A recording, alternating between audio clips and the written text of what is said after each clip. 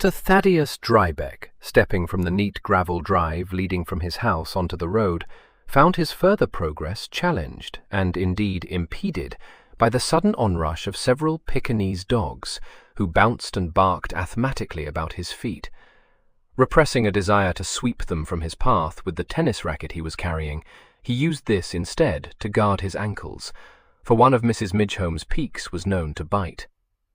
"Shoo!" said Mr. Drybeck testily. "Get away!" The peaks, maddened to frenzy by this form of address, bounced and barked more than ever, and one of them made a dart at Mr. Drybeck's racket. "Peakies, peakies!" trilled a new voice in loving reproach. "Naughty! Come to mother at once. It's only their play, Mr. Drybeck." 3 of the peaks, feeling that the possibilities of the situation had been exhausted, abandoned their prey. The 4th, standing 4 square before Mr. Drybeck, continued to bark and growl at him until snatched up into the arms of her owner, who dealt her a fond slap and said, "Isn't she a pet? This is mother's eldest little girl, aren't you, my treasure?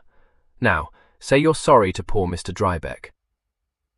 Mr. Drybeck, perceiving that the animal was being thrust towards him, recoiled. "Oh, you've hurt her feelings," said Mrs. Midghome, kissing the top of the peak's head. "Wouldn't he shake hands with you, Ursula? Never mind." The expression in Ursula's indignantly bulging eyes appeared to be one of loathing rather than of hurt, but this reflection Mr. Drybeck kept to himself, merely saying in his precise way, "I fear I am not fond of dogs." "I'm sure you are, really," said Mrs. Midghome, unwilling to think ill of a fellow creature. Her eyes, which, from their slight protuberance, bore a resemblance to those of her dog's, ran over him appraisingly. "I expect you're off to the Haswells," she said sapiently. "You're a great tennis player, aren't you?" Mr. Drybeck disclaimed, but felt the description to be just. In his youth, he had spent his every summer holiday competing in tournaments, and to his frequent success, the row of trophies upon the mantel-shelf in his dining room bore testimony. His style of play was old-fashioned, like everything else about him, but the young men who considered him a desiccated exponent of pat-ball nevertheless found him a difficult adversary to beat. He was, by profession, a solicitor, the last surviving member of a firm long established in the neighbouring town of Bellingham. He had never married, was extremely precise in all his ways, and disliked nearly every form of modern progress, a circumstance which possibly accounted for the sadly diminishing numbers of his clients. The older members of the community amongst which he had lived all his life remained faithful to him, but the younger men seemed to prefer the methods employed by his rival and bête noire, Mr. Sampson Warrenby, an upstart of no more than 15 years standing in the district. Sampson Warrenby's rapidly expanding business, at first a small thorn in Mr. Drybeck's flesh, was fast assuming the proportions of a menace, and since the day, just after the war ended, when he had had the bad taste to move his private residence from Bellingham to the hitherto select village of Thornton, it had become impossible for the indignant Mr. Drybeck to continue to be socially unaware of his existence. He had bought a house in the lane which debouched onto the main Bellingham road, at a point almost opposite Mr. Drybeck's small but ancestral home. "Alas, my tennis days are over," proclaimed Mrs. Midghome, "but you'll meet my lion." Mr. Drybeck was unalarmed. Major Midghome, who had been given the name of Lionel by optimistic parents, was a shy man of retiring habits, quite cast into the shade by his kind-hearted but somewhat overpowering wife. "I'll walk with you as far as the corner," pursued Mrs. Midghome, tucking Ursula under her arm. "Unless you mean to go by way of the lane?" The lane which served the little house rented by Miss Patterdale at the corner, and, farther down and facing the common, Mr. Warrenby's residence, led, by way of a stile, to the footpath which hanked the Haswells' large garden, and ran on beside the squire's eastern plantations to join the northern and secondary road to Bellingham. There was a gate at the bottom of the Haswells' garden, but although this would certainly have been Mr. Drybeck's shortest route, he would have thought it very improper to have presented himself at the house by way of a private back gate. So he politely fell into step beside Mrs. Midghome, and accompanied her down the road to where the main village street intersected it. Since the Peaks had to be continually admonished, conversation was of a desultory nature. Mr. Drybeck, winching at his companion's frequent shrieks to Umbrella, Umberto, and Uppish, was forced to remind himself, not for the first time, that Flora Midgehome was good-natured and a plucky woman, who bore uncomplainingly the hardships of a straitened income, eked it out by dispensing with the services of a maid and by breeding dogs, and always presented to the world the part of a woman well satisfied with her lot. Only he did wish that she wouldn't call her dogs such absurd names, but this was unavoidable. On his retirement from the army, Major Midgehome had built a bungalow in Thorndon, at the end of the village street, where the tarred road ended and a mere cart track led across the fields to a small farm. Mrs. Midgehome had conceived the pretty idea of calling the bungalow Ultima Thule, and when, in course of time, she began to breed Peaks, Ultima had seemed to her the only possible patronymic to bestow upon them. Ultima Ulysses M.D., Ultima Una, the progenitors of a long and lucrative line, received their alliterative names in a moment of impulsive inspiration. Ursula, Urban, and Urania had followed, and by that time the custom of alliteration had been established, and the supply of proper names was running out. Umberto, Uriah, and Ulrica exhausted it, and succeeding generations of puppies received their names from the pages of a dictionary. But, after all, said Mrs. Midgehome, looking on the bright side, they are rather quaint, aren't they? And Unready won 2 first and 2 seconds at Crufts. In the intervals of summoning Umberto, Umbrella, and Uppish out of other people's gardens, Mrs. Midgehome confided to her companion that although she had been invited to the Cedars to watch the tennis and to take tea, she had been obliged to refuse. For I don't mind telling you, Mr. Drybeck, that I doubt if I could trust myself. Dear me, said Mr. Drybeck, startled. Not, said Mrs. Midgehome, her eye kindling, if I am expected to speak to Mr. Warrenby. And if he's there, which of course he will be, nothing would stop me giving him a piece of my mind. So I'm not going. I am exceedingly sorry. I was unaware that there was any, estrangement between you and Warrenby. No, well, it only happened yesterday. Not but that I never have liked the man, and between you and me and the gatepost, his behaviour to Lion during the war, when Lion was absolutely running the Home Guard, finished him for me. But that he could be cruel to dumb animals, I did not suspect. Dear, dear, said Mr. Drybeck, one of your dogs. Ulysses, said Mrs. Midgehome. Ulysses. I popped in to speak to that unfortunate niece of Mr. Warrenby's about the Conservative whist drive, and took the dear old fellow with me. That brutal man kicked him. Good gracious, said Mr. Drybeck, you don't mean it. I do mean it. He actually boasted of it, had the effrontery to tell me, when I demanded to know why my angel had yelped and come limping into the house, that he had kicked him off one of the flower beds. I fairly exploded. Mr. Drybeck could believe it. The mere recollection of the outrage caused Mrs. Midghome's ample bosom to swell, and her rather florid complexion to assume an alarmingly high colour. He made soothing noises. I should have said a great deal more than I did if I hadn't been sorry for poor little Mavis, declared Mrs. Midgehome. It wasn't her fault, though, if you were to ask me, I should say that she's a perfect fool not to put her foot down. However, if she likes to make a doormat of herself, it's no concern of mine. But when it comes to ill-treating one of my peakies, it's a very different matter. Not one word will I speak to him until he's apologized, and so I told him. And if I were to go to the Cedars and find him there, I should tell him exactly what I think of him, which would make things uncomfortable for Mrs. Haswell. So I'm not going. She gave Ursula a hitch, tucking her more securely under her arm, and added, "What's more, it will serve him right if Mavis runs off with that Pole. Not that I think she would, and I hope very much she won't do anything silly, because he hasn't got any prospects that I know of, besides being a foreigner. But there it is." "Pole," repeated Mr. Drybeck blankly. "Oh, don't you know him?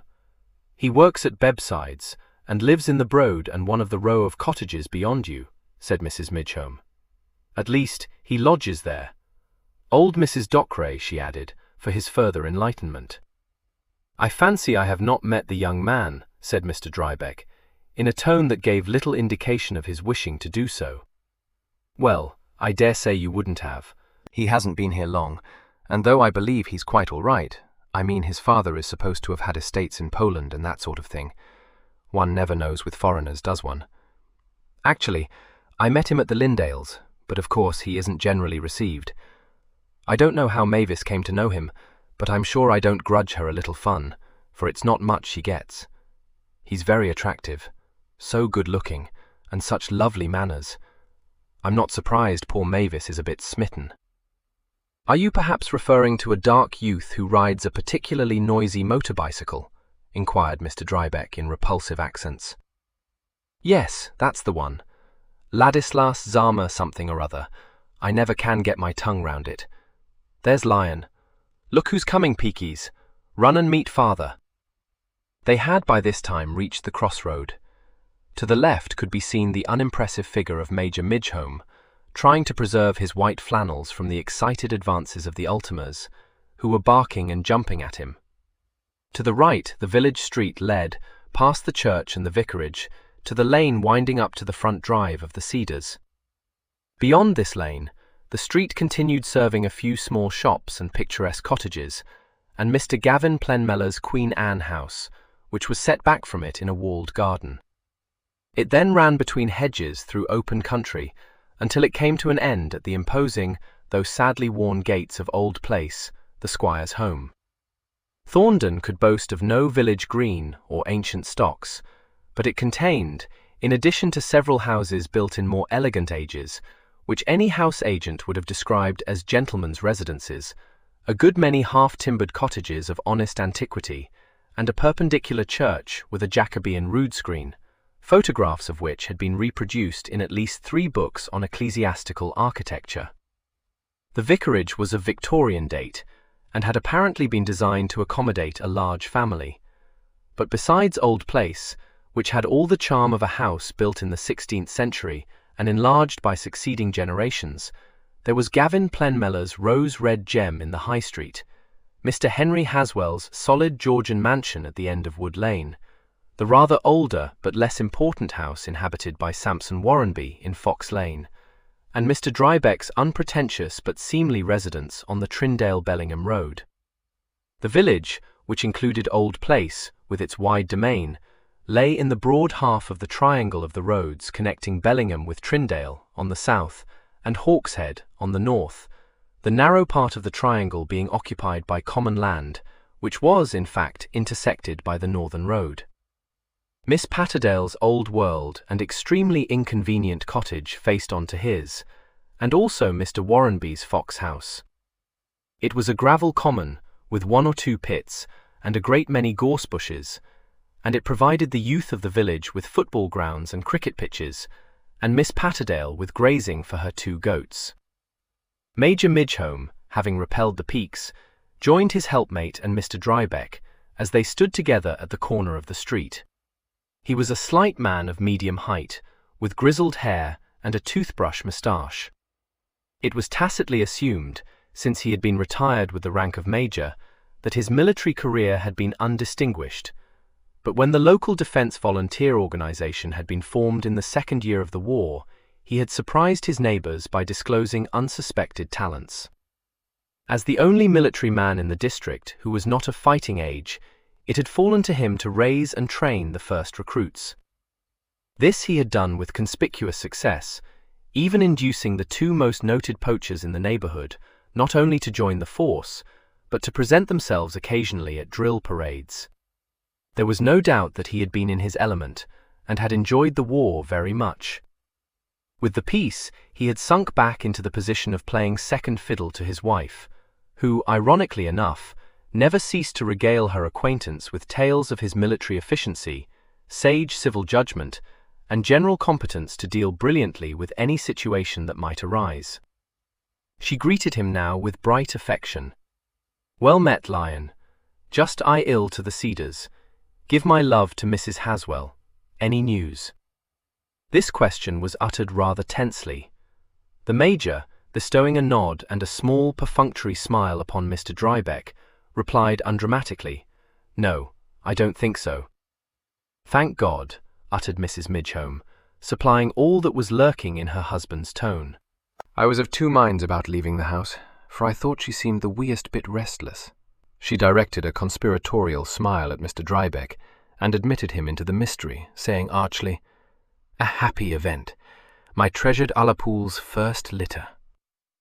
Mr. Drybeck could think of nothing better to say than, "Indeed," and the Major, whose consciousness of his wife's absurdities impelled him to do what he could to justify them, said apologetically, "Delicate little beggars, you know." "No, Lion, not delicate," said Mrs. Midgehome. "But with a first litter one can't be too careful. Ullapool will be looking for Mother to come and hold her paw. I must away. Play well, both of you. Come, Peakies, come to Mother." With these words and a wave of one hand, she set off down the street, leaving the two men to proceed in the opposite direction, towards Wood Lane. "Extraordinarily intelligent, those Peaks," said the Major in a confidential tone. "Sporting, too. You wouldn't think it to look at them, but if you take them on the common they're down every rabbit-hole." Mr. Drybeck, schooling his features to an expression of spurious interest, said, "Really?" and tried unavailingly to think of something to add to this unencouraging response. Fortunately, they had reached the first of the shops, which combined groceries with haberdashery and stationery, and also harboured the post office, and a diversion was created by the emergence from its portals of Miss Miriam Patterdale, vigorously affixing a stamp to a postcard. She accorded them a curt nod, and thrust the card into the letterbox, saying cryptically, "That's to the laundry. We shall see what excuse they can think up this time. I suppose you're going to the Haswells? You'll find Abby there. I'm told she plays quite a good game." "Very creditable indeed," agreed Mr. Drybeck. "A strong backhand, unusual in one of her sex." "Nonsense," said Miss Patterdale, disposing of this without compunction. "Time you stopped talking like an Edwardian, Thaddeus. No patience with it." "I fear," said Mr. Drybeck with a thin smile, "that I am quite an old fogey." "Nothing to be proud of in that," said Miss Patterdale, correctly divining his attitude. Mr. Drybeck was silenced. He had known Miss Patterdale for a number of years, but she had never lost her power to intimidate him. She was a weather-beaten spinster of angular outline and sharp features. She invariably wore suits of severe cut, cropped her grey locks extremely short, and screwed a monocle into one eye. But this was misleading. Her sight really was irregular. She was the older daughter of the late vicar of the parish, and upon his death some 10 years previously, she had removed from the vicarage to the cottage at the corner of Fox Lane, from which humble abode she still exercised a ruthless but beneficent tyranny over the present incumbent's parishioners. Since the Reverend Anthony Clyburn's wife was of a shy and a retiring nature, only too thankful to have her responsibilities wrested from her by a more forceful hand, not the smallest unpleasantness had ever arisen between the ladies. Mrs. Clyburn was frequently heard to say that she didn't know what any of them would do without Miriam, and Miss Patterdale, responding to this tribute, asserted in a very handsome spirit that although Edith hadn't an ounce of common sense or moral courage, she did her best, and always meant well. "Are we to have the pleasure of seeing you at the Cedars, Miss Patterdale?" asked the Major, breaking an uncomfortable silence. "No, my dear man, you are not. I don't play tennis, never did, and if there's one thing I bar, it's watching country house games. Besides, someone's got to milk the goats." "It's a curious thing," said the Major, "but try as I will, I can't like goat's milk. My wife occasionally used it during the war years, but I never acquired a liking for it." "It would have been more curious if you had. Filthy stuff," said Mills Patterdale candidly. "The villagers think it's good for their children. That's why I keep the brutes. Oh well, There's a lot of nonsense talked about children nowadays. The truth is that they thrive on any muck." Upon which trenchant remark she favoured them with another of her curt nods, screwed her monocle more securely into place, and strode off down the street. "Remarkable woman, that," observed the Major.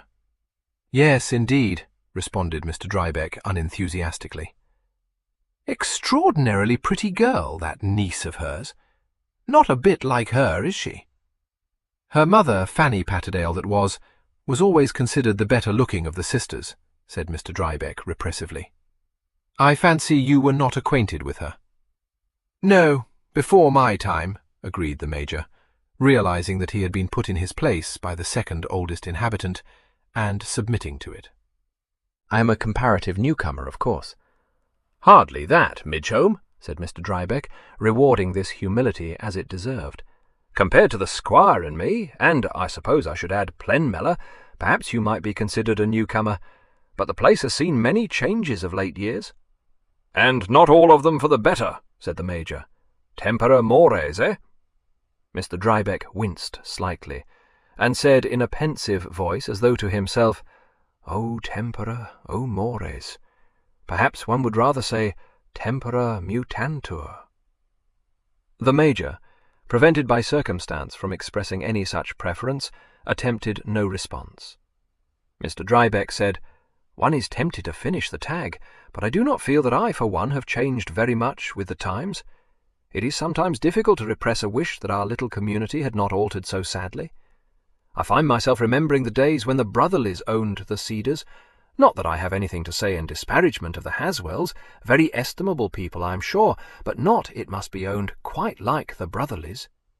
"Not at all, no," said the Major, in all sincerity. "Well, for one thing, the Brotherlys never entertained, did they? I must say I think the Haswells are a distinct acquisition to Thornton. Nice to see that fine old house put into good order again, too.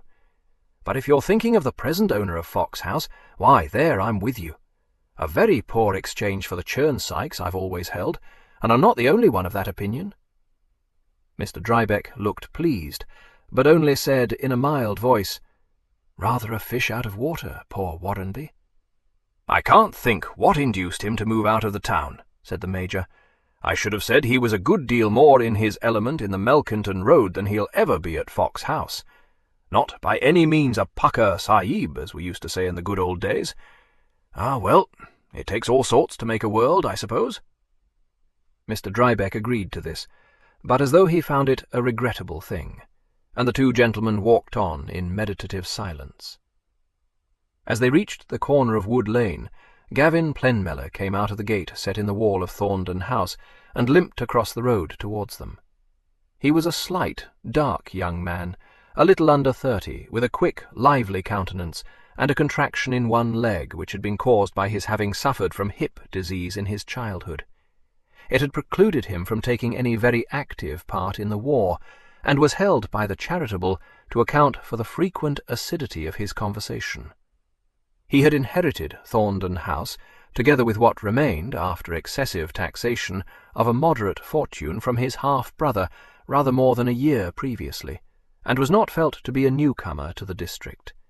He had been used to living in London, supplementing a small patrimony by writing detective stories, but he had visited Thornton at frequent intervals, generally remaining under his brother's roof until the combination of his mocking tongue and Walter's nerve-racked irritability resulted in an inevitable quarrel, if a situation could be called a quarrel in which one man exploded with exasperation and the other laughed and shrugged his thin shoulders.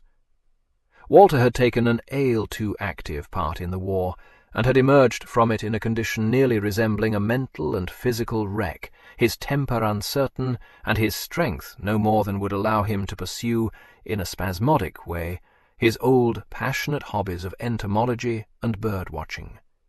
After each rift with Gavin, he had sworn never to have the young waster in the house again. But when Gavin, wholly impervious to insult, once more arrived on his doorstep, he invariably admitted him, and even for several days enjoyed his companionship. His indifferent health made him disinclined to see society, and when he died, and Gavin succeeded to his place, even persons of all-embracing charity, such as Mavis Warrenby, could scarcely regret the change. Gavin was not popular, for he took no trouble to conceal his conviction that he was cleverer than his neighbours, but he was less disliked than his brother had been. The two elder men waited for him to come up with them. "Coming to the Cedars?" the Major asked. "Yes. Do you think it odd of me? I expect I shall play croquet. Mrs. Haswell is sure to ask me to. She has such a kind disposition." "A game of considerable skill," remarked Mr. Drybeck. "It has gone out of fashion of late years, but in my young days it was very popular. I remember my grandmother telling me, however, that when it first came in it was frowned on as being fast and leading to flirtation. Amusing.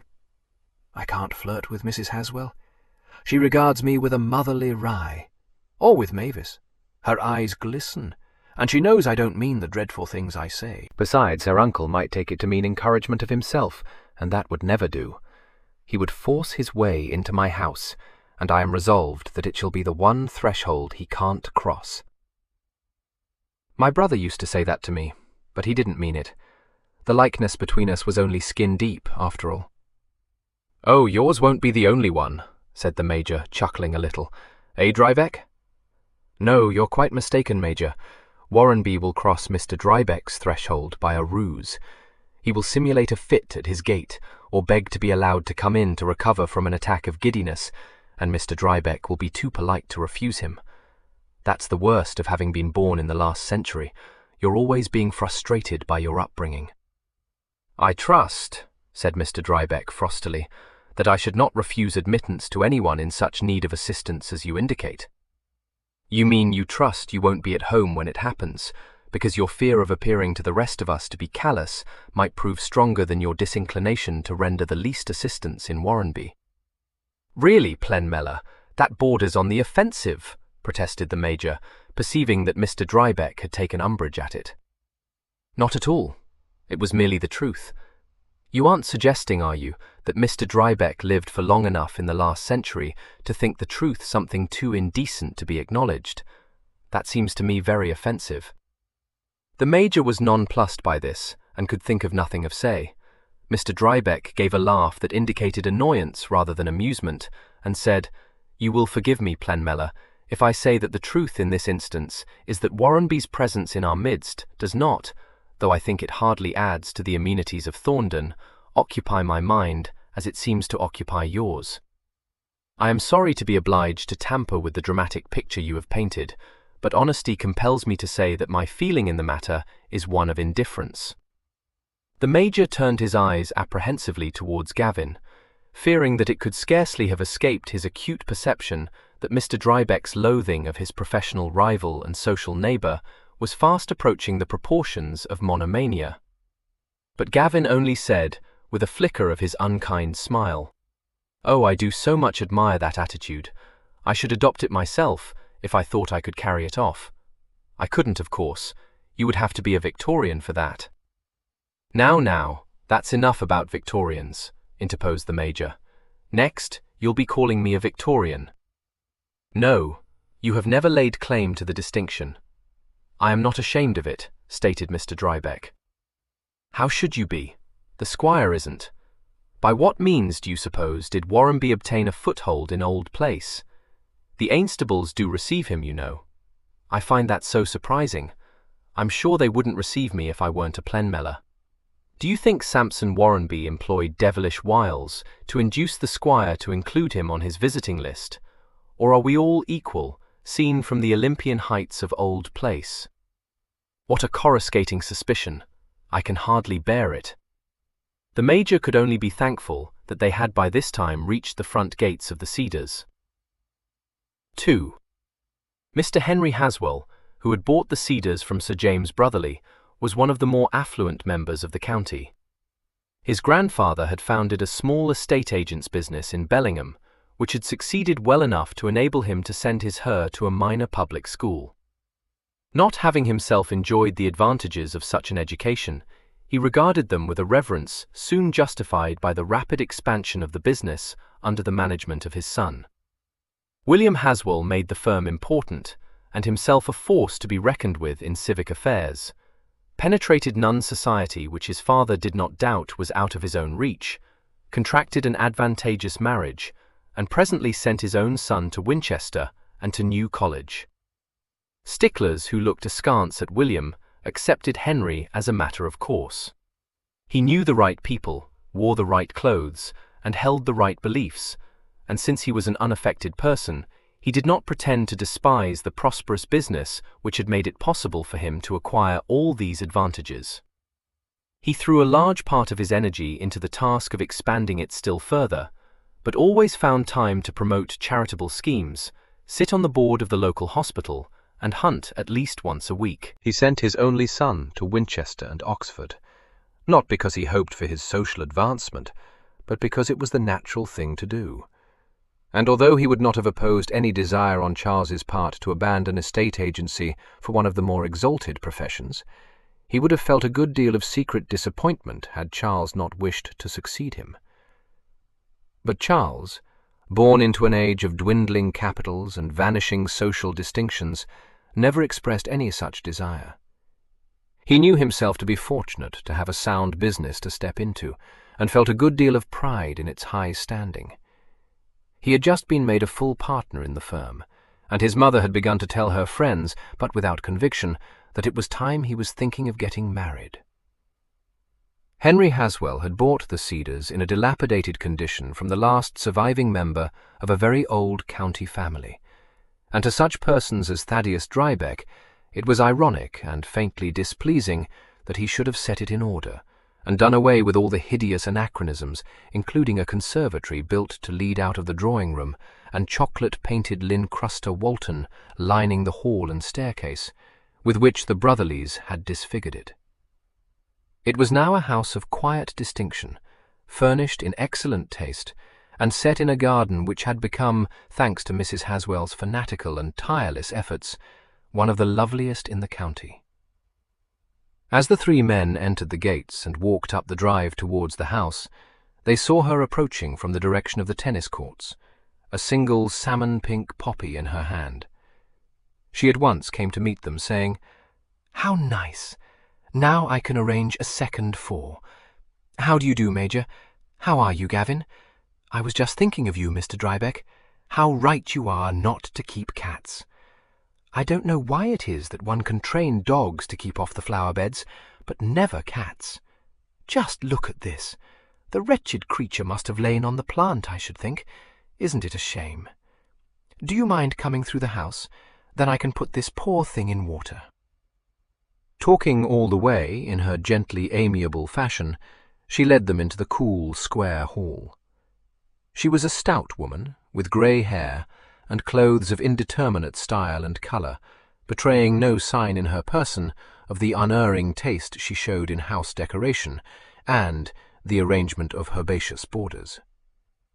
Inserting the broken poppy into a bowl of flowers in a seemingly haphazard manner, which yet in no way impaired the symmetry of the bowl, she passed on into a sunny drawing-room, where, cut in the side wall, a glass-panelled door gave access to the rose garden. "Of course we ought to have had this door bricked up," she remarked. "Only I do rather like being able to step out of the room into the garden, and you don't see it from the front of the house. The Brotherlys used to have a conservatory beyond it, you remember?" "One of my more treasured childhood's memories," said Gavin. "It had a warm, nostalgic smell, and spiky green things. I loved it." "Cacti," supplied Mrs. Haswell. "Children always love the most dreadful things. I remember despairing of Elizabeth when she was 3 years old, and went into raptures over a bed of scarlet geraniums and blue lobelias. She outgrew it, of course. She and her husband have just moved into a house in Chelsea.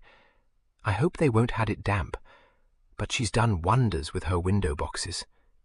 Charles and Abigail Derham are playing the Lindales, but the vicar and Mavis Warrenby have arrived, so we shall be able to get up a second set." "Splendid," said the Major. Mr. Drybeck said nothing. He foresaw that it would fall to his lot to have Mavis Warrenby for his partner, since he was a better player than the vicar or the major, and the prospect depressed him. "Your husband not playing, Mrs. Haswell?" asked the major. "No, so unfortunate. Henry has had to go over to Woodhall," replied Mrs. Haswell. Mr. Drybeck's depression became tinged by a slight feeling of affront. Henry Haswell was the only tennis player in Thorndon whom he considered worthy of his steel, and he had been looking forward to a game with him. They had by this time come within sight of the 2 hard courts which Mrs. Haswell had insisted must be placed where they would not mar the beauty of her garden. They had been laid out accordingly at some distance from the house, and they backed onto the wall which shut the grounds of the Cedars off from the footpath running from the northern Hawkshead Road, past the Squire's plantations, directly south to Fox Lane, separated from it by a stile.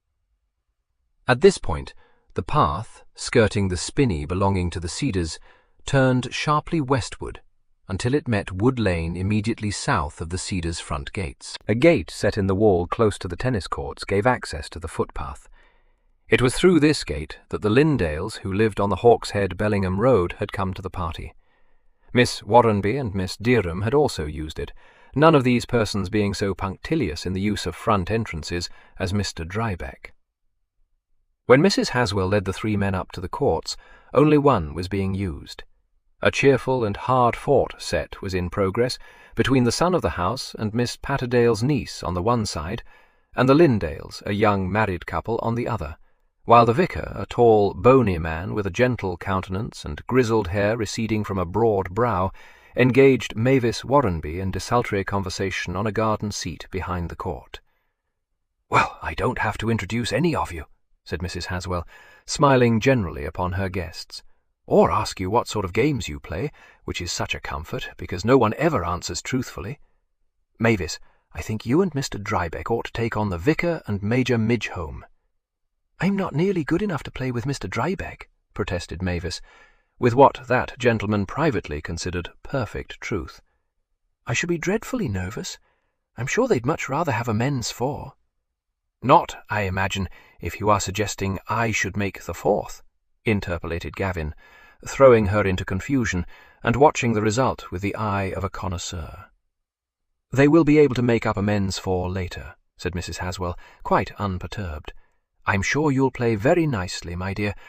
It's a pity your uncle couldn't come." "Yes, he was so very sorry," said Mavis, her face still suffused with colour.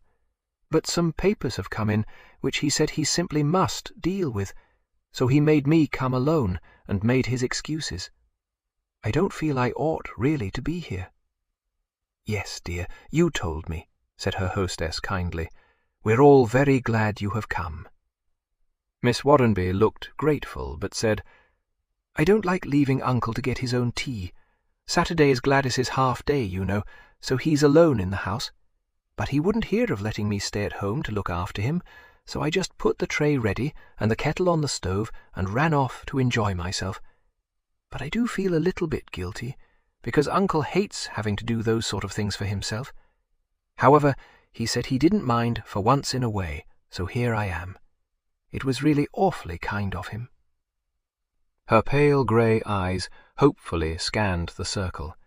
But this recorded instance of Sampson Warrenby's consideration for his niece failed to elicit comment from anyone but Mrs. Haswell, who merely said, "It won't hurt your uncle to get his own tea. I shouldn't worry about him if I were you." She then handed Mr. Drybeck a box of tennis balls, saw all 4 players pass through the wire gate onto the court, and sat down on the garden seat, inviting Gavin to join her there. "It's a pity Mrs. Clyburn is late," she observed. "If she were here, they could have proper mixed doubles, and it would make a more even game.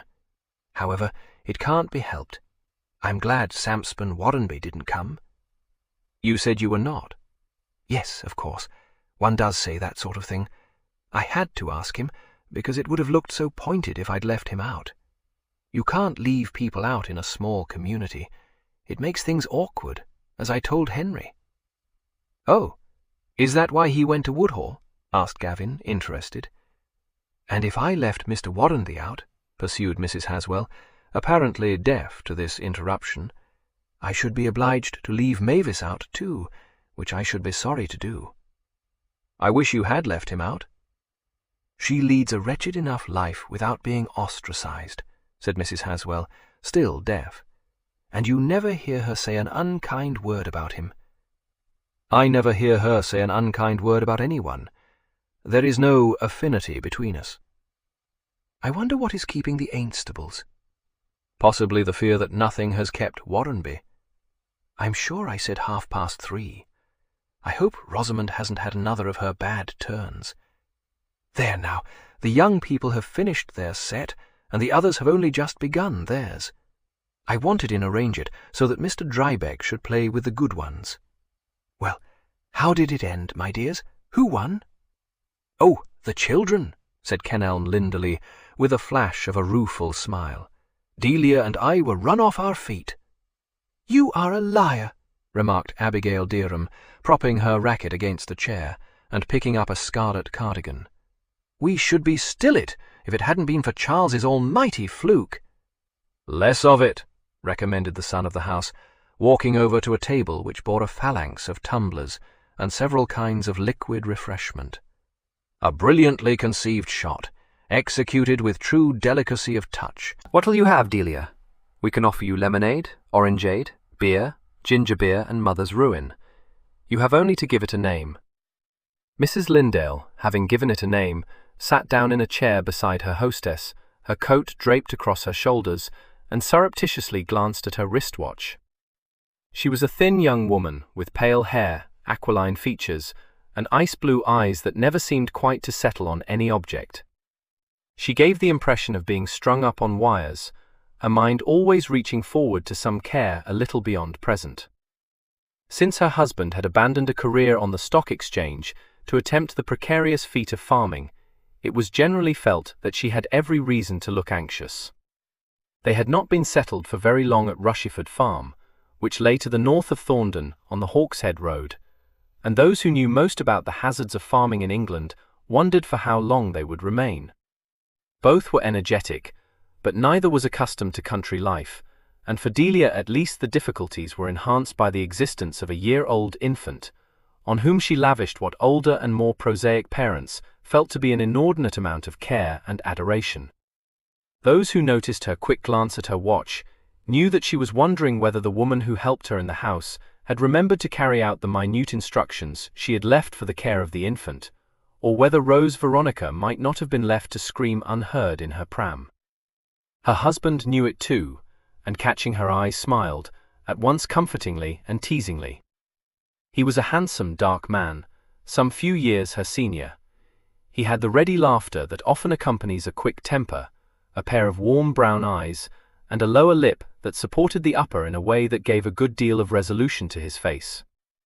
He and Delia were recognized as a devoted couple. His attitude towards her was protective. She, without seeming to be mentally dependent upon him, was so passionately absorbed in him that she could never give all her attention of anyone else if he were present. Mrs. Haswell, who had seen her glance at her watch, gave her hand a pat and said, smiling, "Now, I'm not going to have you worrying over your baby, my dear. Mrs. Merton will look after her perfectly well." Delia flushed and gave an uncertain laugh. "I'm sorry. I didn't mean I was only wondering." Abigail Deerham, a very pretty girl, with a mop of chestnut curls and wide-open grey eyes, looked at her with the interest she accorded to everyone who came in her way. "Have you got a baby?" she asked. "Yes, a little girl, but I really wasn't worrying about her. That is to say, do you look after her yourself? Is it an awful sweat?" "Oh no, of course it does tie one, but I love doing it." "You ought to get out more, dear," said Mrs. Haswell. "I expect it's fun having a baby," said Abby, giving the matter her serious consideration. "I shouldn't like to be tied down, though." "Yes, you would. You don't mind being tied down by your own Inky," said Charles. "That's different. I have set hours with him." "Not much you don't," said Charles rudely. "You're always being kept on after hours because he's in the middle of a chapter, or wants you to manage one of his beastly parties." His mother, not betraying the fact that she had received sudden enlightenment, said in an easy tone, "Abby is Geoffrey Silloth's secretary, Delia. So interesting." "No, by Jove, are you really?" said Kenelm. "What's he like?" "Oh, quite a toot," replied Abby cheerfully. "He's gone off to Antibes for a fortnight, which is why I've got a holiday." This description of a distinguished man of letters was received with equanimity by Mrs. Haswell, accustomed to the phraseology of youth, with complete understanding by Charles and the Lindales, and with patent nausea by Gavin Plenmiller, who asked in silken accents to have the term explained to him. "Ah, here come Mrs. Clyburn and the squire," said Mrs. Haswell, rising to greet these timely arrivals. "Edith, how nice! But Bernard, isn't Rosamond coming?" The squire, a squarely built man who looked older than his 60 years, shook hands, saying, "One of her heads. She told me to make her apologies and say she'd be along to tea if she feels up to it. I don't think there's much hope of it, but I left the car for her just in case." "Oh dear, I am sorry. You know Mrs. Lindale, don't you? And her husband, of course." "Yes, indeed. Glad to see you, Mrs. Lindale, and you, Lindale." His deep-set eyes travelled to the tennis courts. "Warrenby not here. Good opportunity for the rest of us to talk over this business about the River Board. Where's Henry, Adelaide?" "Well, I expect he'll be back before you leave," replied Mrs. Haswell. Though if it's about this tiresome River Board affair, I do wish... However, it's not my business, so you'd better talk to Henry. I must say, it does seem a lot of fuss about very little. One does so want to avoid unpleasantness, said Mrs. Clyburn. Of course, it isn't anything to do with us either, but Tony and I can't help feeling that it would be a shame to appoint anyone but Mr. Drybeck to act for this new River Board. I mean, he always did when it was the Catchment Board, didn't he? And he'd be bound to feel very badly about it, particularly if Mr. Warrenby was appointed instead of him. But I oughtn't to give my opinion, she added hastily. Well, it isn't such a great matter after all, said the squire. We must see what Haswell thinks. Dad won't support Warrenby, sir, interpolated Charles. I know that. For one thing, he's dead against hurting poor old Drybeck's feelings. Charles, said his mother, with a warning glance towards the tennis court. All right, Mum, they can't hear us. And for another, he's just about had Warrenby muscling into every damned thing here. Nor is he alone in his surfeit, said Gavin. I too shall oppose Warrenby. I feel sure Walter would have. He always opposed people. The squire threw him a frowning look, but said nothing. Kenelm Lindale, lighting a cigarette and carefully pressing the spent match into the ground, said, Well, I don't want to hurt Drybeck's feelings either, but to tell you the truth, I don't really know much about this River Board. And you a riparian owner, said Charles, shocked. There used to be one catchment board for the Rushy here, and another one for the Crail, which for your better information is all right, said Kenelm, grinning at him. I know where the Crail runs. I also know that 2 old catchment boards have become 1 new river board. What I meant was, what about the Crail half of the board? Haven't they got a candidate for the solicitor's job? The man who used to look after their interests has retired, said the squire shortly. You'd better read the correspondence. I'll show it to you if you like to. No, now I come to think of it, I sent it on to you, Gavin. I wish you'd let me have it back. He turned away and began to talk to his hostess. Another game was soon arranged, he and Mrs. Clyburn taking the places of Charles and Abigail, who went off with Gavin and Mrs. Haswell to engage in a light-hearted game of crazy croquet, which Charles insisted was the only sort of croquet he understood. Tea was served under the elm tree on the lawn to the east of the house, the tennis players joining the party when their respective sets ended, and hailing with acclaim the discovery that Mrs. Haswell, always a perfect hostess, had provided iced coffee for their refreshment. Mrs. Ainstable arrived at about 5:30, leaving her car in the drive, and walking through the rose-covered archway that led to the eastern lawn. Mrs. Haswell rose at once and went to meet her, and she said, in her rather high-pitched, inconsequent voice, "I do apologize. Don't say I'm too late to be given tea. I should burst into tears. Isn't it hot? How lovely the garden's looking. We've got greenfly." "My dear, you don't look fit to be out," said Mrs. Haswell, taking her hand and looking at her in a concerned way. "Are you sure you're all right?" "Oh yes, just one of my wretched heads. Better now. Don't say anything about it. Bernard worries so about me." This was seen to be true. The squire had come up to them and was anxiously scanning his wife's face. "My dear, is this wise of you? I hoped you'd have a sleep." "I did have a sleep, Bernard, and it did me so much good that I couldn't bear to stay away from Adelaide's party." "Now don't fuss, darling, please." He shook his head, but said no more. Mrs. Haswell could not think it wonderful that he should be worried. Rosamond Ainstable, though more than 10 years his junior, was a woman who, without having any organic disease, had never enjoyed good health. Her constitution was delicate. Any exertion out of the way was apt to prostrate her, and she was the victim of sick headaches whose cause had consistently baffled her many medical advisers.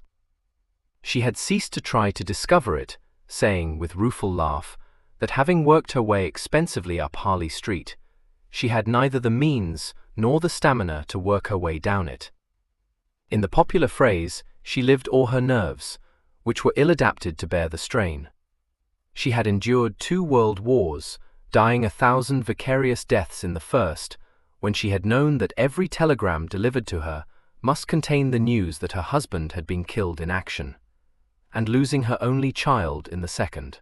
Her friends had prophesied that she would not recover from this blow, but she had recovered, exerting herself to support and to comfort the squire, whose pride and hope were buried somewhere in the North African desert. It might have been expected that he and she, with their heir dead, would have ceased to struggle to maintain an estate impoverished by the financial demands of one war, and brought almost to penury by those of a second. But, as the squire's legal adviser, Thaddeus Drybeck, loftily pointed out to his acquaintance Blood-told, and the squire continued to plan and contrive as though he believed he would be succeeded by the son he had adored, and not by a nephew whom he scarcely knew and did not much like. Mrs. Haswell, installing her friend in a comfortable chair and supplying her with the tea for which she said she craved, was tactful not to betray her realization that this was one of poor Rosamond's bad days. There was a glitter in those restless eyes, too high a color in those thin cheeks, an artificial gaiety in the high-pitched voice which she could not like, and hoped the squire would not notice. Whether he did or not, it was impossible to guess. By tradition and temperament, he was a man who concealed his thoughts and his feelings. When all the strawberries had been eaten, and all the iced coffee drunk, the vicar solved a problem which had been exercising Mrs. Haswell's mind for some time. He said that much as he would like to engage on further Homeric struggles, duty called him, and he must away, to pay a parochial visit on a sick parishioner.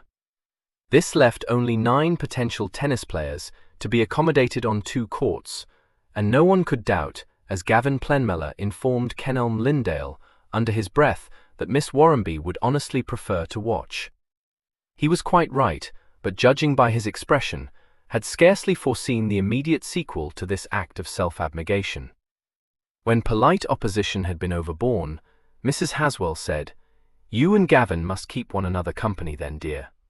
Rosamond, I'm going to take you into the house. It's far too hot for you to be sitting outside."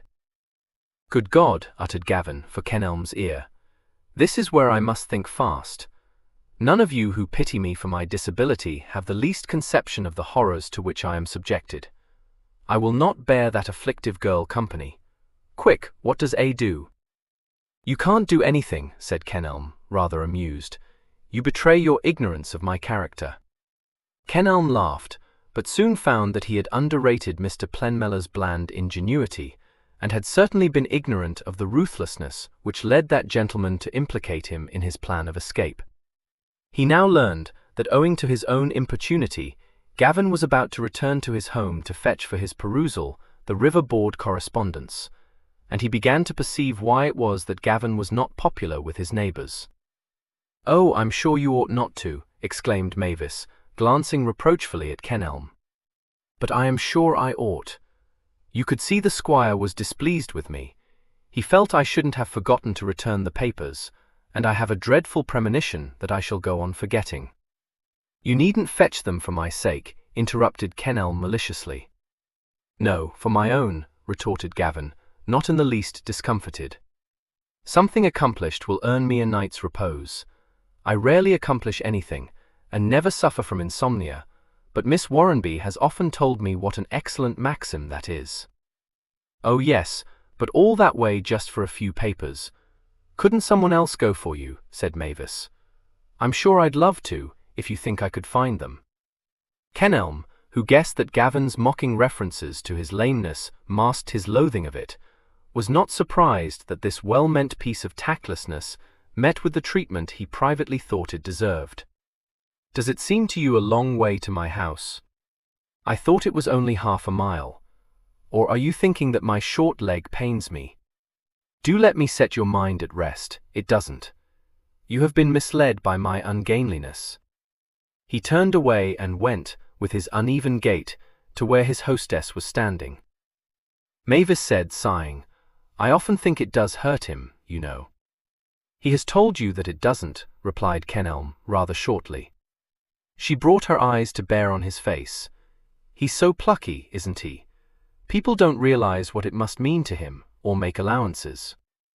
Kenelm felt that he was being reproved for insensibility, and obeyed with relief a summons from Mrs. Haswell. 3. By the time Gavin returned to the Cedars, it was 6:30, and the party was beginning to break up. Mrs. Ainstable was the first to leave, driving home alone in her aged Austin, and very nearly running Gavin down as she came somewhat incautiously round the bend in the drive. She pulled up, calling out, "So sorry, did I frighten you?" "Yes, I gave myself up for dead," he replied, leaving the grass verge beside the shrubbery on which he had taken refuge, and approaching the car. "And me a cripple? How could you?" "It's stupid to talk like that. You're not a cripple. You deserve to be frightened anyway for behaving so atrociously. You didn't take anyone in, you know. It was as plain as a pikestaff you didn't want to sit out with Mavis Warrenby. She is dull, of course. I can't think why very good people so often are. Why on earth didn't you pretend you had to go home early and just leave?" "That would have looked as if I were not enjoying the party." "Well, it would have been better than hatching up that quite incredible story about having to fetch a lot of unimportant papers for Bernard," she said tartly. "You wrong me. May I hand over to you the proofs of my integrity?" he said, drawing a long, fat envelope from the inner pocket of his coat and giving it to her with his impish smile. "Is the squire still playing tennis?" "Yes. It's no use my waiting for him. He's going home the other way, so that he can look at what's been done in the new plantation. So foolish of him. He'll only wear himself out to no purpose. How insufferably hot it is." "Is it? It doesn't seem so to me. Are you quite well, Mrs. Ainstable? Well enough to be driving alone?" "Thank you. Perfectly well. Is this your way of asking for a lift?" "No, I should be afraid," he retorted. "Oh, don't be so silly," she said, rather roughly putting the car into gear. He watched her sweep through the gates onto the lane and walked on to rejoin the rest of the party. One of the sets had come to an end, and Delia Lindale, who had been playing in it, was taking leave of her hostess. Since it was past Rose Veronica's bedtime, Mrs. Haswell made no attempt to detain her. Her husband waved to her from the other court, and she sped away through the gate into the public footpath. "I ought to be going too," said Abby. "No, you oughtn't. I'm going to run you home," said Charles. "Oh, rot. I can easily walk." "You can do more. You can walk beautifully, but you aren't going to." She laughed. "You are an ass. Honestly, there's no need to get your car out just to run me that little distance." "Of course not, and I shouldn't dream of doing so. I'm doing it for Mr. Drybeck," said Charles with aplomb. "Really, that is very kind of you, my dear boy," said Mr. Drybeck. I am far from despising such a welcome offer. A most enjoyable game, that last. Well, if you're going to motor Abby and Mr. Drybeck home, you could give the Major a lift too, suggested Mrs. Haswell. You won't mind waiting till the other game finishes, will you?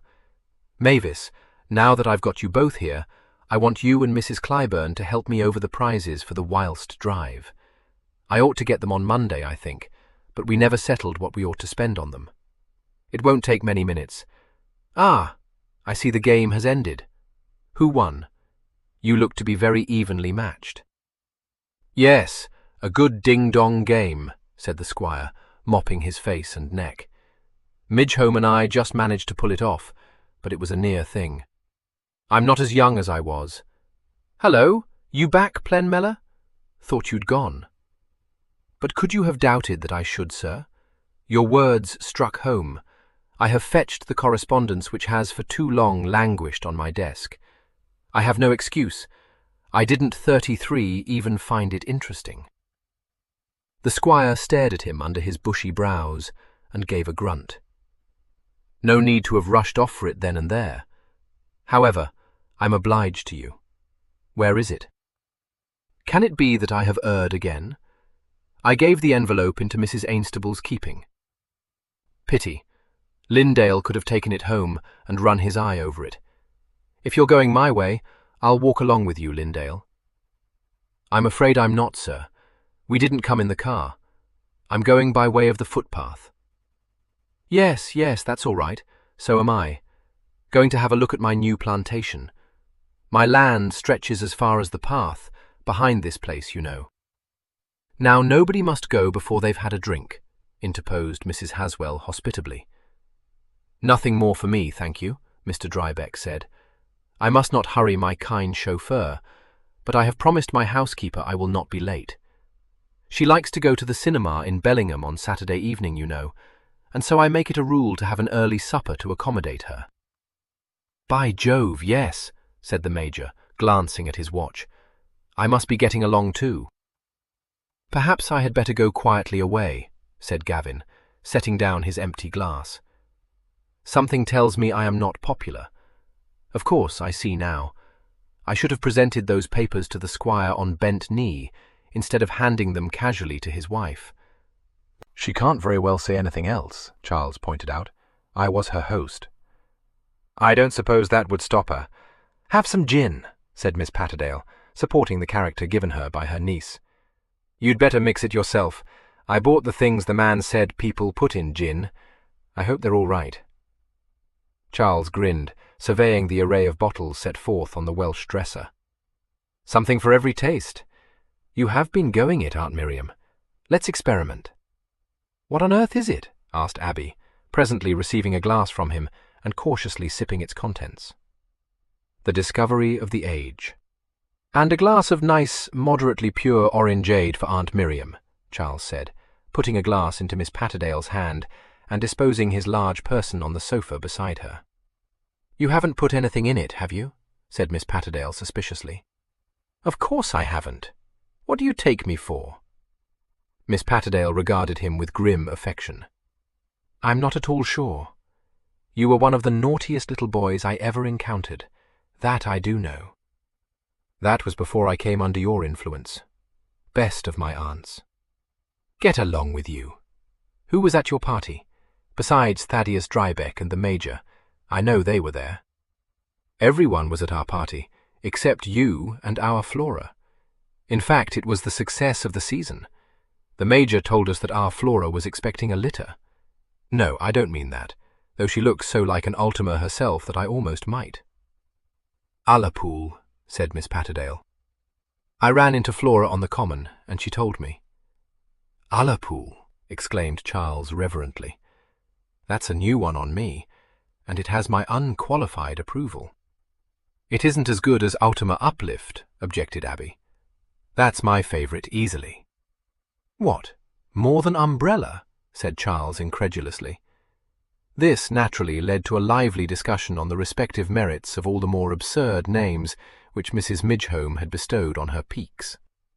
Miss Patterdale, entering into the argument, said in her incisive way, You're both wrong. Ultima Earth was the best. Ultima what? Demanded both her hearers. Earth. It was the runt of the litter, you see. It died.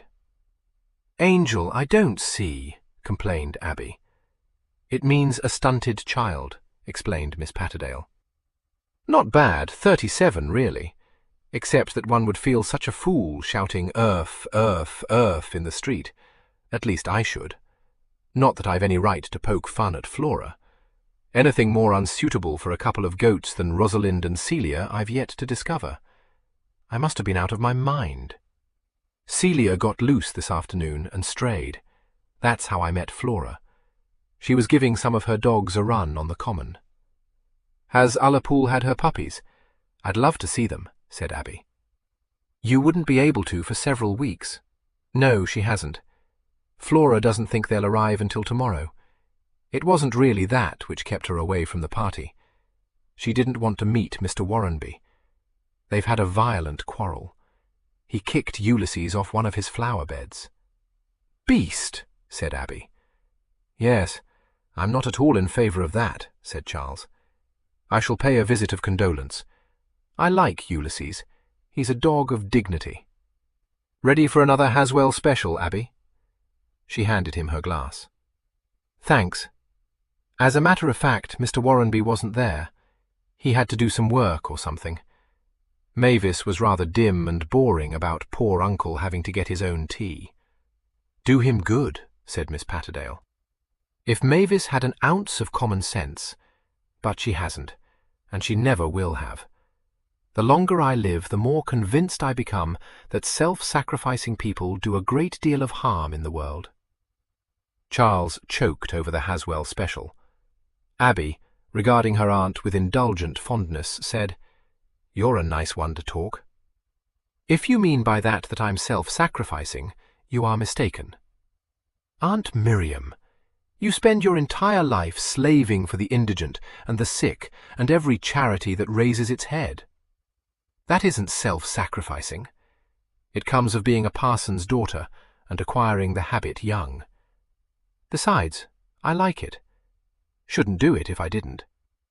When I talk of self-sacrificing people, I mean people like Mavis, making doormats of themselves and giving up everything they like to satisfy the demands of thoroughly selfish characters like Sampson Warrenby. Making a virtue of it, too. It isn't a virtue. Take Sampson Warrenby. If he weren't allowed to ride roughshod over Mavis, he'd be very much better behaved and consequently much better liked. He might be, said Charles dubiously. Speaking for myself, I find him even more unlikable in his ingratiating moments than when he sees himself as lord of all he surveys. You ought to hear Dad on the subject of his antics on the borough council. He says Warrenby would like to be a sort of puppet master, pulling strings to set the rest of 'em dancing to his tune. Peculiar ambition. Power complex, said Abby, nodding wisely. I expect my old toot would find him an interesting study. I may be out of date, said Miss Patterdale, but I do not think you ought to call Geoffrey Silloth a toot, whatever a toot may be. But he is a toot, Angel. You are too, and it's someone lamb-like and altogether a good thing and memorable. I have never met Mr. Silloth, but I know what I look like, and it isn't a lamb. Not at all sure it isn't rather like a goat, said Miss Patterdale reflectively. Not Celia, but Rosalind. This unflattering self-portrait met with such indignant refutation that Miss Patterdale, though maintaining her customary brusqueness, turned quite pink with pleasure. Another drink was clearly called for by the time her young admirers had, as they hoped, convinced her that she bore no resemblance to a creature it would have been the height of mendacity to have called a pet animal, and Charles got up to mix it. It was as he was handing her glass to Abby that an interruption occurred. The garden gate was heard to click, and Abby, glancing over her shoulder, saw through the open casement Mavis Warrenby, coming in a stumbling run up the flagged path, one hand pressed to her panting bosom, and her whole appearance betokening extreme agitation. "Good Lord, what's up?" exclaimed Abby. "It's Mavis!" The front door of Fox Cottage stood hospitably open, but it was seen that even in emergency, Miss Warrenby was not one to burst uninvited into a strange house. A trembling knock was heard, accompanied by a tearful voice uttering Miss Patterdale's name. "Miss Patterdale! Oh, Miss Patterdale!" it wailed.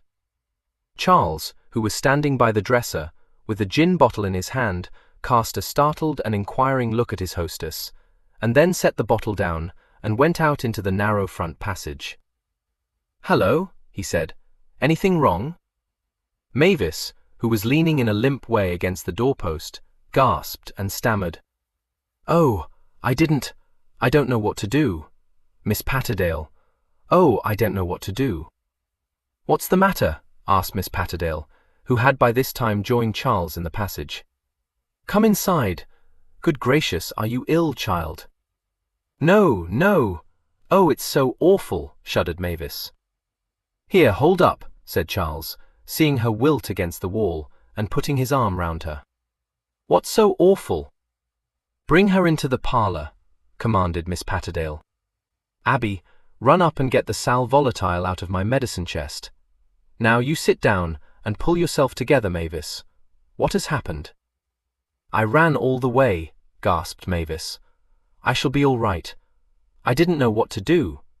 I could only think of getting to you. I felt so sick. Oh, Miss Patterdale, I think I am going to be sick." "No, you aren't," said Miss Patterdale firmly. "Lay her on the sofa, Charles. Now you keep quiet, Mavis, and don't try to tell me anything until you've got your breath. I'm not surprised you feel sick, running all the way from Fox House in this heat. That's right, Abby. Put a little water in it. Here you are, child. Swallow this and you'll feel better." Miss Warrenby gulped the dose down and shuddered and began to cry. "Stop that at once," said Miss Patterdale, recognizing the signs of hysteria. "No, it's no use trying to tell me what is wrong while you're sobbing in that silly way. I can't make out a word you're saying. Control yourself." This bracing treatment had its effect. Mavis made a great effort to obey, accepted a proffered handkerchief, and after mopping her face and giving several gulps, sniffs, and sobs, grew more composed. "It's Uncle," she managed to say. "I didn't know what to do. I thought I was going to faint, it's so awful. I could only think of getting to you, Miss Patterdale." "What's he been doing?" demanded Miss Patterdale.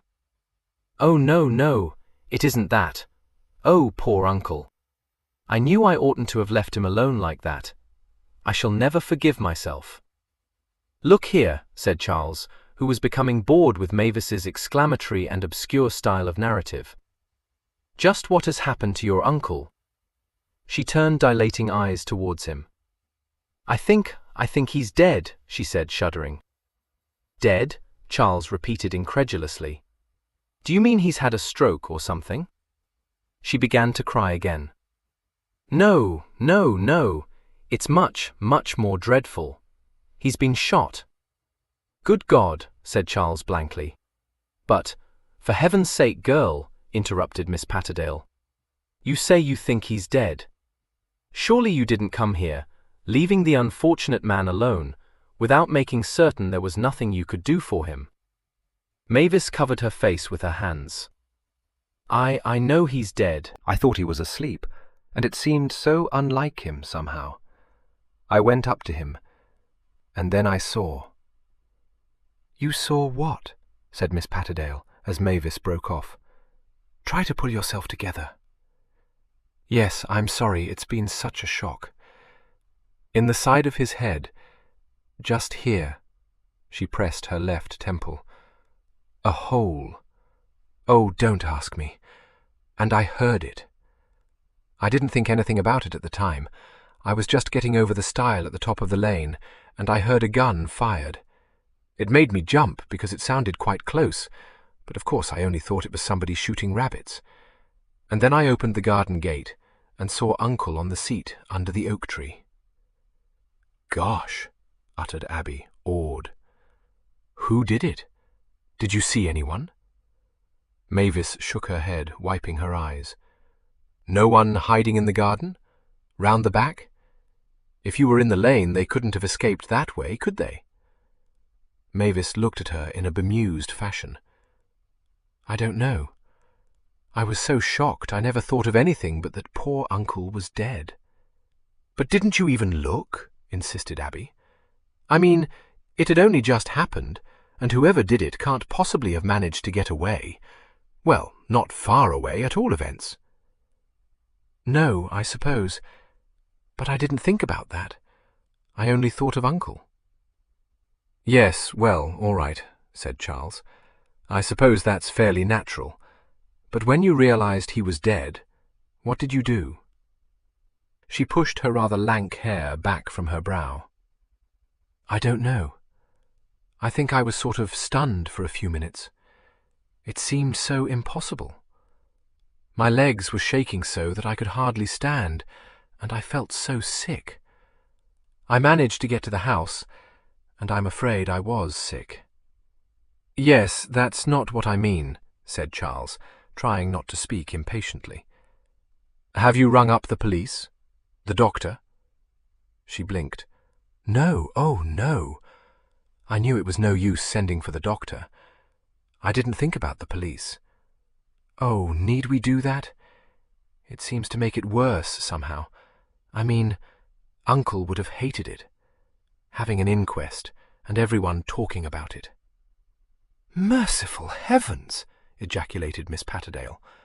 "Have you no sense, Mavis? You know very well I'm not on the telephone, and you come running here before ever you've— Now, don't for goodness sake begin to cry again. Charles, where are you going?" "Fox House, of course. I'll ring up the police station from there and stand by till they arrive." "Yes, that's the best thing," she approved. "I'll come with you." "Better not, Aunt Miriam." "Nonsense. There may be something we can do for the poor man. You don't imagine I mean to be sick, do you?" "Oh, Aunt Miriam, couldn't go with Charles?" begged Abby. "I know all about first aid, and—" "Certainly not. You'll stay here and look after Mavis." "I can't. I mean, you do it much better. Do let me be the one to go with Charles," Abby said, following them down the garden. "Absolutely not," said Charles, in a voice that admitted of no argument. "Hop in, Aunt Miriam." He slammed the car door on Miss Patterdale, got into his own seat, and started the engine. As the car shot forward, he said, "Of all the damned silly wet hens, that girl takes the biscuit. A child in arms would have had sense enough to have rung the police. Blithering idiot. I say, Aunt Miriam, what on earth do you think can have really happened?" "I have no idea. It sounds as though somebody was shooting rabbits. I'm not at all surprised. I've often thought it most dangerous to allow it on the common." The distance between Fox Cottage and Fox House was very short, and they had already reached their goal. The house was set back from the lane, from which it was separated by a low hedge. It had no carriage sweep, a separate gate and straight gravel drive having been made beside the garden to enable Mr. Warrenby to garage his car in a modern building erected a little to the rear of the house. Charles drew up outside the wicket gate giving access to a footpath leading to the front door and switched off his engine.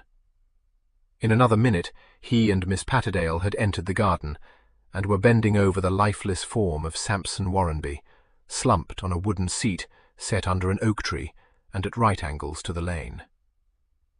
Warrenby, a short, plump man, dressed in sponge-bag trousers, an alpaca coat and Morocco leather slippers, was sitting with his head fallen forward and one hand hanging limply over the arm of the seat. Charles straightened himself after one look and said rather jerkily, "Who was his doctor?" "Dr. Warcop. But it's no use, Charles." "No, I know, but probably we ought to send for him. I'm not familiar with the correct procedure on occasions like this, but I'm pretty sure there ought to be a doctor here as soon as possible. Do you know which room the telephone's in?" "In the study. That one, on the right of the front door." He strode away across the lawn to the house.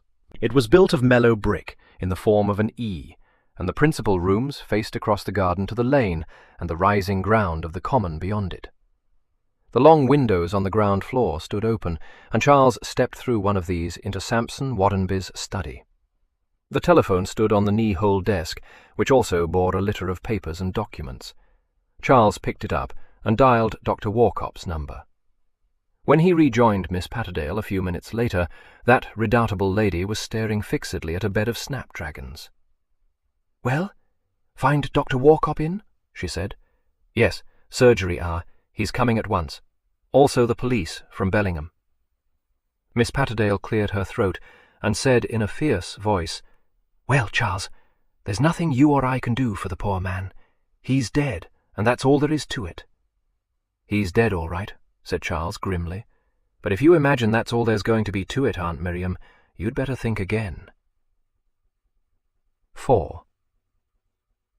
Patterdale let her monocle fall, and picking it up as it swung on the end of its thin cord, began to polish it vigorously. "You don't think it can have been an accident, Charles? How could it have been?" She glanced rather vaguely round. "Don't understand ballistics myself. People do go out with guns, though, after rabbits." "But they don't aim at rabbits in private gardens," said Charles. "What's more, rabbits aren't usually seen in the air." She looked fleetingly at the still figure on the seat. "He was sitting down," she pointed out, but without conviction. "Talk sense, Aunt Miriam," Charles begged her. "Any fool could see he's been murdered. You don't even have to have a giant intellect to realize where the murderer must have been standing." He nodded towards the rising common land beyond the lane, where the gorse bushes blazed deep yellow in the late sunshine. "Bet you anything he was lying up in those bushes. The only bit of bad luck he had was Mavis being in the lane at the time, and even that wasn't really bad luck, because she was too dumb to do him any harm." "Can't be surprised the girl was too much shocked to think of looking for him," said Miss Patterdale fair-mindedly. "It isn't the sort of thing anyone would expect to happen. I suppose it wouldn't be any use going to search those bushes." He could not help laughing. "No, best of my aunts, it wouldn't. I don't know how long it took Mavis to assimilate the fact that Waddonby was dead, and to be sick, and to rush off in search of you, but it was quite long enough to give the unknown assassin ample time to make his getaway." She went on polishing her monocle, her attention apparently riveted to this task. Finally, screwing it into place again, she looked at Charles and said abruptly, "I don't like it. I'm not going to say who I think might have done it, or at any rate wanted to do it, but I shouldn't be surprised if it leads to a great deal of the sort of unpleasantness we don't want." "I do love you, Aunt Miriam," said Charles, putting an arm round her and giving her the hug of the privileged. "A turn in yourself, that's what you are. Don't worry. Abby and I are your alibis, same like you're ours." "Don't be silly," she said, pushing him away. "You know what I mean." She cast another glance at the corpse, and said with some asperity, "I shall be glad when someone comes to relieve us. If there were anything one could do, but there isn't. In fact, I imagine that the less we do, the better it will be. Standing about to keep watch over a dead man. It's all very well for you to laugh, but I wasn't brought up to this sort of thing." However, when Charles suggested that she might as well return to her home, she gave a scornful snort and resumed her scrutiny of the flower beds. Fortunately, they had not long to wait before relief came in the substantial form of Police Constable Hobkirk, a stout and middle-aged man who inhabited a cottage in the High Street and devoted as much of his time as could be spared from his not very arduous police duties to the cultivation of tomatoes, vegetable marrows, and flowers, which almost invariably won the first prizes at all the local shows. He came up the lane on his bicycle, very hot, for he had been pedalling as vigorously as was suitable for a man of his girth, and a little out of breath. Alighting ponderously from his machine, he propped it against the hedge, and, before entering the garden, removed his cap and mopped his face and neck with a large handkerchief. "Good Lord, I forgot all about Hobkirk," exclaimed Charles, conscience-stricken. "I expect I ought to have notified him, not Bellingham. He looks a bit disgruntled, doesn't he? Hello, Hobkirk. I'm glad you've turned up. Bad business, this." "Evening, sir. Evening, miss," said Hobkirk, a note of formality in his voice. "Now just how did this happen?" "Good Lord, I don't know," replied Charles. "Miss Patterdale doesn't either. We weren't here. Miss Warrenby found the body, just as you see it, and came to Fox Cottage for help." "Oh," said Hobkirk non-committally. He produced a small notebook from his pocket and the stub of a pencil. "At what time would that have been?" he asked. Charles looked at Miss Patterdale. "Do you know? I'm hanged if I do." "Come, come, sir," said Hobkirk. "It's no use saying come, come in that reproving way. No doubt if Miss Warrenby had rushed in to tell you her uncle had been shot, you'd have taken note of the time. You're a policeman. The trouble is, I'm not, and I didn't." "Ah," said Hobkirk, pleased with this tribute to his superior ability. "That's where it comes in, doesn't it? It'll have to be established, you know, because it's very important circumstance." "Well, I dare say we can work it out," said Miss Patterdale, pulling an old-fashioned gold watch out of her waistband and consulting it. "It's 8:10 now, and I know that's right because I set my watch by the wireless only this morning, and I should think we must have been here at least half an hour." 20 minutes at the outside," interpolated Charles. "It seems longer, but you may be right. When did Mavis reach us?" "I haven't the ghost of an idea," said Charles frankly. "I should make a rotten witness, shouldn't I? What a good job it is that I shan't be expected to know when the murder was committed." "I wouldn't say that, sir," said Hobkirk darkly. "And when you found him, the deceased was sitting like he is now?" "Hasn't moved an inch," said Charles. "Charles," said Miss Patterdale, "this is not a moment for flippancy." "Sorry, Aunt Miriam. The worst is being roused in me." "Then overcome it," said Miss Patterdale severely. "Neither Mr. Haswell nor I have touched the body, Hobkirk, if that, as I suppose, is what you want to know. Miss Warrenby may have touched, though I should doubt it." "I don't have to tell you, miss, that it is very highly improper for anyone to go touching anything on the scene of the crime." The constable's slow-moving gaze travelled to a sheaf of typewritten papers, clipped together at one corner and lying on the grass beside the corpse's right foot. "Those papers now. I take it they was there, laying on the ground?" "Yes. And do you know what I think?" said Charles irrepressibly. "I believe the deceased must have been reading them, no, I mean perusing them, at the time he was shot." "That's his may be, sir," replied Hobkirk with dignity. "I don't say it wasn't so, but things aren't always what they seem, not by any means they aren't." "No. And life is not an empty dream, either. Are you supposed to be in charge of this investigation?" Hobkirk, in his unofficial moments, rather liked young Mr. Haswell, whom he considered a well-set-up young gentleman with friendly manners, and one, moreover, who could be relied upon to do great execution with his in-swingers amongst the batsmen of neighbouring villages. But he now detected in him a certain lack of respect, combined with a deplorable levity, and he answered with quelling coldness. "I'm here, sir, to take charge of things till relieved. Properly speaking, you had ought to have notified me of this occurrence, when I should, in accordance with the regulations, have reported same to my headquarters in Bellingham. At the end of which exercise we should have been precisely where we are now," said Charles. "Still, I'm sorry you aren't going to remain in charge. I say, Aunt Miriam, is it really past 8? I'd better go and give my mamma a ring. We dine at 8, and she always pictures me in the local hospital with every bone in my body fractured if I don't show up when I said I would." He strode off towards the house. Hobkirk watched him go, his countenance betraying some uncertainty of mind. In all the uneventful years of his service, no case of murder had previously come his way, so that he had only a half-forgotten memory of textbook procedure to act upon. He felt vaguely that young Mr. Haswell should not be allowed to make use of the telephone belonging to the deceased, but as he had already made use of it to summon the police, it was difficult to know on what grounds he could now be restrained. Constable Hobkirk held his peace, therefore, and was secretly glad of the diversion afforded by the arrival at that moment of Dr. Workop in his aged but still reliable car. Dr. Edmund Workop, who resided in a comfortable Victorian house, inherited, like his practice, from his long-dead father, and situated on the outskirts of Bellingham on the Trindale Road, was 60 years of age, and as unaccustomed as Constable Hobkirk to dealing with cases of murder.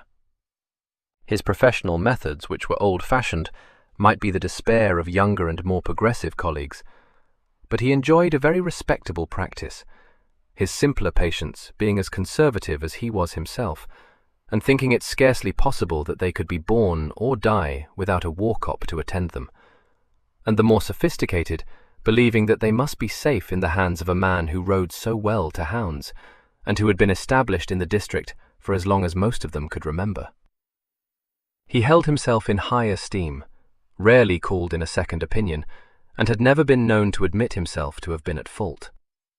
No one, observing his demeanour as he walked across the lawn towards the oak tree, would have guessed that this was the first case of its kind which he had attended. A stranger would more readily have supposed that he was a police surgeon of extensive experience. He nodded to Hobkirk, but favoured Miss Patterdale with a civil good evening and a handshake, for she was one of his patients. "I'm sorry you should have been brought into this," he said. "Shocking business. I could scarcely believe it, when young Haswell told me what had happened. Almost under the eyes of Miss Warrenby, I understand." He then bent over the corpse, while Miss Patterdale walked away to inspect yet another flower bed, and the constable respectfully watched him. He glanced up after a brief examination and said, "Nothing for me to do here. Instantaneous, of course. Poor fellow." "Yes, sir. How long would you say he's been dead?" "Impossible to say with any certainty. More than a quarter of an hour, and not more than an hour. We must bear in mind that the body has been all the time in hot sunshine." These remarks he repeated 5 minutes later, when a police car set down at Fox House. Detective Sergeant Carsethorne, accompanied by a uniformed constable, and 2 men in plain clothes. The sergeant asked him whether there was anything else he could tell them about the murder, adding, but without malice, that Dr. Rotherhope, who, besides constituting Dr. Workop's chief rival in Bellingham, was also the police surgeon, had been called out to a confinement, and was thus not immediately available. Beyond informing the sergeant that the bullet had entered the skull through the temporal bone, and would be found lodged in the brain, Dr. Workop had nothing more to tell him. It was the sergeant himself who observed that the shot had not been fired at very close quarters, no powder burns being discernible. By this time, Charles had rejoined the group on the lawn. When he saw the sergeant, he was surprised and said, "Hello, you're not the chap who dealt with that pilfering we had at the office. What's become of him?" "Detective Inspector Thropton, sir. He's away, sick." "He will be fed up," remarked Charles. "Mamma says I'm to bring Mavis home with me, Aunt Miriam, for the night. I shall be requiring to ask Miss Warrenby a few questions, sir, before she leaves the house." "She isn't here. She's at my house," said Miss Patterdale. "She came running to me for help, and I left her there in charge of my niece. Can you interview her there?" "Certainly, madam. That will be quite agreeable to me," said the sergeant politely. "The young lady will prefer not to return until the body of the deceased has been removed to the mortuary." "Very understandable, I'm sure. The ambulance is on its way." He turned aside to confer with his subordinates, one of whom was preparing to photograph the corpse, issued some low-voiced directions, and then announced that he would like to see Miss Warrenby without further loss of time. "What ought we to do about the house?" asked Miss Patterdale. "There's no one inside, and although I don't suppose anybody would burgle it, we can't leave it like this, can we? At the same time, I don't like to shut the front door, because I don't think Miss Warrenby had her handbag with her, in which case she won't have the key." "One of my men will be staying here to keep an eye on things, madam," replied the sergeant.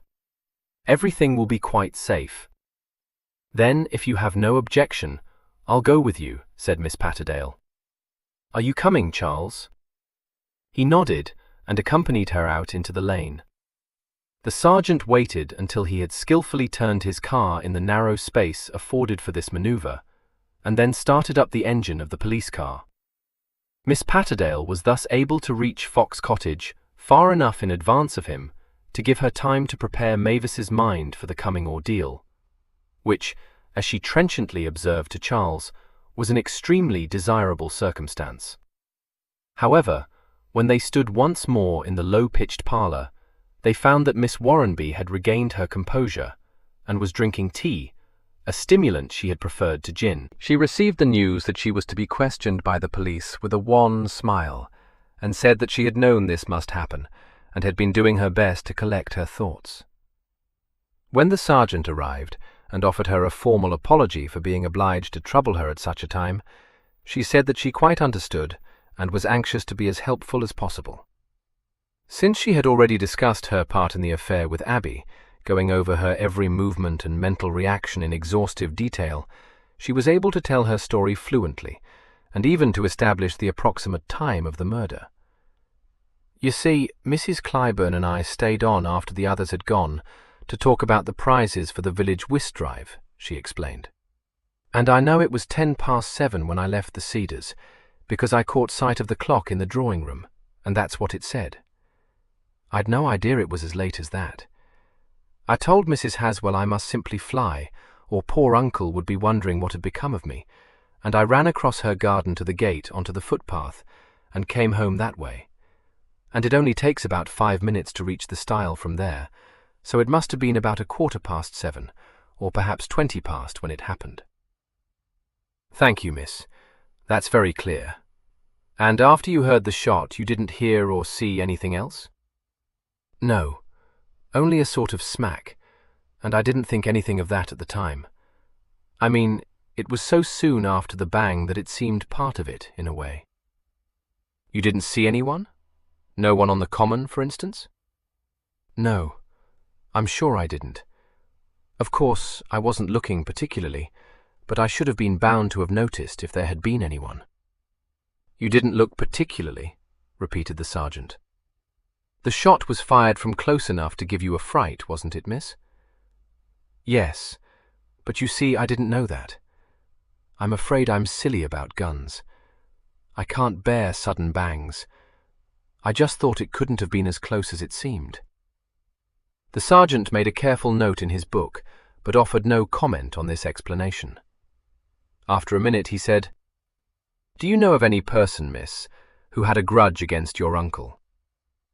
"Oh, no," she replied earnestly. "You know of no quarrel with any person?" She shook her head. "To your knowledge, he had no enemies?" "Oh, I'm sure he hadn't." There was little more to be elicited from her, and after a few further questions, the sergeant took his leave, telling her that she would be advised of the date of the inquest. The prospect of having to give evidence at an inquest seemed to affect Miss Warrenby almost as poignantly as its cause, and it was several minutes before she could be reconciled to it. She reiterated her conviction that her uncle would have strongly disliked it, and was only partly soothed by an assurance from Miss Patterdale that neither the post-mortem examination nor the inquest would preclude her from burying her uncle with all the ceremonial she seemed to consider was his due. When Charles conveyed his mother's message to her, her eyes filled with grateful tears, and she begged him to thank Mrs. Haswell very, very much for her kindness, and to say how deeply touched she was by it. But she was quite sure Uncle Sampson would have wished her to remain at Fox House. Nobody could imagine on what grounds she based this conviction. Abby, who was quite uninhibited, asked bluntly, "Why on earth?" "It has been our home for such a long time," said Mavis, visibly investing it with ancestral qualities. "I know he would hate to think I couldn't bear to live there any more. Of course, it will be dreadfully painful just at first, but I've got to get over that, and I believe in facing up boldly to unpleasant things." The slight discomfort which was too often provoked by Miss Warrenby's nobler utterances descended upon the company. After an embarrassed silence, Charles said, in a practical spirit, "Have you got to get used to living there alone? I suppose it's been left to you, but will you be able to keep it up?" She looked startled and a little shocked. "Oh, I haven't thought of such things. How could I? Please don't let's talk about them. It seems so sordid, and the very last thing one wants to think about at such a time. I just feel it's my duty to stay at home. Besides, I have to remember poor Gladys. She'll be coming out on the last bus, and I couldn't bear her to find the house all locked up and deserted. Whatever would she think?" "Well, she couldn't think of much worse than the truth," said Miss Patterdale. "However, that certainly is a point. You don't want to lose a good maid on top of everything else. I was thinking you'd be alone in the house. I'd forgotten about your Gladys." "If you'd really prefer to go back, you'd better stay here until later, and then I'll take you home and stay with you till Gladys arrives." "Good gracious, look at the time! You must all be famished. Charles, you'd better stay to supper. Luckily it's cold, except for the potatoes, and they're ready to put in the deep frying pan. Abby, lay the table, there's a good child." "I don't think I could eat anything," said Mavis, rather faintly. "I wonder if I might go upstairs and lie down quietly by myself, Miss Patterdale. Somehow, one feels one would like to be alone at a moment like this." To the imperfectly disguised relief of Charles and Abby, Miss Patterdale raised no objection to this, but took her young friend up to her own bedroom, drew the curtains across the windows, gave her an aspirin, and recommended her to have a nice nap. "Not but that I've no patience with these airs and graces," she said severely when she came downstairs again. "Anyone would think Sampson Warrenby had been kind to the girl, which we all know he wasn't. If he's left his money to her, which I should think you must have done, because I never heard that he had any nearer relations, she's got a good deal to be thankful for. I can't stand hypocrisy." "Yes, but I don't think it is, quite," said Abby, wrinkling her brow. "I mean, she's so frightfully pie that she thinks you jolly well ought to be sorry if your uncle dies, and so she actually is." "That's worse. Don't forget the spoon and fork for the salad," said Miss Patterdale, disappearing in the direction of the kitchen. The murder of Sampson Warrenby naturally formed the sole topic for conversation over the supper table, Miss Patterdale making no attempt to restrain the enthusiasm of her niece and adopted nephew, but maintaining her own belief that it would lead to unpleasantness. Charles was able to perceive, academically speaking, that there might be a great deal of truth in this, but Abby said simply that she had never hoped to realize an ambition to be, as she phrased it, mixed up in a murder case. Miss Patterdale, regarding her with a fondly indulgent eye, very handsomely said that she was. It had happened while she was there to enjoy it. The subject was still under discussion when, having washed up all the plates and cutlery, the party sat down to drink coffee in the parlour. Miss Patterdale had just ascertained that Mavis, under the influence of aspirin, had sunk into a deep sleep, when a knock on the door heralded the arrival of Gavin Plenmiller, who had come, as he unashamedly confessed, to talk about the murder. "Good heavens! Is it all over the village already?" exclaimed Miss Patterdale, ushering him into the parlour. "But could you doubt that it would be?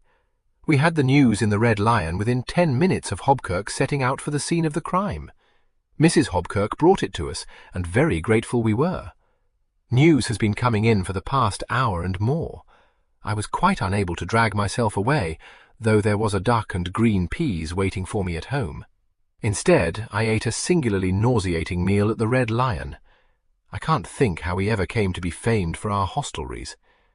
Thank you, I should love some coffee. Where is the heroine of this affair?"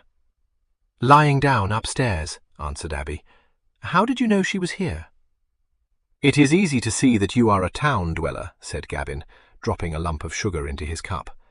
"I used to be one myself, and I'm so glad Walter made it possible for me to return to Thorndon.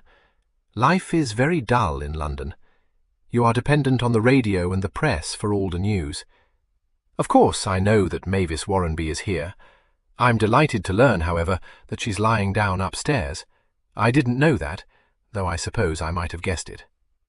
Now we can talk it all over without feeling the smallest gene." "How much is known in the village?" asked Charles. Oh, much more than the truth. That's why I came. I want to know what really happened.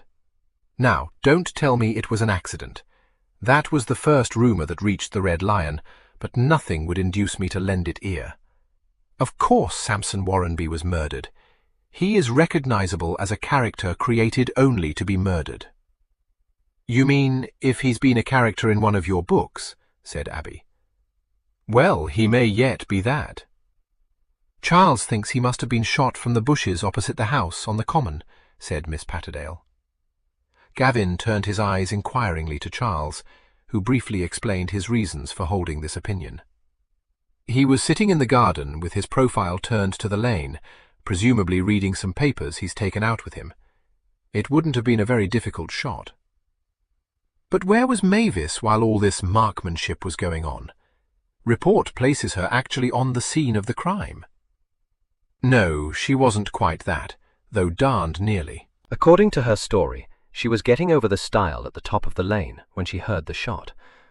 That's where the murderer was in luck. A second or two later, and she would have been on the spot. Might even have stopped the bullet. No, she mightn't, contradicted Abby. That's fatuous. The man wouldn't have fired if she'd been in the way. Who knows, murmured Gavin. I shall go and view the terrain tomorrow morning. Can't you see the stile from the common? I rather thought you could. Yes, I thought of that too, agreed Charles. Several explanations possible. The murderer may have been too intent on taking aim to look that way. He may have been lying with the gorse bushes, shutting off the stile from his sight. I find both those theories depressing. They make it seem as if the murderer is a careless, slapdash person, and that I refuse to believe. But that's what they usually are, aren't they? Asked Abby. Real murderers, I mean, not the ones in books. I know I've read somewhere that they nearly always give themselves away by doing something silly. True enough, said Charles. It'd be nice if ours turned out to be a master of crime, but I'm bound to say I haven't much hope of it. If you have cast your mind round the district, one can only be surprised that you have any, remarked Gavin. Which brings us to the really burning question exercising all our minds. Who did, if? I know, said Abby sympathetically. I've been thinking of that, and I haven't the ghost of a notion. Because it isn't enough to dislike a person, is it? I mean, there's got to be a bigger motive than that. Besides, said Charles caustically, we have it on Mavis's authority that her uncle had no enemies. Did she say that? Asked Gavin, awed. Yes, she did, nodded Miss Patterdale, when the detective questioned her. I must say I thought that was going too far. Silly, too. The police are bound to find out that no one could bear the man. But did you all stand by and allow this flight of fancy to go unchallenged? Yes, said Abby, though I should think the detective must have known it was a whopper if he happened to be looking at Charles when he said it. His jaw dropped a mile. The thing is, you can't very well chip in and say the man was utterly barred when his niece thinks he wasn't. Well, I very nearly did, confessed Miss Patterdale, because it's nonsense to say that Mavis thought he was liked in the neighborhood. She knew very well he wasn't. It's all on a par with pretending to be heartbroken that he's dead. I don't say she isn't shocked I am myself, but she can't be sorry I'll do her the justice to admit that she has always put a good face on things, and not broadcast the way he treated her. But I know from what she's told me, when he's been worse than usual, that she had a thoroughly miserable time with him. Gavin, who had been listening to this speech with a rapt look on his face, said, "Oh, I am glad I came to call on you. Of course she did it. It's almost too obvious." Abby gave an involuntary giggle, but Miss Patterdale said sharply, "Don't be silly." "All the same, it's a pretty fragrant thought," said Charles, grinning. "It's nothing of the sort. Now, I won't have you making that kind of joke, any of you. It's in very bad taste. Mavis says those things because she thinks one ought not to speak ill of the dead, that's all." "In what terms does she speak of the Emperor Domitian and the late Adolf Hitler?" inquired Gavin, interested. "That," said Miss Patterdale severely, "is different." "Well," said Gavin, setting down his empty cup and dragging himself out of his chair, "if I am not to be allowed to suspect Mavis, I must fall back upon my first choice." "Who's that?" demanded Abby. "Mrs. Midgehome, to avenge the blood of Ulysses. I won't deny that I infinitely prefer her as a suspect to Mavis, but there's always the fear that she'll turn out to have an unbreakable alibi. Mavis, we all know, has none at all. That, by the way, will be our next excitement, who had an alibi and who had none. You three appear to have them, which, if you will permit me to say so, is very dull and unenterprising of you." "Have you got one?" Abby asked forthrightly. No. At least, I hope I haven't. If that wretched landlord says I was sitting in the Red Lion at the time, I shall deny it hotly. Surely the police cannot overlook my claims to the post of chief suspect. I write detective novels, I have a lame leg, and I drove my half-brother to suicide. What more do the police want?" "You know," said Charles, who had not been attending very closely to this, "I've been thinking, and I shouldn't be at all surprised, taking into account the time when it happened, if quite a few people haven't got alibis." Everyone was on the way home from our party, the Squire, Lindale, the Major, old Drybeck. "Don't forget me and the vicar's wife," interrupted Gavin. "I don't mind adding you to the list, but I won't have the vicar's wife. She can have had anything to do with it, and only confuses the issue." "What about the vicar himself?"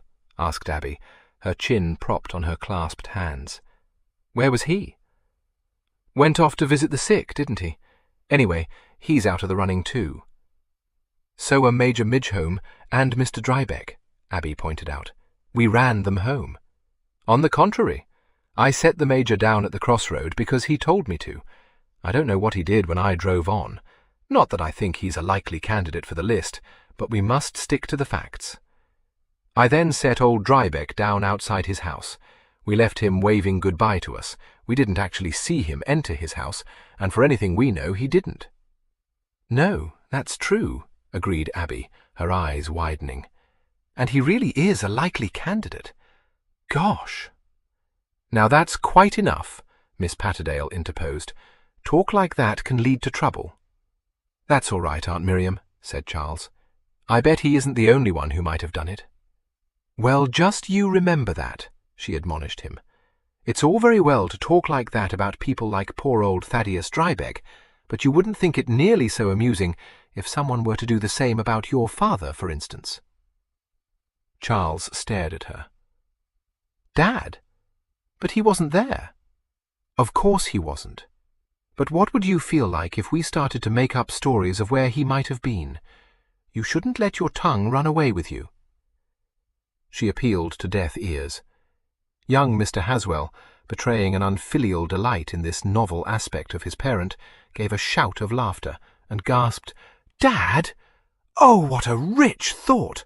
I must ask him if he can account for his movements." 5.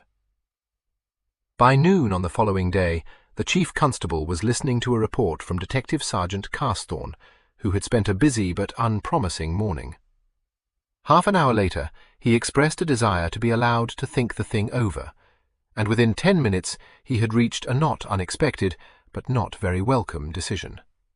"And I don't mind telling you, Carsthorne," he said, as he sat waiting to be connected with a certain London telephone number, "that I should do exactly the same if Inspector Thropton hadn't chosen this moment to go down with German measles."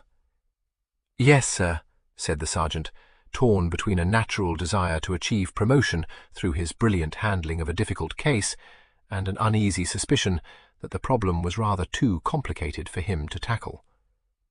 It was therefore with mixed feelings that, shortly before 4 o'clock, he made the acquaintance of a bright-eyed and cheerful individual who was ushered into the Chief Constable's room at the police station, a tall and rather severe man at his heels.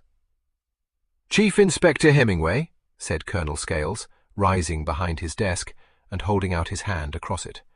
"Glad to meet you. Heard of you, of course. I warned headquarters this would need a good man, and I see they've sent me one." "Thank you, sir," said the Chief Inspector, without a blush. He shook the Colonel's hand and indicated his companion. "Inspector Harbottle, sir." "Afternoon, Inspector. This is Detective Sergeant Carsthorne, who has been in charge of the case." "Very happy to work with you," said the Chief Inspector, briskly shaking the sergeant's hand.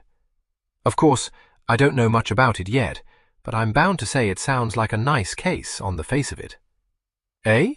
ejaculated the Colonel, startled by this view of a case which he, like Miss Patterdale, feared would lead to much unpleasantness. "Did you say nice?" "I did, sir. What I meant was that it's out of the ordinary." "In a way, I suppose it is. The murder itself does not present us, I think you will agree, with any unusual features, however. Plain case of shooting, isn't it, sir? No locked rooms or mysterious weapons or any other trimmings." "The man was shot in his own garden," said the Colonel, looking at him rather uncertainly. It appeared to him that Chief Inspector Hemingway approached his task in a disquietingly light-hearted spirit. He recalled that he had been warned by an old friend at Scotland Yard that he would find the Chief Inspector a little unorthodox. "Ah," said Hemingway, "what you might call a nice, wide field." "No, a garden," said the Colonel. "Just so, sir. I'd better tell you exactly what has happened to date. Sit down, all of you. I'm going to light a pipe myself. You can do the same, or there are cigarettes in that box." He sat down and began to fill his pipe from an old-fashioned rubber pouch. The Chief Inspector took a cigarette and lit it, and his subordinate, offered the box by Sergeant Carthorne, said in a deep voice that he never smoked. Having, by the expenditure of several matches, got his pipe going, it did not take the Colonel long to lay the bare facts of the case before Hemingway. It took rather longer to enumerate and to describe the various persons who made up the society of Thornton. And here it was seen that Colonel was picking his words carefully. Inspector Harbottle, who had been sitting with his eyes fixed on the opposite wall with an immobility strongly suggestive of catalepsy, suddenly bent a gloomy gaze upon him. But his superior maintained his air of bird-like, uncritical interest. "Dr. Rotherhope performed the autopsy this morning," concluded the Colonel. "Perhaps you'd like to read the report. Nothing much to it, of course. The cause of death was never in doubt." Hemingway took the report and ran through it. "No," he agreed. "The only information it gives us, which we didn't know before, is 59, that the bullet was probably fired from a .22 rifle. And that's a bit of news I could have done without. Not but what I dare say I should have guessed it. Oh well. I don't suppose there are more than 40 or 50 .22 rifles knocking around the neighborhood. It'll make a nice job for my chaps, rounding them up. Cartridge case been found by any chance?" "Yes, sir," said Carthorne, not without pride. "It's here. Took a lot of time to find it. It was in the gorse bushes you see on the plan." "Nice work," approved Hemingway, putting a tiny magnifying glass to one eye and closely scrutinizing the cartridge case through it. "Got some clear markings on it, too, which all goes to show you should never make up your mind in advance. I thought it wouldn't show anything much.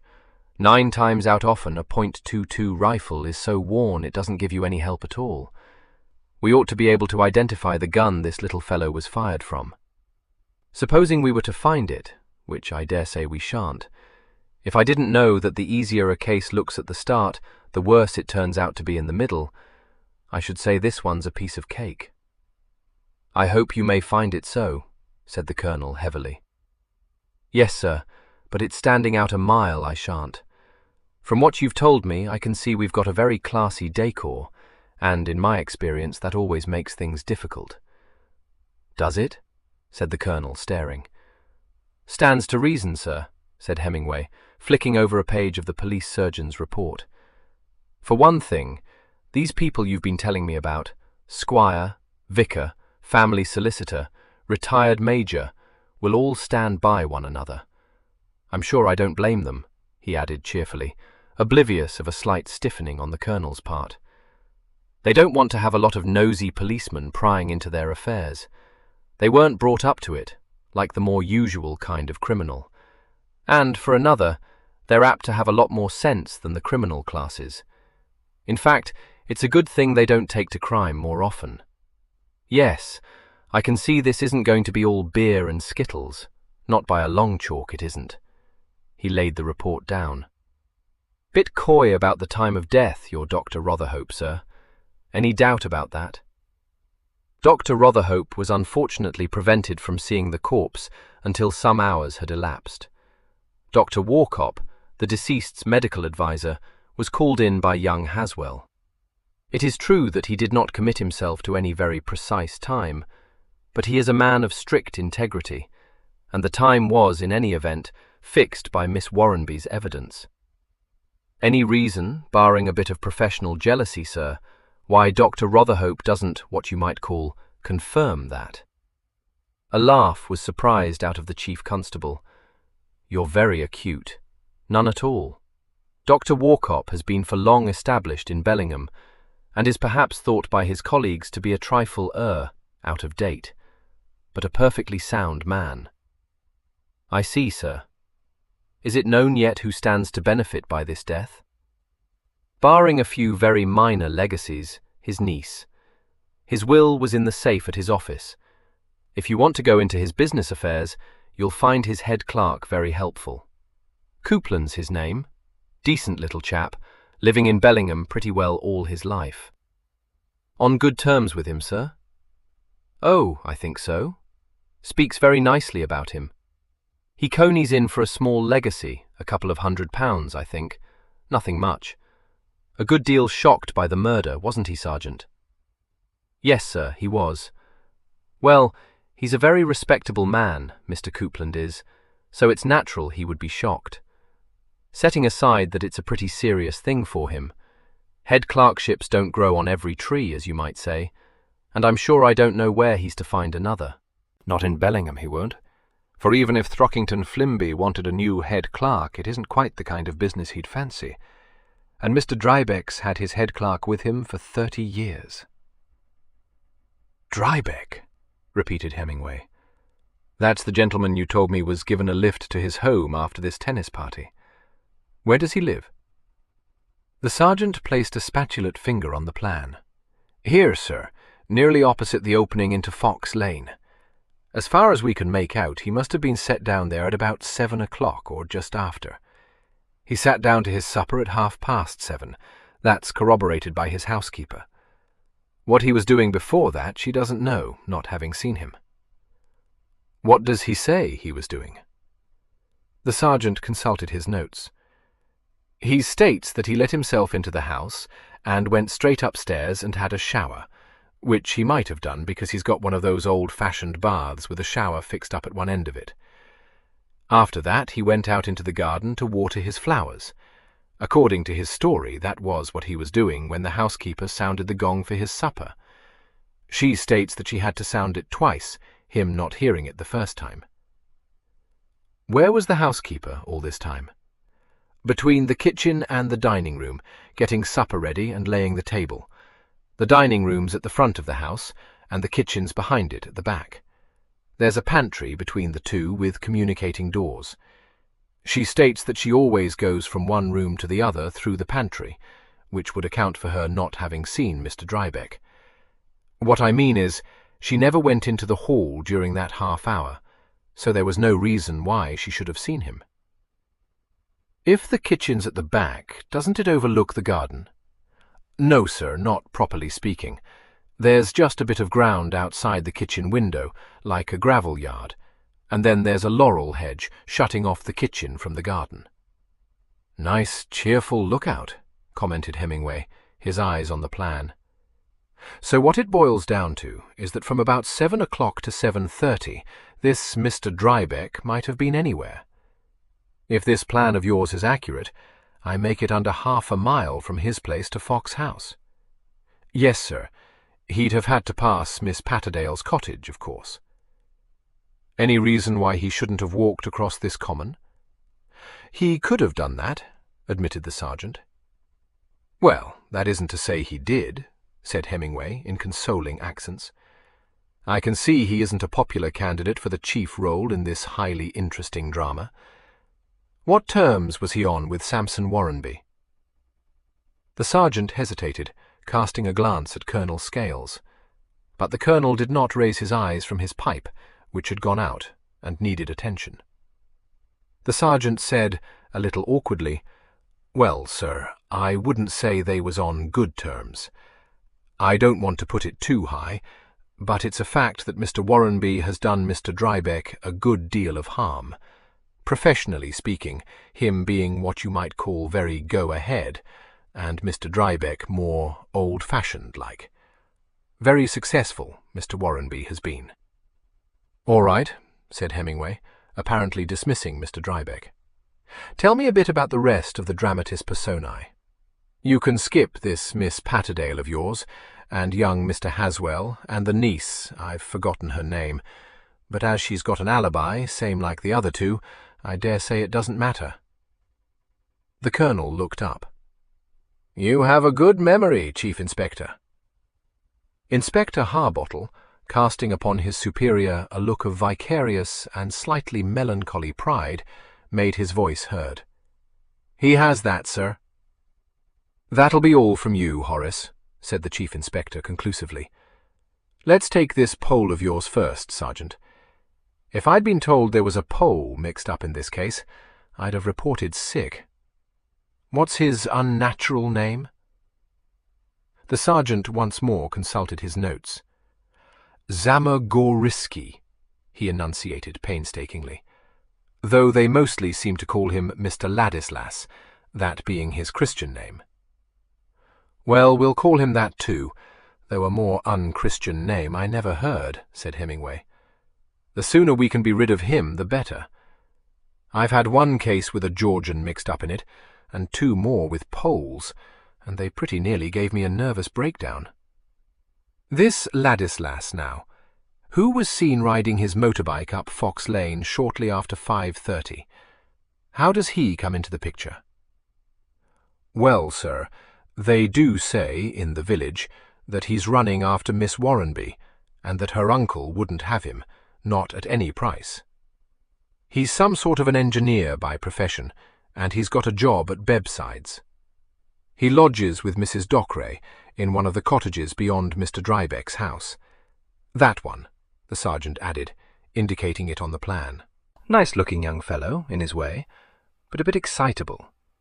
By what he told me, though I'm bound to say I wasn't attending very closely, it not being any of my business, he used to be very well off before the war, estates and such in Poland. He was so keen on telling me I thought it best to let him get it off his chest. 1 or 2 of the gentry have taken him up, but most of them don't know him. He got to know Miss Warrenby through meeting her at the vicarage, and it seems she took a fancy to him. She's a very kind-hearted young lady. She told me she was sorry for him in the first place, and got to like him enough to be very friendly. Quite frank she was about it. Said it was true her uncle had forbid her to have anything to do with him, but that she hadn't held with that kind 63 of snobbishness. Seems they used to go for walks together, and to the pictures once or twice, when Mr. Warrenby was away. Well, it was like I told you, sir. He was seen turning into Fox Lane on his motorbike, round about 5:30, by Miss Kingston. She keeps the sweet shop in the village, and she'd gone out for a bit of an airing on the common after she closed the shop. Quite definite it was him. Well, you wouldn't mistake him. He's a very dark, handsome sort of chap, and foreign-looking. Didn't see him come out of the lane again?" "No, sir. She wouldn't have, though, being on her way back to the village." "What's his story?" "First he swore he hadn't been near Fox Lane, but I don't set much store by that, because by the time I saw him, it was all over the village Mr. Warrenby had been shot, and I don't doubt he had the wind up. After we got through with that, and with him working himself into a state because of him being foreign and everyone against him, he admitted he had gone to Fox House to try if he could see Miss Warrenby. He didn't know she'd gone to a tennis party. On account of its being Saturday, and Mr. Warrenby likely to be at home, he says Li left his bike a little way away from the house and went in the side gate that leads to the kitchen, meaning to ask the maid if he could have a word with Miss Warrenby. Only, Saturday's her half-day, so she wasn't in. He says he knocked on the kitchen door, and when he hot no answer, he went away again. Swears he was back at Mrs. Dockeray's before 6, and never stirred out again. But as she'd gone off to the pictures, here in Bellingham, leaving him a bit of cold supper, she can't corroborate that." "Does he own a rifle?" "He says not, sir. So far, I haven't been able to discover that he docks. Mrs. Dockeray said she's seen him with one once, but that turned out to have been a couple of weeks ago, and was Mr. Lindale's 22 which he lent him, and which was subsequently returned to him. Corroborated by Mr. Lindale. He's the gentleman who owns Rushyford Farm, this place, on the Hawkshead Road. Well, let's take him next, said Hemingway. I see his farm is very conveniently placed for this footpath which leads to the stile at the top of Fox Lane. Any reason why he should want to murder Sampson Warrenby? The Colonel answered this. None at all, on the face of it. He's a newcomer to the district. Bought Rushyford Farm a matter of 2 years ago. Used to be a stockbroker. Got a very pretty wife and one child. I fancy they're fairly newly wed. The child's only an infant. That's right, sir, corroborated the sergeant. There doesn't seem to be any reason to think he could have had anything to do with the murder, barring the fact that he didn't like the deceased, which he makes no bones about, and having been pestered by him a bit to try to get him appointed as solicitor to the new River Board. Mr. Warrenby seems to have been set on that, but by what I can make out, they none of them wanted him. Who are they? Demanded Hemingway. Shouldn't have thought it was much of a job to be after, but I don't know a lot about river boards.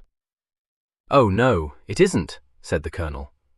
That is to say, there's not a great deal to be got out of it, but it would make quite a pleasant addition to his business. My own view of the matter is that he wanted it for social reasons. It would bring him into contact with the sort of people he was ambitious to know. Give him more of a finger in county affairs too. Pushful sort of man, you understand. The appointment is pretty well in the hands of just those people. The Squire, Gavin Plenmellow, Henry Haswell, and Lindale. They're all riparian owners, and they represent the interests of the fishery rights. The Rushy runs through the Squire's and Lindale's lands, and Haswell and Plenmellow both own property on it. I can't see what bearing a thing like that has on murder. If Lindale hadn't been at that party, he wouldn't, in my opinion, have come into the case at all. Well, sir, seeing as his movements between the time he left the Cedars at 6:50, as near as I can get at it, till close on 7:30, aren't corroborated by any witness.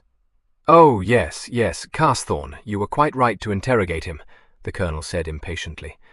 What does he say his movements were? Asked Hemingway. At or around 6:50, said the sergeant, his eyes on his book. He left the Cedars, in company with Mr. Ainstable, by way of the gate onto the footpath. Mrs. Lindale had gone off home by the same route about a quarter of an hour earlier. The woman who works for her daily isn't prepared to swear to the time when she got back to the farm, but she says she'd been in a considerable time by 7 o'clock, 65, which is when the woman leaves. Of course, she could have gone out again later, but it don't seem likely, not with the baby. She's not one to leave her baby. Mr. Lindale accompanied Mr. Ainstable a little way up the path. Then the Squire turned off to look at his new plantation, and Mr. Lindale walked on to Rushyford Farm. He says he didn't go into the house immediately, but went off to see whether his chaps had finished a job they had to do, repairing some fencing in one of his water meadows. That's some little distance from the house. The men had gone off by that time, of course, and he didn't meet anyone. He says he went home by way of his wheat field and was in by 7:30, which Mrs. Lindale corroborates. Well, that's all right as far as it goes, said Hemingway. What about this Squire you talk of? Mr. Ainstable. It's like I told you, sir. He went off to look at the plantation and didn't get home till about 7:45. Mrs. Ainstable, I should mention, had left the party early, by car, at 6:30. That's corroborated by Mr. Plenmellow. He met her in the drive. He'd been back to his house to fetch some papers the Squire wanted, and she stopped to have a word with him. Seems she wasn't very well. He says she looked bad and was very nervy. She's a bit of an invalid. Another person who went away early was Mr. Clyburn, the vicar. He went directly after tea to visit a sick parishioner. I should say that's all right, sir. I haven't yet checked up on him, but— Well, don't, unless you're hard up for a job, Hemingway advised him. Of course, we may have to fall back on him, But if we do, all I can say is I shall be surprised, and it takes a lot to surprise me. I might be able to swallow the vicar's wife at a pinch, but even that'll take a hit of doing." "Mrs. Clyburn and Miss Warrenby were the last to leave, sir," said his sergeant, uncertain how to take the chief inspector. "They both left at 7:10, Miss Warrenby going by way of the garden gate, and Mrs. Clyburn down the drive to Wood Lane. I've checked up on that. There's an old chap who lives in one of the cottages in the High Street, facing Wood Lane. He was sitting on his doorstep, and he saw Mrs. Clyburn come down the lane. He couldn't say what time that was, because he wasn't noticing particularly, but it seems Mrs. Clyburn stopped to pass the time of day with him, and then went straight into the vicarage. He says he saw Mr. Plenmellor too, and that he didn't go to Thorndon House, but along the street to the red 66 Lion. And he didn't have a rifle, because that's something old Rugby would have been bound to have noticed." "Well, we can rule out Mrs. Clyburn too," said Hemingway. "Which brings us to this chap with the queer name. I've heard it before, but I don't seem able to put a face to it." "I suppose you might have heard it," said the colonel grudgingly. "He writes detective stories. Don't read 'em myself, but I'm told they're very ingenious." "Yes, I thought this case sounded a bit too good to be true," said Hemingway. "So I'm stuck with one of these amateur crime specialists, am I, sir? Has he got an alibi?" "There seems to be some doubt about that," replied the colonel on a dry note. "You'd better tell him what Plenmellor said to you, Sergeant. He may as well know what he's up against." "Well, sir, it's a fact I don't know what to make of him," confessed the sergeant. "Anyone would think there was nothing he liked better than to be mixed up in a case of murder. I ran him to earth at the Red Lion this morning, drinking a pint with Major Midgehome just after 12. Quite the life and soul of the bar he was, holding forth about the murder and saying how he was sure the Major's wife had done it because of Mr. Warrenby having been brutal to one of her little dogs. All by way of a joke, of course, but you could see the Major didn't like it. So then Mr. Plenmellor started in to prove how he might have done it himself. Very humorous he was, I'm sure, but not having the whole day to waste, I stepped up to the bar and told him who I was, and said I'd like a word with him. And if you was to ask me, sir, that was all he needed to make him quite happy.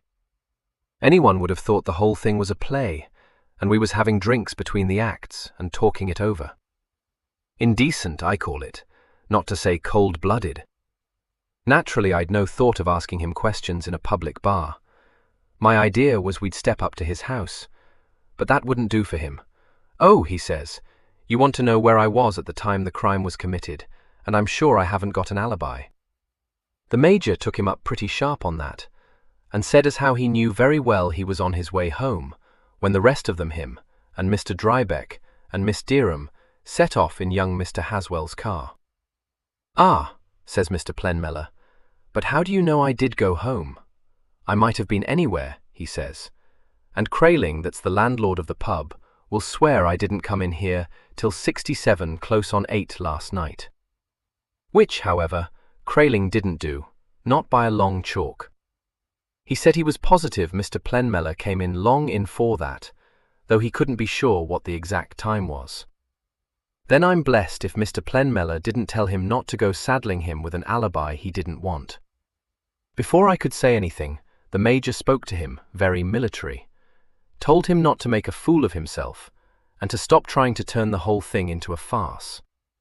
So then he laughed, and said it was all such good copy, he wasn't going to be pushed out of it, and it was going to be very valuable to him to know how it felt to be what he called a hot suspect. However, he got a bit more serious after that, and he said that actually he had gone home before stepping down the street to the Red Lion, though he didn't think he could prove it, because so far as he knew Mrs. Blindburn, that's his housekeeper, couldn't have seen him being in the kitchen, and certainly wouldn't have heard him, because she's as deaf as a post. Which is true enough, she is. "I see," said Hemingway, somewhat grimly. "I've met his sort before. Oh well, with any luck we may be able to pin the murder on him." The colonel smiled, but Sergeant Carsthawn looked a little shocked. "Well, I dare say he could have done it," he said dubiously, "but I can't say I know why he should want to." The Chief Inspector wasn't speaking seriously, Sergeant. "No, sir. That's about the lot then, as far as we've had time to discover." "What about young Mr. Haswell's father?" inquired Hemingway. "Or is he out of the running?" "He wasn't there, sir. He went off to Woodhall that afternoon and didn't get home till 8:30. Woodhall's a good 15 miles from Thorndon. It's a big estate which he looks after for the owner.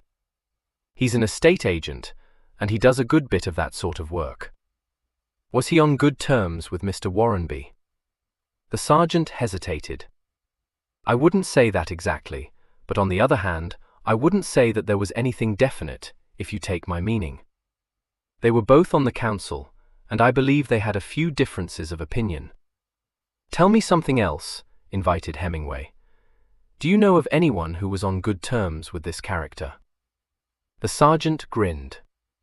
Colonel Scales said, "Yes, you've hit the mark, Chief Inspector. He was a nasty piece of work, and no one could stand him. I don't mind telling you that I couldn't myself. He was one of those men who not only want to have a finger in every pie, but who are never content until they're top dog. Sort of pocket Hitler.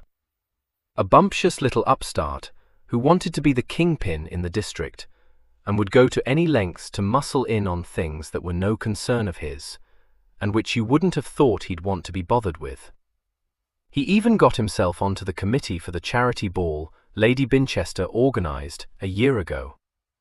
I don't know how he managed that, but I've no doubt he thought it would give him a foothold in that set. More fool he. It sounds to me, sir, as though this place where he lived can't have been the only place where he made enemies. We've gone into all the Thorndon people. What about the people he must have rubbed up against here, where he had his business? We've thought of that, naturally, but setting aside the fact that Carsthawn hasn't heard of any Bellingham man being seen in Thorndon at the time, of course, it's possible to get to Fox House across the common. I don't know that he had any serious quarrel with anyone. There was a good deal of jealousy. A lot of people disliked him. We should most of us have been glad to have seen him leave Bellingham. He was the best hated man in the district. But you don't murder a man you just don't like. There has to be some motive. And that, Chief Inspector, is why I thought it wisest to call in Scotland Yard at once. No one has anything that begins to look like a sufficient motive. There's the Pole that seems to have been making passes at the niece, isn't there?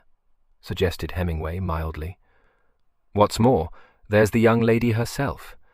If she inherits his money, I should call that a pretty good motive. You'd better go and make Miss Warrenby's acquaintance, recommended the Colonel, with a bark of laughter. I will, sir, said the Chief Inspector. 6.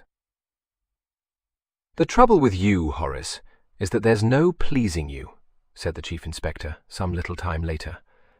I bring you down in the middle of the summer to as nice a part of the country as you could wish for, set you up in a pub which, as far as I can see, never got around to reading the rationing orders, and all you do is to sit there looking as though you'd been dragged to one of the distressed areas.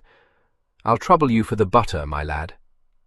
The inspector handed him a green dish fashioned into the semblance of a lettuce leaf. It is butter, too, he said severely, about a week's ration. Hemingway helped himself generously. Both men were sitting down, in the otherwise deserted coffee room, to a high tea reminiscent of an almost forgotten age of plenty. The Sun, though perhaps its oldest, was by no means Bellingham's most fashionable hostelry.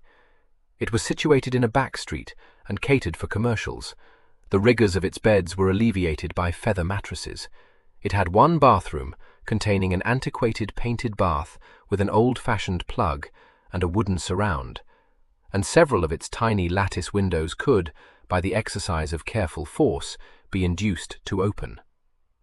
Since its clients were not persons of leisure, only one sitting room had been provided for them, and that the coffee room, which contained, besides one long table, a number of horsehair chairs, a massive and very yellow mahogany sideboard supporting an aspidistra, a biscuit tin commemorating the coronation of Edward VII, and an array of sauce bottles and pickle jars. Several steel engravings in maple wood frames, and a tall vase full of pampas grass.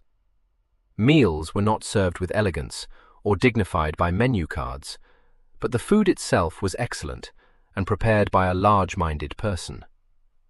An order for tea was understood by this person to include a plate piled with bacon, eggs, sausages, tomatoes and chips, 3 or 4 kinds of jam, scones, a heavy fruit cake, a loaf of bread, a dish of stewed fruit, and one of radishes.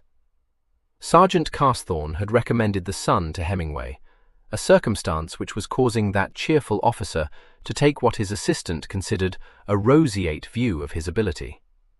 "And I'd like to know how they come by all that bacon," added Harbottle in a sinister voice.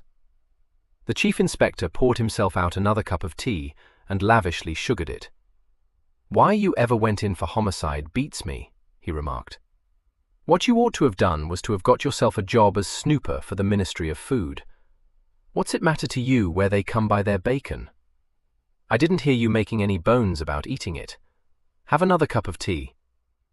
Harbottle accepted his offer and sat for some minutes stirring the brew meditatively. "It's all very well being sent into the country," he said suddenly, "but I don't like this case, Chief."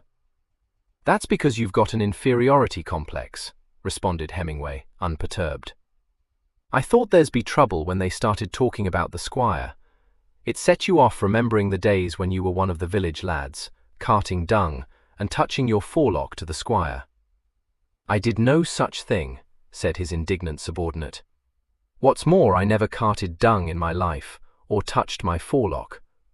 I hadn't got one, and I wouldn't have touched it if I had had." "One of the Reds, were you? Well, it's no use brooding over the equality of man here, because that won't get us anywhere." He observed that the inspector was breathing heavily, and added soothingly, "All right, Job. You cool off, or you'll very likely burst a blood vessel." "Why, Job?" demanded the inspector suspiciously. "If you read your Bible, you'd know that the poor chap suffered from a horrible disease, amongst other things, which I've forgotten for the moment." "Now, look here," exploded Harbottle. "What am I supposed to be suffering from, I'd like to know?" "Me, mostly," replied Hemingway serenely. A reluctant grin greeted this sally.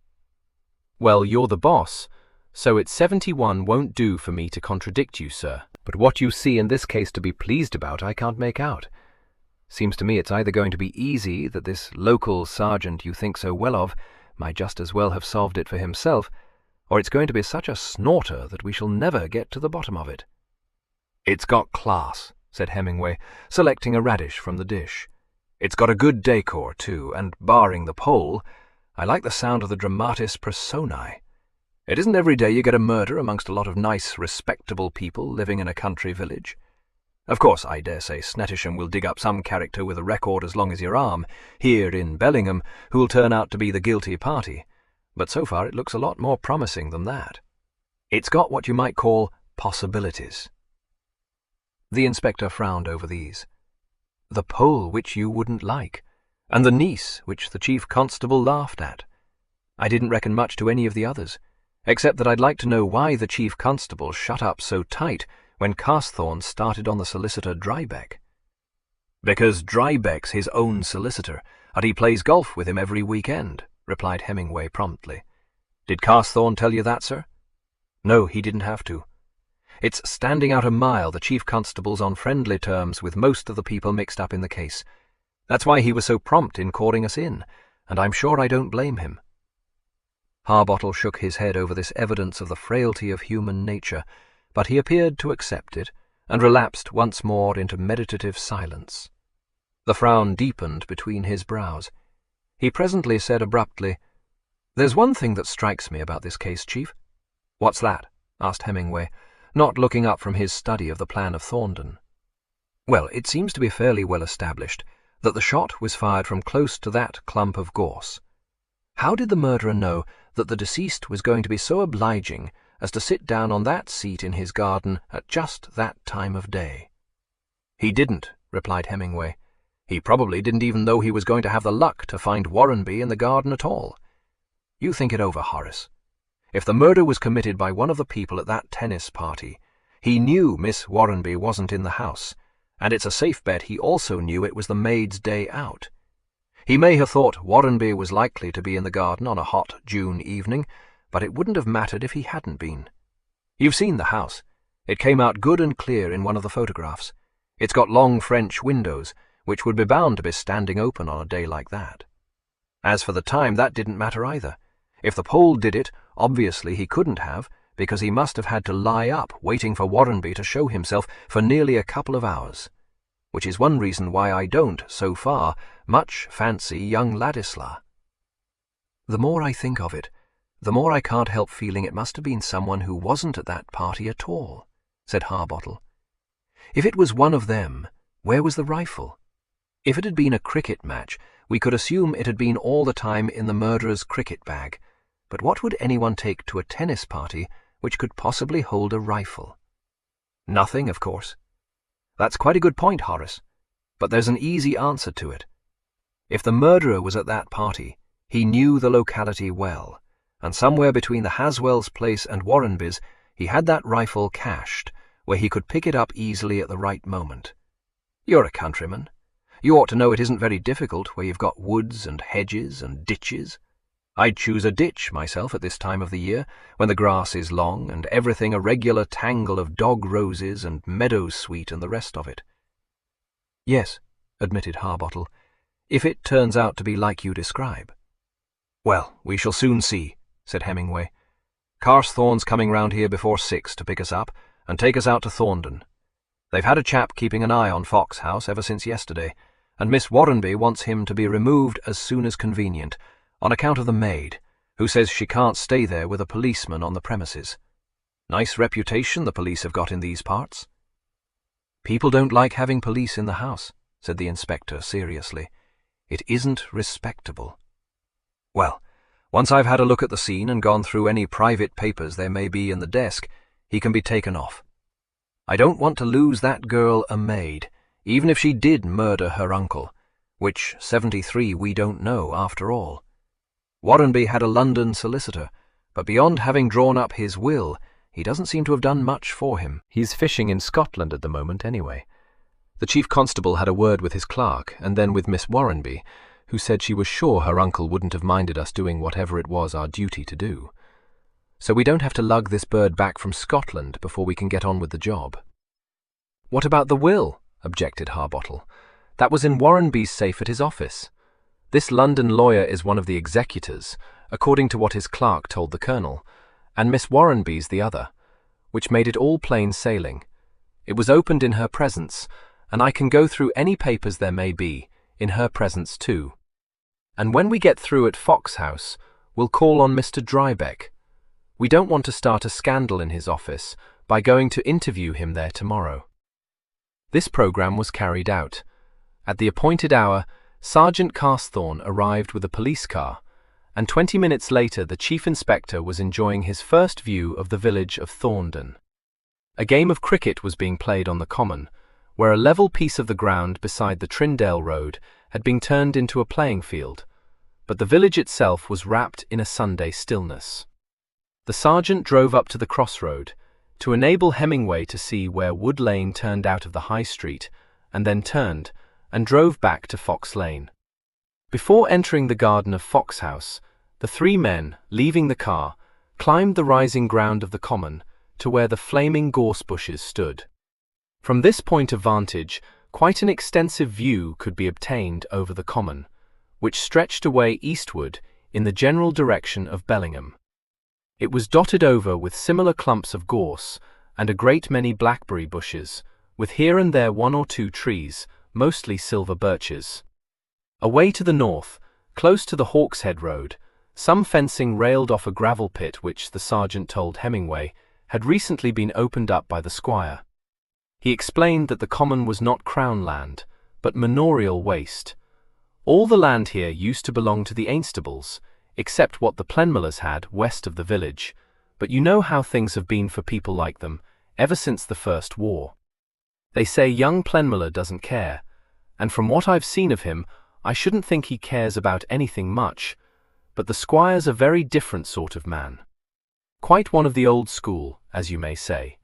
He'll carry on while he lives, but it's likely to be a bad lookout when he dies, because it's not to be expected that the next man will work like he does to keep things going.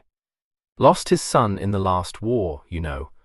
I'm told the place'll go to a nephew or a cousin or something, who never comes near it. Well, he couldn't really. He lives in Johannesburg. Not at all the sort of Squire Thornton's accustomed to. I reckon you've got to hand it to Mr. Ainstable. It fairly knocked him out, the young chap's being killed, but he carried on, stiff-backed as you please, doing everything he can, like starting up that gravel pit, to keep up the estate. Over there's his new plantation. He's had to sell a lot of timber. Hemingway nodded. Not many left now like him, he remarked, turning to survey the garden of Fox House. Well, it would have been an easy shot, he said, his eyes on the seat under the tree. They travelled on, up the lane, to the stile at the top of it. You see, if you was to crouch down you couldn't be seen from the stile, the sergeant pointed out. No, seems to be woodland beyond it. That's right, Mr. Haswell's spinney. The footpath skirts it. It used to be all woodland from the common up to the vicarage meadow. You can't see that from here, but it's behind the grounds of Fox House. Of course, that's a long time ago now, but they say those fine old trees you can see were once part of it. Makes you think, doesn't it? The chief inspector was certainly thinking, but if the subject of his thought was an ancient forest, he did not say so. After looking about him in silence for a few moments, he said briskly, "Well, let's get on," and led the way down into the lane again. The arched and massively built front door of Fox House stood open, in the country way, allowing a view of the hall and of the carved staircase at the end of it. The floor was of black oak, and had Persian rugs thrown down on it. An old chest stood under the window opposite the front door. There was a warped gate-leg table in the centre, and several high-backed Jacobean chairs were ranged against the walls. One or two sporting prints completed an interior that seemed in some indefinable way to represent a period piece rather than the owner's individuality. 75 Mr. Warrenby furnished the place regardless. When he bought it, confided the sergeant, he had a man down from London to advise him even. There was an iron bell hanging beside the front door, and this the sergeant tugged. The effect was instant and unexpected. Furious yapping arose, and through the half-open doorway on the left of the hall skidded two tawny and determined defenders. One of these made threatening darts at the intruders. The other, a more elderly gentleman, contented himself with standing squarely before them and uttering slightly wheezy barks. "Now, now, peekaboos," called a fondly childing voice. "Naughty! Come back to mother at once." "Mrs. Midgehome," whispered the sergeant. The look he cast at Hemingway was pregnant with meaning, but he had no time to explain the reason for his patent horror. Mrs. Midgehome, overpowering in lilac foulard, came out of the drawing-room and explained, "Oh, it's the police. Well, really, on a Sunday. Good afternoon, madam. This is Chief Inspector Hemingway from Scotland Yard, and Inspector Harbottle. They wish to see Miss Warrenby, if convenient, please." "Scotland Yard?" ejaculated Mrs. Midgehome, apparently regarding this institution in the light of a Gestapo headquarters. "That poor child." "That's all right, madam," said Hemingway soothingly. "Properly speaking, I only want to have a look through her uncle's papers. There are one or two questions I'd like to ask her, but don't worry, I shan't go upsetting her." "Well," said Mrs. Midgehome, with an air of noble resolution, "if you must see her, I shall insist on being present. She is alone in the world, and she has had a terrible shock. I refuse to abandon her." "And I'm sure it does you credit," said Hemingway affably. "I've got no objection." He bent to stroke the elderly Peake, who was sniffing his shoe. "Well, you're a very handsome fellow, aren't you?" The Peake, his eyes starting angrily, growled at him. However, Hemingway was scratching the exact spot on his back which afforded him the most gratification, so he stopped growling and faintly waved his plumed tail. This circumstance struck Mrs. Midgehome forcibly. She exclaimed, "He's taken a fancy to you, Ulysses. He hardly ever allows strangers to touch him. Do you like that kind of policeman then, my precious? Oh, untidy. You mustn't let her bother you." By this time, the younger Peak, encouraged by the example set her by her grandfather, was effusively making the chief inspector welcome. Sergeant Carsthawn heaved an exasperated sigh, but no one could have supposed from Hemingway's demeanor that he had come to Thorndon with any other purpose in mind than to admire Mrs. Midgehome's peaks. Within a few minutes, he and Mrs. Midgehome were fast friends, and he could have answered an examination paper on Ulysses's superlatively good points, the number of prizes he had won, and the number of prize winners he had sired. It was on a wave of goodwill that he was finally ushered into the drawing-room. Here, seated in a wing-chair, with her hands folded in her lap, was Mavis Warrenby. Not being one of those who considered no wardrobe complete that did not contain at least one good black frock, she had been unable to array herself in mourning, but had compromised by putting on a very unbecoming dress of slate grey. She got up as the party entered, and said, casting a somewhat spaniel-like glance at Mrs. Midgehome, "Oh, what? Now, there's nothing to be nervous about, my dear," said that lady bracingly. "These are two detectives from Scotland Yard, but you've no need to be alarmed. They're very nice, and I shall remain with you all the time." "Oh, thank you." "I'm sorry to be so silly," Mavis said, with a fleeting look at Hemingway. "I think it must all have been a little too much for me. Of course, I know I must be prepared to answer questions, and I shall do my best to help you in any way I can. I know it's my duty to, however painful it may be." She then proceeded, with very little encouragement, to relate the whole story of her activities on the previous afternoon, not omitting a description of her qualms at leaving the late Mr. Warrenby alone in the house, and what she had said to Mrs. Haswell on perceiving how late it was. Not unnaturally, since she had by now told her story a good many times, it had grown a little in its details, and she had talked herself into almost believing that she had had a premonition of evil when she had left the house. But in two essentials the tale was identical with the version Sergeant Carsthawn had already heard. She knew of no one who could have had any reason to kill her uncle, and she had seen no one at the time when she had been startled by the shot. "Do you know," she said simply, "I can't help feeling glad I didn't see anyone.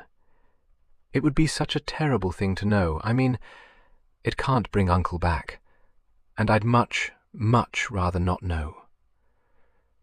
"We know just how you feel, dear," Mrs. Midgehome assured her. "But you wouldn't want your uncle's murderer to go unpunished. Besides, we can't have a killer allowed to wander about our dear little village. We should none of us be able to sleep in our beds. I don't believe in trying to conceal things.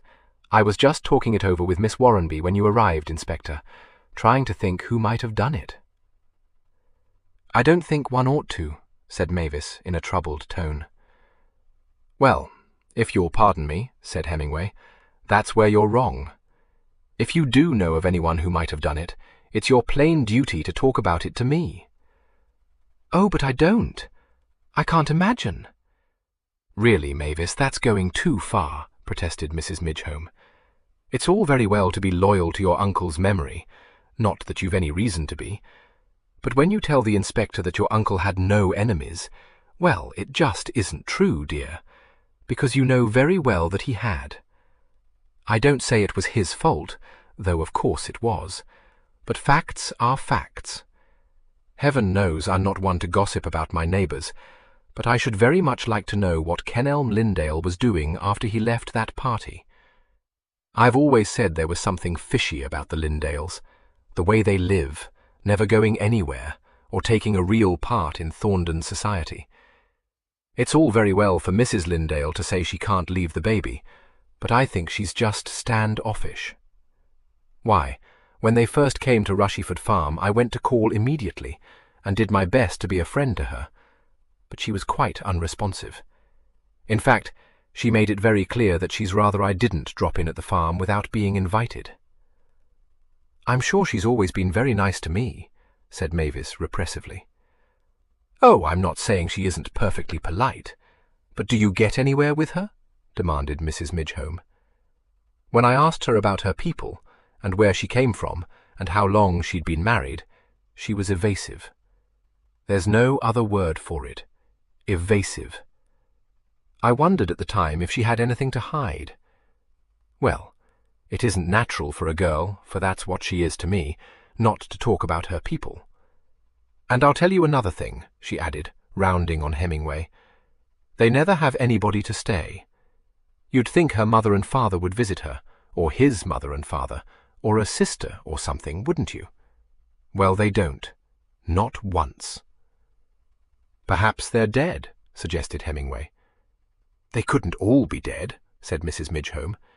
Everybody has some relations.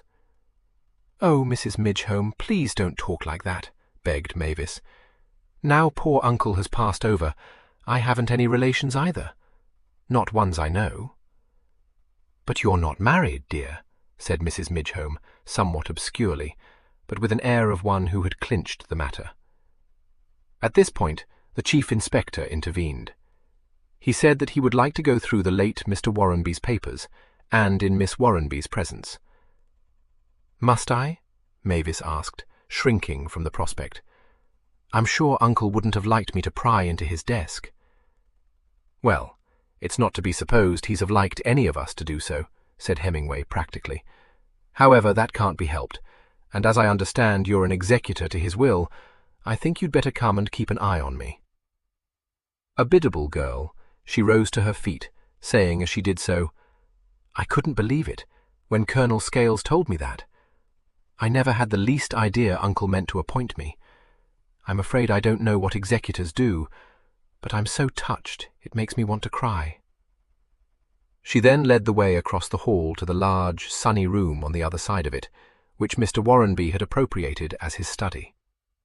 She paused on the threshold and smiled wanly upon Hemingway. I expect you'll think me very foolish, but I hate going into this room. Of course, I know he wasn't. I know it didn't happen there, but still I can't help looking for him when I go in. And I want to get rid of that seat in the garden at once. That is, if the police don't mind. I know nothing must be touched until you say so. No, I don't mind. Very natural you should want to get rid of it, said Hemingway, stepping into the study and looking round. Every time I see it, it reminds me, said Mavis, shuddering. My uncle very rarely sat out of doors. It was really my favourite seat, which seems to make it worse somehow. Doesn't it seem dreadful to think that if it hadn't been so terribly hot, I don't suppose he ever would have taken his work out into the garden, and then none of this would have happened. The Chief Inspector, who was growing tired of these gentle inanities, agreed to this, and nodded to the constable who had been sitting in the room reading a newspaper. "I thought it best to leave a man on duty till you came, sir," explained Sergeant Carsthorne. "We couldn't very well seal the room on account of the telephone. It's the only one in the house." A slight twinkle was in the Chief Inspector's eye as his gaze alighted on the instrument, which stood on Sampson Warrenby's desk. It appeared to him that Miss Warrenby must have been obliged to enter the study a good many times since the murder of her uncle. As though she read his thought, Mavis said, "I've come to dread the sound of the telephone bell." The room, which had obviously been swept and dusted, was very neat, the papers on the top of the desk on which Sampson Warrenby had been working having been collected into one pile and tied up with red tape, and all the drawers in the desk sealed. The sergeant explained that the papers had been scattered over the top of the desk, the fountain pen, now lying tidily amongst several pencils in a little lacquer tray, uncovered beside them. Hemingway nodded, and sat down in the chair behind the desk, an action from which Mavis averted her eyes. "Well now, Miss Warrenby, I take it I have your permission to see if there's anything here that might have a bearing on the case?" he said, cutting the tape round the papers. "Oh, yes, though I'm sure there can't be anything. I should so like to feel that the whole thing was an accident, and then more I think about it, the more I believe it was. People are always shooting rabbits here, in fact. I know my uncle several times complained to Mr. Ainstable about it, and said he oughtn't to allow it on the common. Poachers, too. Don't you think it might have been an accident?" Hemingway, disinclined to enter into argument, said that it was too early for him to give an opinion. He ran quickly through the sheaf of documents, which concerned the efforts of a landlord to dislodge a tenant and stretched over several months.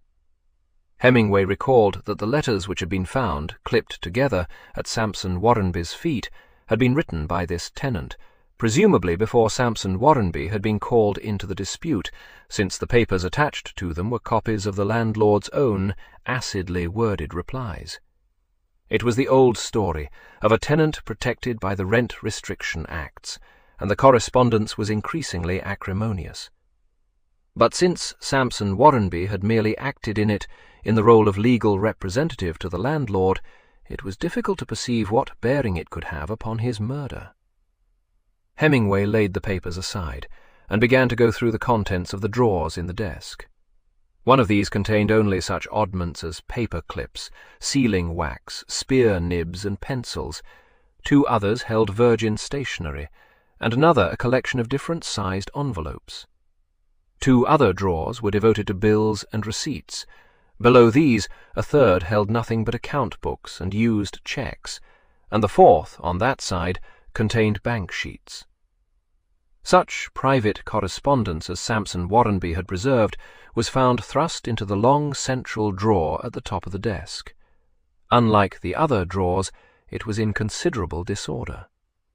Before touching its contents, Hemingway considered it with a look of bird-like interest. "Would you say your uncle was a tidy man, Miss Warrenby?" "Oh, yes. Uncle hated things to be left about." "Is this how you'd expect to find a drawer in his desk?" She blinked at it. "I don't know. I mean, I never went to his desk. I shouldn't have dreamed of opening any of his drawers." "I see. Well, if you've no objection, I'll pack this lot up and go through it at my leisure. Then you won't have to have the house cluttered up with policemen any longer. Everything will be returned to you in due course." He got up. "See to it, will you, Harbottle? Now, Miss Warrenby, are there any other papers? No safe in the house?" "Oh, no. Uncle kept all his important papers at the office, I think." "Then I won't be taking up any more of your time," he said.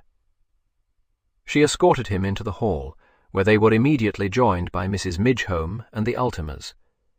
Delicacy had prevented Mrs. Midgehome from accompanying them to the study, but she was plainly agog with curiosity, and would have done her best to ferret out of the Chief Inspector the discovery of a possible clue, had not Miss Patterdale at that moment walked in at the open front door. As she was accompanied by her lumbering canine friend, an 81 scene of great confusion followed her entrance, Mrs. Midgehome uttering dismayed cries, and both the Ultimers bouncing at the Labrador, Ulysses in a very disagreeable way, and Untidy in a spirit of shameless coquetry. Rex, though good-natured, took very little interest in the Ultimers, but Mrs. Midgehome was obsessed by the fear that he would one day lose patience with their importunities and maul them hideously. By this time she had succeeded in catching her pets and scooping them up into her arms, assuring them, quite unnecessarily, that there was nothing for them to be afraid of. Mavis had explained to Miss Patterdale that the stranger was a detective from Scotland Yard, and Miss Patterdale, screwing her glass still more firmly into her eye, had looked him over and said that she was sorry to hear it. "I knew that this was going to lead to a lot of unpleasantness," she said. "Well, it has nothing to do with me, but I do trust you won't wantonly stir up any scandal in Thorndon." "Oh, Miss Patterdale, I'm sure there isn't anything like that to stir up," said Mavis. "Nonsense. Everyone has something in his life he'd rather wasn't made public. Isn't that so? What's your name?" "I'm Chief Inspector Hemingway, madam, and I'm bound to say there's a great deal in what you say. However, we do try to be discreet." "For my part," said Mrs. Midgehome, "I often say my life is an open book," she added with a jolly laugh, "which anyone may read, even the police."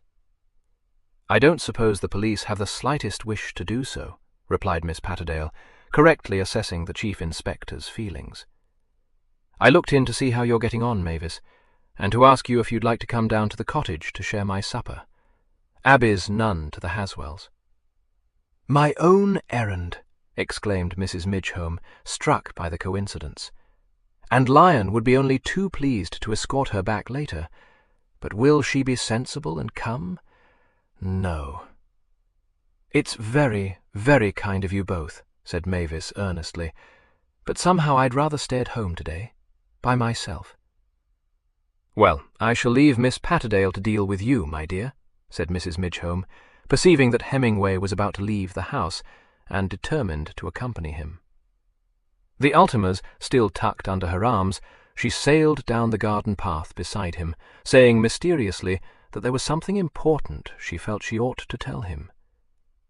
"I couldn't say anything in front of Miss Warrenby, so I just bided my time till I could get you alone," she said confidentially. The sergeant could have told Hemingway that Mrs. Midgehome was unlikely to have anything of the smallest interest to impart. He grimaced expressively at Harbottle, but that saturnine gentleman merely smiled grimly and shook his head. Encouraged by an inquiring look from Hemingway, Mrs. Midgehome said, "To my mind, there isn't a shadow of doubt who shot Mr. Warrenby.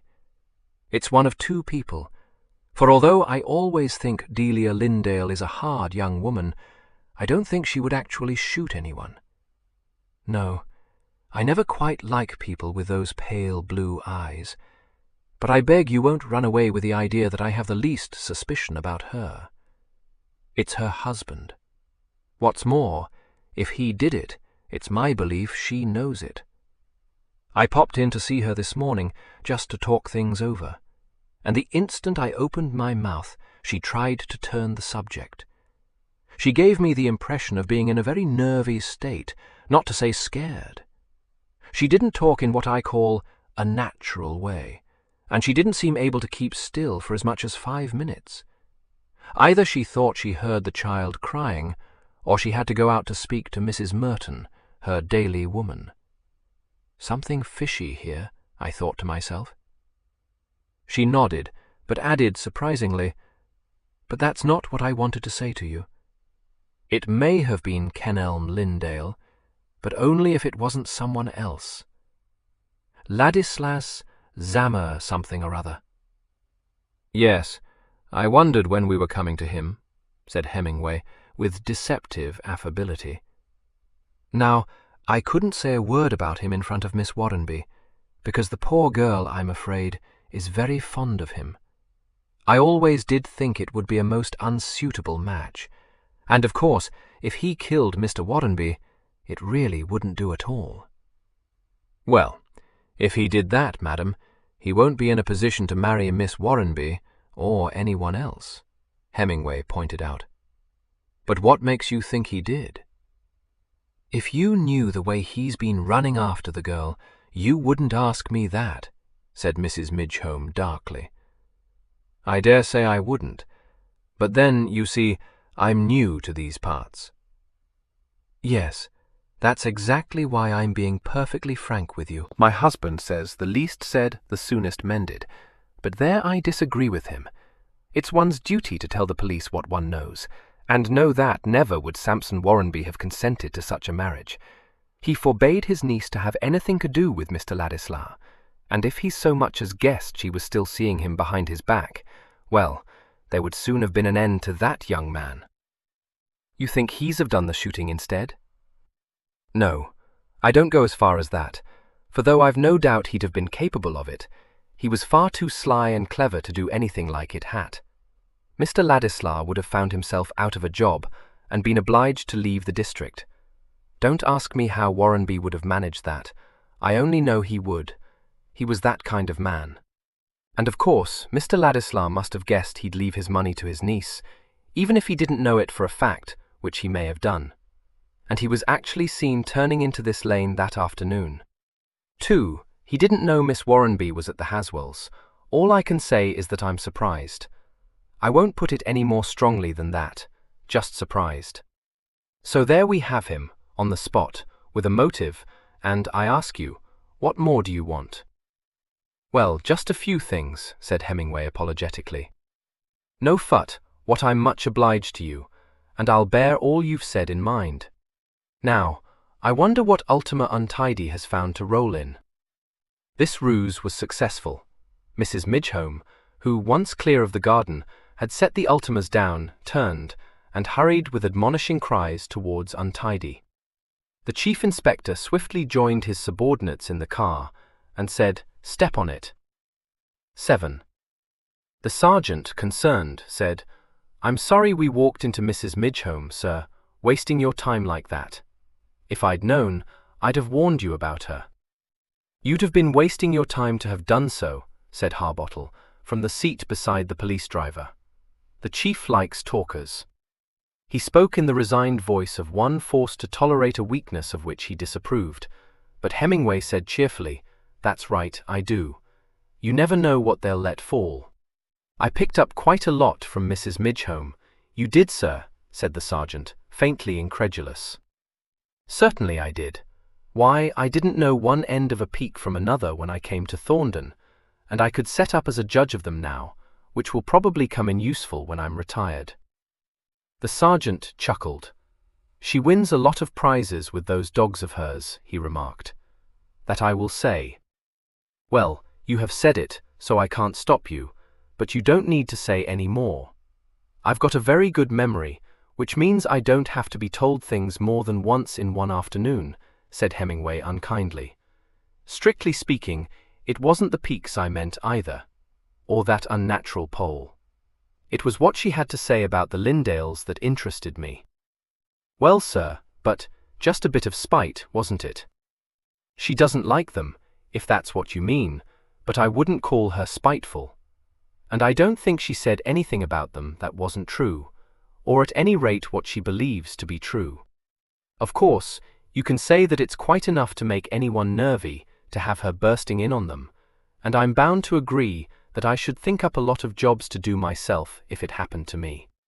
On the other hand, it isn't in human nature not to want to have a good gossip about a thing like this. Provided you know you're in the clear, that is. Anything known about these Lindales?" "Why, no, sir. I mean, there isn't any reason why we should know anything about them, barring what everyone knows. Seem to be quiet, respectable people, generally well liked in the neighborhood. They don't get about much, but I don't know that it's to be expected they would. Not with him having his hands full with the farm, and her with a baby, and only one daily woman to help her." "Fair enough," agreed Hemingway. "And what do you make of them never having anyone to stay?" "I don't know," said the sergeant slowly. "What do you make of it, sir?" "I don't know either," said Hemingway, "but I think it'll bear looking into. You can attend to that, Horace. If Lindale was a member of the stock exchange, it won't be difficult to get his dossier." "You mean," said the sergeant, his brow furrowed, "that Warrenby might have known something to Mr. Lindale's discredit, and was blackmailing him? Well, from all I've been able to gather about this bird, that sounds like just the sort of parlor trick he would get up to." "Yes, but whatever for?" objected the sergeant. "That's another of the things I don't know. Might not have been blackmailing him at all. If he happened to let on to Lindale that he knew something really damaging about him, Lindale might have shot him to make sure he didn't pass his information on." Depends on what it was, and what sort of chap Lindale is. I wouldn't have said he was that sort at all, said the sergeant. You may be right, said Hemingway, as the car pulled up outside Mr. Drybeck's house. But I once arrested one of the nicest, kindest, most fatherly old codgers you ever saw. You'd have said he couldn't have hurt a fly. Well, I don't know what he was like with flies. It wasn't the right time of the year. I arrested him for sticking a dagger into his brother's back. With this encouraging reminiscence, he got out of the car and trod up the path to Mr. Drybeck's front door. It was by this time past 7 o'clock, and Mr. Drybeck, whose housekeeper did not allow him to dine at a late hour, was just sitting down to an extremely depressing Sunday supper of cold ham, salad, and a pallid shape accompanied by a dish of custard. No one could be surprised that he showed no reluctance to leave this meal. Upon being informed that 2 gentlemen from Scotland Yard wished to see him, he threw down his napkin and went at once into the hall, and primly made these visitors welcome. "I was not unexpectant of a visit from the CID," he said. "A very shocking affair, Chief Inspector. I am able to state with certainty that such a thing has never before sullied the annals of our parish. I shall be happy to render you whatever assistance may be within my power. You will first, of course, wish me to account for my own movements at the time of this outrage. That is perfectly proper. Fortunately, my memory is a good one, and, I trust, exact, the result of legal training." He then, in the most precise terms, repeated the story he had told Sergeant Carsethorne already. At only one point did Hemingway intervene. He said, "You didn't hear the gong when it was sounded the first time, sir." "No, Chief Inspector, I did not, but that is not quite such a wonderful matter as it may appear. With your permission, we will put it to the test. There is the gong in question. If Sergeant Carsethorne will remain here, and in a few minutes' time sound it, moderately for that, she tells me, is how Emma sounded it on that first occasion, believing me to be within the house, we 3 will repair to the part of the garden which I was watering at the time, and the Chief Inspector may judge for himself whether or not it can be heard." "I don't think that'll be necessary, sir," said Hemingway. Mr. Drybeck raised his hand. "Pardon me, I should prefer you to put my word to the proof," he said sternly. He then led the 2 inspectors out into the back garden, through a small garden hall. "My domain is not extensive," he said, "but you will observe that it is intersected by several hedges. That one, for instance, shuts off the vegetable garden, and this one, which we are approaching, encloses my little rose garden. Here, gentlemen, I was engaged in watering when I was summoned to supper. Let us enter it." He stood back and waved to them to precede him through an arch in the tall yew hedge into a pretty square plot, laid out in rose beds, with narrow grass walks between, and a tiny artificial pond in the center. Once inside, he surveyed the garden with simple pride, and said, "You may be said to be seeing it at its best. A wonderful year for roses. You are looking at those red ones, Chief Inspector. Guard de Hollander, quite one of my favorites." "And I'm sure I'm not surprised, sir," said Hemingway. "You've certainly got a rare show here. And there's the gong, by the way." "I heard nothing," declared Mr. Drybeck suspiciously. "I didn't either," confessed Harbottle. "Not to be sure." "You must have imagined it," said Mr. Drybeck, inclined to be affronted. "I do not consider myself hard of hearing, not at all." "Well, I've got very quick ears, sir. What's more, I was listening for it. I'm quite prepared to believe that if you were busy with your roses here, you mightn't have heard it. In fact, I always was, but I'm glad you made me come. It's been worth it." He strolled forward to inspect a bed planted with Betty Upperchard. "I noticed some nice roses at Fox House, but nothing to compare with yours." "That I can well believe," said Mr. Drybeck. "I fancy my friend Warrenby cared very little for such things." "Did you know him well, sir?" "Dear me, no. I can lay claim to nothing but the barest acquaintance with him. To be frank with you, I did not find him congenial, and considered him quite out of place in our little coterie here." "Seems to have been unpopular all round," commented Hemingway. "That is true. I should be surprised if I heard of his having been liked by anyone in Thorndon. But pray do not misunderstand me, Chief Inspector. I flatter myself I know Thorndon as well as any man, and I know of no one in my own circle who had the smallest cause to commit the terrible crime of murdering him." "I am very glad you have come to see me, very glad indeed. There is a great deal of talk going on in the village, and I have been much shocked by some of the wild rumors I have heard. Rumors, I may say, that are set about by irresponsible persons, and have not the least foundation in fact. Imagination has run rife. But to the trained mind, I venture to say that this case presents no very difficult problem, and is not susceptible to any fantastic solution. Well, "I'm glad of that," said Hemingway. "Perhaps I'll be able to solve it." "I fear you will find it all too easy to do so. I have myself given the matter a good deal of thought, regarding it, if you understand me, in the light of a chess problem. I am forced to the conclusion, the very reluctant conclusion, that all the evidence points one way, and one way only. One person had the opportunity and the motive, and that person is the dead man's niece." Inspector Harbottle's jaw dropped.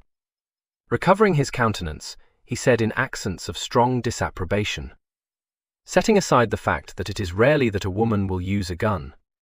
"That," interrupted Mr. Drybeck smartly, "is what is said every time a woman does use a gun." "Setting that aside, sir," said Harbottle obstinately, "I never saw a young lady less like a murderess." "Pray, is it your experience, Inspector, that murderesses, or for that matter, murderers look the part? It is my belief that Miss Warrenby is a very clever young woman." "Well now, that's highly interesting," said Hemingway, "because I'm bound to say she doesn't give that impression." Mr. Drybeck uttered a shrill little laugh. "I've no doubt she impressed you, as a woman overcome by the death of a dear relation.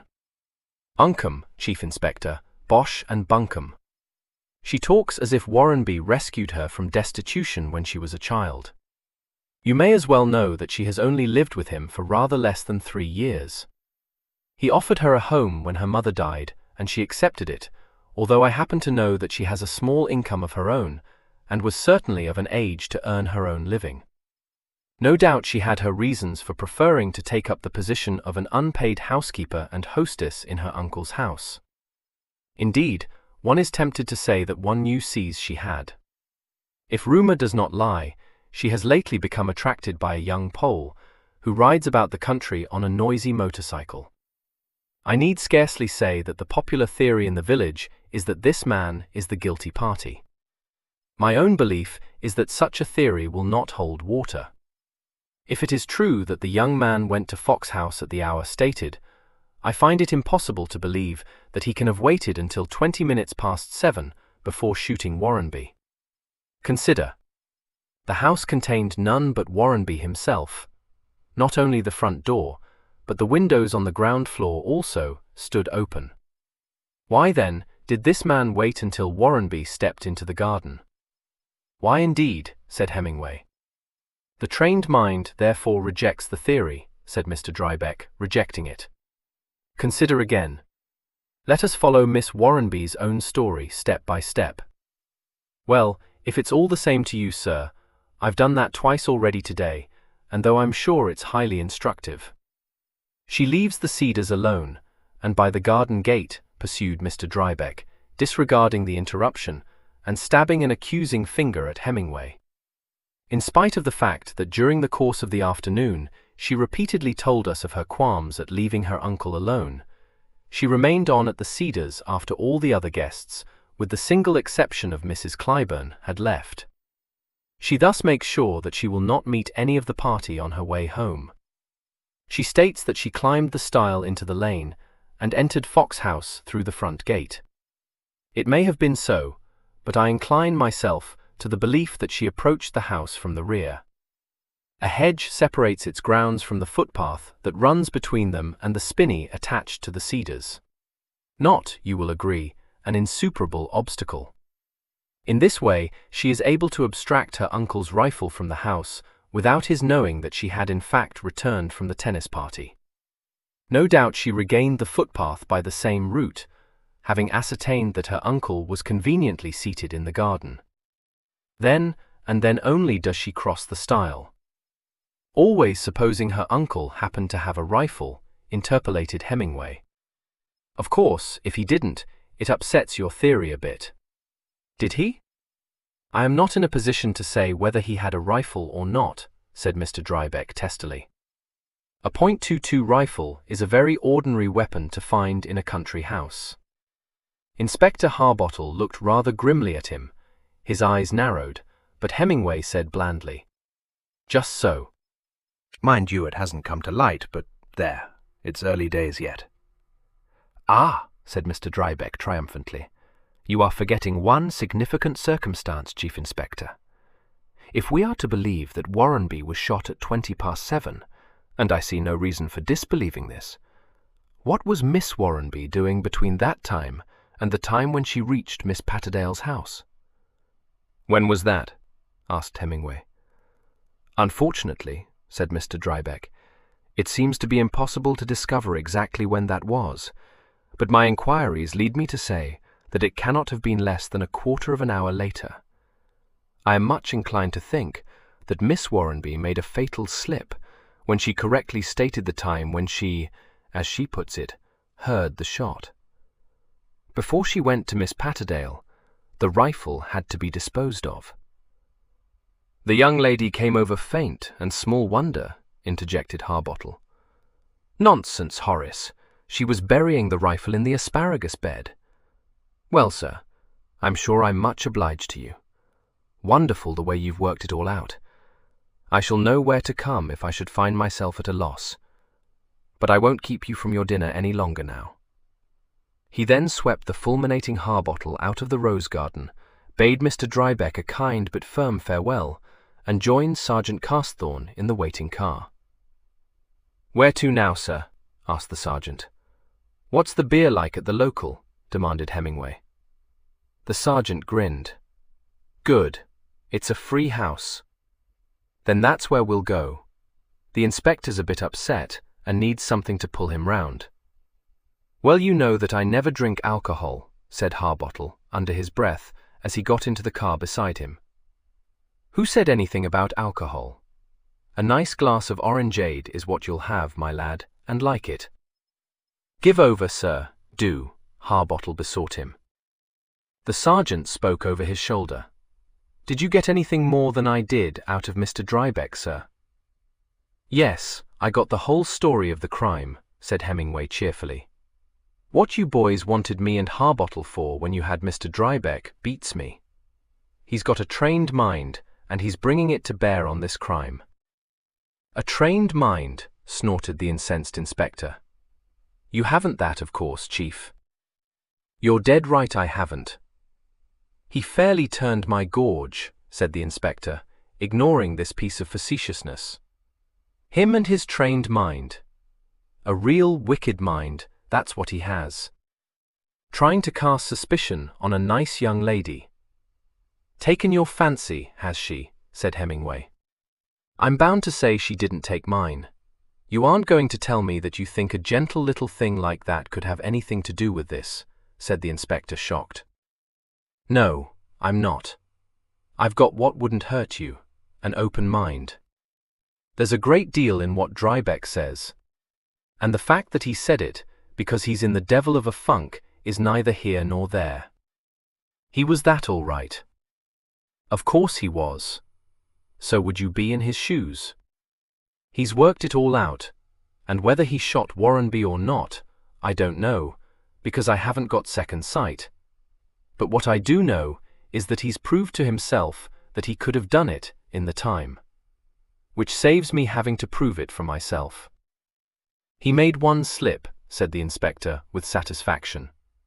"How did he know Warrenby was shot with a .22 rifle?" "Yes, I can see you think he knew that because it was him did the shooting. You may be right, but it wouldn't surprise me if the whole village knows it." "If they do, it's Dr. Warcop who's told them," said the sergeant, who had been listening intently. "Him or that fool, Hobkirk. The pair of them are so pleased with themselves for having been in on this, that I wouldn't be surprised if they started giving talks about it on the air. A fat chance we shall have of rounding up all the 22s now that everyone's been tipped off. I ought to have done it the instant we got that bullet." "Well, don't take on about it," recommended Hemingway. "Unless this bird we're after has broken loose from Broadmoor, you never had a chance of rounding up anything but a lot of innocent rifles.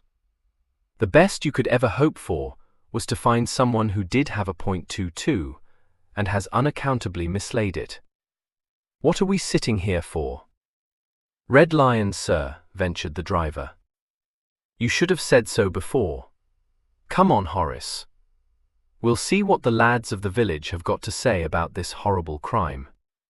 Properly speaking, We ought to leave you outside Casthorne, because you'll very likely cramp my style. However, I dare say they've all had a good look at the car by now, so you may as well go in with us." "Well, there's one person as has seen us, sir," said the sergeant, after a glance at the Red Lion. "That's Mr. Plenmeller, sitting in the window." "I don't know but what I wouldn't as soon wait in the car." "What you want to do is get the better of these prejudices of yours," said Hemingway severely.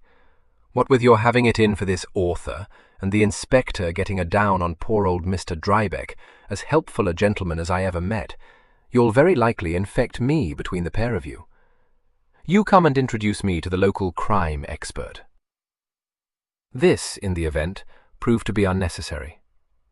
No sooner had the three officials entered the bar parlour than Gavin Plenmeller, who was standing drinks to Miss Derham, Major Midgehome, and young Mr. Haswell, hailed them with every evidence of delight.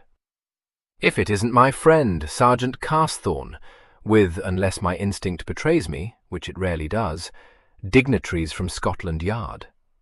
Come over here, Sergeant. You'll never guess what we've been talking about. George, serve these gentlemen, and chalk it up to my account.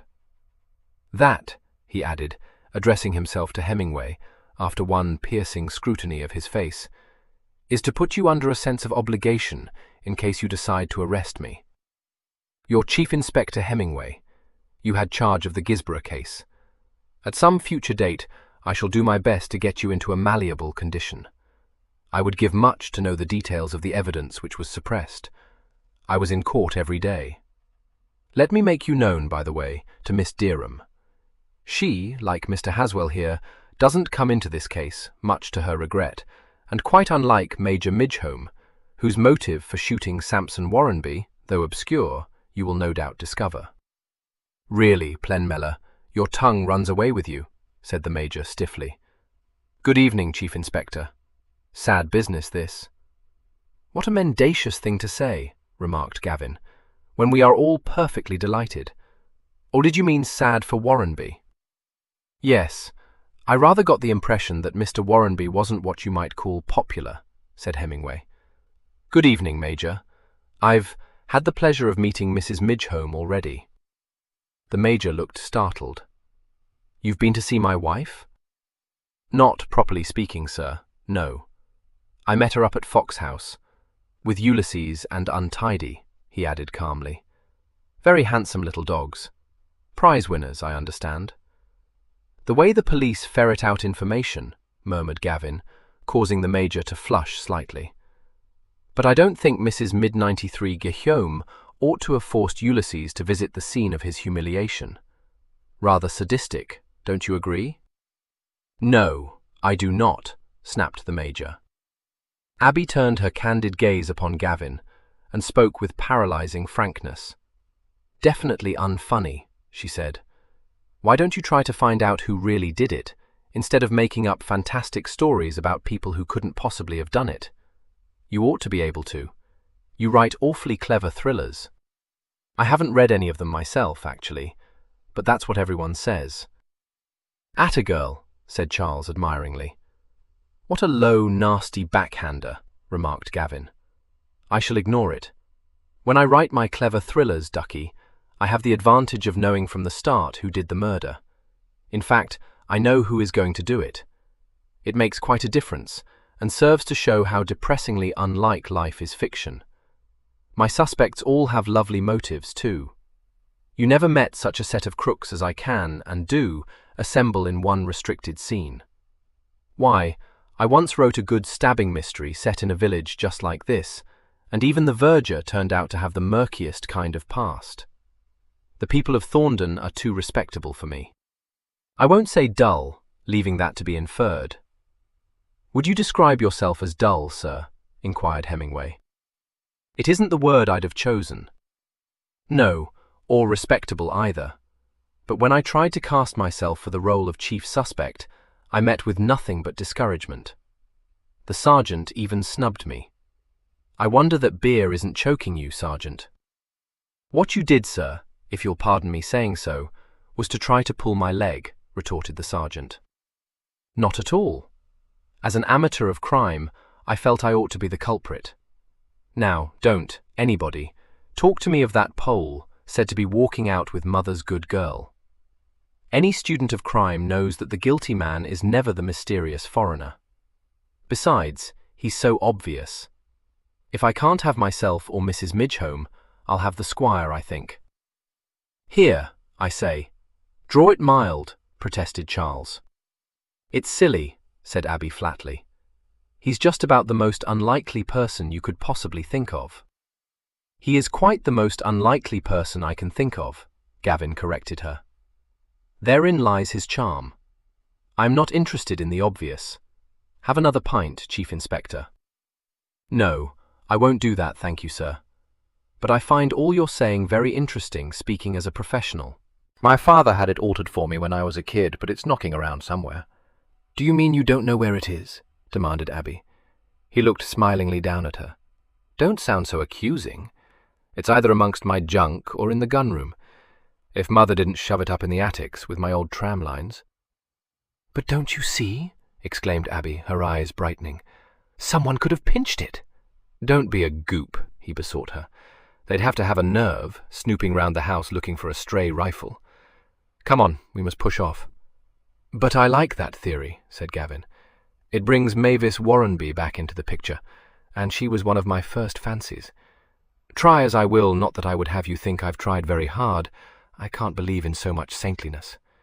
You ought to have seen her after church this morning. Such a brave little woman, nobly doing her best to bear up under heavy sorrow. A schoolboy's gun would have been just the thing for her.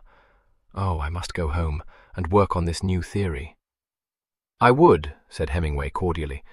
You might tell me before you go whether you've got a .22 rifle as well as Mr. Haswell. I haven't the least idea, but I should think very probably. I don't shoot myself, but my half-brother had several sporting guns. Would 97 you like to come and see for yourself? Thank you, I would, sir, said Hemingway, getting up. No harm in making sure, and no time like the present. You two can wait here for me, he added to his subordinates. I shan't be long. I understand you live quite close, don't you, sir?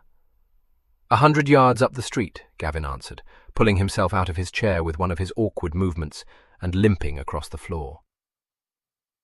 Outside the inn, having parted from Charles and Abby, the Chief Inspector set a moderate pace and was rewarded for his consideration with a snap. Let me assure you that ungainly though my gait may be, it does not necessitate my walking at a snail's pace, said Gavin, an edge to his voice. That's good, sir, said Hemingway. A war injury? I took no part in the war. I was born with a short leg. Very hard luck, sir. Not in the least. I'm sure I should have disliked soldiering heartily. It does not discommode me in the saddle, and since hunting is the only sport I have the least desire to engage in, any sympathy you may be silently bestowing on me is entirely wasted. Do you get much hunting, sir? No, I cannot afford it. It doesn't run to more than one decent hunter. Not a bad-looking horse, and not a bad performer on his going days. Other times it's a hit 'em and leave 'em, but he hasn't gone back on me yet. Your brother didn't hunt? No, he was such a dreary type, always either treacling trees or observing the habits of some birds and shooting others. What made him commit suicide, if I may ask? I've told you. I did. With his dying breath he told me so, and you have to believe dying words, don't you? Well, I wouldn't, so to say, bank on them, not under those circumstances. In my experience, the sort of messages suicides leave behind them would be better put straight on the fire, because they only bring a lot of misery on people that in 9 cases out often don't deserve it. Oh, would you put it as strongly as that? I thought it was so annoying of him, like uttering a dirty crack and then walking out of the room before it can be answered. We have now reached my 98 ancestral home. Go in. The Chief Inspector stepped through the gate in the wall and paused for a moment, looking at the gracious house before him. Like it? Gavin asked. Yes, sir. Don't you? Aesthetically, very much. Sentimentally, a little. Practically, not at all. The plumbing is archaic. The repairs, if I could undertake them, would be ruinous, and to run it properly, a staff of at least 3 indoor servants is necessary. I have 1 crone and a gardener groom, who also does odd jobs. He led the way up the flagged path to the front door and opened it. "The room my brother used, amongst other things, as his gun room, is at the back," he said, limping past the elegant staircase to a swing door covered in moth-eaten brown baize. "Kitchen premises," he said over his shoulder. "Here we are." He opened a door and signed to the chief inspector to enter. "A disgusting room," he remarked. "It reeks of dogs, and always will. My brother's spaniels used to sleep in it, a revolting pair, gushingly affectionate, and wholly lacking in tact or discrimination. Guns over here." He went to a glass-fronted case and opened it. "Quite an armory, as you perceive, including a couple of hammer guns, which must have belonged to my father. Yes, I thought Walter would probably have a .22. Take it and do what you will with it." He lifted it out of the case as he spoke, but paused before handing it to Hemingway, and said, with a twisted smile, "Oh, that was unworthy of the veriest tyro, wasn't it? Now I've left my fingerprints on it. That might be quite clever of me, mightn't it?" "Not so very clever," said Hemingway. "Something tells me that the gun I'm after won't have any prints on it at all. Mind if I borrow this, sir?" "No, and much good would it do me if I did mind. Would you like to fire it into my marrow bed? I expect we can find some ammunition for it." "Not my department, sir," Hemingway said, tucking the rifle under his arm. "I'm much obliged to you, though." He took his leave of Gavin on the doorstep, and found, when he stepped through the gate again, that the police car was drawn up outside. He got into the back, beside Inspector Harbottle, and propped the rifle up between them. "Well, I'll say this for you. You're a zealous lot of chaps," he remarked. "Where do you wish to go now, sir?"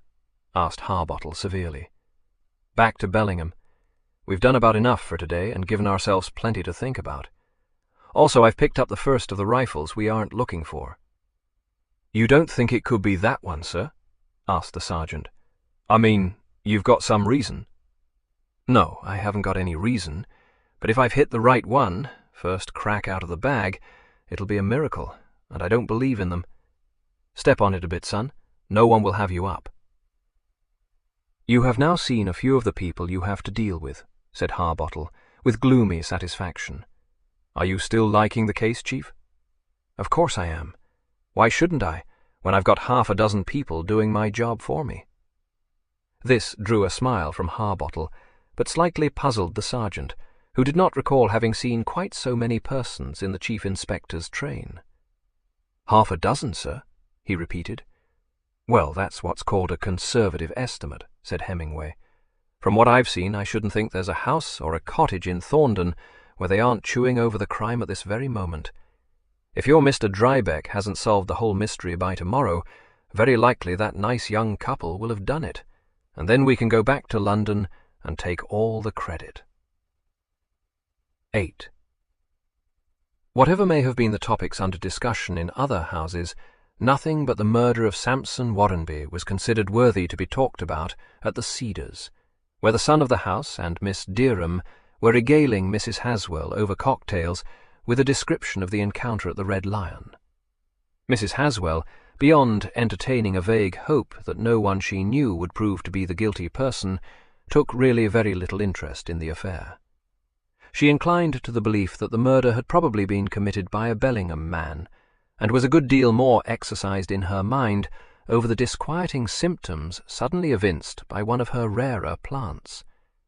However, she and Miss Patterdale were agreed that although it was disagreeable to persons of their generation to have a murder committed in their midst, it was very nice for the children to have something to occupy them, Thorndon being such a quiet place, with really nothing to do in it at this season except to play tennis.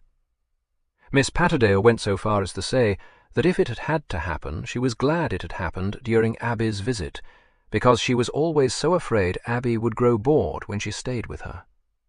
Mrs. Haswell said, yes, she felt the same about Charles, but privately she thought a murder had not been necessary to keep either Charles or Abby from a state of boredom. "I rather liked the chief inspector, didn't you?" Abby said. "The other one had a quelling sort of a face, though, much more like what one imagines. I do wonder what they're doing." I thought the chief was leading us all on to talk. I was afraid you were going to come out with your theory. Like Gavin. You are a beast, Charles, as though I would. All the same, I bet I'm right. Abby thinks old Drybeck did it, Mum. Oh, no, dear, I shouldn't think so, said Mrs. Haswell, quite unperturbed. He's lived here for years. Charles, accustomed to the workings of his mother's mind, grinned appreciatively, but said, "The end of it will be, of course, that he'll have her up for slander." Again Mrs. Haswell demurred, this time on the ground that Mr. Drybeck was Miss Patterdale's solicitor. "Yes, and if I'm right, he won't be able to have me up for anything," Abby pointed out. "He's the one person who fits in." "No, he isn't," Charles contradicted. "He doesn't fit in half as well as Mavis." "Oh, do shut up about Mavis," begged Abby. "She couldn't possibly have done it. She's far too dim." "If you ask me, she's a dark horse." It's a pity you shirked coming to church this morning. I don't like Gavin, but he was dead right about her. Talk of overacting. She was doing the heartbroken heroine all over the shop, accepting condolences and drivelling about her dear uncle's kindness and being alone in the world, until even Mummy Kelt sick. "Well, no, darling, not sick exactly," said Mrs. Haswell. "It was all a little insincere, but I expect she feels that's the way she ought to behave. There's something about death that turns people into the most dreadful hypocrites. I can't think why. I was just as bad when your grandfather died, until your father pointed out how disagreeable and exacting he'd been for years, wearing poor Granny out and never being in the least pleased to see any of us." "You weren't the same as Mavis at all," said Charles. "You didn't pretend he'd been a saint and tell everyone you wished he hadn't left his money to you." "No, darling, but I always knew he must have done that, and in any case it didn't come to me till Granny died. Not that I should have rayed anything so silly." "Yes, but that's just the kind of thing one would expect Mavis to lay," Abby pointed out. "There was a girl at school awfully like her, always saying, 'Oh, I don't think we ought to,' and being kind and forgiving to everyone and saying improving things. She was the most ghastly type. And the worst thing about people like that is that they actually believe in their own acts. I wouldn't mind half as much if they were doing it deliberately and stayed honest inside, but they don't. Geoffrey Silloth says hypocrisy is a deadly drug which finally permeates the whole system. And in any case," she added, struck by a powerful thought, "can you see Mavis firing a gun?" "I didn't see it," said Charles with emphasis. "All I know about her is that she chose to come down here and act as a sort of unpaid drudge for an out-and-out swine who wasn't able to call decently polite to her, rather than get a job and be able to call her soul her own. And I never knew why till yesterday." "Well, dear, until yesterday you never really thought about it at all, did you?" interpolated his mother mildly. "She said she felt it was her duty to look after dear uncle," said Abby. "Baloney," said Charles scornfully. "I may not have thought much about it, but I do recall that in one of her expansive moments she disclosed that it was such a surprise to her when dear uncle wrote to offer her a home because she had never even met him. So if you're nourishing a vision of Warrenby being the prop of his sister-in-law's declining years, can it? He offered Mavis a home because, for one thing, he needed a hostess in his big social climb, and for another, he thought it would be grand to have a housekeeper and general dog's body he wouldn't have to pay and could bully." "Yes, that's perfectly true," conceded Abby. "But I still say she didn't do it. Do you know what I did when you were all at church this morning? I walked down to Mr. Drybeck's house, and then cut back to Fox House, across the common, timing myself, and I found he could have done it easily. It took me exactly 6 minutes to reach the gorse bushes. What's more, there's plenty of cover, because there are lots of bushes and things on that part of the common. I don't say Drybeck couldn't have done it in the time, but I don't suppose he'd walk as fast as you did. He's too old." "What rot," said Abby scornfully. "He's as thin as a herring, and look at him on the tennis court." At this moment Mr. Haswell walked into the room, saying, as he shut the door, that if Charles must borrow his clothes, he did wish he would sometimes put them back where they belonged, instead of leaving them all over the house. He said this without ill will, and certainly without any hope that his words would bear fruit, and his son replied, as he invariably did, "Sorry, Dad," and then dismissed the matter from his mind. Mr. Haswell, having by this time observed that a guest was present, shook hands with Abby, favouring her with an appraising look, which rather surprised her, since she was well acquainted with him and quite unaccustomed to exciting more interest in him than he felt for any of his son's young friends, all of whom he received in an uncritical and incurious spirit. Fortunately for her self-possession, she did not know that this keen scrutiny was due to certain mysterious words uttered by Mrs. Haswell into his private ear on the previous evening. He was a well-built man, with a square, rather impassive countenance, and a taciturn disposition. And although he was a pleasant host, and accepted with perfect equanimity all the young people who invaded his house, and danced to the radio, or argued loudly and interminably on such subjects as surrealist art, Anglo-Soviet relations, and the ballet, most of Charles's friends stood in considerable awe of him. Appealed to now by Sampson Warrenby, he replied calmly, "Certainly not," and poured himself out a glass of sherry. "Well, that's Abby's theory. I think it's possible, but my own bet is that it was Mavis. What's your view, Dad?" "That you'd both of you do better to leave it to the police, and not talk quite so much about it," replied his father.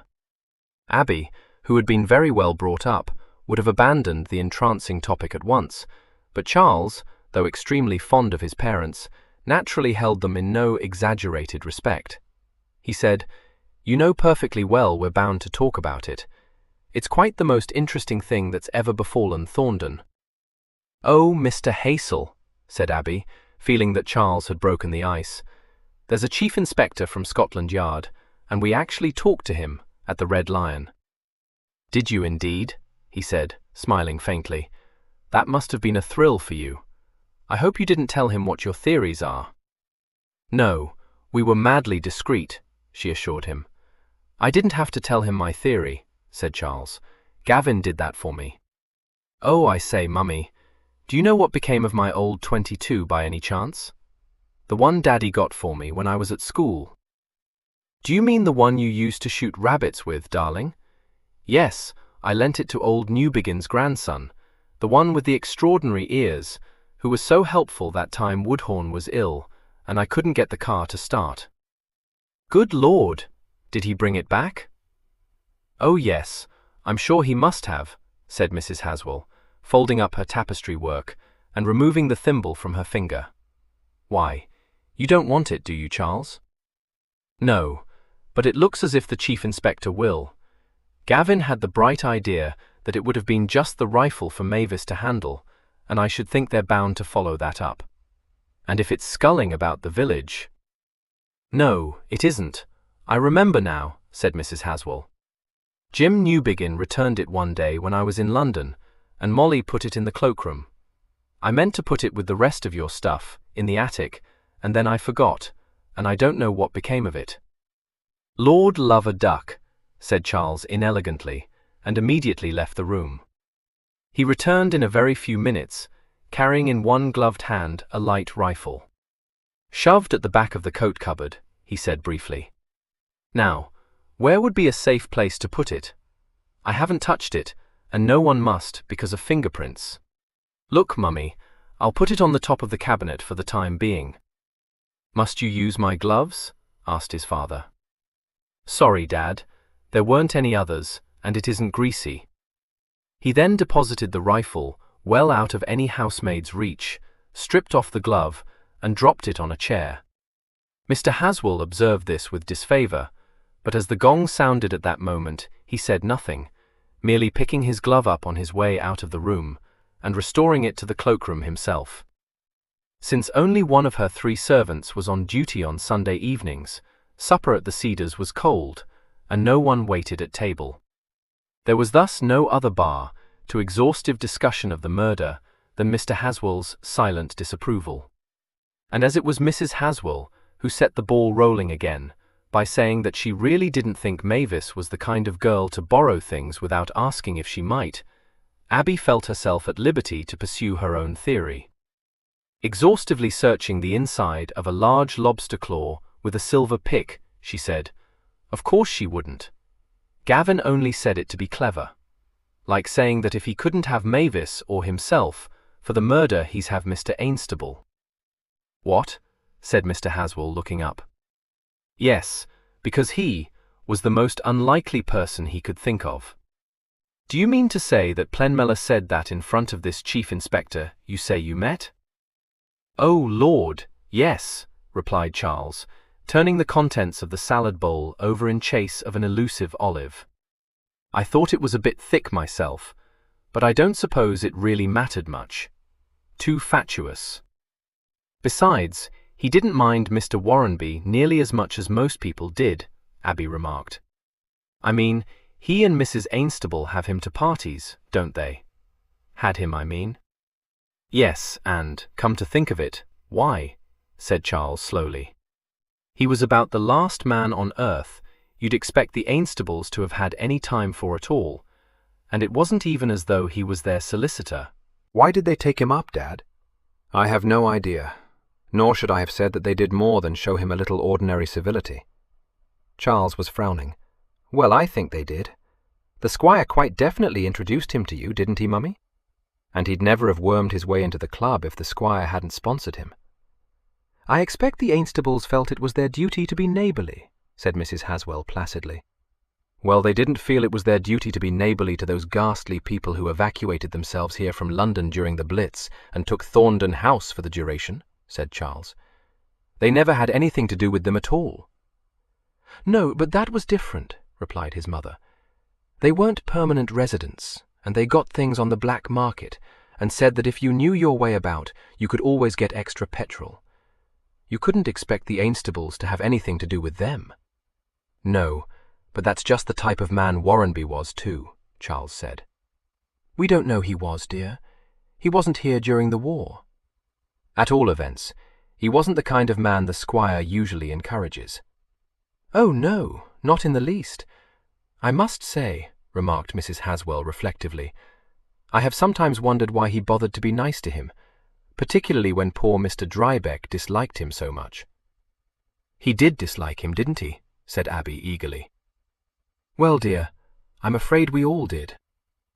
But Mr. Drybeck much more than most people. Charles, I can't think how you can be so dim about this. Going on and on about Mavis when all the evidence points to Mr. Drybeck. It doesn't. Besides, yes, it does, Abby insisted. He had a motive for one thing. Not just hating Warrenby, but being done down by him, which I know from things Aunt Miriam's told me. Losing clients to him, and Warrenby pulling fast ones on him. Abby, me sweet, be your age, Charles besought Tia. Look at poor old Thaddeus, the most respectable body. Like Armstrong, she flashed. That's what's been in my mind all day. He's a solicitor too, and it's almost the same motive. Armstrong was a respectable little man, no one ever dreamed would murder anyone. But he did. So it's no use saying the motive isn't strong enough.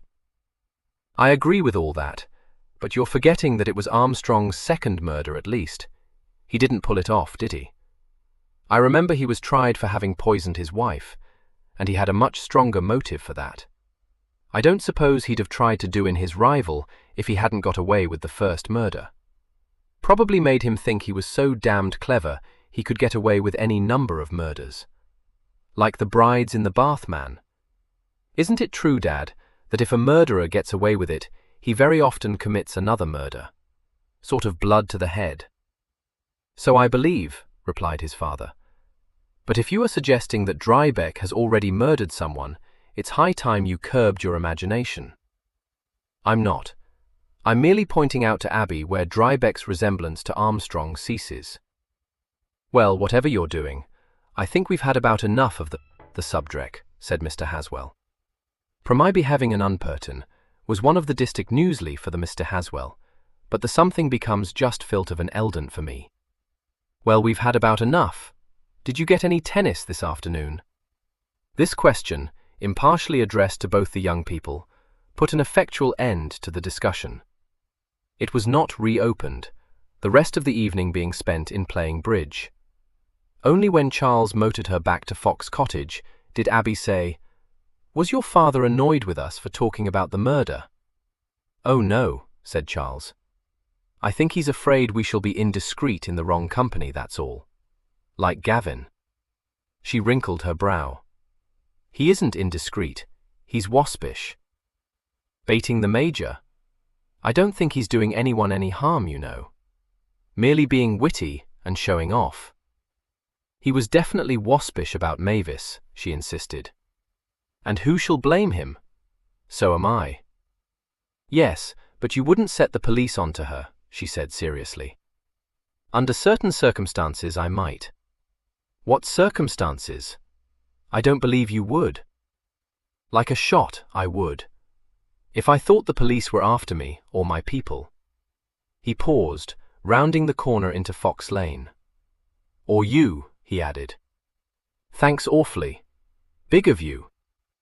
"I'm like that," he said unctuously, pulling up outside Fox Cottage. "Nothing I won't do for the people I love."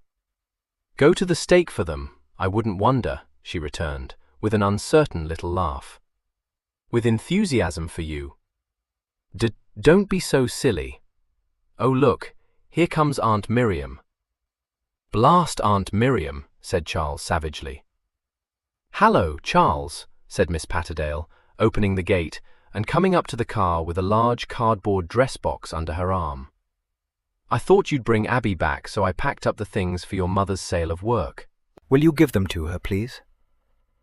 He took the box from her and threw it somewhat unceremoniously onto the back seat.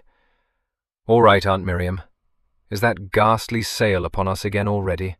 Hell. What about running down to the sea tomorrow after tea, Abby? I'll look in the morning on my way to the office and see how you feel about it. Night, Aunt Miriam." "Nice boy, Charles," remarked Miss Patterdale, accompanying her niece up the path to the front door. "Did you solve the mystery between you?" "No. Actually, Mr. Haswell rather squashed us. I say, Aunt Miriam, you know Charles and I looked in at the Red Lion for a short one before we went on to the Cedars. Well, we were having drinks with Gavin and Major Midgehome when that detective who interviewed Mavis walked in. And whoever do you think he brought with him?" "2 detectives from Scotland Yard," said Miss Patterdale promptly. "I met them up at Fox House." "Oh, no. Did you really? What did you think of the little one, the Chief Inspector? I rather fell for him. He's got a sense of humour, and he handled Gavin a fair treat." "I should say," responded Miss Patterdale grimly, "that he is adept in handling people a fair treat, as you put it. You should have heard him with Flora Midgehome. I knew this would lead to trouble." "No, why should it? Only for the murderer, and you don't mind that, do you?" "Certainly not. But it won't be only for the murderer if I know anything about it. There won't be a skeleton in Thorndon that isn't dug up. Don't tell me. Your chief inspector said that they always tried to be discreet. I don't know whether he thought I believed him. I suppose you know he called on Thaddeus Drybeck?" "No. What happened? Tell me." "I don't know, except that he's made Thaddeus behave like a cat on hot bricks. He came up here after supper with one of the feeblest excuses I've ever heard, and tried to make me remember what time it was when Mavis came to tell me her uncle had been killed. I'm not surprised he's losing ground in his practice. Make him grasp that I wasn't likely to remember something I'd never known, I could not. I couldn't think what he was after. You'd never guess what it turned out to be. He's trying to prove that Mavis killed her uncle. Silly old fool. The fact of the matter is, he's lived the whole of his life wrapped up in cotton wool, and this affair has frightened him out of his wits." Abby, who was trying to pour out a glass of lemonade without allowing the scraps of peel to slide out of the jug, suspended her operations to stare at her aunt. "Is he really scared?" she asked. "Then it all goes to show. Why should he be scared if he had nothing to do with it? Trying to divert suspicion onto someone else, too." Miss Patterdale was rather amused by this. "Well, you all of you seem to suspect someone, so why shouldn't he?" "No, only Charles and me, really, because Gavin isn't serious. The Haswells don't suspect anyone, and the Major doesn't either." "Flora does," said Miss Patterdale with a short bark of laughter. "Lord, what a fool that woman can be! She can't make up her mind whether that Pole did it, or the Lindales, either one of them, or both." "The Lindales?" repeated Abby, considering this suggestion dispassionately. "I don't know them well enough to say. Why does Mrs. Midgehome think they might have?" "No reason at all. Mrs. Lindale has been a little standoffish to her. Don't blame her." "What do the Lindales themselves say about it?" "My dear girl, you don't suppose I've been up to Rushiford, do you? I've no idea." "Oh, no. I just thought you might have seen them after church." "They aren't churchgoers. At least, he isn't. I don't know what she may do. I believe she isn't R.C. "Oh, Aunt Miriam, why did the Ainstables take Warrenby up?" "It's news to me that they did," said Miss Patterdale curtly. "Aunt Miriam, I distinctly remember you saying once that you couldn't imagine why the Squire tolerated him." "Tolerating people isn't the same as taking them up. Who's been putting this idea into your head?" "Gavin more or less started it." "He would," interrupted Miss Patterdale, her eyes snapping. "Oh, he didn't say anything about that. He was only talking rot about the Squire having done the murder because he was the least likely person," said Abby, not very lucidly. "And that made Charles ask his father exactly what I've asked you." "It did it? And what did Mr. Haswell say?" Abby laughed and gave her a hug. He was rather snubbing. "Like you, Angel." "So I should hope.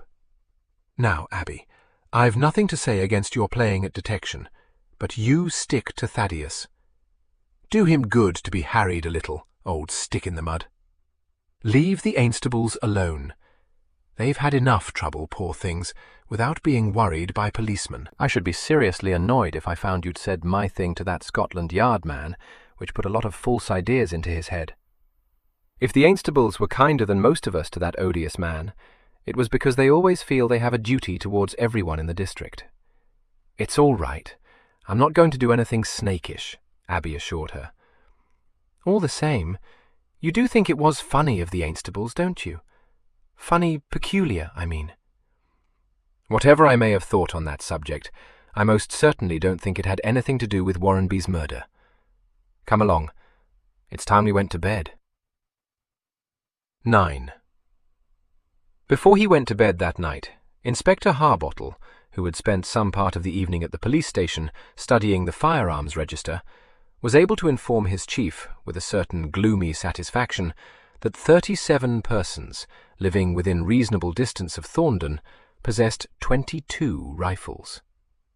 "And that, mind you, is only within a 20-mile radius," he added, unfolding a piece of paper. Hemingway, who had himself been engaged with the papers he had taken from Sampson Warrenby's desk, perceived that he was about to read his list aloud, and instantly discouraged him. "I don't want to hear you reciting the names of a lot of people I've never heard of, Horace. Checking up on the rifles is a nice job for the locals, and one that'll just about suit them. You tell me who owns a .22 in Thorndon. That'll be enough to be going on with." "It wouldn't surprise me if we had to throw the net much wider," said Harbottle. "You're very optimistic, Chief, but—" "Get on," commanded Hemingway. The inspector cast such a glance upon him as Calvin might have bestowed on a backslider, but replied with careful correctitude. "Very good, sir. According to the register, there are 11.22 rifles in Thorndon. That includes 3 belonging to farmers living just outside the village, which I dare say you aren't interested in." "You're right. And if I have any cheek from you, Horace, I'll give you the job of checking up on the whole 37. Cheered by this threat, the inspector permitted himself to smile faintly. "Well, "The squire has one," he offered. "Likewise a chap called Eckford, his agent, and a John Henshaw, gamekeeper. Setting aside the possibility that someone might have got hold of their rifles unbeknownst, there doesn't seem to be any reason, from what Carthorne tells me, to think they could have had anything to do with the case. Next, there's Kenelm Lindale. He has one, which he lent to Ladislas the Pole not so long ago." "I remember that one," interpolated Hemingway. "I thought you would," said Harbottle, eyeing him with melancholy pride. "Then there's young Mr. Haswell's, which he spoke about, and Mr. Plenmeller's, which you picked up. Josiah Crayling has one. He's the landlord of the Red Lion, and the last belongs to Mr. Clyburn, the vicar. Mr. Drybeck's got a shotgun only, and Major Midgholm's hanging on to his service revolver and 6 cartridges, which there's a fight about every time his firearms license is due for renewal. So far he's managed to keep them." He folded his list and put it back in his pocket. "That's the lot, Chief, so far as the register goes. Do you want Carthorne to pull them all in?" "What, the whole 37? 11, Harbottle corrected him. "Call it 8, Horace. If all else fails, maybe I'll start to take an interest in these 3 farmers of yours. But so far, I've got enough on my hands without annoying people that very likely wouldn't have recognized Warrenby if they'd met him in the street. Tell Carthorne to make the usual inquiries, and not to go cluttering poor old Narsdale up with a lot of rifles which their owners can account for." He paused and considered for a moment.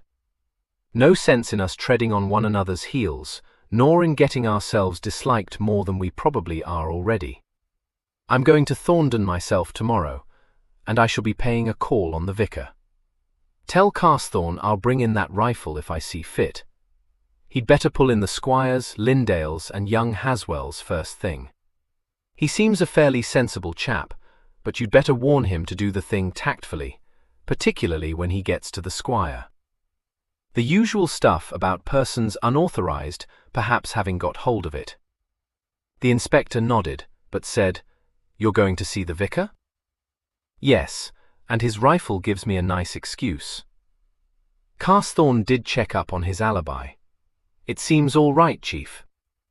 "That's why I need an excuse. By what the Colonel tells me, this Reverend Anthony Clyburn is just the man I want to give me the lowdown on this high-class setup.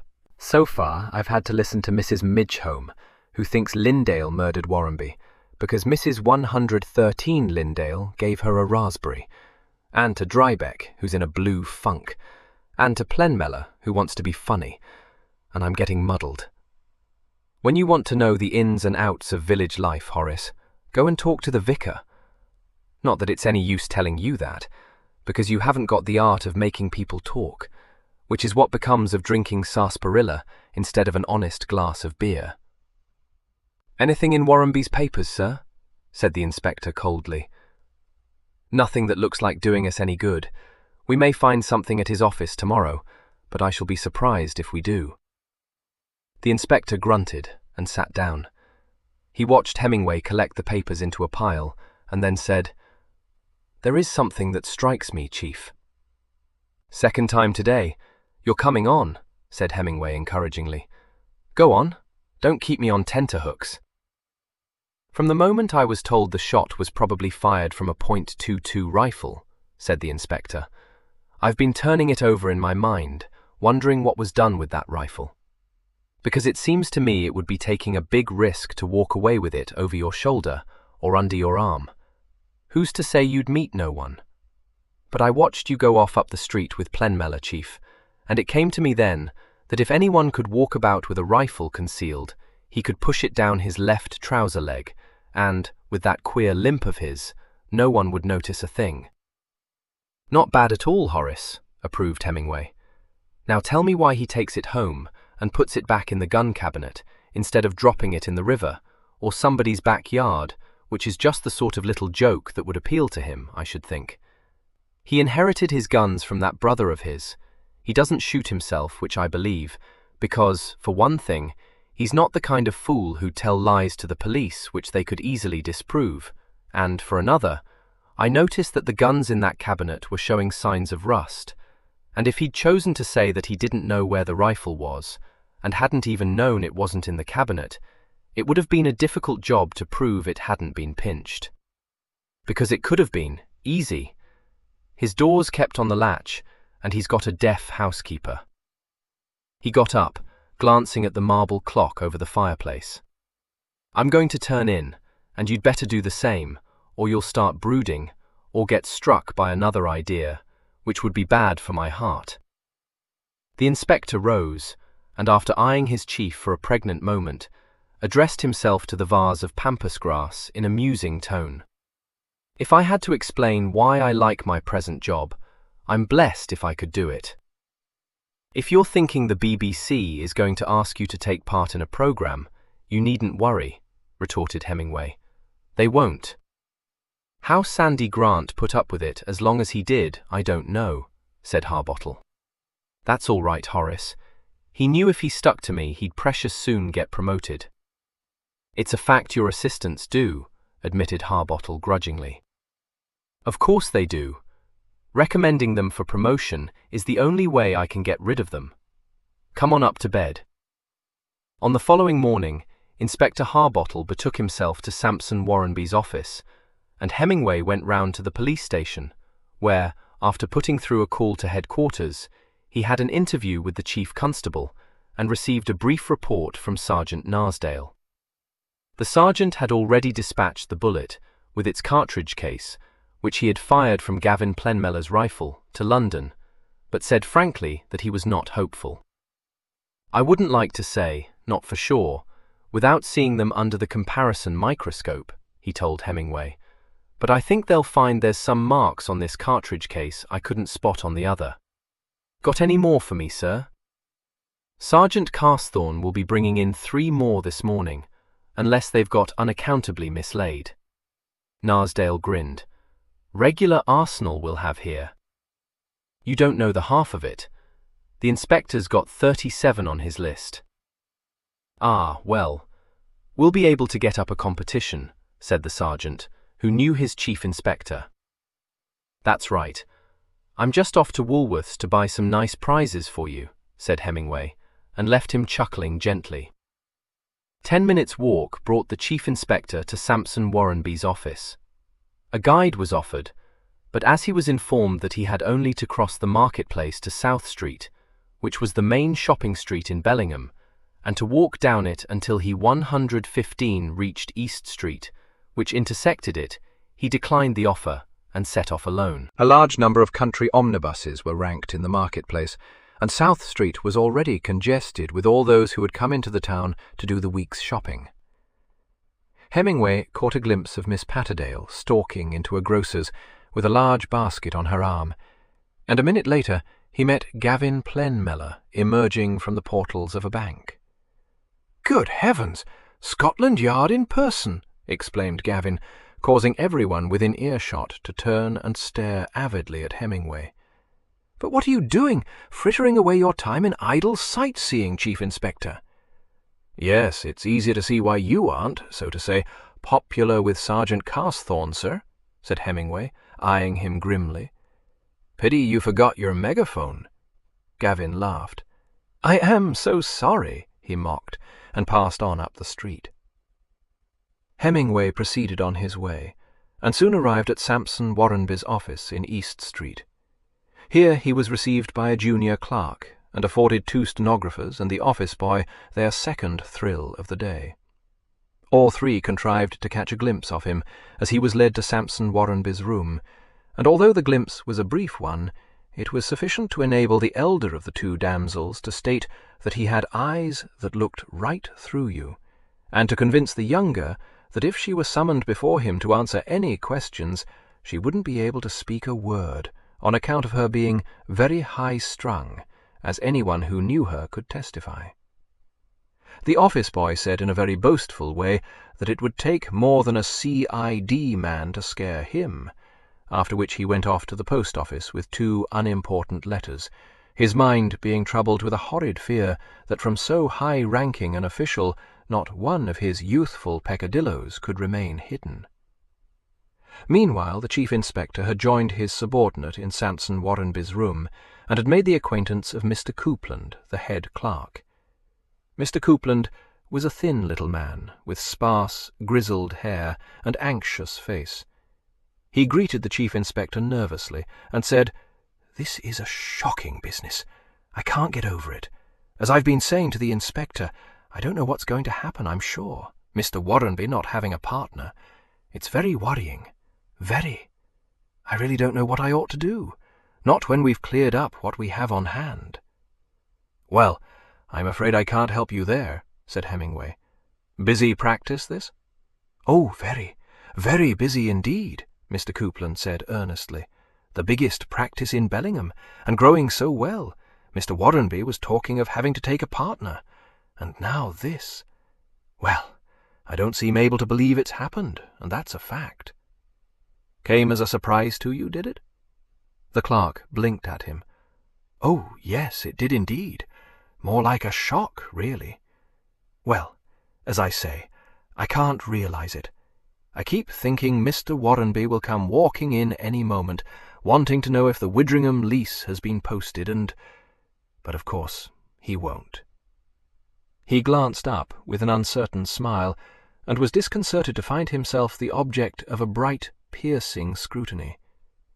He did his best to meet it, the smile fading from his face. "Been his head clerk for long?" "Ever since he started practice in Bellingham," said Mr. Coupland, with a touch of pride. "And you didn't know that he had any enemies?" "No, no. Indeed I didn't. Mr. Warrenby wasn't one to take people into his confidence. Even in practice, there were always some things he preferred to deal with himself. He was a very energetic, forceful man, Chief Inspector." "By what I've heard, he was a man who made a lot of enemies." "Yes, I believe that is. As to his private affairs, I couldn't say, but professionally, of course, he wasn't well liked. He was very successful, you see, and that made for a good deal of jealousy. On the council, too, and all the committees he sat on, well, in everything, really, he would have his own way, and perhaps I shouldn't say this, but I fear he wasn't always very scrupulous in his methods. He once said to me that there were few things he enjoyed more than making people dance when he pulled their strings, and of course that sort of thing doesn't make a man popular. He always treated me very well, and all the staff, but I couldn't but wonder sometimes at the trouble he'd go to discover everything about the people he came into contact with. I ventured to ask him once, but he only said you could never know when it might be useful." "Blackmail?" asked Hemingway bluntly. Oh, no, I wouldn't say that. I never saw anything to make me suspect it. Always seemed more to me as though it amused him to make people he didn't like uncomfortable by letting them see he knew something about them they wouldn't wish to be known." "Oh, quite trivial things, I don't mean to suggest. I dare say you know the sort of thing I mean, Chief Inspector. There aren't many of us who haven't ever done anything we wouldn't be a bit ashamed to have known, if you understand me." "I understand you all right. And you were surprised when you heard someone had shot this pocket Hitler of yours?" Mr. Coupland looked startled. "Yes, indeed I was. Oh dear, I hope I haven't given you a wrong impression. I didn't mean to say that Mr. Warrenby did anything to make anyone want to murder him. Often he would say things more by way of a joke than anything, twitting on about some little misfortune or mistake. Well, he's done that to me, and I won't deny it did make one angry, but there was nothing in it really." "I see," said Hemingway. "Well, Mr. Coupland, I don't have to tell you that it's your duty to give me any assistance or information you can, so I'll put it straight to you. Have you any reason to suspect that he may have been blackmailing, or whatever you like to call it, anyone at the time of his death?" "No, Chief Inspector. No, none at all, I assure you. Well, I couldn't have. I never knew him privately, and in his practice, oh no," said Mr. Coupland, looking frightened and unhappy. Hemingway, who had been watching him with his head a little on one side, and an expression in his eyes which reminded Harbottle irresistibly of a robin on the watch for a titbit, nodded and said briefly, "All right." At this point, the junior clerk slid into the room through as narrow an opening of the door as was possible, and stood hesitating on the threshold. Mr. Copeland glanced at the chief inspector for guidance, but as Hemingway did not seem to think that the intrusion in any way concerned him, he cleared his throat and said, in rather a strained voice, "Yes, what is it?" The youth trod delicately up to him and murmured something to him, of which the only words which Hemingway heard were, "Sir John Eaglesfield." They appeared to exercise a powerful influence on Mr. Copeland, for, after exclaiming in a dismayed and startled way, he said, "I wonder if you would excuse me for a few minutes, Chief Inspector. One of Mr. Warrenby's most valued clients." "That's all right," said Hemingway. "You go and deal with him." Not unthankfully, Mr. Copeland removed himself. When the door had closed behind him and his junior, Harbottle, who had remained seated at Warrenby's desk throughout his chief's interview with the head clerk, silent and observant, said, "What do you make of him, sir?" "Oh, perfectly honest," Hemingway replied, going to the desk and looking at the mass of papers on it. "How are you doing, Horace? You seem to have got enough to keep you occupied." "I have," said Harbottle, on a mordant note. "That chap was just explaining to me when you came in that things aren't as straight as he'd wish, owing to the office being so cramped. Which it certainly is. He was telling me that Warrenby was determined to get an office next to the town hall, which he says is the best pitch in the whole of Bellingham, and wouldn't be content with anything else." "And I don't doubt he would have got it," remarked Hemingway. "Nor I. I wish he had, for I should have found my job easier," said Harbottle, casting a glance round the room, which was indeed crammed with cupboards, shelves with labelled deed boxes piled on them, a safe standing open, 2 filing cabinets, and a large bookcase. "If there's any scheme in this town he hadn't got a finger in, I can't think what it could be. That cupboard over there is full of the stuff, and I take it I'd better go through it. He seems to have kept all his private business letters and such here, mostly in the safe, but this lot comes from the cupboard under the books. That's what you want me to work on, isn't it?" Hemingway nodded. "Yes, don't try to meddle with the deed boxes belonging to his clients. You'll be getting into hot water if you do, and wasting your time as well. Well, I've seen some solicitors' offices which I thought were so cluttered up no one could ever find a thing in them, but this fairly takes the cake. Poor old Horace." "Oh, it isn't in a muddle," Harbottle said. "Everything's docketed and bundled up. The trouble is there's so much of it, and what he's written on his bundles doesn't always convey as much to me as it no doubt did to him." "Copeland no use to you?" "Not on all these sidelines. He only knows about the real business of the office. I've got hold of one bit of information I think'll interest you. Chief, did you know Warrenby was the clerk of the peace?" "No, but I'd have betted any money on it." "He was appointed last year," said Harbottle. "I got it out of Copeland. Old Drybeck was laid up when the appointment fell vacant. Used to be held by some old solicitor who died just before quarter sessions. Warrenby slid into the job when Drybeck was convalescing in Torquay. "Probably murdered the old clerk to get the job," commented Hemingway, who had picked up a sheaf of letters and was running a rapid and practised eye over them. "I could tell from the way Copeland spoke, Drybeck thought he ought to have been appointed." "Well, I don't know that I blame them for choosing Warrenby. I should think he was an efficient bloke, which is more than I'd be prepared to say of Drybeck on the evidence I've got so far. Yes, Horace, I know what you're after. It gives Drybeck a bit more motive. You may be right, but I should think he must have got used to seeing Warrenby grabbing every job in sight. Don't tell me he didn't get himself appointed town clerk, coroner, sexton, welfare officer, and town crier as well, because I wouldn't believe it. He was the coroner, but as for the rest of them he was not, and couldn't have been," said the inspector austerely. "You don't know what the poor fellow would have managed to be if he hadn't been cut off in his prime. Have you come upon anything that might be of use to us? Not unless you're interested in a letter about Mr. Ainstable's gravel pit, or the negotiations for the purchase of Fox House. You might like to see that.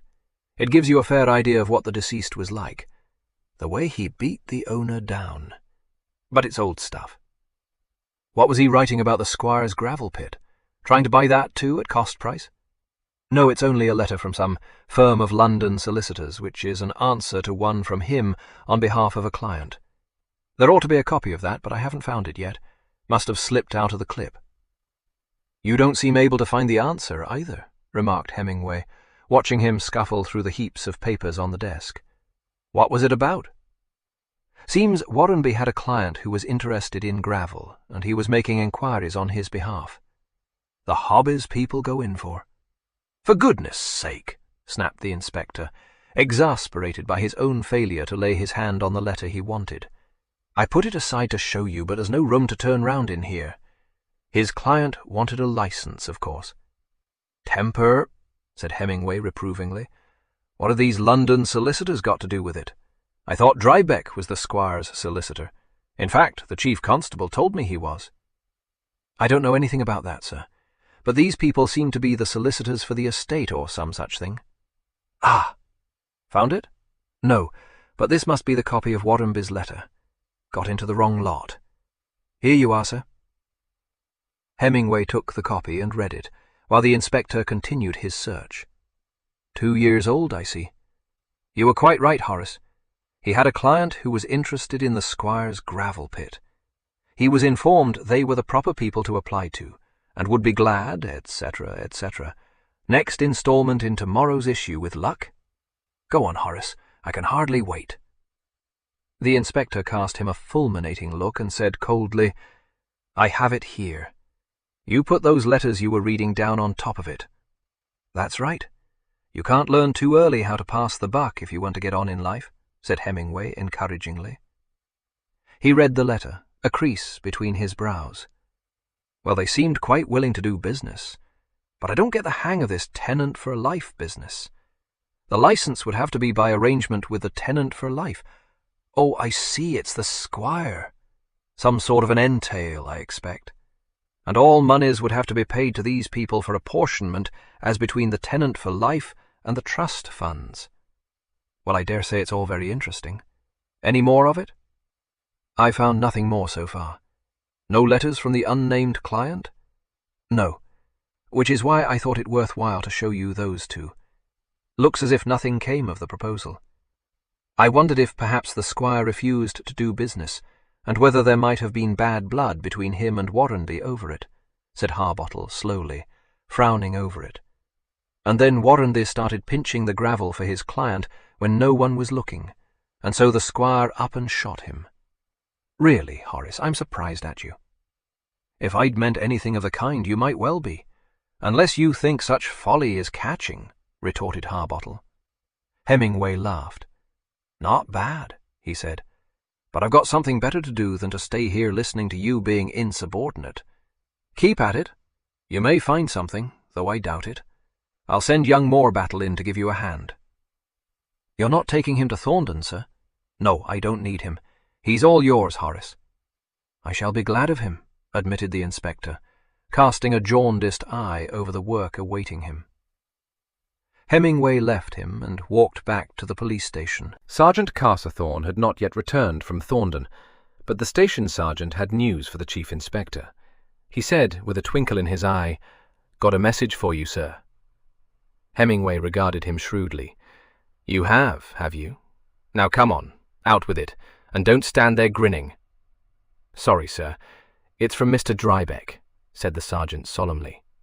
"Oh, well, that's different. What's he want?"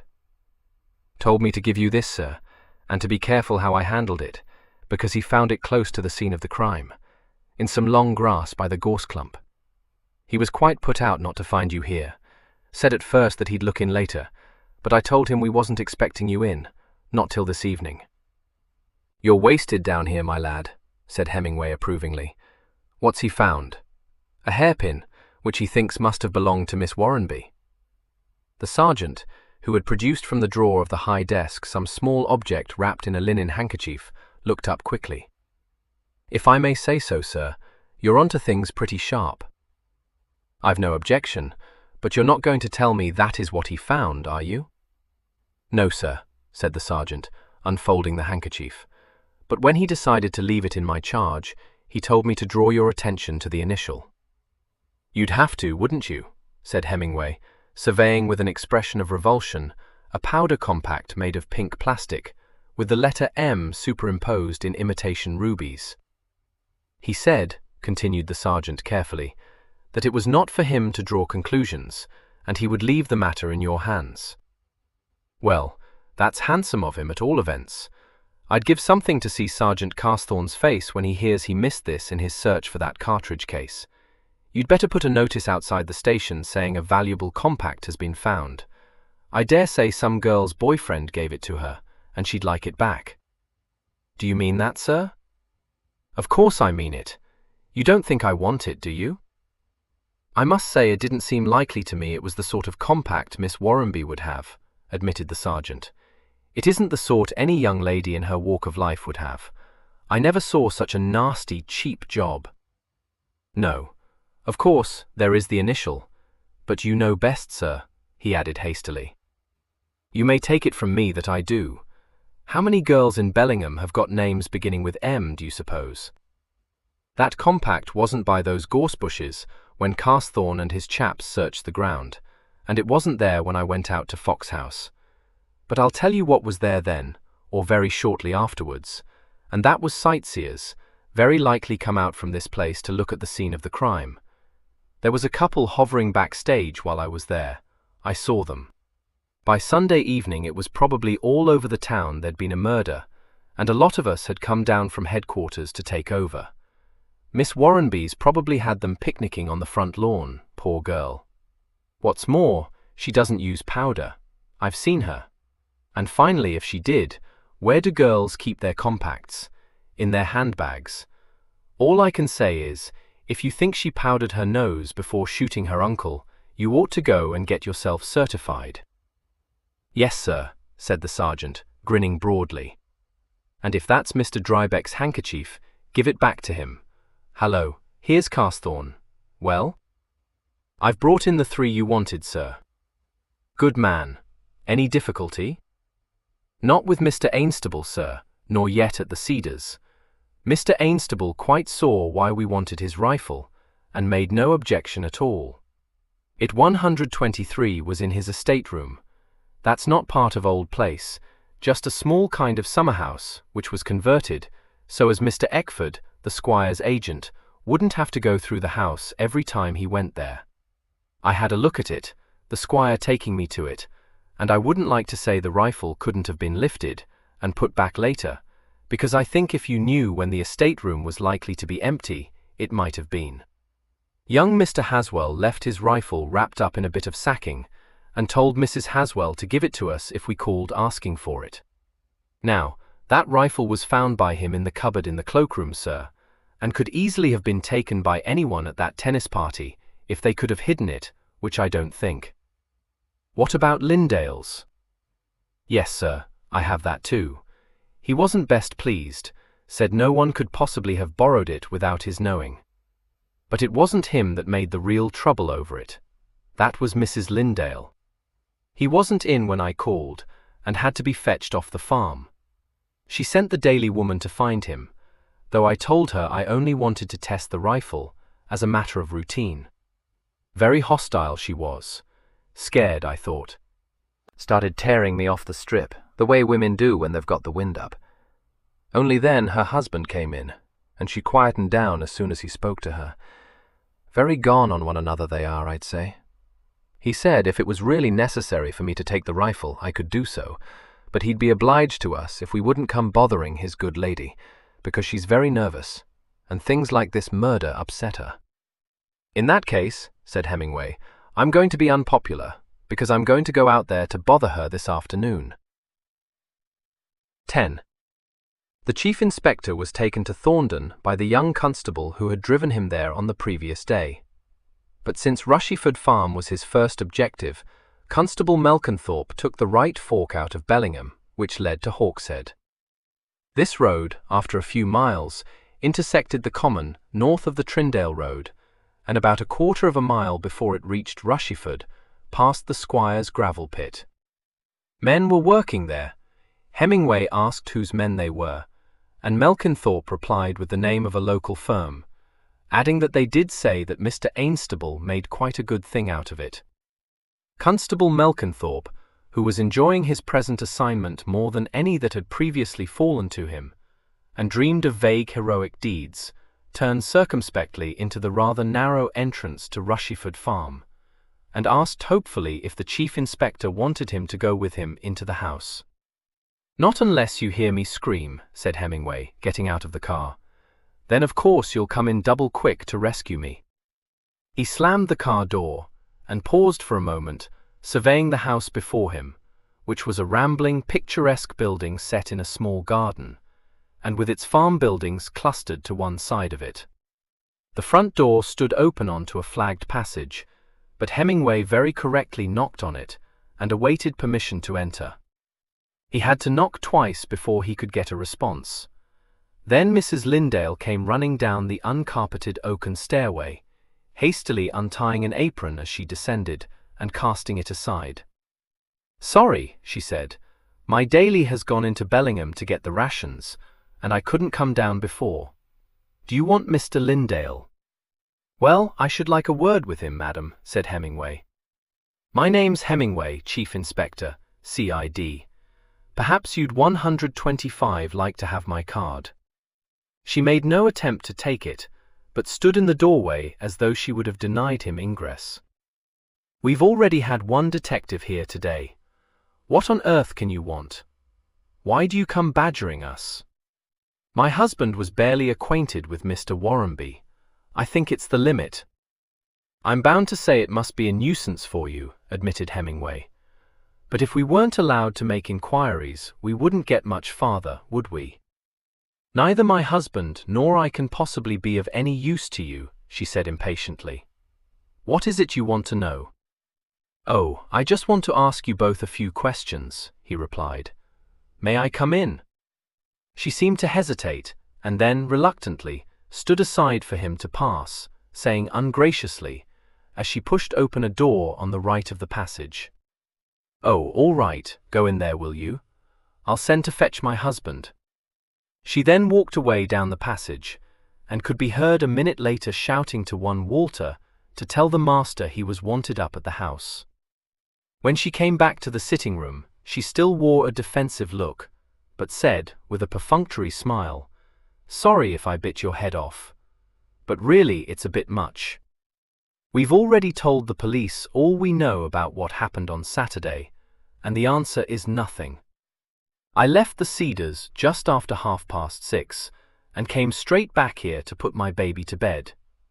I can't tell you the exact moment when my husband left. He was still playing tennis when I went away. But I happen to know he wasn't anywhere near Fox Lane when Mr. Warrenby was shot."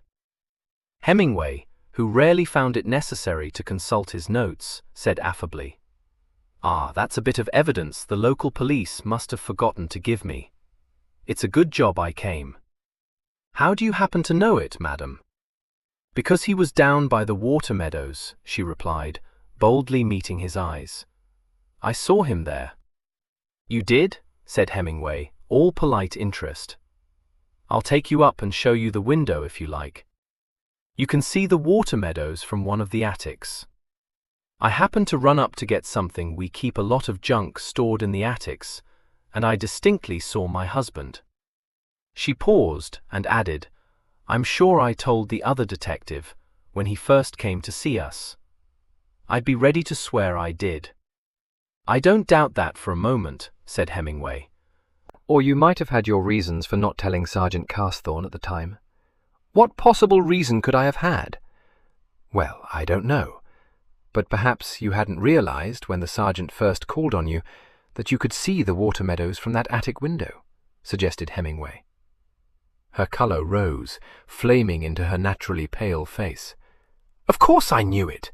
I didn't tell the sergeant, but I'm nearly sure I did. It must have been because I was so shocked and startled by the news that Mr. Warrenby had been shot that it momentarily slipped my mind." "What brought it back to your mind, if I may ask?" said Hemingway. "When I had time to think, going back over what I did after I got home on Saturday." She broke off, her knuckles whitening as she gripped her thin hands together. Hemingway shook his head. "You shouldn't have kept it from the sergeant when he came to pick up your husband's rifle this morning," he said, more in sorrow than in anger. "If you like to come upstairs, you can see for yourself." "I don't disbelieve you," said Hemingway, adding apologetically, "that you can see the water meadow from the attic, I mean." There was a moment's silence. "Look here," said Delia Lindale fiercely. "I can tell you you're wasting your time. We hardly knew Mr. Warrenby, and we can't tell you anything. Why don't you ask Mr. Ainstable what he did after he parted from my husband on Saturday? Why didn't he go home in the car, with his wife? Why did he suddenly decide to visit his plantation? I suppose, just because the Ainstables have lived here for centuries, they're above suspicion. Like Gavin Plenmeller. You might find out what he was up to, instead of coming here to badger me. Why shouldn't it have been he? He loathed Mr. Warrenby. Ask Miss Patterdale if it isn't true that he said steps would have to be taken to get rid of him.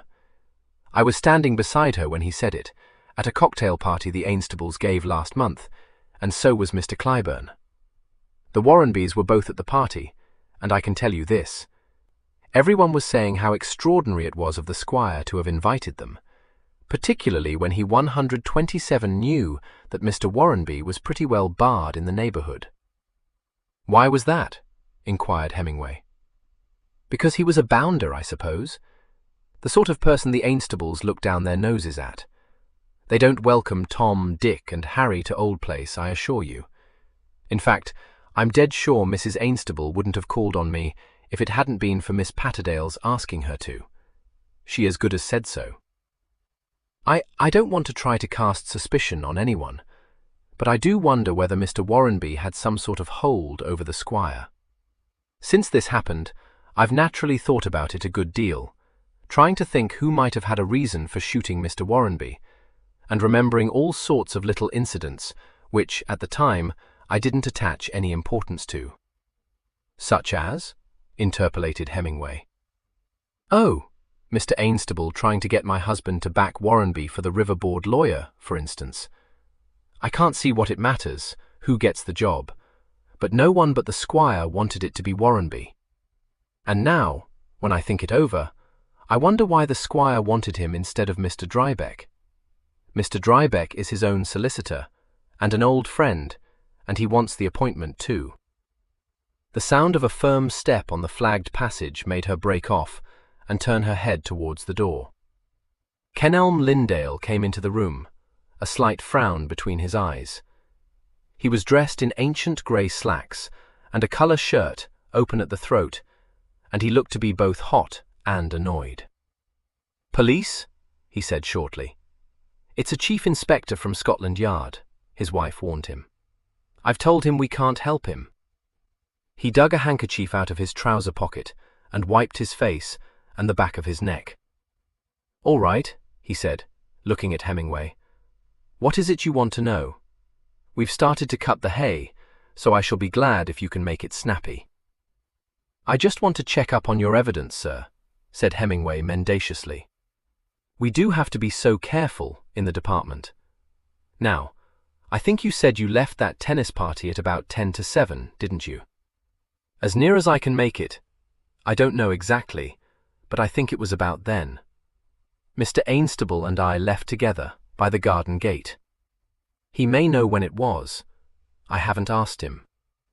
"When did you part from Mr. Ainstable, sir?" "Couple of minutes later, I suppose. He turned off into his new plantation, which runs behind the cedars. I went on. You'll see that one of my farm gates opens onto the road opposite the footpath leading to the village. It's about 100 yards up the road from here. I came in by that gate and went to see how my chaps had got on with a job I set them to do in one of my water meadows. I was in the house by 7:30, that I do know, because I happened to look at the clock in the passage." "Oh, darling, were you going by the grandfather?" said Mrs. Lindale quickly. "I thought you were relying on your watch. That clock was 10 minutes fast. I put it right when I wound it up yesterday. I'm sorry. I ought to have told you, but I didn't know you were going by it." Her husband looked at her, and after a tiny pause said lamely, "Oh." He went to the fireplace and selected a pipe from a collection on the mantel-shelf and took the lid off an old-fashioned tobacco jar. As he began to fill the pipe, his eyes on his task, the frown deepened on his brow. He said deliberately, "I don't think it can have been as fast as all that, Delia. I could hardly have been down to the water meadows and got back here by 7:20. She swallowed. "No, of course not. Which is why I should think you really left the Cedars earlier than 10 to 7. Time's so deceptive, and when you've got no particular reason for looking at your watch." Her voice tailed off uncertainly, and she did not finish the sentence. "And did you happen to notice what the time was when you saw Mr. Lindale down in the water meadow, madam?" asked Hemingway, his eyes not on her face, but on her husband's. Lindale looked up quickly. "What's this?" "Kenelm, you know I told you I'd caught sight of you from the attic window." If Lindale felt exasperation, no hint of it appeared in his face. He put an arm round Delia's shoulders and hugged her slightly. "You silly kid," he said. "You mustn't try to mislead the police, you know. You'll get had up for being an accessory after the fact, won't she, Chief Inspector?" "Well, I might charge her with trying to obstruct me in the execution of my duties," agreed Hemingway. Well, Lindale laughed. "Hear that? Now, you go and attend to Rose Veronica before you get yourself into trouble. She was making a spirited attempt to tip the pram up when I came in. But, Kenelm, you don't want my wife, do you, Chief Inspector?" Lindale interrupted. "No, sir, not at the moment." "Then you trot off, darling, and leave me to have a talk with the Chief Inspector," Lindale said, propelling her gently but firmly to the door. She looked up at him, a little flushed, her mouth unsteady. Then she jerked out, "All right," and left the room. Lindale shut the door behind her and turned to look at Hemingway. "Sorry about that," he said. "My wife is not only extremely highly strung, but she's also firmly convinced that anyone not provided with a cast-iron alibi must instantly become a red-hot suspect in the eyes of the police. Queer things, women." "I could see Mrs. Lindale was very nervous, of course," said Hemingway non-committally. "As a matter of fact, she's very shy," explained Lindale, "and she didn't like Warrenby. I can't make her believe that that doesn't constitute a reason for suspecting either of us of having shot him." "Do I take it that you didn't like him either, sir?" "No, I didn't like him. No one did here. Bit of an outsider, you know. Not that we ever had much to do with him. We don't go out much. No time for it." "I understand you haven't lived here long?" "No, we're newcomers. I bought this place a couple of years ago only." "It must be a change from stockbroking," remarked Hemingway. "After the war, I couldn't settle down to the stock exchange again. I did have a shot at it, but what with one thing and another, I was thankful to get out. Things aren't what they were." He struck a match and began to light his pipe. "That chap don't remember what his name is who came to pick up my 22 this morning. I take it you want to test it, and I've no objection to that, but I think it's only fair to say that I don't see how anyone could have taken it without my knowing. I keep it in the room I use as my office, and there's a Yale lock on the door. I don't run to a safe yet, you see, and I often have quite a bit of cash in the house. Wages and that sort of thing, which I have to put in my desk." "Yes, sir. Sergeant Carsthawn did tell me that you said no one could have got hold of your rifle." "Well, he asked me several questions about it, which he led me to think he had young Ladislas in mind. I expect you know about him, one of these unfortunate expatriates. It's quite true that I lent the rifle to him a little while ago, which I know is a technical misdemeanor, and that I also gave him some cartridges. I should like to make it quite plain that he returned the rifle to me the same evening and gave me back all the unused cartridges." "Been up here worrying you about it, has he?" said Hemingway sympathetically. "Very excitable, these foreigners. That's all right, sir. I shan't arrest him because he borrowed your rifle a few weeks ago." I can't be surprised that he's got the wind up. It seems that sergeant put him through it pretty strictly, and there's no doubt there's a lot of prejudice against the Poles. Well, I shan't arrest him for that reason either, said Hemingway. There's apparently a lot of talk going on in Thorndon about his having run after Mavis Warrenby, said Lindale. That's what's upset him. Says he meant nothing, and I believe him. Nice enough girl, kind-hearted and all that sort of thing, but she's no oil painting. It's not my affair, but if I were you, I wouldn't waste my time on Ladislas. He bit on his pipe stem for a moment, and then removed the pipe from his mouth, saying bluntly, Look here, I don't want to meddle in what's no concern of mine, but I've got a certain amount of fellow feeling with young Ladislas. I've had some. It's come to my ears that because my wife and I are a damned sight too busy to buzz around doing the social, the village gossips are spreading it about that there's something queer about us. Mystery couple. Mystery my foot. The fact that you've turned up today shows me clearly enough that you've heard this tripe. Well, I've just about had it. I was barely acquainted with Warrenby. It doesn't matter two boots to me whether he's alive or dead. If you're looking for a likely suspect, you find out what Plenmellow was up to at 7:20 on Saturday. Thank you, sir. I hope to. Can you help me? No, I can't. I was on my own land at that time.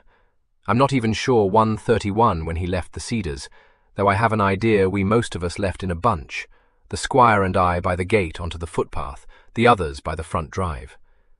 I only know that he's apparently been occupying himself ever since the murder with casting suspicion on most of his neighbours, which may be his idea of humour, or not. On you, sir? God knows. I shouldn't be surprised. He wouldn't dare do so to my face, of course. Well, you may be right, said Hemingway, but I'm bound to say that when I met Mr. Plenmellow, he was sitting with Major Midgehome, and he didn't make any bones about telling me I should soon discover what the Major's motive was for having shot Mr. Warrenby. Lindale stared at him. Poisonous fellow. He knows better than to try that sort of thing on with me. Do you know of any reason why he should have wanted Mr. Warrenby out of the way, sir? No, nor am I saying that I think he's your man. But I fail to see why he should have the sole right to fling mud about. What's he doing it for? I call it damned malicious, particularly if it's true that he's made that unfortunate girl, Mavis Warrenby, one of his targets. I shouldn't have said anything if it hadn't been for his behaviour, but if that's his line, all right then.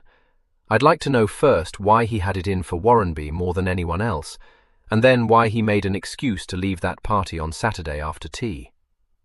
Did he, sir? Said Hemingway. I thought he left when you and Mr. Ainstable did, not to mention Miss Derham and Mr. Drybeck. Finally, yes. Before that, he made a futile excuse to go home and fetch something the squire wanted. What would that have been, sir? Some correspondence to do with the appointment of a new solicitor to the River Board. The squire wanted me to take a look at, but any time would have done. This River Board does keep cropping up, remarked Hemingway. Were you one of the riparian owners that were anxious to keep Warrenby out of the job? I can't say I cared much either way, said Lindale, shrugging. I expect I should have allowed myself to be guided by the squire. He knows more about it than I do, and he seemed inclined to think Warrenby would be a suitable man to appoint. I see, sir. And when did Mr. Plenmellow leave the Cedars to go and fetch this correspondence, which I take it was in his possession? When the sets were being arranged after we'd all finished tea. I should say it was at about 6. As far as I remember, he was gone about half an hour. He got back before my wife left. That I do know, because she told me so. His house being half a mile from the Cedars, if I remember rightly, said Hemingway. Oh, don't run away with the idea that I'm suggesting he didn't go to his house. I think he did. It could take him half an hour, and he could have done it in less time if he'd been put to it. That short leg of his doesn't incapacitate him as much as you might think. No, he told me it didn't, said Hemingway mildly. So what is it you are suggesting, sir? Lindale did not answer for a minute, but stood frowning at his pipe, which had gone out. He looked up at last and said, Not suggesting anything except a possibility.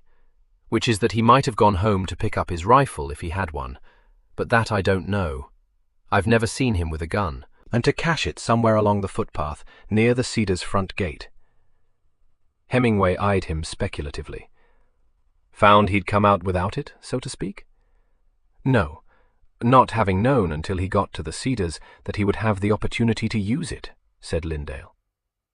Warrenby had also been invited to that party, and he cried off at the last moment, which meant that he was certain to be at home and alone. Now do you get it? Plenmellow left when young Haswell motored Abby Derham and old Drybeck and the Major home. Who's to say that he didn't nip into the footpath once the car was out of sight? What was he doing between the time he left the Cedars at the end of the party and the time, whenever that was, he turned up at the Red Lion? Hemingway shook his head. I'm no good at riddles. You tell me. I can't tell you, because I'm no good at riddles either.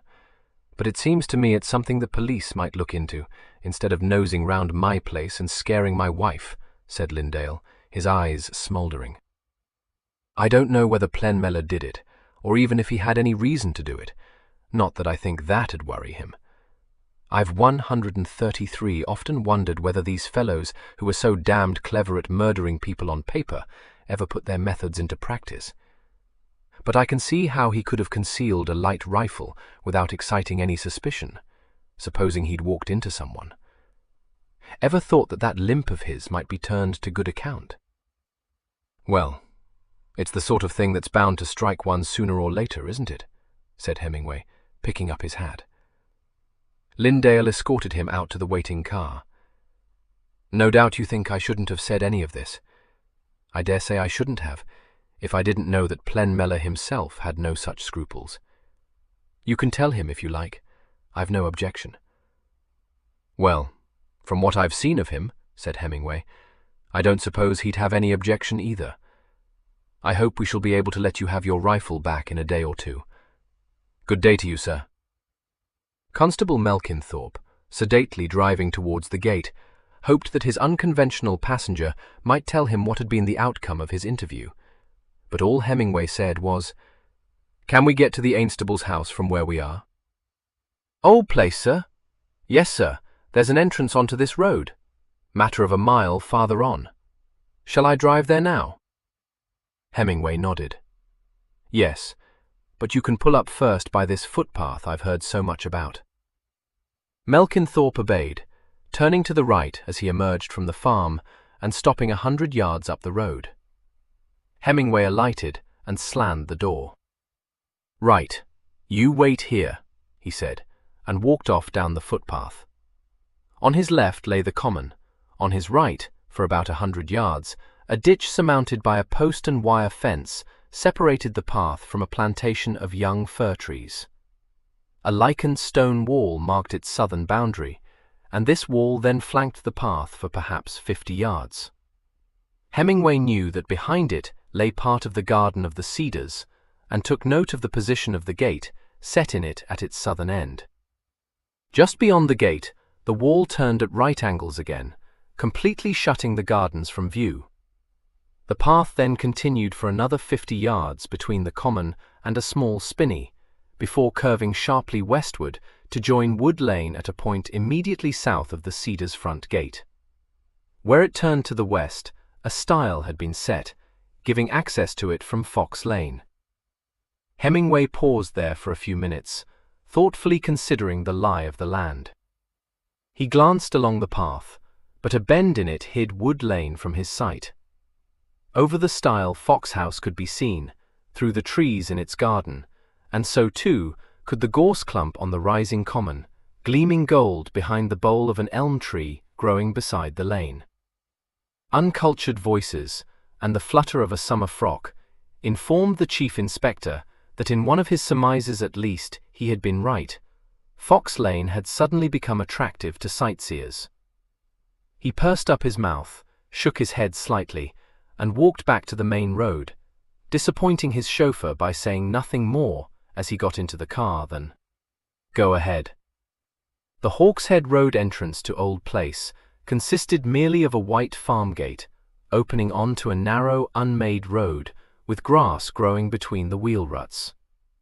Melkinthorpe explained that it was only a secondary way to the house, the real entrance, which he described as proper big gates, with a lodge and all, lying at the end of Thorndon High Street. "Nice place," commented Hemingway, as they drove along the track. "Mixture of park and woodland. Does it end at the road, or was that the squire's land beyond the road, where they've been felling all those trees?" "I believe his land stretches as far as the river, sir." "He owned a lot of the houses around here, too." "That's no catch these days," said Hemingway.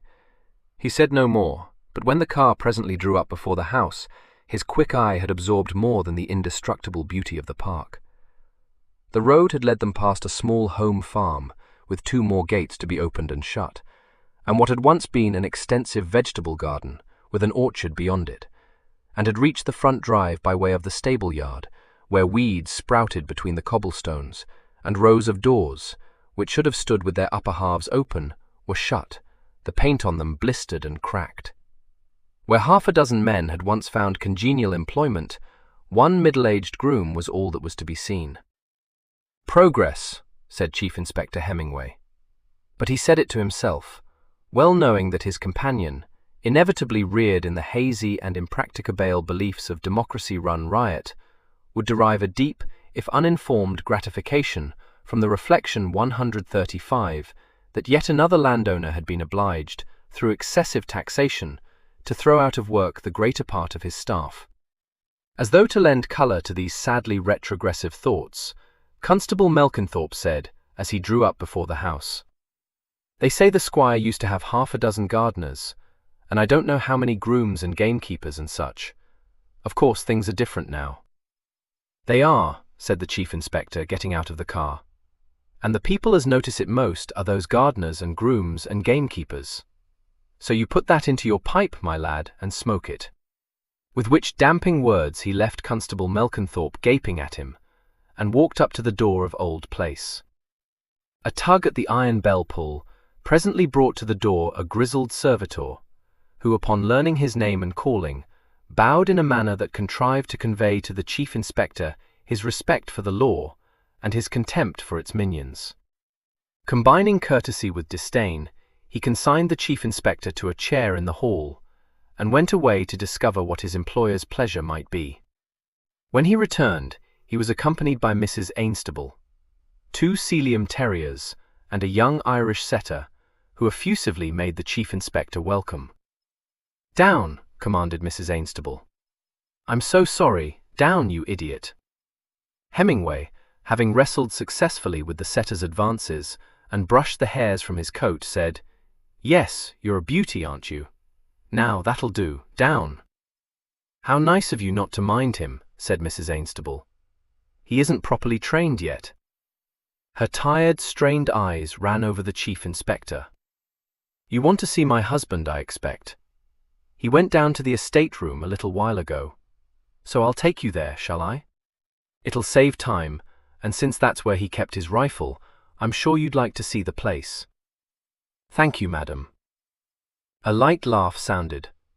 "I don't think we've ever had so much excitement in Thorndon before." "I should think you must hope you never will have again," said Hemingway, following her down a passage to a door opening onto a rather overgrown shrubbery. "I must admit that I wish it had never happened," she replied. "So horrid to have a murder in one's midst. It worries my husband too. He can't get over his belief that he's responsible for Thorndon. Have you any idea who did it?" "Oh, I mustn't ask you that, must I? Particularly when my husband is one of the possibles. I wish I'd waited for him and made him drive home with me." "You left the tennis party early, didn't you, madam?" "Yes, I only looked in for tea. I'm rather a crock and don't play tennis. And it was so insufferably hot that day. Do you know what time it was when you left, madam?" "No, I don't think I do. Does it matter?" "Sometime after 6, I should say. Ask Mr. Plenmeller. I met him just as I was starting. He might know when that was.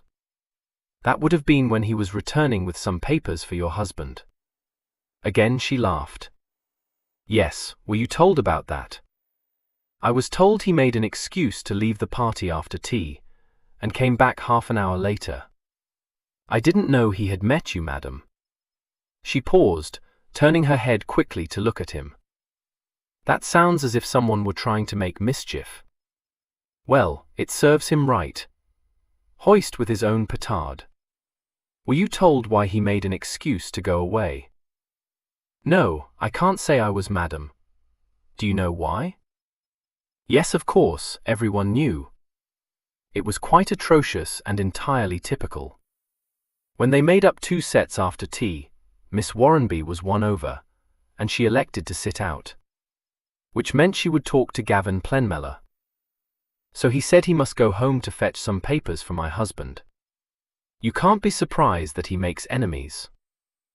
No, agreed Hemingway. And you think everyone knew why he went away? Oh, well, everyone who heard him.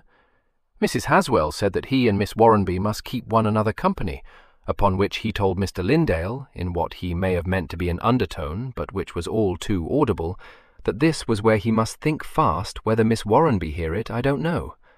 I did. Here we are. This is the estate room. Bernard, are you very busy? I have brought Chief Inspector Hemingway to see you.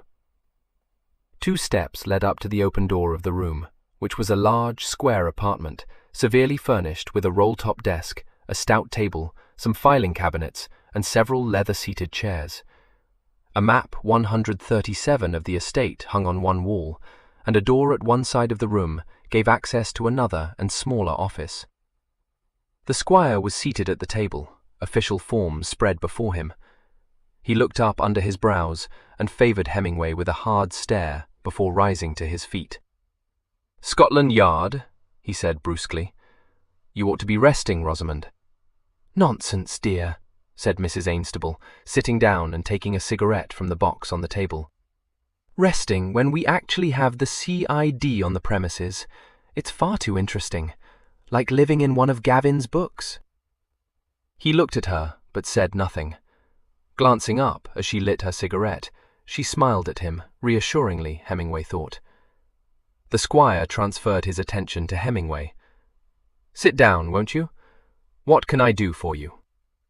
The tone was more that of a commanding officer than a man undergoing interrogation. Hemingway recognized it, appreciated it, and realized that the squire was not going to be an easy man to question. But those responsible for putting him in charge of this case had not chosen him at random. Old county families mixed up in this business.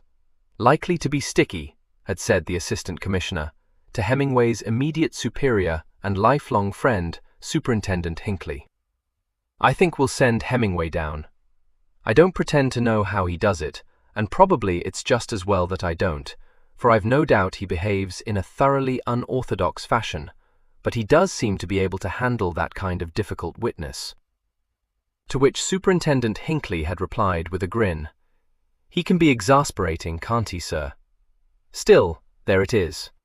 Myself, I've got a notion it's those unconventional ways of his that kind of take people off their guard. And it's a fact, as you said yourself, that he does bring home the bacon. He's got what he calls—" But at this point the assistant commissioner had interrupted him, uttering savagely, "Flair! You needn't tell me. And it's perfectly true, blast him." The chief inspector would have had no hesitation in ascribing the first question he put to the squire to his mysterious flair.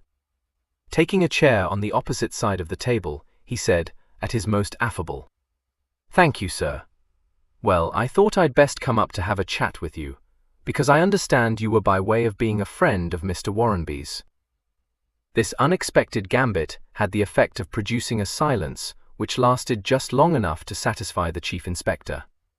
No one, watching him, would have supposed that he were paying any particular attention to either of his auditors, but although he chose that moment to pat one of the Celiums, who was sniffing his trouser leg, he missed neither the squire's stare, nor the slight rigidity which held his rather restless wife suddenly still, her gaze lowered to an unblinking scrutiny of her burning cigarette. The squire broke the silence. "Don't know that I should put it as high as that," he said. I got on perfectly well with him. No sense in living at loggerheads with one's neighbors. No, agreed Hemingway, though by all accounts he wasn't an easy man to get on with. Which is why I thought I might find it helpful to have a talk with someone who wasn't what you might call prejudiced against him. Or for him, if it comes to that. What with Miss Warrenby on the one side, and pretty well everyone else on the other, the thing I want is an unbiased view. How did he come to get himself so much disliked, sir? The squire took a moment or two to answer this, covering his hesitation by pushing the cigarette box towards Hemingway and saying, "Don't know if you smoke?" "Thank you, sir," said Hemingway, taking a cigarette. "Difficult question to answer," said the squire. "I never came up against Warrenby myself. Always very civil to me. But the fact of the matter was that he was a bit of an outsider. Pushing, and that sort of thing. No idea how to conduct himself in a place like this. Got people's backs up. Before the war, of course, but it's no use thinking backwards. Got to move with the times. No use ostracizing fellows like Warrenby either. Got to accept them, and do what one can to teach them the way to behave. Yes, thought the chief inspector, you're a hard nut to crack, squire. Aloud, he said, "Would you have put it beyond him to have gone in for a bit of polite blackmail to get his own way, sir?" The ash from Mrs. Ainstable's cigarette dropped onto her skirt. She brushed it off, exclaiming, "What a lurid thought! Who on earth did he find to blackmail in these respectable parts?" "Well, you never know, do you?" said Hemingway thoughtfully. "I've been having a talk with his head clerk, and it set me wondering, madam." "No use asking me," said the squire harshly. "If I'd had any reason to suspect such a thing, shouldn't have had anything to do with the fellow." "You're trying to make out why we did have anything to do with him, aren't you?" said Mrs. Ainstable, her eyes challenging the chief inspector. "It was my fault. I couldn't help feeling sorry for his unfortunate niece. That's why I called on them. It's all very silly and feudal, but if we receive newcomers, other people follow our lead. But do tell us more about this blackmailing idea of yours. If you knew Thorndon as I do, you'd realize what an entrancingly improbably thought that is.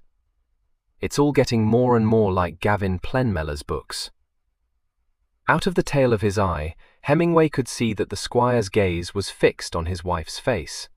He said, "I can see I shall have to read Mr. Plenmeller's books. Which puts me in mind of something I had to ask you, sir. Did you ask Mr. Plenmeller to fetch some papers from his house during the tennis party on Saturday?" "No, certainly not," said the squire curtly. "I asked him to let me have them back, but there was no immediate hurry about it. He chose to go for them at once for reasons of his own. Damned rude reasons too, but that's his own affair. Don't know what you're getting at, but it's only fair to say that he was back at the Cedars before I left the party. Met my wife on the drive and gave the papers to her.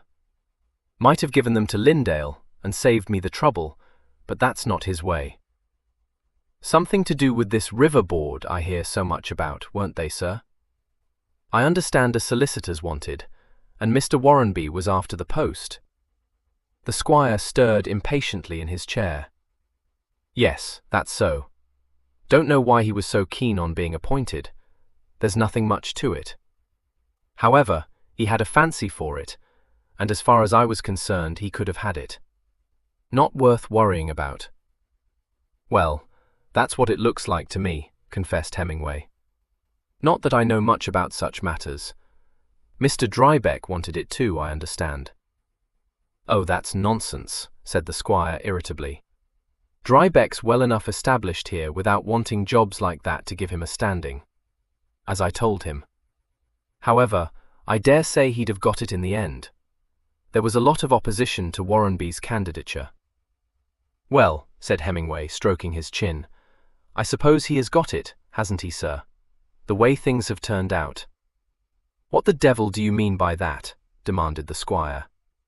"If you're suggesting that Thaddeus Drybeck, a man I've known all my life, would murder Warrenby or anyone else just to get himself appointed to a job on a riverboard. "Oh no, sir. I wasn't suggesting that," said Hemingway. "Highly unlikely, I should think. I was just wondering what made you back Mr. Warrenby, if Mr. Drybeck wanted the post. Quite improper for me to foist my own solicitor onto the board," barked the squire. "What's more, well, never mind."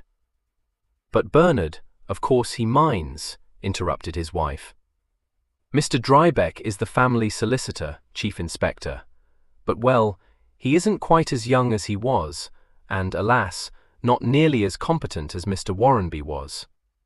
Yes, Bernard, I know it's hideously disloyal of me to say so, but what is the use of making a mystery out of it?"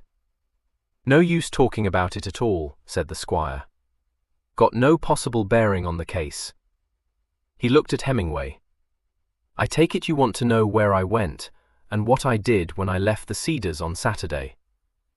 "Thank you, sir. I don't think I'll trouble you to go over that again," replied Hemingway, causing both husband and wife to look at him in mingled surprise and doubt. "The evidence you gave to Sergeant Carsethorne seems quite clear. You went to cast an eye over that new plantation of yours.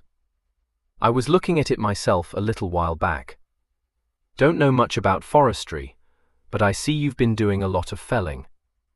"I have, yes," said the squire, his brows lifting a little, in a way that clearly conveyed to the chief inspector that he failed to understand what concern this was of his. "You'll pardon my asking," said Hemingway, "but are you selling your timber to a client of Mr. Warrenby's?" "To a client of Warrenby's?" repeated the squire, a hint of astonishment in his level voice. "No, I am not." "Ah, that's where I've got a bit confused," said Hemingway. "It was the gravel pit he was interested in, wasn't it? There's some correspondence in his office dealing with that. I don't know that it's important, but I'd better get it straight." "I have had no dealings whatsoever with Warrenby in his professional capacity," said the squire. "He wasn't by any chance acting for this firm that's working your pit, sir?" "Certainly not. I happen to know that Throckington Flimby act for them. In point of fact, no solicitors were employed either by me or by them." "You didn't get your own solicitors to draw up the contract, sir?" "Quite unnecessary. Sheer waste of money. Very respectable firm. They wouldn't cheat me, or I them." "Then I dare say that would account for your solicitors not seeming to know you'd already disposed of the rights in the pit," said Hemingway. "If you mean Drybeck, he was perfectly well aware that I had done so," said the squire, his eyes never shifting from the chief inspector's face. "No, not him, sir. Some London firm. Belsay. Cockfield Belsay, I think their names are." A draught from the open door stirred the papers on the table. The squire methodically tidied them and set a weight on top of the pile. "Belsay, Cockfield Belsay are the solicitors to the trustees of the settlement of the state," he said. "The details of any transactions of mine would naturally be unknown to them. Do I understand you to say that Warrenby had been in communication with them?" "That's right, sir. And seeing that it seems to have been pretty inconclusive, I thought I'd ask you for the rights of it." "May I know the gist of this correspondence?" "Well, it seems Mr. Warrenby had a client who was interested in gravel, sir. He wrote to these solicitors, making inquiries about terms. Having been informed so, he wrote that they were the proper people to approach in the matter, which they replied that they were, in a manner of speaking, but that any arrangements would have to be with you. And as far as the documents go, there it seems to have petered out. For I gather he didn't approach you, did he, sir?" It was not the squire but Mrs. Ainstable who answered, exclaiming, "No, he approached me instead. Really, what an impossible person he was. It's no use frowning at me, Bernard. He may be dead, but that doesn't alter facts. So typical of him to find out from me that you'd already leased the gravel pit, instead of asking you. I can't bear people who go about things in a tortuous way for no conceivable reason. So dreadfully underbred." "He asked you, did he, madam?" "Oh, not in so many words. He led the conversation round to it." "When was that?" asked Hemingway. "Heavens, I don't know. I'd forgotten all about it until you told us all this. He was the most inquisitive man and quite unsnubbable. She laughed and stubbed out her cigarette. I wonder who his client was. It sounds rather as if it must have been some shady firm he knew my husband wouldn't have had anything to do with. What fun. No doubt that would have been it, agreed the Chief Inspector, rising to his feet. 11. It was 5 o'clock when Hemingway reached the vicarage, and he found the vicar in conference with one of the church wardens, Mr. Henry Haswell. An awed and inexperienced maidservant ushered him straight away into the vicar's study, saying with a gasp, "Please, sir, it's a gentleman from Scotland Yard." "Good gracious me!" ejaculated the vicar, startled. "Well, you'd better show him in. Mary, oh, you are in. All right, Mary. That'll do. Good afternoon, I don't know your name." Hemingway gave him his card, which he put on his spectacles to read. "Chief Inspector Hemingway. Dear me, yes. You must tell me what I can do for you. Oh, this is one of our church wardens, Mr. Haswell." "Perhaps you'd like me to clear out," said Haswell, nodding briefly to the Chief Inspector. "Not on my account, sir," said Hemingway. "Very sorry to come interrupting you, Vicar. It's quite a small matter, really. I see by the firearms register that you own a .22 rifle. Could I have a look at it?" "Rifle?" said the vicar blankly. "Oh yes, so I do. But it is really my son's. That is to say, I got it for him originally, though of course he has no use for it now he lives in London. Still, one never knows when he might like to have it, beside getting a little sport when he comes to visit us. I don't shoot myself." "No, sir. Might I see it?" "Now let me think," said the vicar, looking harassed. Dear me, this is very awkward. I wonder. Excuse me, I'll go and look. Do take a chair. Hemingway watched him leave the room and said, with a resigned sigh, "Yes, I can see this is another rifle which has been allowed to go astray. I think you were responsible for the first, sir." "Not unless you consider me responsible for my wife's misdemeanors, Chief Inspector," replied Haswell calmly. "Nor can I agree that the rifle in question has gone astray. It is true that it was lent improperly, of course, to the local plumber, who once got my wife's car to start for her. But it is equally true that he returned it some days ago, since when it has not, to my knowledge, been out of the house." "Yes, that's all very well, sir," retorted Hemingway. "But my information is that it was left hanging about in a cupboard in your cloakroom, so that as far as I can make out, anybody could have borrowed it without you being the wiser." "Quite so. But may I point out that it was found in that cupboard no later than yesterday evening? While I can with some difficulty visualize the possibility of its having been abstracted by one of the people who came to my wife's tennis party, I am quite unable to arrive at any satisfactory explanation of how anyone knew that there was a rifle at the back of a coat cupboard, or how he or she could have restored it without having been seen by any member of my household. Have you collected the rifle? My son left it ready for you." "No, I didn't, sir, but Sergeant Carsthawn did, which is how I come to know what happened to it." Haswell smiled faintly. "You must admit we've kept nothing from you, Chief Inspector." "Very open and above board, sir. Is there a door into your cloakroom from the garden?" "No. The only entrance is through the hall, and the ventilation is by ventilator, above a fixed, frosted glass window. In fact, taking into consideration my son's alibi, there seems really to be only one person who might, without much difficulty, have both removed the rifle from the cupboard and restored it. Myself, Chief Inspector, as I feel sure you've realized." He paused, and his smile grew, a tinge of mockery in it. "But I don't think I should have put it back," he added. "Clyburn, have your sins found you out?" They have, said the vicar, who had come back into the room, an expression of guilt in his face. "I am exceedingly sorry, Inspector, but I fear I cannot immediately lay my hand upon the 145 weapon. If one could but see the pitfalls set for one's feet. Not but what I am aware that I have erred, well aware of it." "All right, sir. You've gone and lent it to someone," said Hemingway. "Which, of course, you've got no business to do." "I cannot deny it," said the vicar mournfully. "But when one possesses a sporting gun selfishly, I feel for I have no use for it.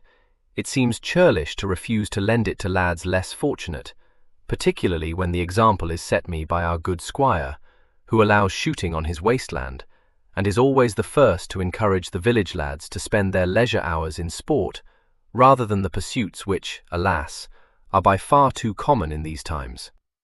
Splendid fellows, too, most of them. I've watched many of them grow up from the cradle, and I can assure you, Inspector, though I have undoubtedly broken the law in lending a rifle to any unauthorized person, I should not dream of putting it into the hands of anyone I could not vouch for. Well, sir, whose hands did you put it into? Asked Hemingway patiently. I think, said the vicar, and such also is my wife's recollection, that I lent it last to young Ditching, one of my choir boys, till his voice broke, and a sterling lad, the eldest of a large family, and his mother, poor soul, a widow. He has just received his call-up papers, and I fear that in the excitement of the moment he must have forgotten to return the rifle to me, which was remiss of him, and still more so of me, for not having reminded him. For young people, you know, Inspector, are inclined to forget things. They are, aren't they, sir? Agreed Hemingway, with commendable restraint. Did you say he was the eldest of a large family? With a whole lot of young brothers, I dare say, who have been having a high old time with a gun that doesn't belong to them, and have very likely lost it by this time. The vicar, much dismayed, said, Indeed, I trust not. Yes, so do I, said Hemingway grimly. Where does this large family live? At number 2 Rose Cottages, replied the vicar, regarding him with an unhappy look in his eye. That is the row of cottages facing the common, on the Trindale Road. It is it? Said Hemingway, his excellent memory at work. I know what you are thinking, said the vicar, sitting down heavily in the chair behind his desk. I can never sufficiently blame myself for having been the cause, unwitting but equally unpardonable, of bringing suspicion to bear upon a member of a gallant and a persecuted nation, and one, moreover, of whom I know no ill. Well, I won't deny, sir, that it did come into my mind that this Pole with the unnatural name, whom you all call Ladislas, lodges in one of those cottages, admitted Hemingway. But if you know what I'm thinking, it's more than I do myself, because I've always found it a great waste of time to think about things until I've got a bit more data that I have yet. However, I'm glad you've mentioned him, because what any gentleman in your position has to say about one of his parishioners seems to me well worth listening to. I cannot, I fear, describe Ladislas as my parishioner, said the vicar depreciatingly. He is not, you know, of my communion. One is apt, of course, to look upon every soul living in one's parish as a member of one's flock, and particularly in such a case as this, when the young man is so tragically bereft of family, home, even country, one feels impelled to do what one can to bring a little friendliness into a lonely life. And I'm sure it does you credit, sir, said Hemingway cordially. I'm afraid it rather does Ladislas credit, said the vicar with a sudden smile. We had Poles stationed in the vicinity during the war, and the impression they made upon us was not entirely happy. One makes allowances, of course, but still, no, not entirely happy. Indeed, to my shame, I must confess that I was far from being pleased when I heard that one had come to live permanently amongst us. However, I thought it my duty to visit the young man, and I was agreeably surprised by him. A very decent fellow, determined to make his way in his job, and combating, I grieve to say, a good deal of insular prejudice. I had no hesitation in introducing him to 1 or 2 people whom I thought he might find congenial, and I have had no reason to regret having done so. I should add, perhaps, that his landlady, our good Mrs. Dockeray, a most respectable woman, is quite devoted to him, and that is a more valuable testimony than mine, Inspector. I wouldn't say that, sir, but at least it means he hasn't been spending his spare time getting all the village girls into trouble, not to mention the wives whose husbands are doing their military service, said Hemingway. Haswell, who had retired to the window seat, laughed suddenly, but the vicar, though he smiled, shook his head, and said that when he thought of the infants, of what he must call mixed parentage, whom he had been obliged to baptize, he felt more like weeping. From this reflection he was easily led to talk about the humbler members of his flock, the chief inspector listening to his very discursive descriptions with great patience, mentally sifting possible grains of wheat from obvious chaff, and guiding him adroitly, by way of Mrs. Merton, who obliged for Mrs. Lindale, into the higher ranks of Thornton society. But the vicar could not tell him very much about the Lindales. Like Ladislas, Mrs. Lindale was not of his communion, and her husband, although brought up in the Anglican faith and a very good fellow, was not, alas, a churchgoer. It was a pity, the vicar thought, that such pleasant young people live such retired lives. It was rarely that one had the pleasure of meeting them at any of the little entertainments in the neighborhood. Mrs. Lindale was thought to be standoffish. He himself believed her, rather, to be shy. Miss Patterdale, whom he always called the good angel of the parish, had been most neighborly, and spoke well of Mrs. Lindale. Indeed, she had persuaded Mrs. Ainstable to call, but nothing had come of it, Mrs. Lindale excusing herself from accepting invitations on the score of being unable to leave her little girl. A pity, he could not but think, for although the Ainstables were not of the Lindales' generation, and did not, nowadays, entertain a great deal, they must be considered, in every sense of the word, valuable connaissances. "Yes, I've just been having a chat with them," said Hemingway. "A gentleman of the old school, Mr. Ainstable. The chief constable was telling me that he lost his only son in the war, which must be just about as bad a thing for Thornton as it was for him, I should think." Indeed, you are right, Inspector," said the vicar earnestly. "One of the finest young men I have ever known, and one, moreover, who would have upheld traditions which are so fast vanishing. The flowers of the forest. A bitter blow for the squire. One must hope that the present heir will prove a worthy successor, but I fear there will be a sad change in the relationship between the squire and the village. Thornton does not readily accept strangers." "Nor any other place I ever heard of," said Hemingway. "Still, we'll hope it won't happen for a good many years to come.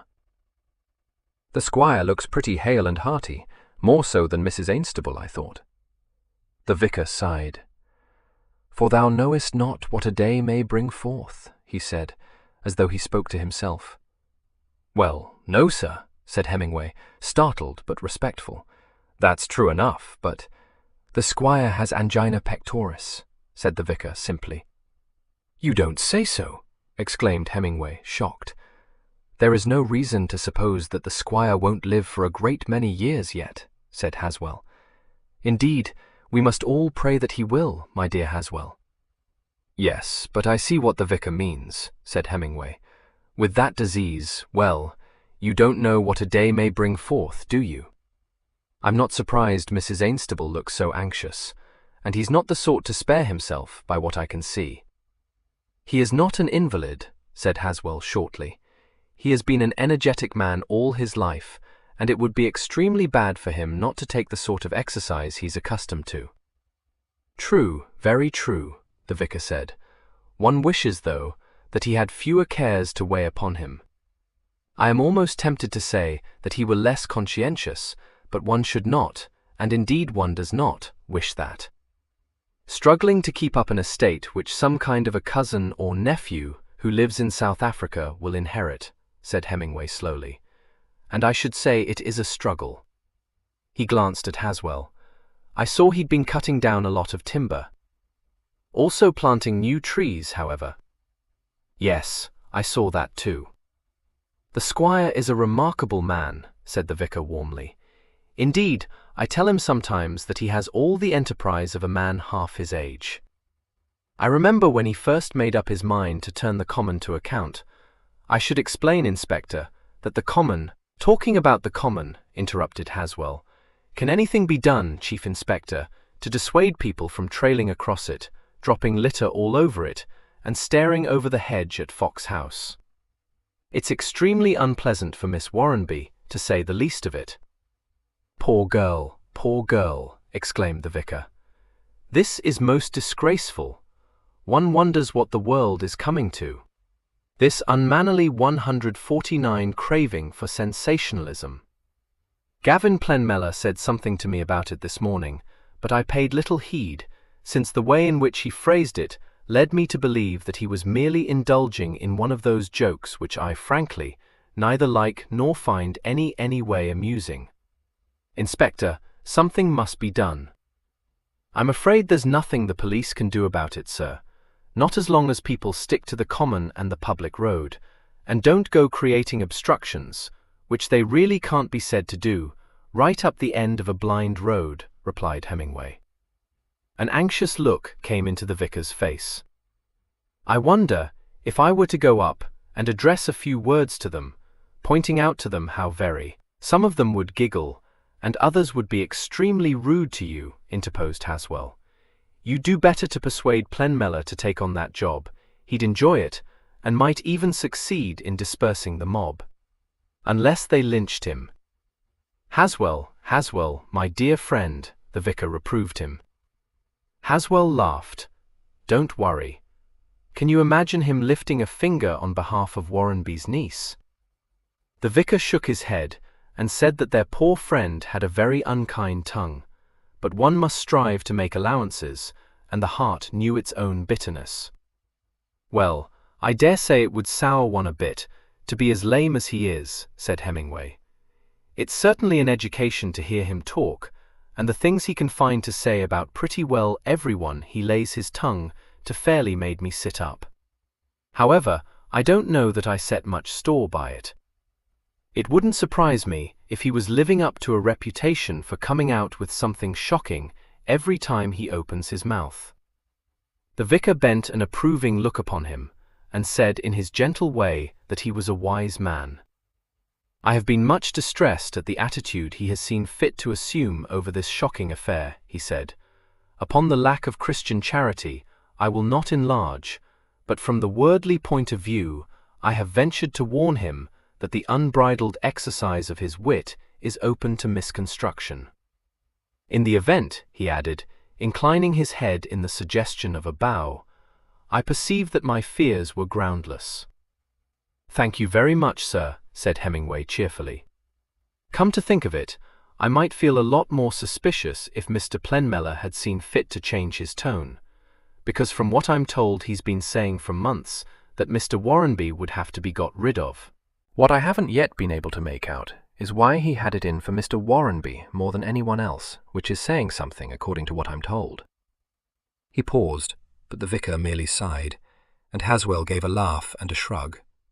Or even, he continued thoughtfully, if the only difference between him and the rest of the good people here who couldn't stand Mr. Warrenby was that he said just what he thought, and they didn't.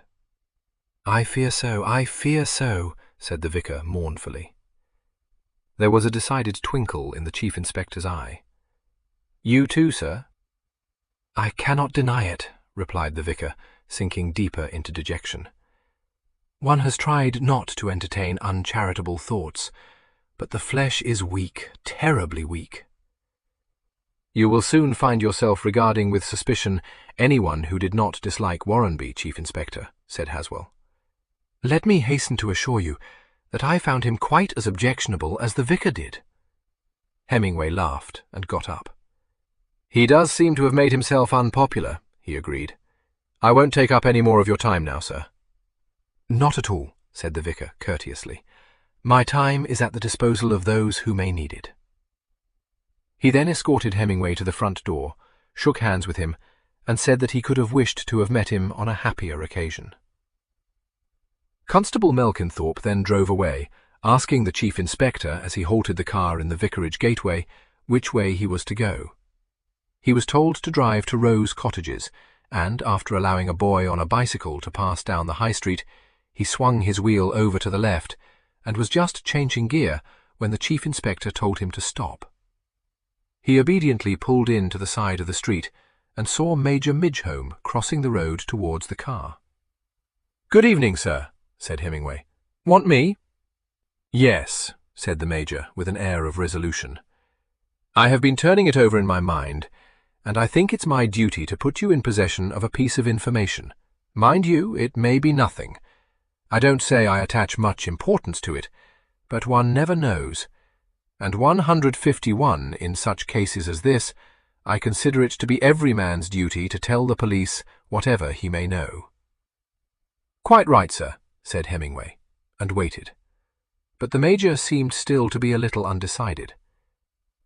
"Can't say I like talking about my neighbours," he said. "But when it comes to murder, things are different. My feeling is that if what I have to say is irrelevant, there's no harm done. And if it isn't, well, there's no denying that this business has made us all sit up, do a bit of thinking. I'm not going to pretend I know who did it, because I don't. Between you and me and the gatepost, there's a bit too much amateur detection going on in Thorndon. Shouldn't like you to think I was trying to do your job for you, but of course I've thought about it a good deal and talked it over with one or two people. As a matter of fact, I was discussing it with my wife last night. She's got her own theories, but I shan't go into that, for I don't agree with her. Point is, it's been in my mind all along that the two people who disliked Warrenby the most were Drybeck and Plenmiller. Now, when Drybeck and I were on our way to the Cedars on Saturday, Plenmiller joined us, and one of the things he said was that his was the only threshold in Thorndon which Warrenby couldn't cross. The Major paused impressively. "Well, I happened to mention that to my wife, and she told me that she had seen Warrenby go into Thorndon House on Saturday morning. Of course, she doesn't know what he went for, or for how long he was with Plenmiller, for she was shopping, and she thought no more about it. I didn't set much store by it myself when she first told me, but I've been turning it over in my mind, and I've come to the conclusion you ought to know about it. As I say, there may be nothing in it. On the other hand, queer thing to do, boast that Warrenby had never crossed his threshold when he'd done so that very morning. Almost as if he wanted to make sure no one should think he'd had any dealings with the fellow." Constable Melkinthorpe, glancing at the Chief Inspector to see what effect this disclosure had upon him, was not surprised to perceive that his calm was quite unruffled. "I see," said Hemingway gravely. "He'd have to be a bit of an optimist, wouldn't he, sir, to think no one would notice Mr. Warrenby going to call on him on a Saturday morning, right on the village street." "Well," said the Major, shrugging, "I've told you for what it's worth. That's all." He looked up and stiffened a little. Gavin Plenmiller, coming from the direction of his house, was crossing the road diagonally towards them. "Undergoing interrogation, laying information, or just passing the time of day, Major?" inquired Gavin. "I'm glad to see you here, Chief Inspector, and I'm sure the whole village shares my feelings. We confidently expected to see you in our midst at crack of dawn, but it was not to be. I may add that a certain amount of dissatisfaction has been felt. Action is what we want, and we did think that a real detective from London would provide us with plenty to talk about." "Well, I must be getting along," said the Major, not quite comfortably. Gavin looked at him, a glint in his eyes. "Now, why are you suddenly in a hurry to go away?" he wondered. Can it possibly be that you were telling the Chief Inspector something damaging about me?" He watched a dull red creep into the Major's cheeks and laughed. "Splendid! What was it? Or would you prefer not to tell me?" It was patent that the Major would very much have preferred not to tell him, but he was an officer and a gentleman, and he was not going to turn and run in the face of fire. He said boldly, "Seems to me that you've done so much talking yourself about people that you can't very well object if the tables are turned." "Of course I don't object," said Gavin cordially. "I merely hope that you've dug up something good about me." "I haven't dug up anything. Not my business to pry into your affairs. And if you want to know what's been sticking in my mind, it's this. Why did you tell me that Warrenby had never crossed your threshold?" "Did I?" said Gavin, faintly surprised. "You know damned well you did." "I don't. It's quite possible, of course, and I shouldn't dream of denying it. But when did I make this momentous statement?" "You said it to Drybeck and to me when we were walking up Wood Lane on Saturday. You said that yours was the only threshold he couldn't cross. I spoke no less than the truth, then. Yes, I remember. Our Thaddeus wasn't a bit pleased, was he? But what is this leading up to? That won't wash, Plenmellow, said the Major, gaining assurance with indignation. Warrenby had crossed your threshold that very morning. Take note, Chief Inspector, said Gavin, quite unmoved, that I instantly and categorically deny this infamous accusation. It may interest you to know, however, that my wife saw him go into your house. She lies in her throat, said Gavin amiably. She may have seen him enter my garden. In fact, if she was in the high street at the time, I should think she could hardly have escaped seeing that. She may even have noticed his very vulgar car parked at my gate. Now tell me how she saw through a brick wall, and I shall be all interest. The Major looked a good deal taken aback, and a little sceptical. Are you telling me he didn't enter your house? You oughtn't to need telling, Gavin reproved him. He found me in the garden, and in the garden we remained. I don't say he didn't make a spirited attempt to cross my threshold, for he did. He had the impertinence to suggest that we should go into the house, which forced me to disclose to him that to admit him would be to break a solemn vow. The Major gasped. You can't have said such a thing. Nonsense. You know very well that I find not the smallest difficulty in saying to people's faces precisely what I say behind their backs. The Chief Inspector intervened at this point. Why did he want to cross your threshold, sir? Vaulting ambition, perhaps. It may be said to have o'erleapt itself. Or do you want to know why he wanted to see me? That's it, said Hemingway. Ah, well, he came to remonstrate with me. At least, that was how he phrased it. He seemed to think I had been inserting a spoke into his wheel on various occasions, and it had come to his ears, one wonders how, that I had spoken of him in opprobrious terms. So I told him that these allegations were true, and he then asserted that he would know how to put a stop to my activities. How he proposed to do any such thing, I am unable to tell you. And, of course, we shall now never know what Napoleonic scheme he may have had in mind. I can only say that he failed to convince me that he had evolved any form of counterattack whatsoever. The remonstrance somewhat rapidly deteriorated into sound and fury.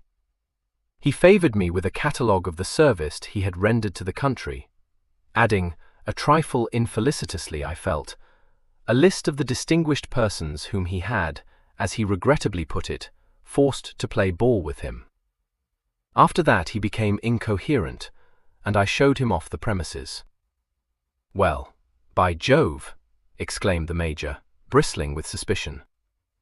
Seems a queer thing you didn't tell Drybeck and me that you'd had this quarrel with Warrenby. My very dear Major, said Gavin sweetly, in the first place, there was no quarrel. I never gratify my enemies by allowing them to lure me into losing my temper.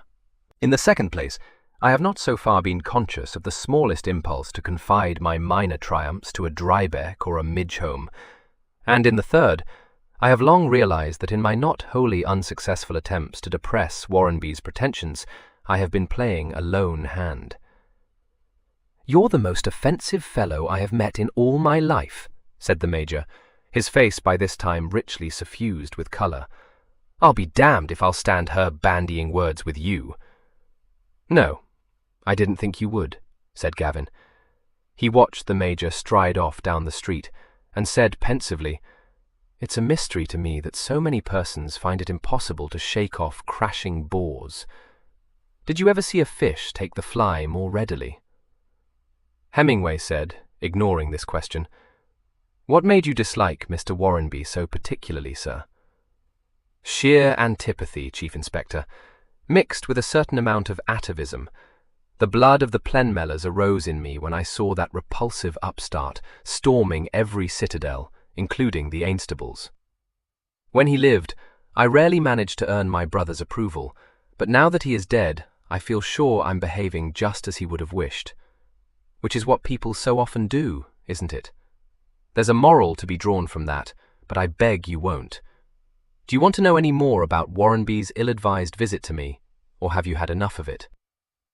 I'd like to know how he thought he could make you stop running him down, said Hemingway, fixing Gavin with a bright, inquiring gaze.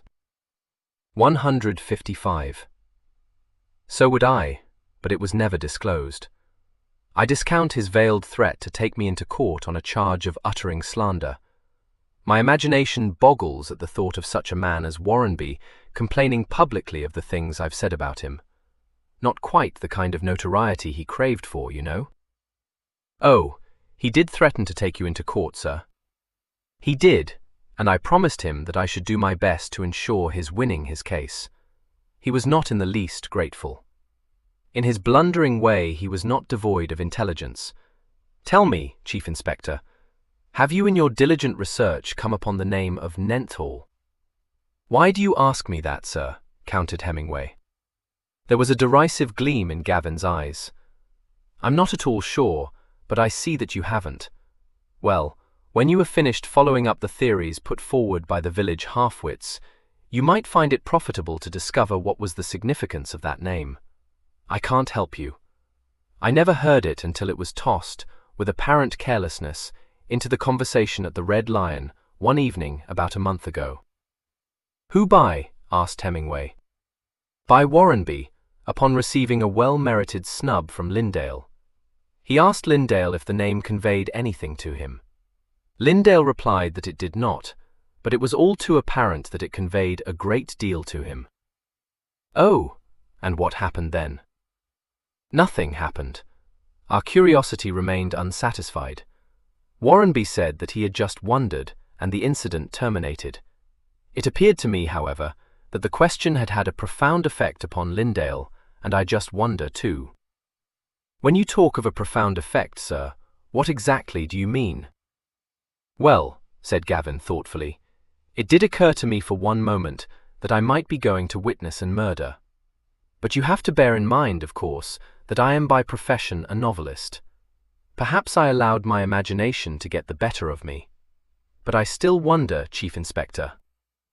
He removed his hand from the door of the car, favored Hemingway with one of his sardonic smiles, and limped away. Constable Melkenthorpe's feelings got the better of him. He drew an audible breath. Well, he uttered, he's a one, and no mistake. Blessed if I know what to make of him. As no one wants you to make anything of him, that needn't keep you awake. Get on with it, said Hemingway tartly. 12. A few minutes later, the police car was standing outside Rose Cottages, and the Chief Inspector was making the acquaintance of Mrs. Ditchling and 5 of her 7 children, who ranged in age from Gert, who was 20, to Jacqueline, who was 6.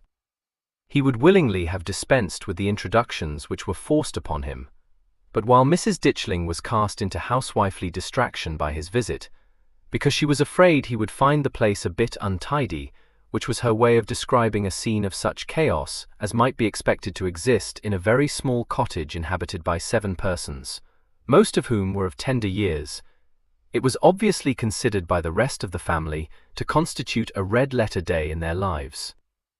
Alfie, a young gentleman in velveteen knickers and Fair Isle jersey, going so far as to dash out into the garden at the back of the cottage, yelling to his brother Claude to come quick, or else he wouldn't see the detective. In describing the scene later to Inspector Harbottle, Hemingway admitted that he lost his grip at the outset. The Ditchlings were not only friendly, they were garrulous and inquisitive, and they all talked at once. The Chief Inspector, stunned by his reception, found himself weakly admiring a hideous toy rabbit made of pink plush, shown him by Jacqueline, or, as she was mercifully called, Jackie. Answering questions fired at him with the remorselessness of machine guns by Alfie and his brother Claude, and endorsing Mrs. Ditchling's opinion that for Edie to leave her nice, steady job at Woolworth's to become a film star would be an act of unparalleled folly. He was also put in possession of much information, such as the entire history of the late Mr. Ditchling's untimely demise, of the rapid rise in millinery of Gert, of the medals Claude had won as a boy scout, of the trouble his mother had had over Alfie's adenoids, of the letter Ted had written from his training camp, and of the high opinion his employer held of Reg, who, unfortunately, was going to the pictures that evening, and so had not come home after work. "He will be upset," said Mrs. Ditchling. Everyone seemed to feel that the absent Reg was missing a rare treat, Gert saying that it was a shame, Claude asserting that he would be as sick as muck, and Jacqueline asking her mother several times, with increasing tearfulness, if Reg wouldn't come home to see the policeman. When the chief inspector at last managed to make known the reason for his visit, the confusion grew worse, for Mrs. Ditchling, shocked to learn that his rifle had not yet been returned to the vicar, related in detail the circumstances of Ted's call-up. Gert asserted several times that Ted had told Reg particular not to forget to take the rifle back for him.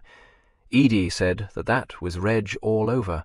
Claude and Alfie argued shrilly with one another on the certain whereabouts of the weapon, and Jacqueline reiterated her demand to know if Reg was not coming home to see the policeman. "Well, I hope to God he's not," said Hemingway, plucking the two boys apart and giving each a shake. "Stop it, the pair of you. You shut up, Alfie. Now then, Claude, if you're a wolf cub, you just tell me where your brother put the vicar's rifle, and if I see you try to kick Alfie again, I'll tell the scoutmaster about you. So, now." Thus admonished, Claude disclosed that Ted put the gun in his workshop to be safe, and the whole party at once trooped out into the narrow strip of garden at the rear of the cottage. At the end of this was a wooden shed, which, Mrs. Ditchling proudly informed Hemingway, Ted had erected with his own hands. But as the door into it was locked, and the key, if not mislaid, or taken away in a moment of aberration by Ted, was in the absent Reg's possession, Claude's statement could not be verified. A suggestion put forward by Alfie, who wanted action, that the lock should be forced, was vetoed by the chief inspector. He issued instructions that Reg was to bring the vicar's rifle to the police station in Bellingham on his way to work on the following morning, refused the offer of a cup of tea, and left the premises. He was accompanied to the door by the entire family, who saw him off in the friendliest way, the two boys begging him to come to see them again, and Jacqueline not only saying goodbye to 159 him on her own behalf, but adding by proxy, and in a squeaky voice, the plush rabbit's farewell. This scene so much astonished Constable Melkinthorpe that instead of showing his efficiency by starting his engine and opening the door for Hemingway to get into the car, he sat staring with his mouth open. "Yes, you didn't know I was their long-lost uncle, did you?" said Hemingway. "For the Lord's sake, start her up, and look as if you were going to drive me to Bellingham, or we shall have Claude and Alfie trying to storm the car." "Where am I to drive you, sir?" asked Melkinthorpe. "To the end of the row. I'm going to call on Ladislas, but I don't want that gang flattening their noses against the window." Fortunately, the ruse succeeded, and by the time the car had reached the end of the row, the Ditchlings had retired again indoors. Hemingway got out of the car and walked back to Mrs. Dockray's cottage. It was by this time nearly 6 o'clock, and Ladislas had returned from work. Ushered into the front sitting-room by Mrs. Dockray, who eyed him with considerable hostility, the chief inspector found that Ladislas was entertaining two unexpected visitors. Mavis Warrenby, attired from head to foot in funeral black, and Abby Derham had called to see him on their way back by country omnibus from Bellingham. It did not seem to Hemingway that their visit was affording Ladislas any pleasure. He was a handsome young man, with dark and romantically waving locks, and brown eyes as shy as a fawn's. He was plainly frightened of the chief inspector, and lost no time in telling him, in very good English, that the ladies had just looked in on their way home. Miss Warrenby enlarged on this, saying in her earnest way, "Mr. Zamagorski is a great friend of mine, and I felt I must show him that I utterly believe in him, and know he had nothing to do with my poor uncle's death." Looking anything but grateful for this testimony, Ladislas said, "It is so kind." Bestowing a smile of quiet understanding on him, Miss Warrenby took his hand, and pressed it in a speaking way. "You must have faith, laddie," she said gently, "and shut your ears to gossip as I do. I often think how much better the world would be if people would only remember the monkeys." "But what good shall it do to remember monkeys?" cried Ladislas, recovering possession of his hand. "Pardon, this is not sensible to talk of monkeys." "You don't understand. 3 little monkeys, illustrating what I always feel is a maxim we ought to try to—" "Get it?" interrupted Abby triumphantly. "See no evil, hear no evil, speak no evil. It's all right, Ladislas. It's only a saying or something. Come on, Mavis. If the Chief Inspector wants to talk to Ladislas, we'd better clear out." Ladislas looked uncertainly from Hemingway to the ladies. Mavis said that perhaps he would prefer her to remain, her voice conveying so strong a suggestion that there existed between them a beautiful understanding, that he looked more frightened than ever, and made haste to disclaim any desire for her support. So Mavis began reluctantly to collect her numerous parcels, and the Chief Inspector, retrieving from under the table a paper carrier, handed it to her, saying that she seemed to have been doing a lot of shopping. "Only mourning," Mavis replied reverently, and with a slightly reproachful inflection. "I know it's out of date to go into mourning, but I think myself it is a mark of respect. So I asked Miss Derham if she would go into Bellingham with me, because I didn't quite feel I could go alone, though I know I must get used to being alone now." As she spoke, she turned her eyes towards Ladislas, who avoided her gaze, looking instead, and with considerable trepidation, at Hemingway. "Quite so," said Hemingway. "Did you respect your uncle, miss?" This direct question made her blink at him. "What an extraordinary thing to ask me," she said. "Of course I did." "Do you mean really, or because he's dead?" asked Abby, unable to suppress her curiosity. "Abby, I know you don't mean it, but I do so hate that cynical sort of talk. I was very, very fond of Uncle Sampson, and naturally I respected him."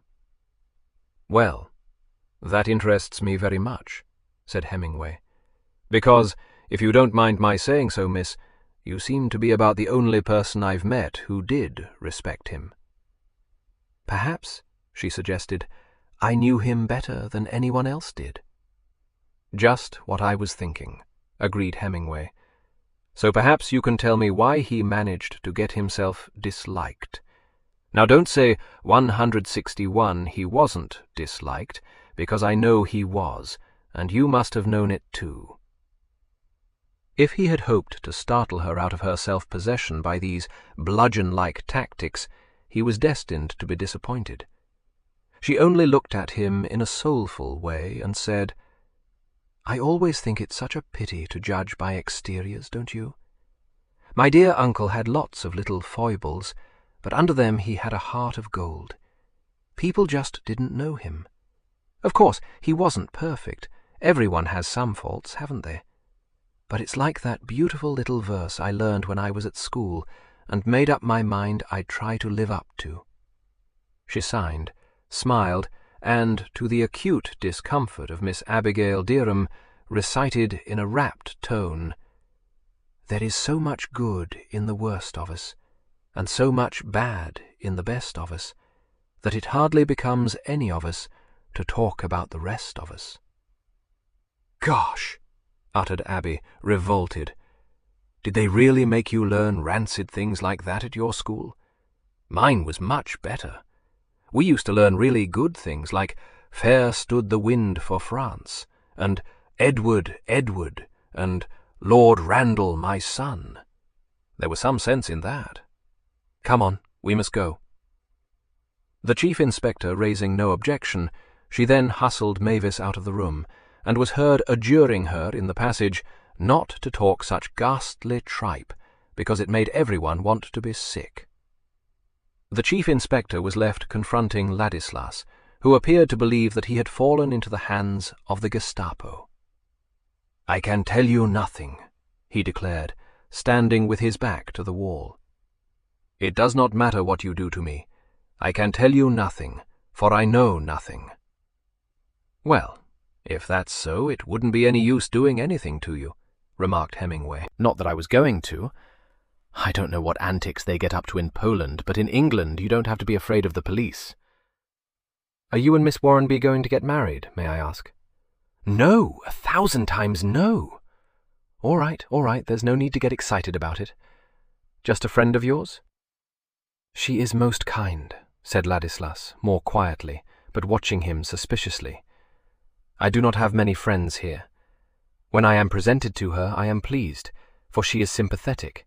She asks me about my own country, and she herself is not happy, for that one, her uncle, is a tyrant, and, like me, she does not have friends. I do not think of marriage. I swear it. Her uncle was unkind to Miss Warrenby, was he?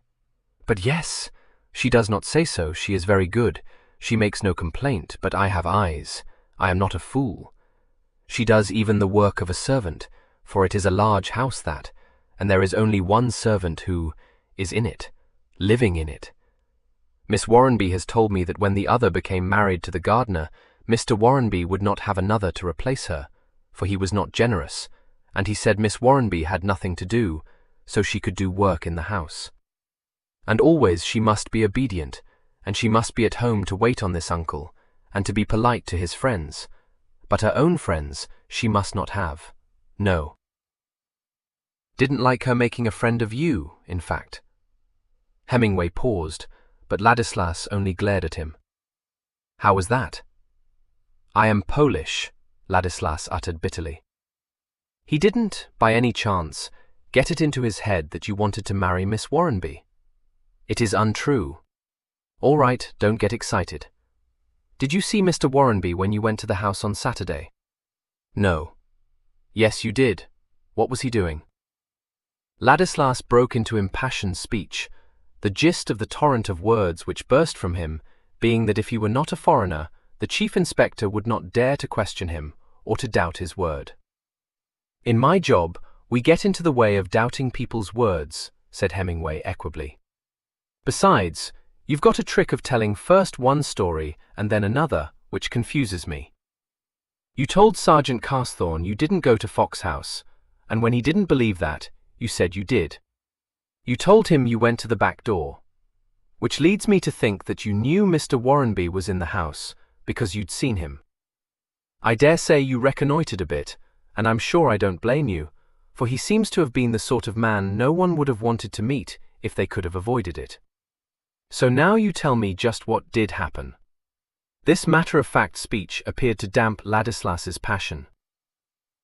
After staring at Hemingway for a moment, he said in a flattened voice, "When I say I did not see him, I mean. You mean you did," supplied Hemingway. "Comes of being foreign and not being able to speak English right, I dare say." Ladislas gulped. He was in his study. He was reading some papers. Hemingway nodded. At his desk? You could see him from the road, easy, if that was where he was. So then, according to what you told Carthorne, you slipped up to the back door, which I must say, seems to me a silly thing to have done, because for one thing, I've seen the path which the tradesmen use, and it runs up that side of the house, so that I should have thought you'd have caught Mr. Warrenby's eye. And for another, unless he was uncommonly deaf, I should have expected him to have heard you knocking on the back door. However, if that's your story, I don't mind. It doesn't seem to me to matter much. Now I shall tell you the truth, said Ladislas impulsively. I did not go to the door. I went away because I do not wish to make trouble for Miss Warrenby, and if her uncle is at home it is plain to me that she cannot go with me anywhere. It makes nothing.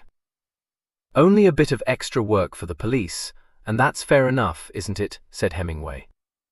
He left Ladislas hovering between doubt and relief, and went out to find that Constable Melkenthorpe was no longer alone. He had left the car and was standing beside it, grinning down at an aged and disreputable individual in a much-patched suit of clothes and a greasy cap, which he wore at a raffish angle wholly inappropriate to his advanced years.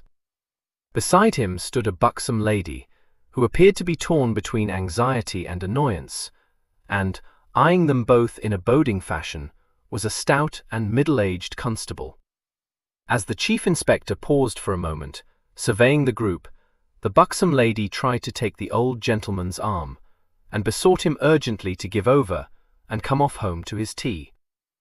"You let me go, or I'll fetch you a clip," said the oldest inhabitant, in shrill but slightly indistinct tones, and brandishing a serviceable ash plant. Women. I ate the sight of them. I'm a-going to have a few words with the Lunnon tech, and it'd take more than a nasty meddling female to stop me. And more than a mutton-headed flatfoot what never got no promotion, and never would, not if he lived to be as old as what I am, which he won't because he eats too much, unless it ain't fat, but dropsy he's got. "Father," expostulated his daughter, giving his arm a shake, "you've got no call to be rude to Mr. Hobkirk. If you don't stop it—" "You give me any more of your impudence, Biggleswade, and you'll wish you'd kept a civil tongue in your head," interrupted Constable Hobkirk, swelling with wrath. "Mr. Biggleswade to you, Mr. Hobkirk," instantly responded the lady, with a sudden veering of sympathy. "90 years old he is, and I'll thank you to remember it. Now come along with you, father, do." "What's all this about?" demanded Hemingway, stepping up to the group. Constable Melkenthorpe so far forgot himself as to wink at his superior, but Hobkirk replied in official accents. "Police Constable Hobkirk, sir, reporting." "You shut your gob, young fella," commanded Mr. Biggleswade. "You ain't got nothing to report. It's me as'll do the reporting. I'm going to have me picture in the papers, and a bit wrote about me underneath it." "All right, grandfather," said Hemingway good-naturedly, "but give the constable a chance. What's the matter, Hobkirk?" "If there was anything the matter, which there ain't," said the obstreperous Mr. Biggleswade, "it wouldn't do you no good to go asking him, because he ain't seen beyond that great stomach of his for years, not but what that's far enough. Nor I won't have me words took out of me mouth by him, nor you neither, because the police never had nothing on me, and I ain't afraid of any of you." "You're a wicked old man, that's what you are," exploded the sorely tried Hobkirk. "Before you got so as you couldn't do more than hobble about with a stick, you was the worst poacher in the county, and well I know it." Mr. Biggleswade's villainous countenance creased into a myriad wrinkles, and he gave vent to a senile chuckle. "That's more than you could prove, my lad," he said. "I don't say I weren't, nor yet I don't say I were, but what I do say is that I were a sight too smart for all them girt fools to catch." "Don't pay any heed to him, sir," begged his horrified daughter. "He's getting to be a bit childish. I'm sure I ask your pardon for him 165 coming worreting you like this, but he's that obstinate, and coming up here to talk to you without his teeth." A vivacious dig from her sire's elbow put her temporarily out of action. "My darter," explained Mr. Biggleswade. "Lawful," he added, "which is what makes her so blooming uppity. I got others. And sons, first and last." "Listen, grandfather," interposed Hemingway. "There's nothing I'd like better than to hear your life story, but the trouble is I've got work to do. So you just tell me what you want to see me about, will you?" "That's right, my lad. You listen to me, and you'll get made a sergeant," said Mr. Biggleswade approvingly. "'Cause I know who done this here murder." "You do?" said Hemingway. "He don't know anything of the sort, sir," expostulated Hobkirk. "He's in his dotage. Sergeant! Why, you silly old fool." "You leave him alone," said Hemingway briefly. "Come on, grandfather. Who did do it?" An expression of intense cunning came into the wizened countenance of Mr. Biggleswade. "Mind, I'll have me picture in the papers," he warned the chief inspector. "And if there's a reward, I'll have that too, else I won't tell you nothing."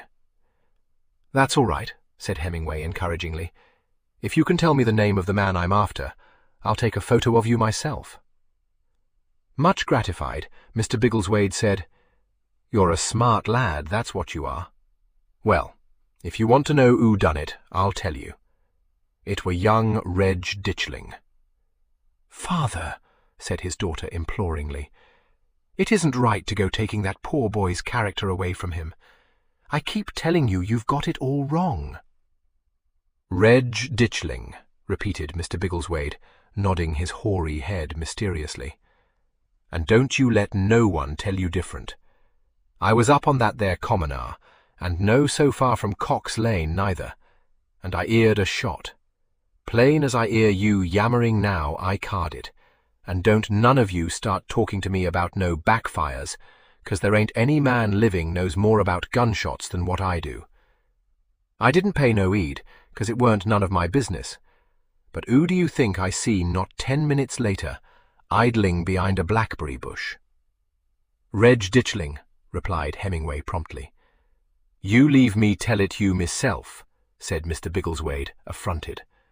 Reg Ditchling it was. And what might you be up to? I says to him. Nothing, he says, scared like. Oh, nothing, is it? I says to him. And who give you that rifle, my lad? I says. Then he hands me a lot of sauce and makes off, and I went up to the Red Lion to have a pint afore me tea. Yes, interjected his daughter. And when I went up to fetch you home, it was all of 7 o'clock, and Mr. Crayling told me you'd been there half an hour. Hobkirk, who had edged himself up to the chief inspector, said for his private ear, That's right, what she says, sir, but make the silly old fool listen to a word of sense I can't. I'll have a few words to say to Reg Ditchling when I get hold of him, borrowing guns he's got no right to have. But if he did any shooting on the common that day, it was a good hour before Mr. Warrenby was killed. And I wouldn't believe that old rascal, not if he was to swear to it on his Bible oath. It's all on account of old Mr. Hawley being interviewed for the local paper the day he was 90. Nothing'll do for Biggleswade but to get into the papers as well, with his picture. Well, I hope he manages to pull it off, said Hemingway, watching appreciatively the spirited way in which Mr. Biggleswade was resisting his daughter's attempts to drag him homewards.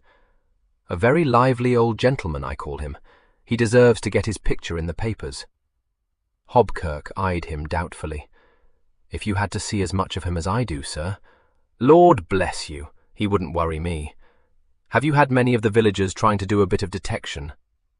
Sir, said Hobkirk earnestly, you wouldn't believe it. Something chronic it is. I've had to choke off more silly fatheads who saw people they don't like not more than half a mile from Fox House, nowhere near the time Mr. Warrenby was shot. Well, as I say, you wouldn't hardly credit. That's where you're wrong, because I would, said Hemingway. Now then, grandfather, you go off home and have your tea, and don't worry me any more about it. I won't forget what you've told me. Come on, Melkinthorpe. Bellingham.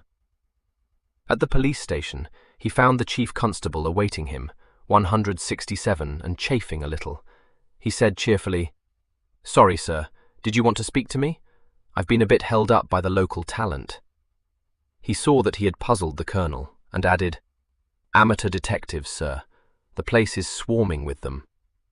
Oh, said the colonel rather blankly. Damned annoying.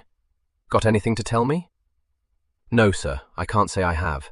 The soup's thickening nicely, which is as far as I'm prepared to go at the moment. You seemed pleased, said the colonel. I am, admitted Hemingway. In my experience, sir, the thicker it gets, the quicker you'll solve it.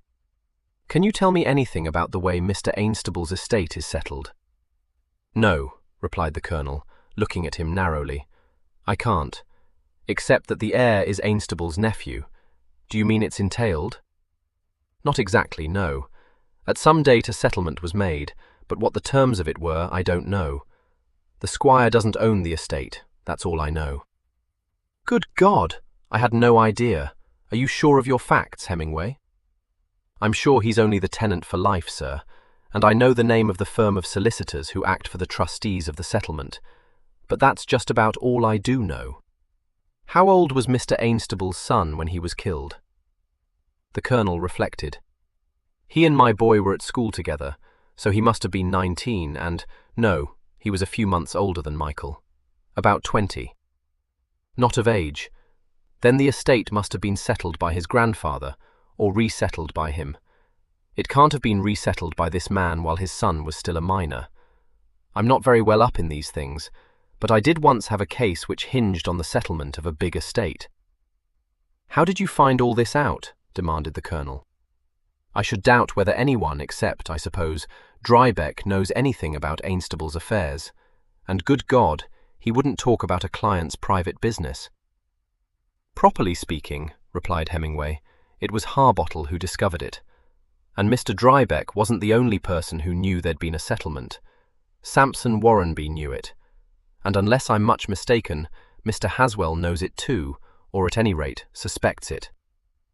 I should have said that Warrenby was the last man in the world Ainstable would have confided in. But go on. I'm dead sure he didn't confide to him, sir. Warrenby found it out.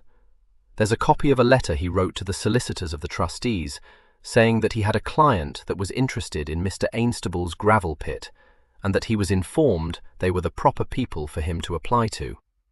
And there's an answer from this firm, all very plain, stating that although any money would have to be paid to them, acting for the trustees, to be apportioned as between the tenant for life and the trust funds, all such contracts were a matter for Mr. Ainstable only.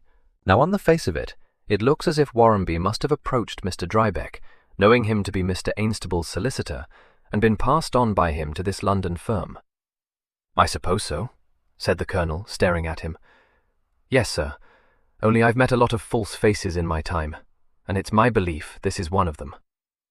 I don't doubt Warrenby got the information he wanted out of Mr. Drybeck, but I should say he didn't appear in the matter himself. In fact, I don't know how he managed it, which is probably just as well, because I've got a strong notion that if ever I got to the bottom of the methods the late lamented employed to find out things about his neighbours, I'd very likely get up a subscription for the man who did him in, instead of arresting him. I don't follow you, the Colonel said. Why should Warrenby not appear in the matter? It seems to me that if he had a client— Yes, sir, but another strong notion I have is that he hadn't got any such thing. Seems highly unnatural to me that Mr. Drybeck should never have mentioned the matter to the squire, and that he didn't, I'm quite satisfied. It came as news to Mr. Ainstable, and no such very pleasant news either. The Colonel stirred restlessly. What makes you think there was no client? The fact that we don't hear anything more about him, sir. Having gone to the trouble of finding out who was the right person to apply to, Warrenby didn't apply to him. He might surely have discovered that the lease of the pit had already been granted, objected the Colonel. 169. I'll go further than that, sir. He might have known it all along. In fact, he must have known it. Everyone in Thorndon couldn't help but know it. I think something made him suspect the squire's estate had been settled, and he wanted to know just how the land lay. He hadn't a hope of getting Mr. Drybeck to tell him anything, so he went about the job in a different way. I should like you to tell me exactly what's in your mind, Hemingway, said the Colonel in a level voice. Well, sir, taking one thing with another, it wouldn't surprise me to learn that the squire's committing waste, and has been doing so ever since his boy was killed. Now, as I say, I'm not an expert, but I do know that if you've got a settled estate, and you go selling its capital in a manner of speaking timber, mineral rights and such like, about 2/3 of what you make out of it has to be put into the estate funds. He paused, but the Colonel said nothing. And if you put the whole sum into your own pocket, or perhaps invest it, so that your wife will be left comfortably off when you're dead, well, that's committing waste. The Colonel raised his eyes from their frowning contemplation of the blotter on his desk. That's a pretty serious charge, Chief Inspector. It is, sir.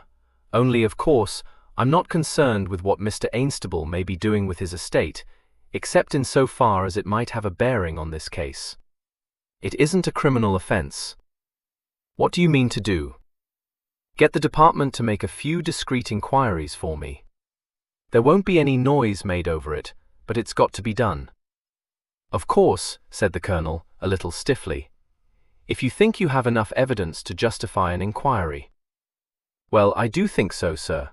To start with, I've got reason to suspect that Warrenby had some sort of a hold over the squire. To go on with, I've had a look at that estate, and I can see there's precious little money being spent on it, and a tidy sum being taken out of it. Then I find that it's going to a nephew, who by all accounts is next door to being a stranger to the squire. And I don't mind saying that I've got a lot of sympathy for the squire, because he's been hamstrung by a settlement that was meant to make everything safe and snug. If the boy had lived to be 21, I don't doubt the estate would have been resettled and provision made for Mrs. Ainstable. But he didn't, and it looks to me very much as if the squire knows that nephew of his wouldn't look at it the same way his son would have. Well, when I saw Mr. and Mrs. Ainstable, I thought she looked a lot more likely to die than he did. But when I left Old Place, I went and paid a call on the vicar, and that's where I learned that the squire has a bad heart. Angina, said the colonel shortly. But as far as I know, he's only had 2 not very severe attacks. Yes, Mr. Haswell, who happened to be with the vicar when I called, said there was no reason why Mr. Ainstable shouldn't live for a good many years yet. On the other hand, you don't have to be a doctor to know that he might go very suddenly. That adds quite a bit of colour to what I'd already noticed, which was that when I mentioned those 2 letters Harbottle found in Warrenby's office, I knew I'd given the squire and Mrs. Ainstable a nasty jolt. I got the impression that the last thing either of them wanted me to do was to start nosing round that gravel pit, or all the timber he's been felling. And on top of that, when the vicar started to say something about the gravel pit, Mr. Haswell nipped in as neat as you please and flicked his mind off onto something quite different, which leads me to think that he's got pretty much the same idea as I have about what the squire's up to. There was a short silence. The colonel broke it. "This is a damned nasty affair, Hemingway. Well, it's up to you, thank God. If you're right, if Warrenby was blackmailing the squire, not for money, but merely to force him to sponsor him socially, does that, in your view, constitute a sufficient motive for murder?" Hemingway rose to his feet. "I don't remember offhand how many cases I've had, sir," he said dryly. "A good few. But I couldn't tell you what constitutes a motive for murder, not yet what doesn't.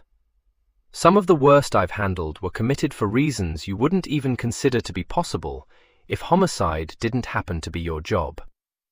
You don't need me to tell you that, sir." "No," said the colonel, "but it depends on the type of man involved." "That's right, sir, it does." The colonel glanced up. "Blackmail," he said heavily. "Yes, that's a motive, Chief Inspector, a strong motive." "Yes, and it gives us a nice wide field," agreed Hemingway. "Because, unless I miss my bet, I don't think the squire was the only person Warrenby was putting the black on." He glanced at his watch. "If you'll excuse me, sir, I'll be leaving you. I told my chief I'd be giving him a ring about now." He walked over to the door and looked back as he opened it, a twinkle in his eye. "I've got upwards of 6 people who could have committed this murder, as far as their alibis go, which is nowhere," he remarked. "At least 4 of them have got what'll pass for motives, and the end of it will very likely be that it'll turn out to be someone I haven't begun to consider yet." "I hope to God you may be right," said the colonel. 13. There was no one in the small office temporarily allotted to the chief inspector, but he saw that Harbottle had been there before him, for a pile of papers had been laid on the desk. He sat down, pushed the papers to one side, and drew the telephone towards him. He was speedily connected with his immediate superior, Superintendent Hinckley, and was greeted by him with asperity and a total lack of formality, the superintendent saying, with awful sarcasm, that it was nice to hear his voice, and adding that there was nothing he liked better than to be kept hanging about at headquarters, particularly when he happened to have a date. To which the chief inspector replied suitably, not omitting to animadvert upon persons who sat all day with their feet on their desks. After which interchange of civilities, the superintendent laughed and said, "Well, how's it going, Stanley?" "I've seen worse. What have you got for me?" "Nothing that's likely to interest you, I'm afraid. Seems quite straightforward. Born in 1914 in Nottinghamshire.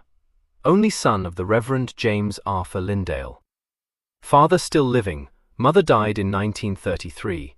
2 sisters, one married, the other single. Educated at Stillingborough College. Joined his uncle's firm of Lindale Crew, stockbrokers, in 1933. Became a member of the Stock Exchange, 1935. Called up in 1939 and served with the RA until 1946, when he was demobilized. Do you want his military record? He served all over the place and picked up a DSO. Ended up as a major with the Army of Occupation in Germany. No, I don't think that's likely to be of much use. What's he been doing since he was demobilized? He went back to the stock exchange for nearly 5 years. Lived 173 in bachelor chambers in Jermyn Street. There's nothing known about him, barring the bare facts I've given you. Hasn't even had his driving license endorsed. He left the stock exchange at the end of 1950. That's all I've got for you. I'm bound to say it isn't promising, said Hemingway. What about his wife? He hasn't got one. Yes, he has, Hemingway said impatiently. And a baby. I told you so, and what's more, I asked you to look into her record too. I know you did, but I haven't got anything here about her. Who handled this? Demanded Hemingway suspiciously. Jimmy Roxham. Oh, said Hemingway. Well, it's not like him to miss anything that's wanted. You did tell him to look into the wife, Bob. Yes, I did, and if I ever see half a chance of getting you dismissed from the service with ignominy. You won't, interrupted Hemingway. No, look here, Bob, Jimmy must have slipped up. I've seen the setup, husband and wife, and one baby, a year old. Yes, well, I don't like Plenmella any more than you do, but I call it a damned mean thing to do, gas yourself, and leave a letter like this behind you. Nice for his brother to have to listen to it being read out in court. You'd have thought he'd have left the district, said Harbottle. I wouldn't, because for one thing he'd find it hard to get a price for his property here, and for another, although he may be a cold-blooded devil, he's got plenty of nerve. Nerve enough to have shot Warrenby is what I think. Lord, yes, agreed Hemingway. Nerve enough to shoot half the village if it suited his book to do it. But if you're trying to make me believe he shot Warrenby just because he didn't happen to like him, you're wasting your time, Horace. I've been telling the chief constable that I don't know what constitutes a motive for murder or what doesn't, but that was putting it a bit too high. I do know that no one, barring a lunatic, kills a chap because he thinks he's a pushing bounder. I dare say that's what His Highness would like me to think, so as he can sit back and watch me making a fool of myself, but if he wants me to treat him as a hot suspect, he'll have to give me a sniff of a real motive and stop being the life and soul of the party. Did you find anything else at Warrenby's office? Harbottle glanced disparagingly at the papers on the desk. I brought that lot along for you to look at, but I wouldn't say they were likely to lead you anywhere. There's some correspondence with one of the town councillors, which looks as if they'd had a row, and there's a whole lot of stuff about a trust for sale, which I can't say I quite get the hang of. Seems Mr. Drybeck was the principal trustee and had the handling of it. Warrenby was acting for someone he calls by a fancy name I never heard before. Harbottle picked up one of the clips of documents and searched through them. Here you are, sir. A Sestuary K Trust, he said, laying the letter before his chief and pointing to the words. Lawyers, ejaculated Hemingway disgustedly. Go and see if there's a dictionary on the premises, for the Lord's sake. The inspector went away, returning a few minutes later with a well-thumbed volume in his hand. It's a person entitled to the benefit of a trust, he announced. Good, said Hemingway, who was running through the letters. That's about what it looks like from all this. This client wants his share of the trust. That's clear enough. And apparently it's all in order to sell the thing, only, for some reason or other, Drybeck's being coy about doing it. Yes, but only because it's a bad time to sell, Harbottle pointed out. He says so in one of the letters, and it sounds reasonable enough. You'll see that Warrenby doesn't quarrel with that at all. Writes perfectly civilly, and says he appreciates the situation, but his client is anxious to receive his share of the sale without loss of time. I don't see what bearing any of it could have upon the murder, sir. In fact, I was in two minds about bringing it to you. The thing that made me wonder was that Mr. Drybeck came into the office this afternoon nosing around, I thought. but he said he'd come to find out if there was anything he could do to help Coupland. He tried to get me to tell him if I'd discovered anything at least. That's the way I read his chat, but I wouldn't be prepared to swear it wasn't just inquisitiveness. I got rid of him, of course, and it did enter my mind that perhaps he was worried about this correspondence with Warraby. I found nothing else that was any concern of his. "Well, that's interesting," said Hemingway. "There's no doubt that this client of Warrenby's was determined to have his share of the trust, and there's no doubt that Drybeck's stalling. Of course, it may be that he's just trying to do his best for the beneficiaries. Pity we don't know what the others felt about an immediate sale. And on the other hand, it may be that he's got reasons of his own for not wanting to sell the trust." "Good gracious, Chief, do you mean you think he's been embezzling the funds?" exclaimed Harbottle. "No, not embezzling them. But it wouldn't surprise me if he's made a muck of the thing through being fat-headed or half asleep. And if that's so, then I'd bet my last farthing Warrenby had got wind of it. It'll bear looking into, anyway. Is there anything in this?"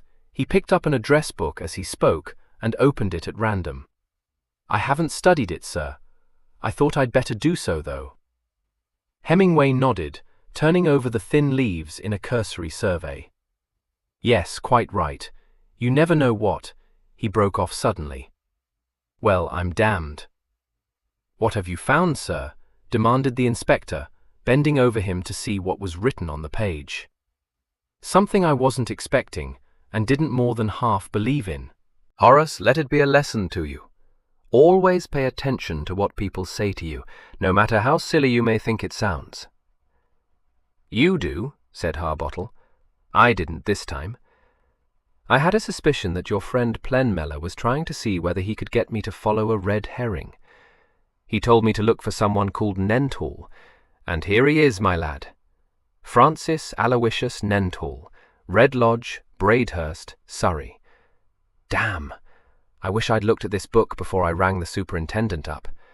I'll have to get on to him again first thing tomorrow." "What did Plenmeller say about this man?" "He said that Warrenby once asked Lindale if the name conveyed anything to him, and that it obviously conveyed a lot more than he liked, though he denied it, which may or may not be true. What I'm sure of is that Ultima Unlikely was right when she said there was something fishy about the Lindale setup. There is. She's scared white, and he's playing every ball sent down to him with a dead bat. They've got something they're desperately anxious I shan't find out. So has the Squire, but I think I know what that is. This is a nice case, Horace." "I don't see it, sir." "No, and you never will, because you're not interested in psychology." The inspector, knowing his chief's foibles, looked at him with deep foreboding, but Hemingway did not pursue his favorite study. He said thoughtfully, "I don't know when I've had so many possibles to choose from. It's to be hoped I don't lose my bearings amongst them. There are 3 with motives that stand out a mile. The dead man's niece, who inherits his money, her glamour boy, who says he never thought of marrying her, which I take to be a highly mendacious statement, and old Drybeck, who's been losing ground to Warrenby for years, and may, if my guess is correct, have been standing in danger of being discovered by him to have made a mess of some trust. Those are what you might call the hot suspects. After them I've got the questionables, headed by the Squire. I think he was being blackmailed by Warrenby." "The Squire?" said Harbottle skeptically. "Blackmailed for what?" "Committing waste. No, I know you don't know what that is, but it doesn't matter. It's a civil offence, and though it could easily land him in a packet of trouble, it isn't a thing that concerns the police. I'll explain it to you presently, but don't keep on interrupting me. As I say, there's him, which makes 4, and we shall have to include his wife, though I can't say I fancy her much, so that's 5. Next, we've got the Lindales. Either could have done it. He's the type who would, given a sufficient motive. That tots up to 4 in the questionable class. 7 altogether." "Are you leaving out Plenmeller?" demanded Harbottle. "Certainly not. I'm putting him at the head of the 3rd class, those that might have done it, but who don't seem to have any reason to have done it. 3 of them. Plenmellow, easily capable of murder. Haswell, a dark horse. He had an alibi, sir. Not the young man, his father.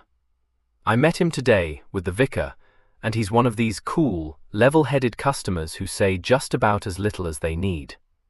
Carsthorne verified that he did go to some place or other 15 miles from Thorndon on Saturday afternoon, but we've only got his word for it that he didn't get home till 8 because he stopped at his office in Bellingham on his way to polish off some job he had on hand.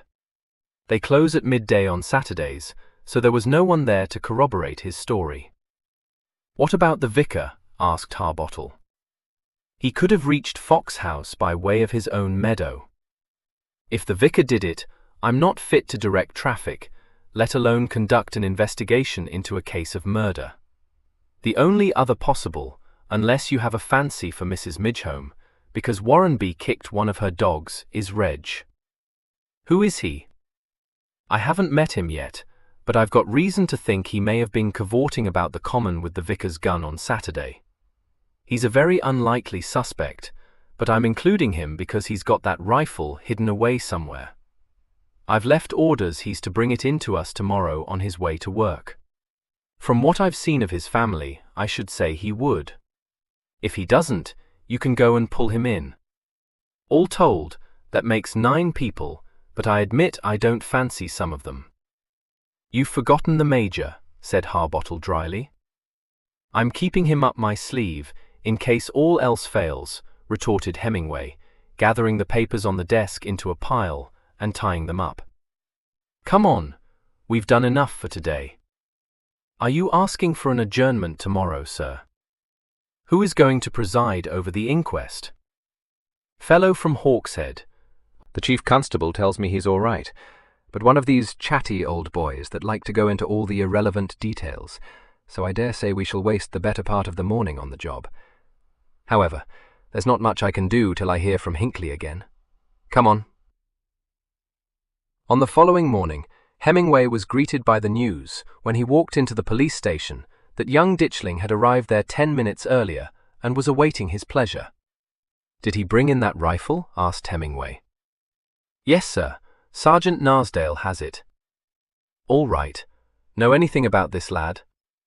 No, sir, nothing against him, that it.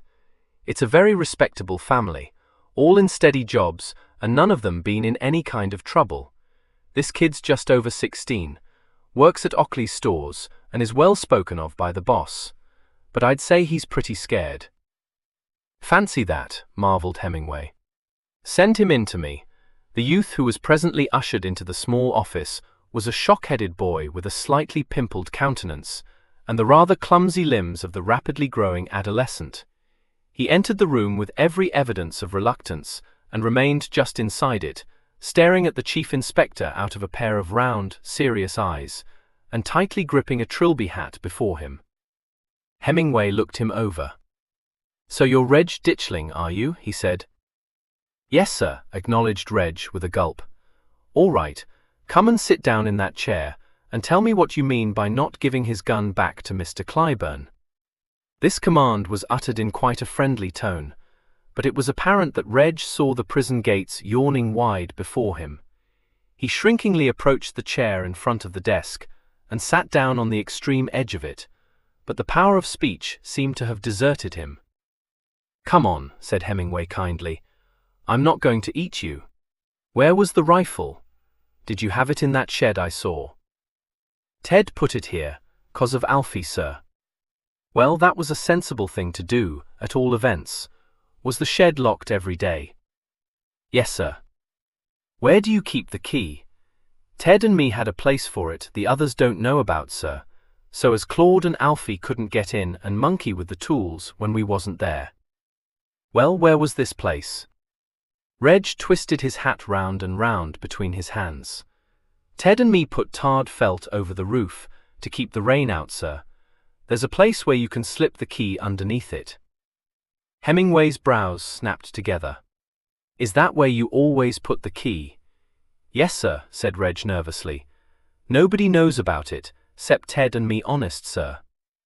Hemingway said nothing for a moment, visualizing the row of cottages, from the upper back windows of which, he judged, a sufficiently good view could be obtained of the line of narrow gardens. Reg swallowed convulsively and went on twisting his hat. "Now look here, my lad," said Hemingway. "I'm not going to ask you why you didn't do what your brother told you and take that rifle back to Mr. Clyburn, because I know why you didn't.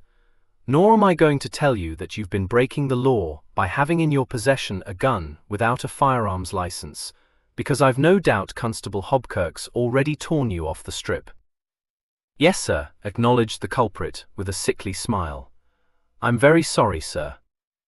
"Well, see you don't do it again. You answer what I am going to ask you truthfully, and very likely you'll hear no more about it. Did you have that rifle out on the common on Saturday?" "Yes, sir, but honest I never shot the gentleman," said Reg, sweating a little. "What did you shoot?" "Nothing, sir. It was only target practice, like Ted told me I ought to do. It was Ted learnt me to shoot, and I only went out with him the 3 times. And then he got his call-up papers, and he said to take the rifle back to the Reverend, and, honest, I meant to. Only there was some cartridges left, and I thought if I was to use them for practice the Reverend wouldn't mind, and I could take the rifle back on the Sunday." "Well, why didn't you?" "It was all over the village. Mr. Warrenby had been shot." "Had the wind up, eh?" Well, sir, because," pursued Hemingway relentlessly, "this target practice of yours was quite close to Fox House, wasn't it?" "No, sir," asserted Reg, the color rising to his face. "That's what old Mr. Biggleswade told you, but it isn't true. I went to Squire's gravel pit, 'cause there's no one there of a Saturday afternoon, and it's a safe place. And I brought my cards, sir, just to show you it's true, what I'm telling you."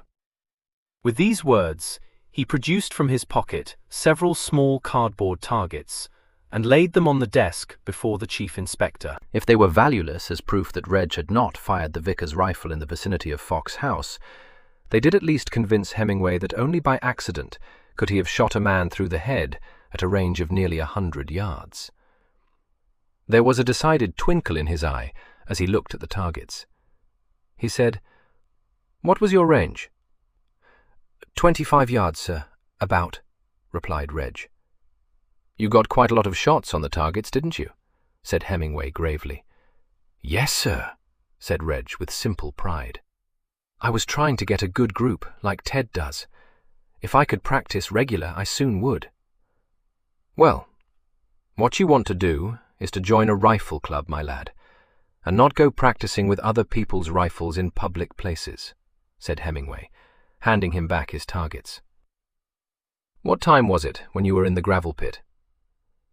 "It would have been a bit after 5 when I got there, sir, and I wasn't there more'n an hour, that I'll swear to, and I should say it was less, because I was back home by 6:30.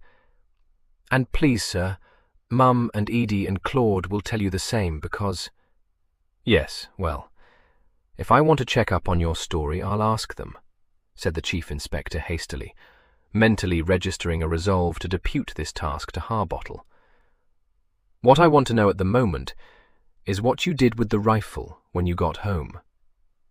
"I cleaned it, sir, like Ted showed me." "Yes, and then?" "I didn't do anything with it, sir, beyond wrap it up in a bit of sacking. Ted said—" "Never mind what Ted said. Did you lock it up in the shed?" Well, no, sir, not at once, I didn't. I mean, I had it in the shed, but it wasn't locked, of course, 'cause I had to do a job for Mum," said Reg apologetically. "2, really, because Claude and Alfie went and broke one of the chairs, scrapping, you know, so I mended that, and then I got on with the plate rack Ted and me was making for her." "You mean you were in the shed yourself?" "That's right, sir. I locked it up when Mum called me into supper, which we had a bit late, on account of Claude not getting in till near 7:45, because of the outing the wolf cubs had."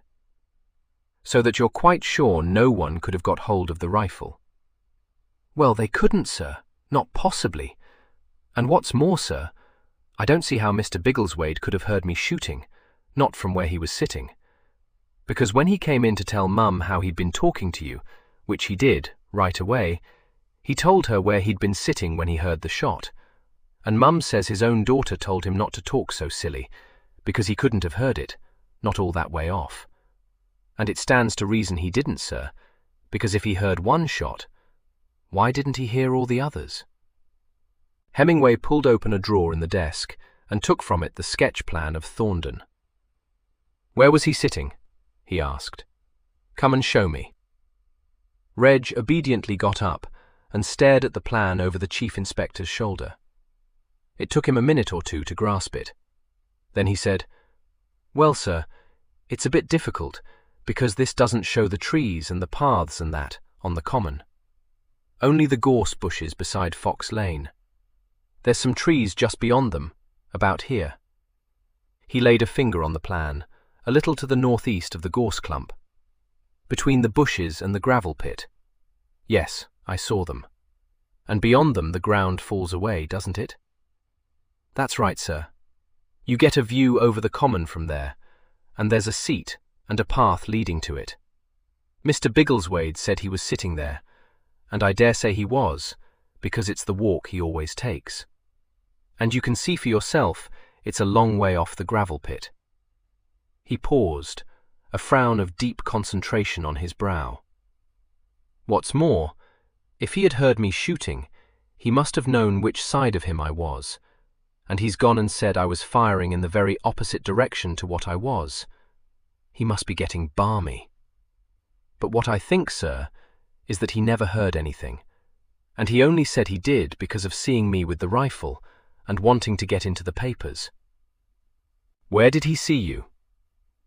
"Well, it was along the path I told you about, sir. It sort of runs into Fox Lane nearly opposite Miss Patterdale's house." "And what made you go all that way round to get home, when you could have done it in half the time, walking straight across the common from the pit?" asked Hemingway. Reg blushed and replied guiltily, "Well, sir, being as it was the Reverend's gun, well, what I mean is, it's all open in that part of the common, besides the cricket ground, and a Saturday afternoon, too, with people about, so I thought better to go round where I wouldn't be likely to meet anyone." "Only you met Biggleswade, and when he asked you what you were up to with a rifle, you cheeked him and ran off." "Now, it didn't seem to me that he's one who sets much store by the law, so what made you scared of him?" "I wasn't, not exactly, sir. Well, I wouldn't have been if it wasn't for Alfie. Alfie went and played a trick on Mr. Biggleswade the other day, and he was fair hopping, and he's such a spiteful old devil, I thought he might easily go and make trouble with the Reverend, or even Mr. Hobkirk, just to get back on us," said Reg, in a burst of candour. "I see. That's about all I want from you at the moment, then. You'd better get off to your work and see you don't go breaking the law again, my lad." "No, sir. Thank you, sir," said Reg, on a gasp of relief. He made for the door, nearly colliding with Inspector Harbottle, who came into the office at that moment. The sight of the inspector's stern countenance quite unnerved him. He stammered something unintelligible and fairly fled from so quelling a presence. The inspector shut the door. "Is that young ditchling? You seem to have shaken him up good and proper, sir." "Not me. He took one look at you and thought you were the public hangman, and I'm sure I'm not surprised. Is that the report I'm waiting for?" "Just come in," said Harbottle, handing him a sealed envelope. Hemingway tore it open and drew out the single sheet it contained and spread it open. "Not a sausage," he said, assimilating its message. "You mean to tell me, sir, that not one of the rifles we've tested is the one we're after?" "Not one," said Hemingway cheerfully. "What's more, don't need a comparing microscope to convince me the vicar's rifle isn't the right one either. It'll have to be tested, of course, but you can put it out of your head, Horace. If every witness was as honest as that kid you saw, you'd be a chief inspector instead of stooging round with me and thinking how much better you could do the job yourself." "I don't," said Harbottle, his rare smile flickering across his face. But if the fatal shot wasn't fired from any of the rifles we've pulled in, nor yet from the one you have now, then it seems to me that we shall have to pull in some of the others which you wouldn't even let me tell you about." "We may," agreed Hemingway. "On the other hand, we may not. I'm beginning to get some funny ideas about this case, Horace. However, there'll be time enough to tell you what they are when we've attended the inquest." He glanced at his watch. "Which we'd 185 better be thinking about," he added. "What will you bet me the deputy coroner will be playing to capacity?" "If he is, people will be disappointed," said Harbottle. "I suppose you'll ask for an adjournment pretty quick on the doctor's evidence?" "I probably will," said Hemingway. "It all depends." 14. The chief inspector was right. As he and Harbottle elbowed their way through the throng of persons seeking admission to the courtroom, he said, over his shoulder, "What did I tell you?" turning them away at the doors. Inside, the chief constable said, "It was bound to be a cause célèbre, of course. Half Bellingham's here. Silly fools. What do they think they're going to hear?" Hemingway, scanning the audience, made no reply. Half Bellingham might be present, but Thorndon was scantily represented. Neither the Ainstables nor the Lindales had apparently thought it worthwhile to attend the inquest, and of Gavin Plenmiller there was no sign. Major and Mrs. Midgehome were seated beside Mr. Drybeck, and Mr. Haswell had found a place not far from them. Possibly he had come to hear his son give evidence. Charles, who was suffering from a strong sense of ill usage, had brought Mavis, Abby, and Miss Patterdale from Thorndon in his dashing sports car. So incensed was he with Abby for electing to accompany Mavis on her shopping expedition on the previous afternoon, rather than to have run down to the coast with him, as had been, he insisted, arranged, that he had invited Miss Patterdale to occupy the front seat in his car, and had even gone so far as to say that he didn't know why Abby wanted to attend the inquest at all. But Mavis, who he savagely whispered to Miss Patterdale, had got herself up to look like a French widow, said gently that she had asked Abby to go with her, so there was nothing more to be said about that. Abby had then made a very rude grimace at him, an unendearing gesture which had had the extraordinary effect upon him of confirming him in his resolve to marry her, even if he had to drag her 187 to the altar to do it. When he shepherded his party into the courtroom, those who had come into Bellingham on the omnibus were already ensconced in front-row seats. Besides Mr. Drybeck and the Midgehomes, these included Mr. Biggleswade and the late Mr. Warrenby's cook general, a sharp-eyed damsel with tow-coloured hair cut in the style adopted by her favourite film star. Gladys, a good cook and a hard worker, was known to be a treasure, but she was also one of those who believed in sticking up for her rights. Not even her late employer had ever been permitted to encroach on these, and since he was well aware of the difficulty of getting servants to live in quiet villages, and set a high value on Gladys's culinary skill, he had been content, after one attempt to subjugate her, to rate Mavis for being unable to manage the household better. Gladys considered it to be her unquestionable right to attend the inquest, and when Mavis had shown reluctance to grant her leave off in the middle of the morning, she had spoken so ominously about the unsettled state of her feelings ever since Mr. Warrenby's death, that Mavis had hastily retracted her first refusal. An attempt on her part to convince Gladys that nice girls did not wish to attend sensational inquests failed entirely. "Well, it's only natural, isn't it?" had said Gladys. "I don't think it is, Gladys. I'd give anything not to have go." "You'll enjoy it all right, once you get there, miss," had replied Gladys, briskly stacking the breakfast china in a cupboard. "'Tisn't as though Mr. Warrenby was any loss. He is a great loss to me," had said Mavis, in a repressive tone. "Well, it's quite proper you should say that, miss," had been the paralyzing response. "It wouldn't hardly be decent not to, being as he's left you all his money. But I know what I know, and many's the time I've wondered why ever you put up with him and his nasty, bullying ways." It was hardly surprising after this that Mavis had retreated from the kitchen, leaving her henchwoman mistress of the field. The deputy coroner was a chubby little man with white hair, pink cheeks, and a general air of coziness. It was plain to Inspector Harbottle, resigning himself, that he would conduct the inquest at unnecessary length and entirely to his own satisfaction. From the point of view of the audience, as Hemingway said in his assistant's ear, Mavis Warrenby was the biggest draw.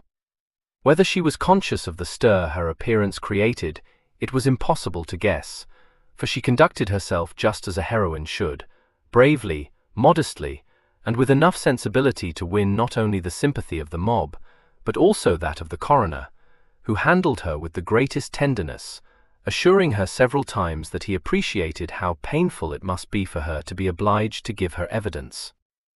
She was followed by young Mr. Haswell, who had been so much revolted by a performance which he freely described in a whisper to Abby as ham, that when the coroner, by way of putting things on the friendly footing he apparently desired, repeated his remark about the painful aspect of having to describe what he had seen in the garden of Foxhouse, he replied with the utmost cordiality, "Oh no, not a bit, sir, don't mind."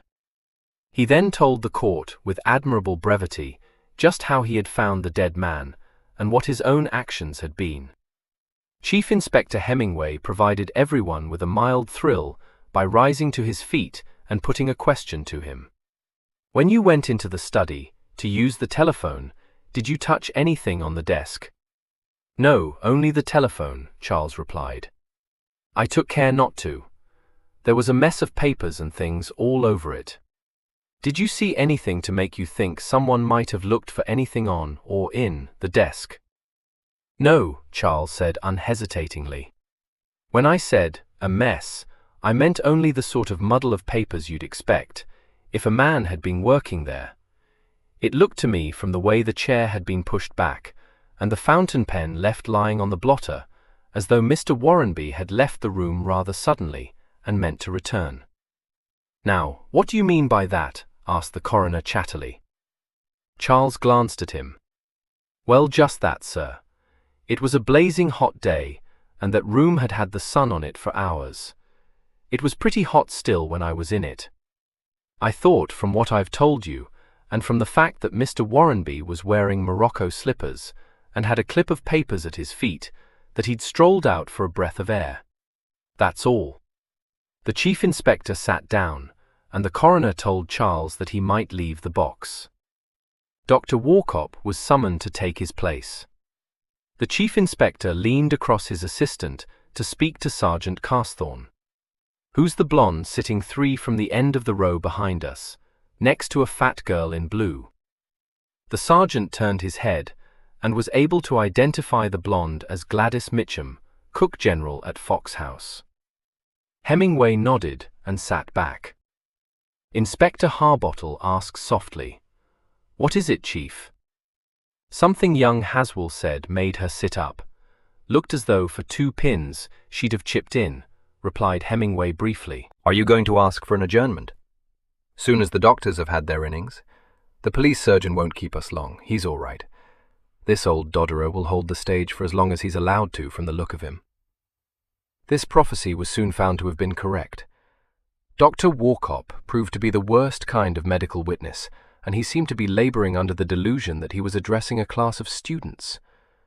Since he had been prevented by an emergency call from one of his more valued patients from assisting at the autopsy, even the coroner, himself a talkative man, felt that his evidence might have been compressed into a very few sentences. He was extremely pompous, and when asked by the chief inspector if he could state the approximate time of the murdered man's death, he explained at great length and with many scientific terms why it was impossible for him, or, he dared to add, for anyone to pronounce with certainty on this point. He then perceived that his colleague, Dr. Rotherhope, was gazing abstractedly at the ceiling, a smile of dreamy pleasure on his face, and he said with meaning emphasis that he had had many years of experience and had learnt the danger of asserting as incontrovertible fact statements which, in his humble opinion, were open to doubt. He was prepared to enlarge on this theme, but was balked by the chief inspector, who cut in neatly when he paused to draw breath, said, "Thank you, doctor," and sat down. Yes, thank you very much, doctor," said the coroner, as Dr. Walcott turned towards him, with the evident intention of continuing his lecture. "That's quite clear. More than a quarter of an hour, but less than an hour, you think?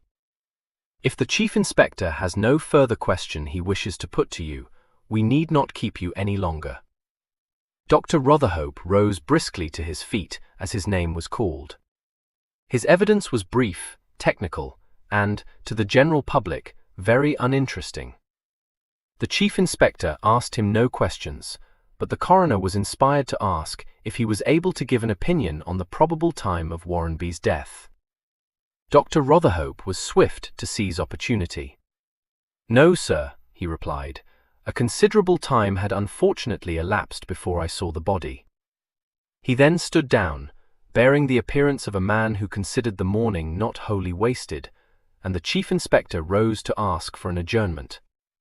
Colonel Scales, seeking him a few minutes later, found only Inspector Harbottle, who said, in answer to his inquiry, "I don't know where he is, sir. He slid out of the court as soon as he'd asked for an adjournment, and he didn't tell me where he was going. Though I fancy I know what he was after. Did you want to see him for anything special, sir?" "No, only to ask whether he's had the report on those bullets." "Yes, sir, it came through this morning. None of the markings correspond at all." "Oh, that's disappointing. What does he mean to do now?" "I can't tell you that, sir. He didn't say, but I don't think he's disappointed." "Well, I dare say I shall be seeing him later," said the colonel, passing on. Sergeant Carthorne said, "What did he slip off so quickly for?" "From what I know of him, he went to intercept that fair girl Warrenby's cook. He's probably standing her fruit sundaes in some tea shop by this time," replied the inspector caustically. "Whatever for?" demanded Carthorne, staring. "To get her to talk. She looked like the sort that shuts up like a clam the instant you start to ask a few straight questions, and this I will say for the chief, to hear him getting people to tell him every last thing he wants to know, and a lot more besides, is a downright education." "I can see he's got away with him," agreed the sergeant. "Sickening, none of those bullets matched. Seems to me we're back where we started." To this Harbottle vouchsafed no more than a grunt, and as he 191 saw Mrs. Midgehome bearing down upon them, the sergeant effaced himself. Mrs. Midgehome, like Colonel Scales, wanted the Chief Inspector. Unlike the colonel, she expressed her dissatisfaction at not finding him. She said that she particularly wished to drop a word in his ear. "Well, madam, if you care to step across the road to the police station, you can tell me whatever it is you wish the Chief Inspector to know, and I'll see he does know it," offered Harbottle. Mrs. Midgehome betrayed an unflattering reluctance to accept him as a substitute. "I'd rather speak to the Chief Inspector," she said. "Just as you wish, madam," said Harbottle, unmoved. "When do you expect him back?" she asked. "I couldn't say at all, madam." "Oh dear, that's most awkward." Major Midgehome, who was looking harassed, said, "We ought to be getting along, Flora, or we shall miss the bus." "Really, you know, I don't think it's necessary for you to meddle in what isn't our business." This intervention was, in the inspector's opinion, unfortunate, for it had the effect of strengthening Mrs. Midgehome in her resolve. "No, Lion," she said firmly. "It is every citizen's duty to help the police as much as they can. Besides, I think it only right that he should be put on his guard. If you're quite sure there's no chance of my being able to see the Chief Inspector himself, I suppose I'd better give you a message for him," she added to Harbottle. "Don't wait for me, Lion. I shall come out on the later bus." She then accompanied the inspector to the police station, informing him on the way that only her sense of duty had brought her to Bellingham, one of her more valuable bitches having produced her first litter during the night. Without receiving the smallest encouragement, she then described in enthusiastic detail the puppies, adding some useful tips on the correct feeding and care of brood bitches. To all of which the inspector said, as he ushered her into Hemingway's temporary office, "Yes, madam." He then put forward a chair for her, and himself sat down behind the desk, drawing a sheet of official paper towards him and unscrewing the cap from his fountain pen. "Of course, I'm not making a statement exactly," said Mrs. Midgehome, impressed by these preparations. "Not that I mind having what I say taken down." But in the event, the inspector found it unnecessary to take any notes at all. "As soon as I found out what was going on," said Mrs. Midgehome, plunging into the middle of her disclosures, "I made up my mind that the chief inspector ought to know about it. Apart from anything else, I feel responsible for that poor girl. I might be her mother." "Are you speaking of Miss Warrenby?" asked Harbottle. "Good gracious, whom else should I be speaking about? There she is, alone in the world, and I call it absolutely wicked. Mind you, I've never liked Thaddeus Drybeck, but that he would go about casting suspicion on an innocent girl I did not think. Believe it or not, that's what he's doing. He's been prying round Thorndon, asking all sorts of questions and trying to make out a case against the child. He even asked me things, because of course I do know Miss Warrenby better than anyone else does, and I won't deny I could tell you a lot of things about that household and the disgraceful way Sampson Warrenby treated his niece. If she weren't a saint, she'd never have put up with it. But you know what it is with people like that. They never have any sense. Which is another thing I want to speak to the Chief Inspector about, because anyone could impose on Miss Warrenby, anyone. But as for Thaddeus Drybeck, words fail me." The inspector, placing no dependence on this statement, waited for her to continue. "When I found out what he was up to, collecting information about all the times Warrenby was absolutely brutal to her, and trying to prove by time and measurements, and I don't know what beside, that she could have shot her uncle, well, I didn't hesitate to tell him what I thought of him. 'You ought to be ashamed of yourself,' I said to him, and I should have said a good deal more if I'd known then what I know now. Would you believe it? He actually had the impertinence to pump Gladys. She's Miss Warrenby's cook, and I know this for a fact because she was on the same bus this morning and she told me with her own lips. I don't know when I've been so shocked. 'Well,' I said, and I decided then and there that it was my bounden duty to put the Chief Inspector on his guard, for it's nothing but spite. Thaddeus Drybeck is one of those old bachelors 193 who never have a good word to say for the modern generation. You must warn the Chief Inspector not to believe a word he says." "Very well, madam," said Harbottle, "but it isn't at all necessary. If I may say so, you've no need to worry." "It's all very well for you to say that," argued Mrs. Midgehome, "but he is a lawyer, and if you can't believe what a lawyer tells you, I ask you, who are you going to believe?" She paused in a challenging way, but the inspector proffered no suggestion. "It stands to reason," she said. "Now, say it's just spite, because to my mind he's too much of an old woman to have shot Warrenby himself, though I've no doubt he'd have liked to. Abby Deerham, she's Miss Patterdale's niece, believes he did it, and is trying to divert suspicion from himself, but although I must say she's worked it all out really very cleverly, somehow I can't credit it. No, the longer I live, the more certain I am that my own theory is the right one. It was Ladislas. It's no use talking to me about the time being wrong. I don't know anything about that. But what I do know is that he's double-faced." There's no other word for it. "I dare say," replied the inspector. "In my experience, a lot more people are than you'd think. In any case—" "Wait," commanded Mrs. Midgehome. "Before any of this happened, it was common talk that he was running after Miss Warrenby. He's a handsome young man, if you admire that foreign type, and, of course, there's no denying that the poor girl took a fancy to him. Well, it's not to be wondered at, because she isn't attractive to men usually, and I dare say she was flattered. 7 think he's an adventurer. He must have guessed, if he didn't know it for a fact, that she would come into money when her uncle died. So if that isn't a motive for murdering him, I don't know what is. And no sooner is Warrenby dead than what do you think Ladislas does? Pretends he was never interested in Miss Warrenby. He was at the Red Lion yesterday, a thing he hardly ever does, I may tell you, trying to make everyone believe that nonsense. My husband said it was really quite ridiculous, and merely made people think he was badly frightened.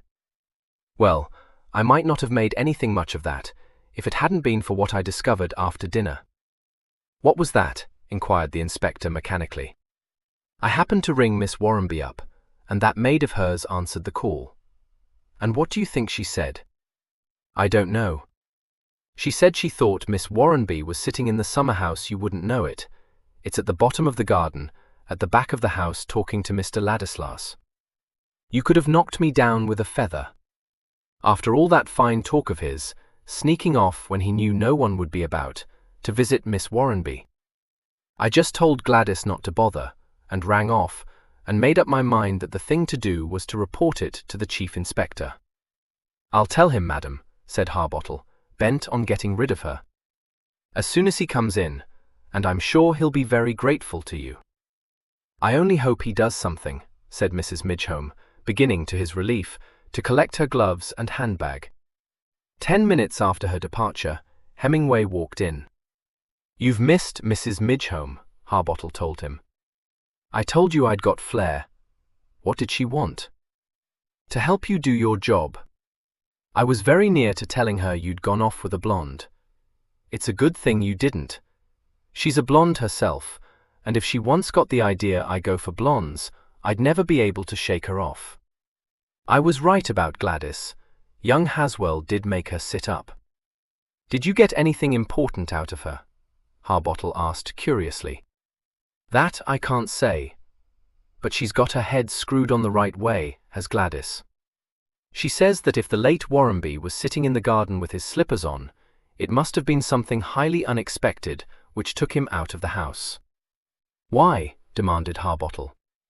Seems it was one of his idiosyncrasies. Another was never going out without a hat. Gladys, not having been on the scene of the crime, and not having seen the photographs either, doesn't know that he had no hat on when he was shot, which is where I have the advantage of her. I believe the bit about the hat, said the inspector reflectively. There's a lot of men never stir a step out of doors without they must put a hat on. My old father's one of them. I don't see why he shouldn't have gone out in his slippers, unless the ground was wet, which we know it can't have been. You don't see it, because very likely you never caught cold through getting your feet chilled. Still, you ought to know that once a man gets it into his head that something is a fatal thing to do, it gets to be an obsession with him. Gladys tells me that he's even ticked her off for popping down in her slippers to get a bit of mint, or something, out of the kitchen garden. You seem to set a lot of store by what this Gladys of yours says, remarked the inspector. Has she got any ideas about what took him out of doors without his hat or his snow boots? She has, of course, which is where she and I part company, as you might say, though I wouldn't dare to tell her. She says the late Warrenby was lured out by a trick. It's no use asking me what the trick was, or who played it, because it wasn't a notion I took any kind of fancy to, and I headed Gladys off it. And I'll thank you to stop calling her my Gladys, Horace. She's been walking out steady with a very respectable chap in the building trade for the last 2 years, and you'll be getting me into trouble. The inspector gave a dry chuckle. If that's so, I'll bet you know a whole lot about the building trade you didn't know before, sir. But what do you make of this stuff she's given you? I'm not at all sure, replied Hemingway frankly. I've had a feeling ever since yesterday that I've had the wrong end of the stick pushed into my hand. And I've now got a feeling that for all I've got 9 suspects, there's something highly significant which is being hidden from me. What's more, while Gladys was telling me all about the late Warrenby's habits, I got another feeling, which was that if only I'd the sense to see it, she was giving me a red-hot clue. That is flair, said the inspector. Hemingway eyed him suspiciously, but it was plain that he had spoken in all seriousness. Well, Hemingway said after a slight pause, you're coming on, Horace. When you were first wished on to me, you asked for me, interpolated the inspector. If I did, it was because I've always been susceptible to suggestion. Anyway, when you first came to me, You used to think I was heading for the nearest loony bin every time I got a hunch." "I didn't, because Sandy Grant warned me not to be misled," retorted the inspector. "He told me. I don't want to know what he told you, for I'll be bound it was something insubordinate, not to say libelous, besides having a lot of that unnatural Gaelic of his mixed up with it. What did Mrs. Midgehome come to tell me? Don't say Ultima Ullapool has whelped, and she wants me to be godfather to one of the pups." "One of her bitches has, but I don't know if it was Ullapool. I wasn't attending all that closely. She says old Drybeck's going round trying to prove Miss Warrenby murdered her uncle, and you're not to believe a word he says. And also that Pole of yours has told everyone he's got no intentions towards Miss Warrenby, but went up to Fox House after dinner last night and sat with her in the summer house. I don't know whether there might be something in that. I've already had that from Gladys. Taking everything into account, I should say young Ladislaw went up to beg Jessica's first prayer to lay off till all this commotion has blown over. He's got intentions all right, and he's scared white, I should think so. Jessica's gone up to London, by the way. I saw young Haswell driving her to the station, so it looks as if she was catching the 12:15. She may be escaping from justice.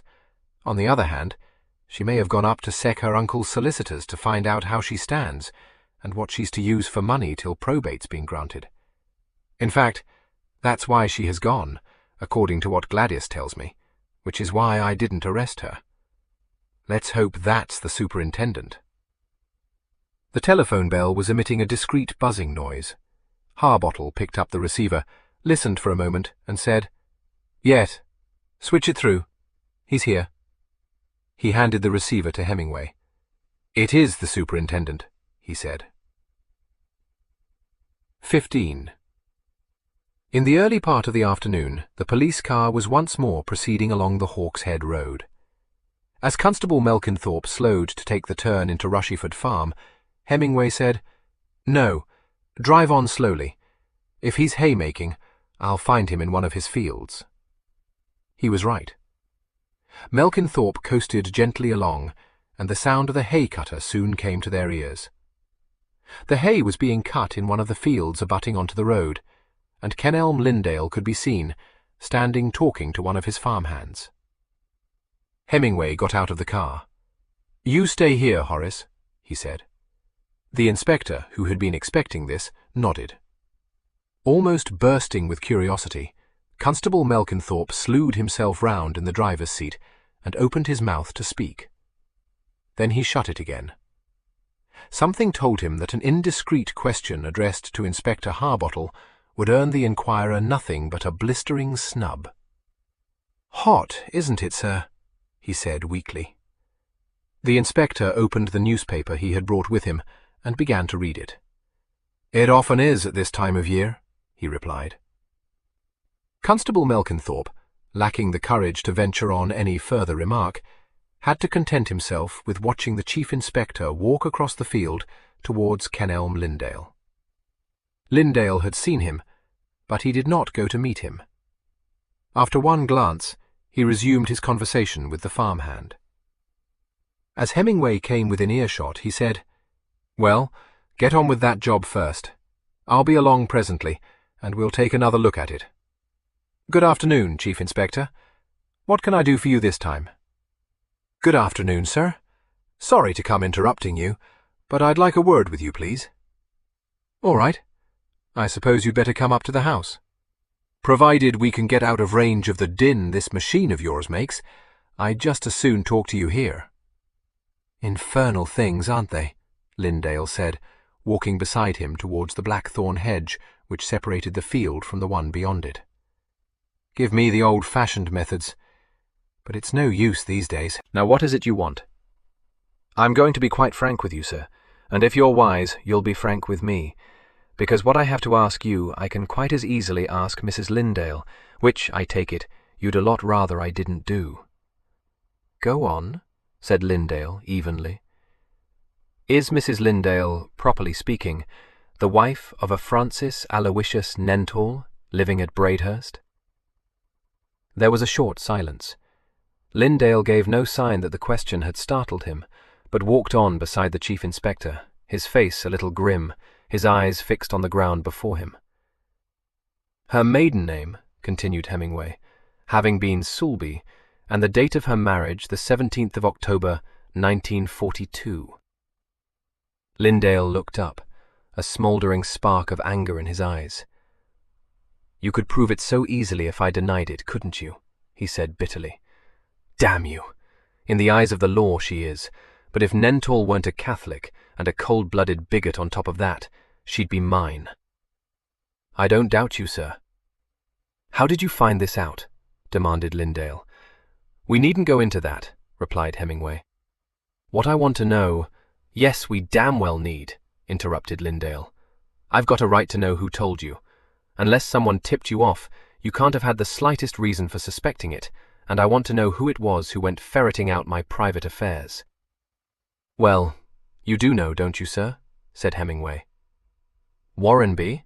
Lindale said, staring at him with knitted brows.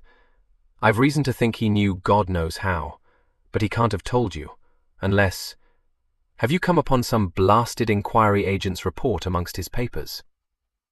"Is that what you expected?" Hemingway said swiftly. "Good Lord, no. What on earth should he do such a thing for? He once said something which showed me that he knew about Nentall, but how much he knew, or how he knew it, I couldn't tell. I got under his skin one evening at the Red Lion. I couldn't stand the fellow, you know, and he asked me if the name Nentall conveyed anything to me. I said it didn't, and there the matter dropped. He never mentioned it again, and so far as I know, he didn't spread any kind of scandal about us, which was what I was afraid he'd do. I didn't think anyone but he knew anything about us, though I do know that that Midgehome woman has done her best to discover all the details of our lives. I don't mind telling you, sir, that I've no reason to suppose that anyone does know it, at any rate down here, except me and my inspector. And I should think I don't have to tell you that I shouldn't, unless I had to, make it public." "No, I believe you wouldn't, but I can see how you might very well have to make it public. I've been hoping to God you'd get onto the track of the man who did do Warrenby in, before you started making inquiries into my past." "You say Warrenby never mentioned the matter to you but the once, sir. Quite sure of that?" "Of course I'm sure of it. Are you thinking he was blackmailing me? He wasn't. I haven't anything he wants money or influence. What is more, had he tried that on, I shouldn't have hesitated to put the matter into the hands of the police. It isn't a crime to live with another man's wife. I'd nothing to fear from the police. I can only suppose that he found it out by some accident, and let me know he'd done so to pay me out for choking him off. Am I to take it, then, that the only use he made of his knowledge was to get off a bit of spite?" Lindale was frowning. "It does sound improbable, put like that," he admitted. "It's the only use he did make of it. He may have had other ideas in mind, but what they were I can't for the life of me imagine. The impression I had was that he said it partly out of spite, and partly as a sort of threat, accept me socially or I'll make trouble, kind of thing. Which he could have done." Lindale stopped and said, "Look here, Chief Inspector, I better be quite open with you. As far as I'm concerned, Warrenby was welcome to tell the whole world all he knew. Neither Mrs. Nentall nor I have done anything to be ashamed of. There was never any furtive intrigue. We cared for one another for years, and Nentall knew it. She married him during the war, when she was only a kid, and it just didn't work out. I'm not going to say anything about Nentall, except that if I murdered anyone, it would be him. There was a child, a little boy, which made it all impossible. My wife is a woman of very strong principles. Then the kid died meningitis, and I shan't take you into all that. She was ill for months, and then, we had it out, the three of us, and the end of it was that she came to me. There couldn't be a divorce, so nothing ever got into the papers. My own view is that it's a mistake to make any secret of the situation. People aren't anything like as hidebound as they used to be. Her family, of course, have cut her out. They're Catholics and pretty strict, and my father disapproves. But I think that most people, knowing the facts, wouldn't ostracize us. None that we've the least desire to be on friendly terms with. That's my point of view. But I said I'd be open with you, and so I'll tell you that my wife doesn't share it. She believes that she's living in sin, poor girl. We're very happy, but there's always that behind, which is why I do a lot to keep the whole thing secret. A lot. But not commit murder, though I don't expect you to believe that. But whatever you believe, I'm dead sure you haven't enough evidence against me to justify an arrest. The bullet wasn't fired from my rifle, and I infer that you already know that, or you wouldn't be asking me questions, you'd be clapping handcuffs on me. Well, I quite see that you'll have to try to find out more, and I've no objection to that.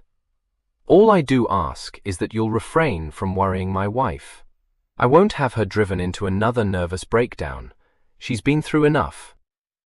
Well, sir, I can't promise you anything, Hemingway replied, but I don't mind saying that I shan't worry her, unless I must. I won't keep you any longer now. You'll be wanting to get back to your hay cutting. Thanks, Lindale said, turning, and walking with him towards the gate. I shan't run away. They parted at the gate.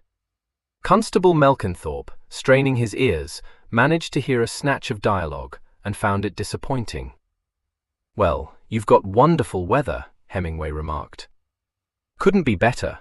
Touch wood, said Lindale, shutting the gate behind him. 201. Hemingway crossed the road to the car. Take a walk with me, Horace, he said. You can drive the car round to the end of Fox Lane, Melkenthorpe, and wait for us there. He led Harbottle to the entrance to the footpath and turned into it. Well, said Harbottle. He's no fool. In fact, he's very plausible. Too plausible? No, I wouldn't say that. He didn't overplay his part at all. What he told me tallied with what the superintendent gave me. He also said that as far as he was concerned, the whole world could know the truth about him, and I'm inclined to believe him. The trouble is, and he told me this too, which may have been honesty, or may have been because he knew I was wise to it. Mrs. Lindale doesn't look at it like that. I'm not surprised, said Harbottle austerely. Now, don't let's have any psalm singing, said Hemingway with a touch of irritability. I've got a lot of sympathy for that chap. I should say life isn't all beer and skittles for him, with a wife, or whatever you like to call her, which I can guess, knowing you, who can't get over thinking she's a black sinner. What's more, I don't suppose it ever will be, not unless Nentall is obliging enough to pop off. And don't give me any stuff about the wages of sin. I won't, but it's true for all that, said the inspector. Is this the footpath he and the squire came along together? I've never seen this end of it till today.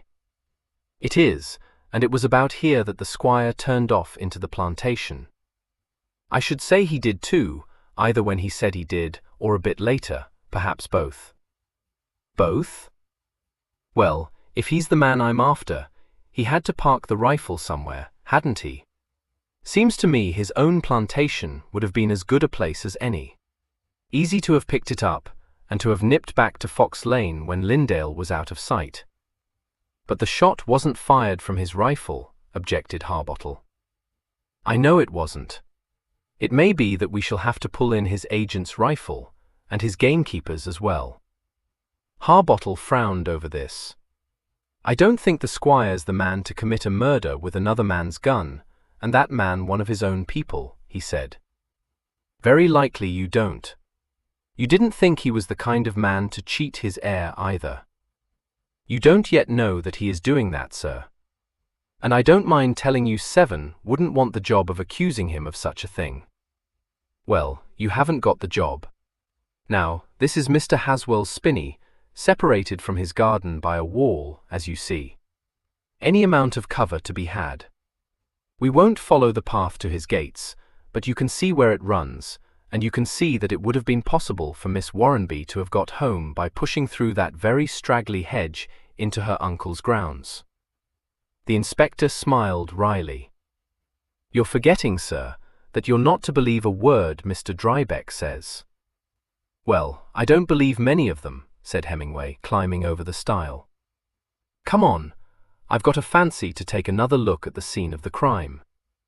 Together, they walked down the lane for some 20 yards, and then climbed the slope onto the common. Fox House had ceased to attract sightseers, and there seemed to be no one about. Hemingway paused by the gorse clump and stood looking thoughtfully at the gardens of Fox House. The seat had been removed, but a bare patch in the lawn showed where it had stood.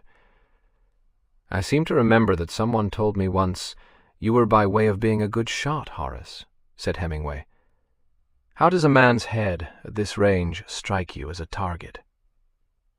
The inspector, whose modest home was made magnificent by the trophies adorned it, appreciated this, and at once retorted, "It's wonderful how you discover things no one else has ever heard of, sir.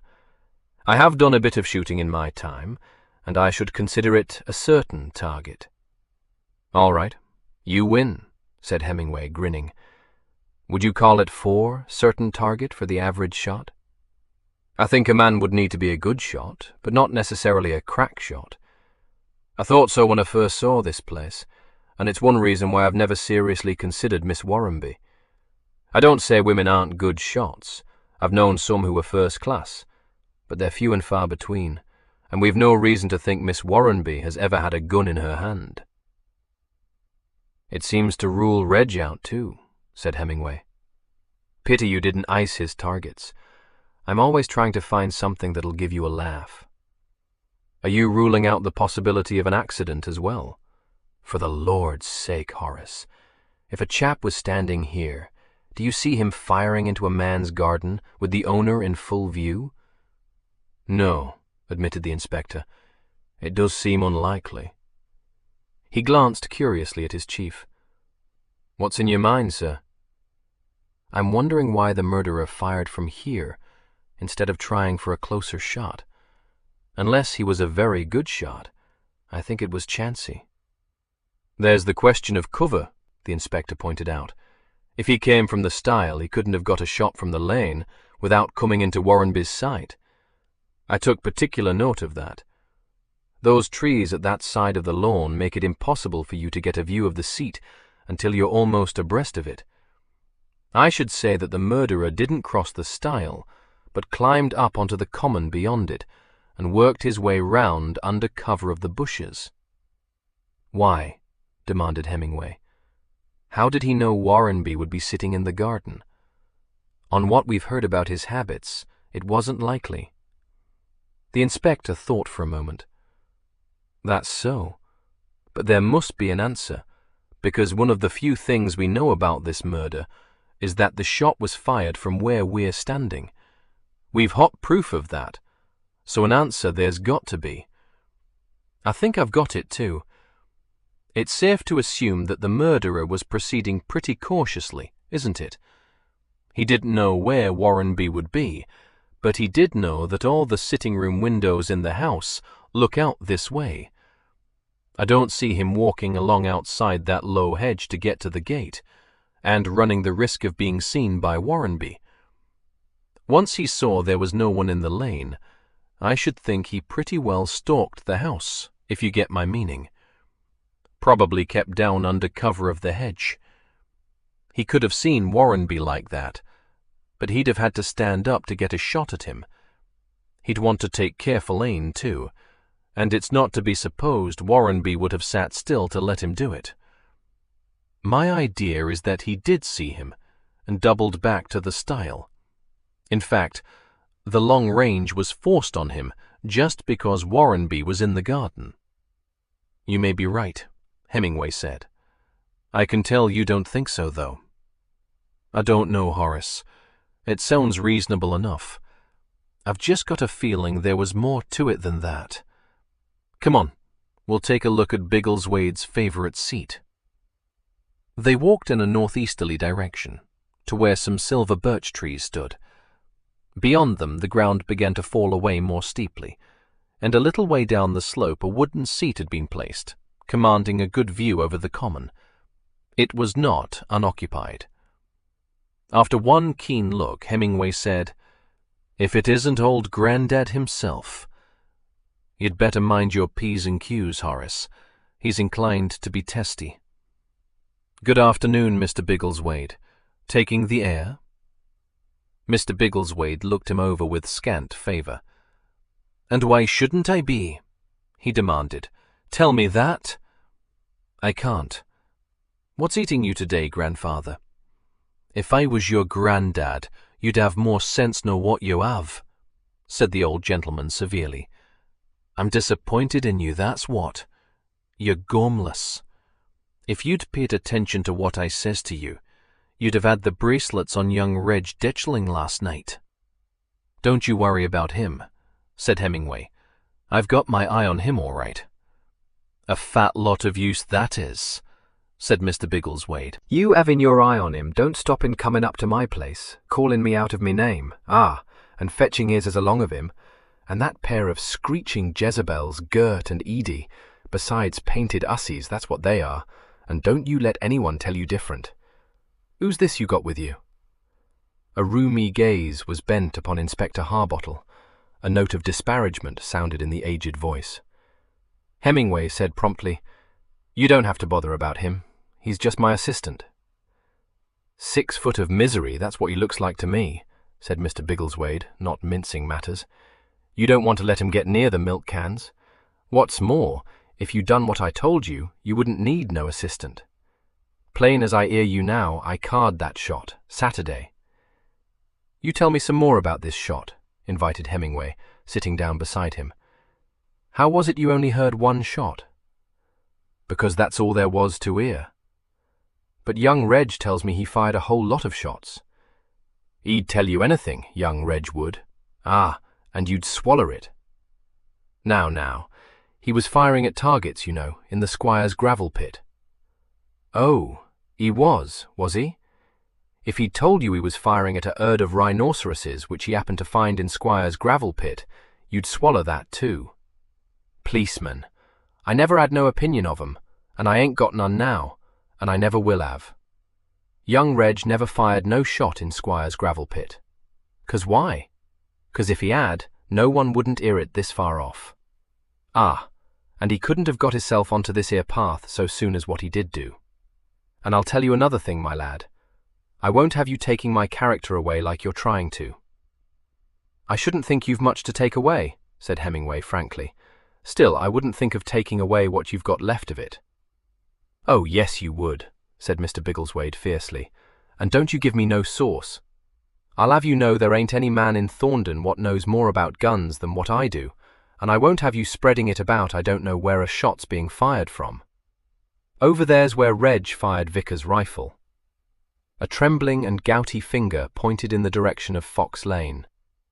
"All right," said Hemingway soothingly. "So what did you do?" "I says to myself, someone's larking about in Mr. Aswell's spinney, I says." "There or thereabouts," replied Mr. Biggleswade, nodding wisely. "That's some way off, grandfather," Hemingway suggested. "It'd have had to have been a sight further off for me not to hear it," said Mr. Biggleswade, with a senile chuckle. "Very sharp ears I've got. A lot of people have wished I didn't hear so quick when I was in me prime. I'll bet they did. You're a wonder, that's what you are, grandfather. It can't have made much of a noise either at this distance." "No one never said it did.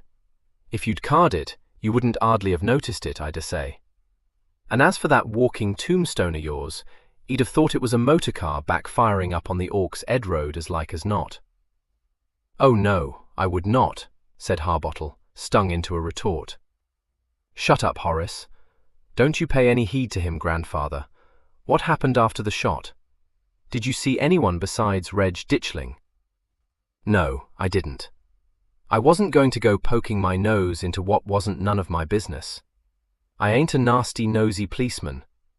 I set off down this here path, like I told Obkirk, and I hadn't gone so very far when I card someone behind me, same like you'd ear one of them gamekeepers when he was trying to creep on you. And I looked round, quick-like, and I see young Reg hiding behind one of the bushes. Down the other end of the path that was, wasn't it?" "Right down the other end," corroborated Mr. Biggleswade. "How long after you heard the shot would that have been?" "Not more'n 10 minutes or so. I don't get about so fast as what I used to," said Mr. Biggleswade, flattered to find himself with an attentive audience at last. and there was young Reg. If you'd have paid more heed to what I told you yesterday, you'd have had him safe under lock and key by this time. Well, I might, said Hemingway, getting up. That is, if I knew what he was doing, hanging about the scene of the crime, instead of making his getaway. Ah, that's telling, said Mr. Biggleswade darkly. It is, isn't it? I shall have to be getting along now, grandfather. Don't you go sitting at the Red Lion till that daughter of yours has to come and drag you out. Nice goings-on at your time of life. The ancient reprobate seemed pleased with this sally, and cackled asthmatically. Hemingway waved to him, and began to walk away. "'Ere," Mr. Biggleswade called after him. "Will I have me picture in the papers?" "That's telling too," replied Hemingway over his shoulder. "Rogues' gallery, I should think," said Harbottle, falling into step beside him. What on earth made you encourage him to hand you all that lip?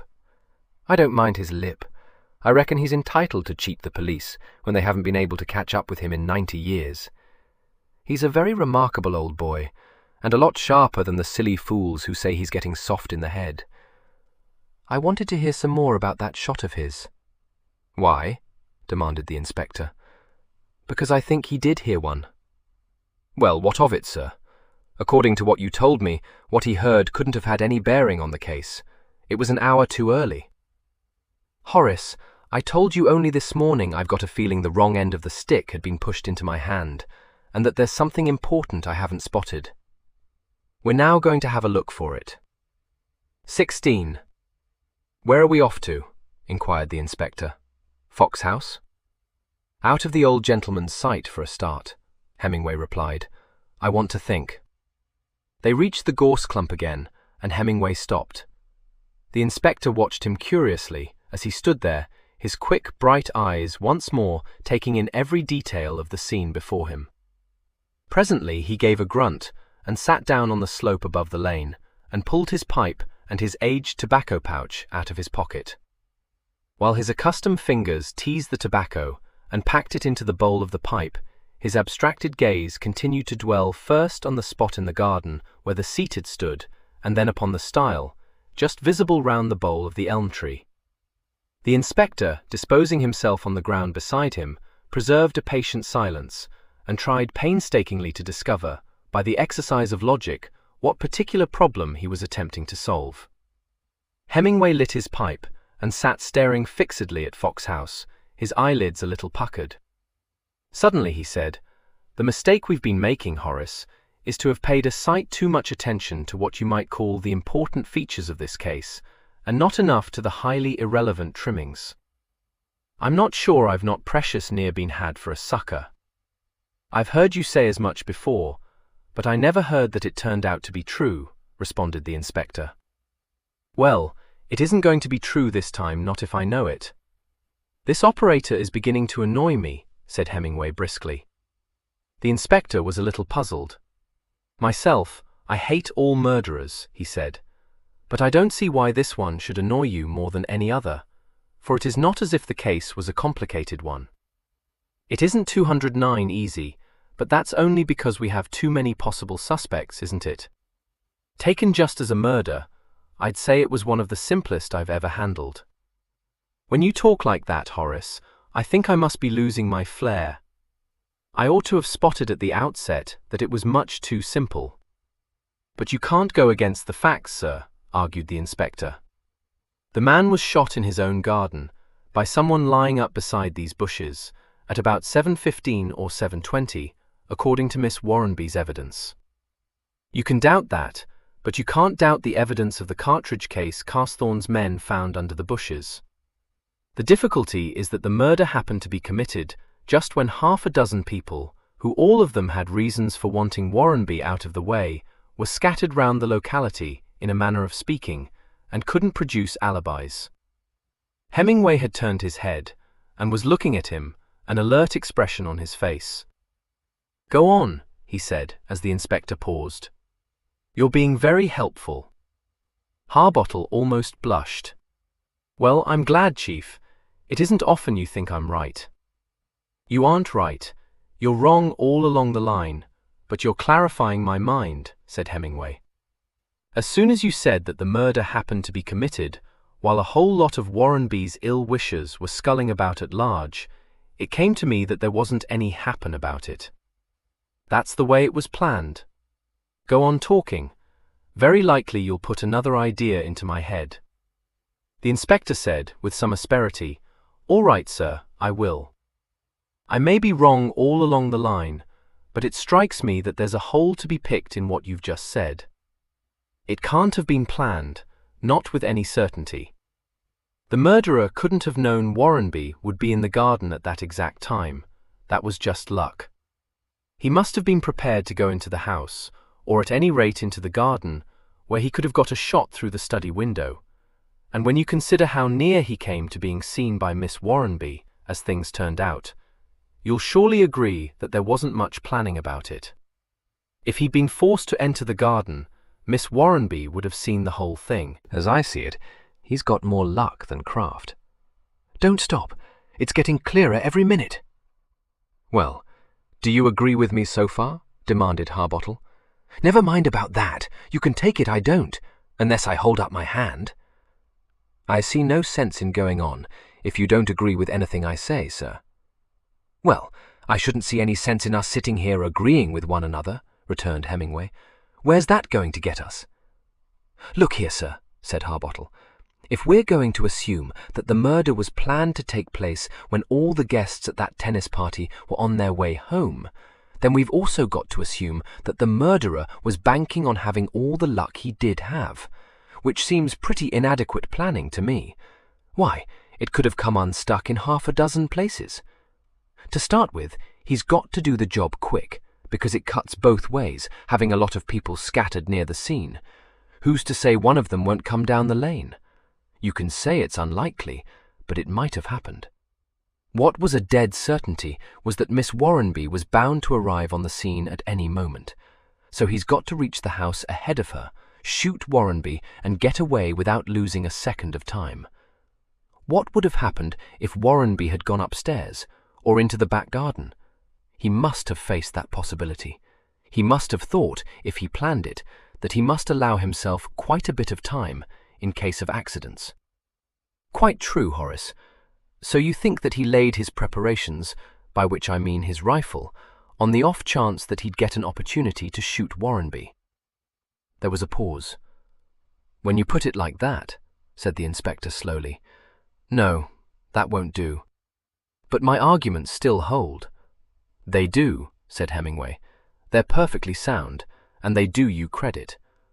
Our operator didn't want to be hurried over the job, and it's safe to assume he wasn't going to take any unnecessary risks. Then what's the answer? Said Harbottle.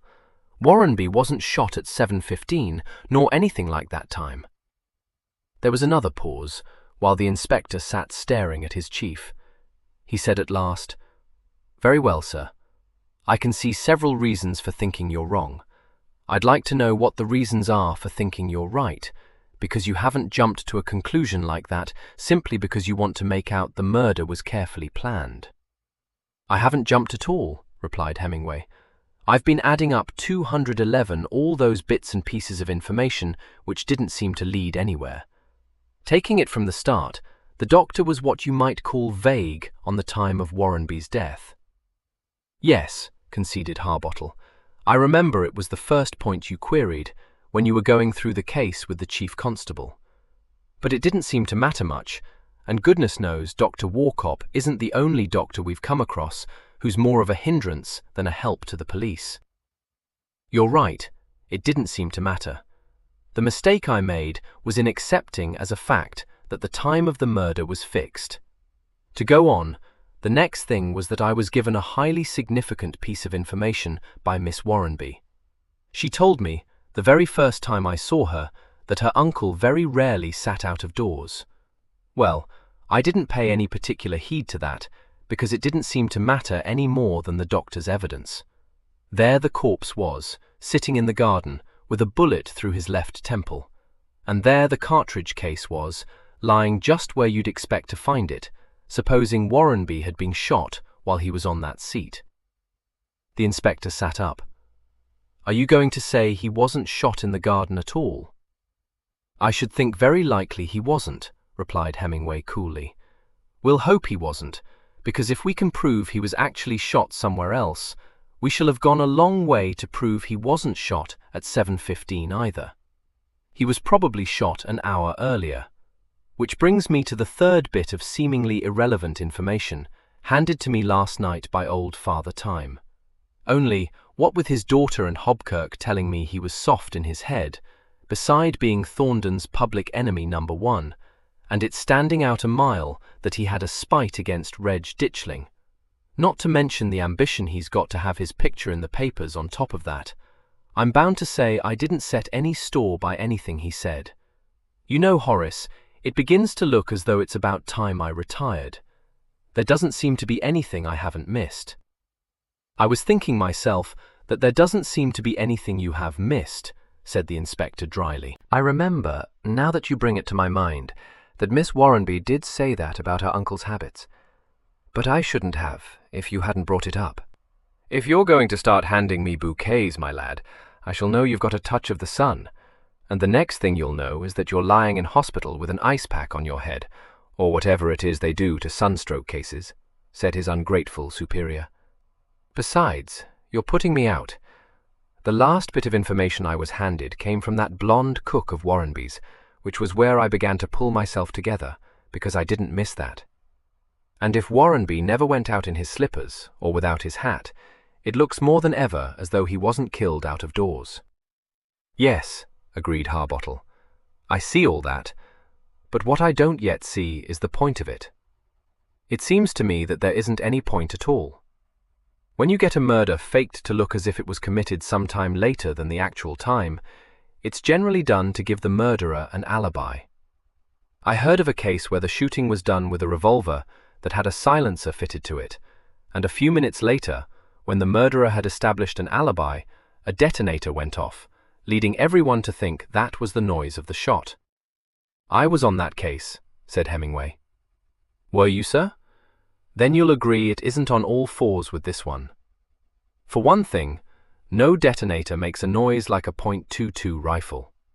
For another, Miss Warrenby said she heard the sound of the bullet's impact, and for a third, the fake, if it was a fake, was fixed to take place when nobody had an alibi. Nobody, that is, except young Haswell, Miss Derham, and Miss Patterdale. Well, neither Haswell nor the girl could have committed the murder an hour earlier, because they were both at the Cedars playing tennis. And Miss Patterdale, I take it, we needn't consider. She's never been in the running. You can say that for anything we know she shot Warrenby at 6:15 or thereabouts. But she certainly didn't fire the shot Miss Warrenby heard, and if she's found out a way of faking the sound of a rifle being fired and the impact of its bullet, the whole thing timed to go off an hour after it's been set, she must be a master criminal, instead of a respectable maiden lady without a stain on her character. Yes, and besides all that, the apparatus would have had to have been removed and disposed of. Aside from the fact that the whole idea of such an apparatus is impossible. You needn't keep on trying to convince me Miss Patterdale didn't do it, interrupted Hemingway. And you needn't prove to me that the second shot couldn't have been fired automatically either, because I know that too. Even if such an apparatus were possible, the 213 absence of just one crucial alibi rules it out. The second shot wasn't fired for that purpose. In fact, quite the reverse. It was fired so that you and I should have a nice lot of hot suspects to occupy our minds. The inspector considered, deeply frowning. Yes, he acknowledged. That's possible, I suppose. It certainly narrows the field, if you're right, Chief.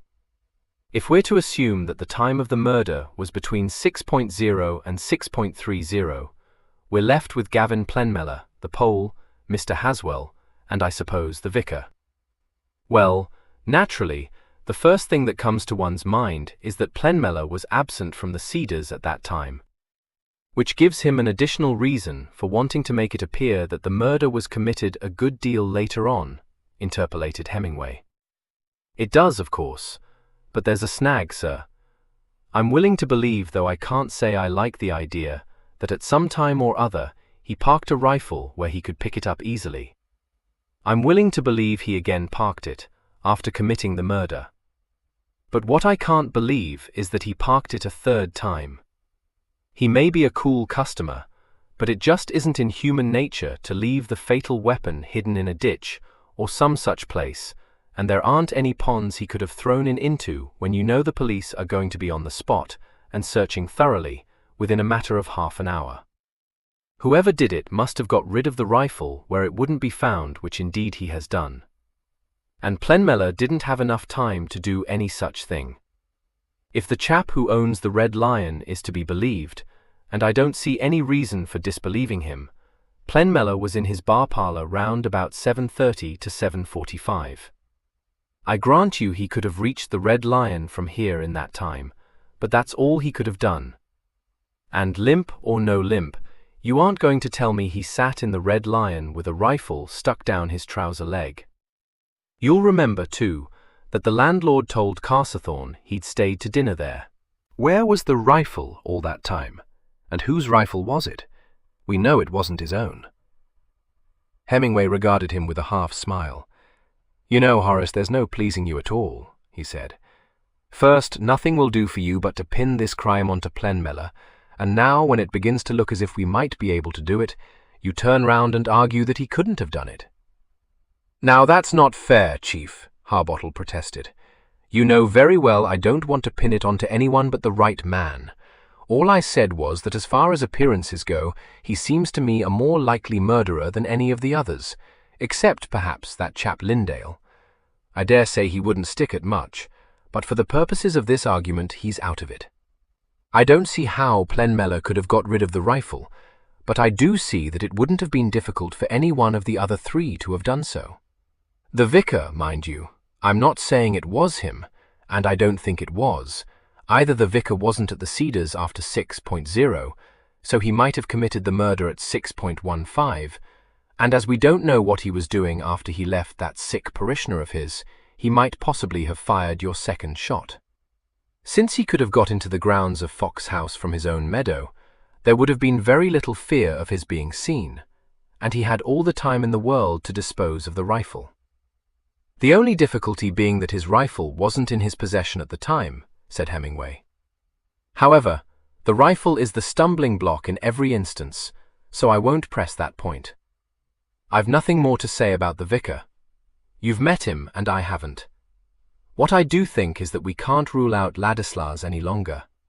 He told you that he didn't know anything about that tennis party. That might be true, or it might not.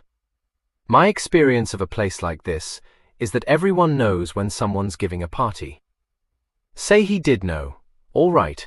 He shoots Warrenby, realizes he's bound to be suspected, and so hangs about until he hears someone coming. He may even have sneaked along the common to watch the footpath, knowing that several people were likely to leave the Cedars by the garden gate. He's got a motorbike. His landlady was out that evening. What was to stop him driving off anywhere he pleased, perhaps to the river, and getting rid of the rifle? What rifle? Asked Hemingway, all polite interest. I don't know. One of those we haven't checked up on, probably. What made him wait for 3/4 of an hour before shooting Warrenby? We know he was seen turning into Fox Lane at 5:30. If Krayling's to be believed, Father Time turned up at the Red Lion at about 6:30, which means that he must have heard the shot he did hear at about 6:15, or a few minutes earlier. I agree that the murderer didn't want to have to do the job in a hurry, but 3/4 of an hour seems to me a long time to wait. Well, from your description of him, he sounds a temperamental, 215 nervy sort of a chap, offered the inspector. Perhaps he couldn't make up his mind to do it straight off. Rotten, said Hemingway.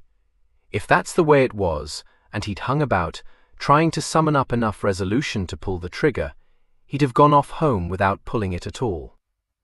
There might be some other explanation. There might. What happened to his motorbike all this time? Did he leave it standing in the lane for nearly 2 hours, just to make sure anyone that happened to have passed that way would know he must be somewhere around? Of course not.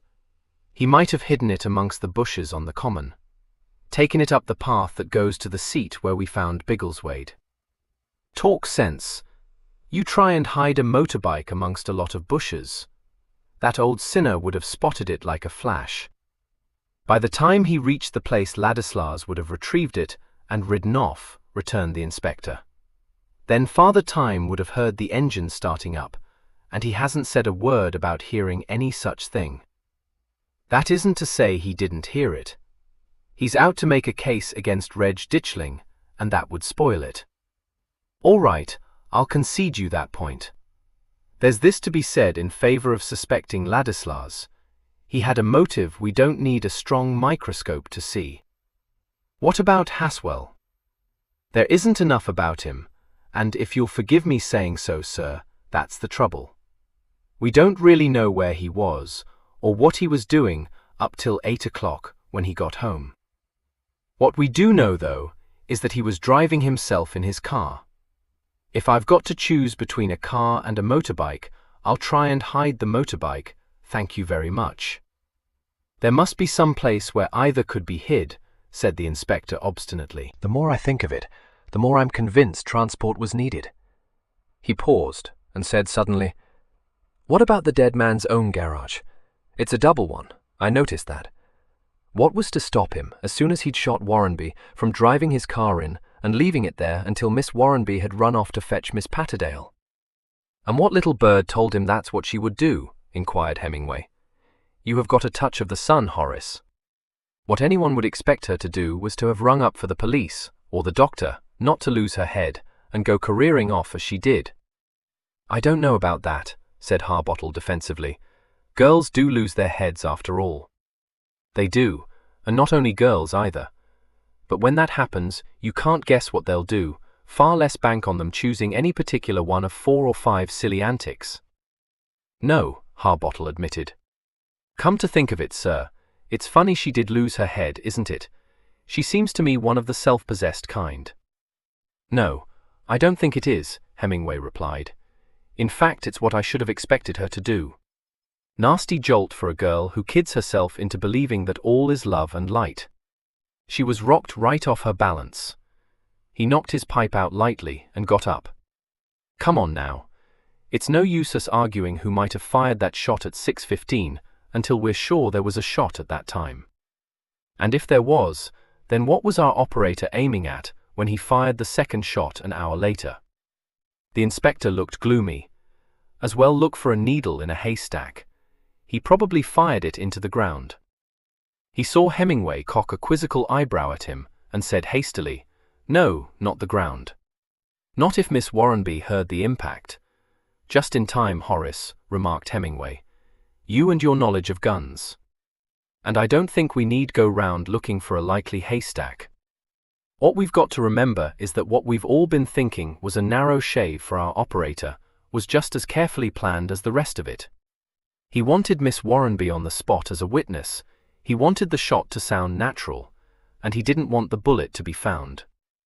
Well, the only safe targets I can see are the trees. Plenty of them across the lane, in the grounds of Fox House, but they're too far off to be dead certain targets. Putting myself in his place, I should have aimed for the elm tree. It's the only tree on this side of the lane with a big enough trunk for the purpose. Let's go and take a look at it." They descended into the lane and walked up it a few yards to where the elm tree stood. The inspector glanced back at the gorse bushes, silently calculating. "You're not looking high enough, Chief," he said. "If it's there, I should expect to find it a good 10 feet above the ground." "You would?" said Hemingway, staring up the bole of the tree. "You're very good, Horace. What do you make of that graze?" The inspector strode quickly to his side and gazed up at a gleam of pale color where a small splinter had been chipped from the tree trunk. There was a good deal of surprise in his face, not unmixed with awe. "Well, I'll be. I do believe you're right, sir," he exclaimed. "Well, don't say it in that tone of voice. What we want now is a ladder or a pair of steps. Got a knife on you, Horace?" The inspector nodded. "Yes, I've got that, but where do we find the steps?" "We'll borrow them from the house," said Hemingway. "That is, if Gladys is in. If she's got the afternoon off, we'll see if there's a ladder in the gardener's shed. It'll be locked, prophesied the inspector. And if you ask that girl for a ladder, she'll be bound to come and watch what we do with it. She won't, because I shall keep her in the kitchen, asking her a whole lot of silly questions. They walked up the straight path which led from the tradesman's gate to the back door. The sound of loud music seemed to indicate that Gladys had not got the afternoon off, but was listening to music while you work, turned on at full blast. So it proved Gladys was polishing the table silver, and came to the door with the leather in one hand. The manner of her greeting to Hemingway led the inspector to infer that his chief had not scrupled to charm and to natter her their previous encounter. He cast a sardonic glance at Hemingway, but that gentleman was already engaged in an exchange of badinage. Beyond saying, "Whatever do you want a ladder for?" Gladys raised no demur, lending her employer's property to the police. She gave Harbottle the key to the gardener's shed, warning him that if he didn't put the ladder back where he found it, the gardener wouldn't half raise Cain on the morrow, and invited Hemingway to step into the kitchen and have a cup of tea. The kettle, she said, was just on the boil. When the inspector reappeared some 15 minutes later, he interrupted a promising tete-a-tete, and it did not seem to him that his superior had found it necessary to ask his hostess any questions, silly or sensible. Gladys sat on one side of the table, both her elbows planted on it, and a cup of very strong and very sweet tea held between her hands, and as the inspector came in, she was giggling, and telling Hemingway that he was a one, and no mistake. "If my Bert was to hear you, I don't know what he wouldn't do," she said. "Ah," said Hemingway, briefly meeting the inspector's eyes over her head. "If I was a marrying man, I'd cut your Bert out." "Sauce!" said Gladys, greatly delighted. She looked over her shoulder at Harbottle and added, politely but without enthusiasm, "Would your friend like a cuppa?" "No, he never drinks it," said Hemingway, rising to his feet. "Besides, two's company, and three's none. Now, I've just got to check up on one or two points. Any objection to my going into the study?" Gladys glanced at the clock. "Fat lot of good it would be to start objecting to the policeman," she remarked. "Don't mind, but can't you wait a bit? It's just on the quarter, and I can't miss Mrs. Dale's diary. Sit down, the pair of you, and listen to it. It's ever so nice." "No, we mustn't do that, because we've got to get back to Bellingham," said Hemingway. "There's no need for you to come with us to the study, though. You stay here and listen in. I'll sec the inspector doesn't go pinching anything." "You haven't half got a nerve. More likely him as'll keep an eye on you, I should think. You won't go turning the room upside down, will you?" Hemingway assured her that he would preserve apply-pie order in the room, and as, at that moment, a voice suddenly announced, "Mrs. Dale's diary, a recording of the daily happenings in the life of a doctor's wife," she temporarily lost interest in him, and turned the face of a confirmed addict towards the radio. The two men quietly withdrew, and went along the passage at the back of the house to the hall. "You found it?" Hemingway said. The inspector opened his hand, disclosing a small piece of lead. "Now we are getting somewhere," said Hemingway.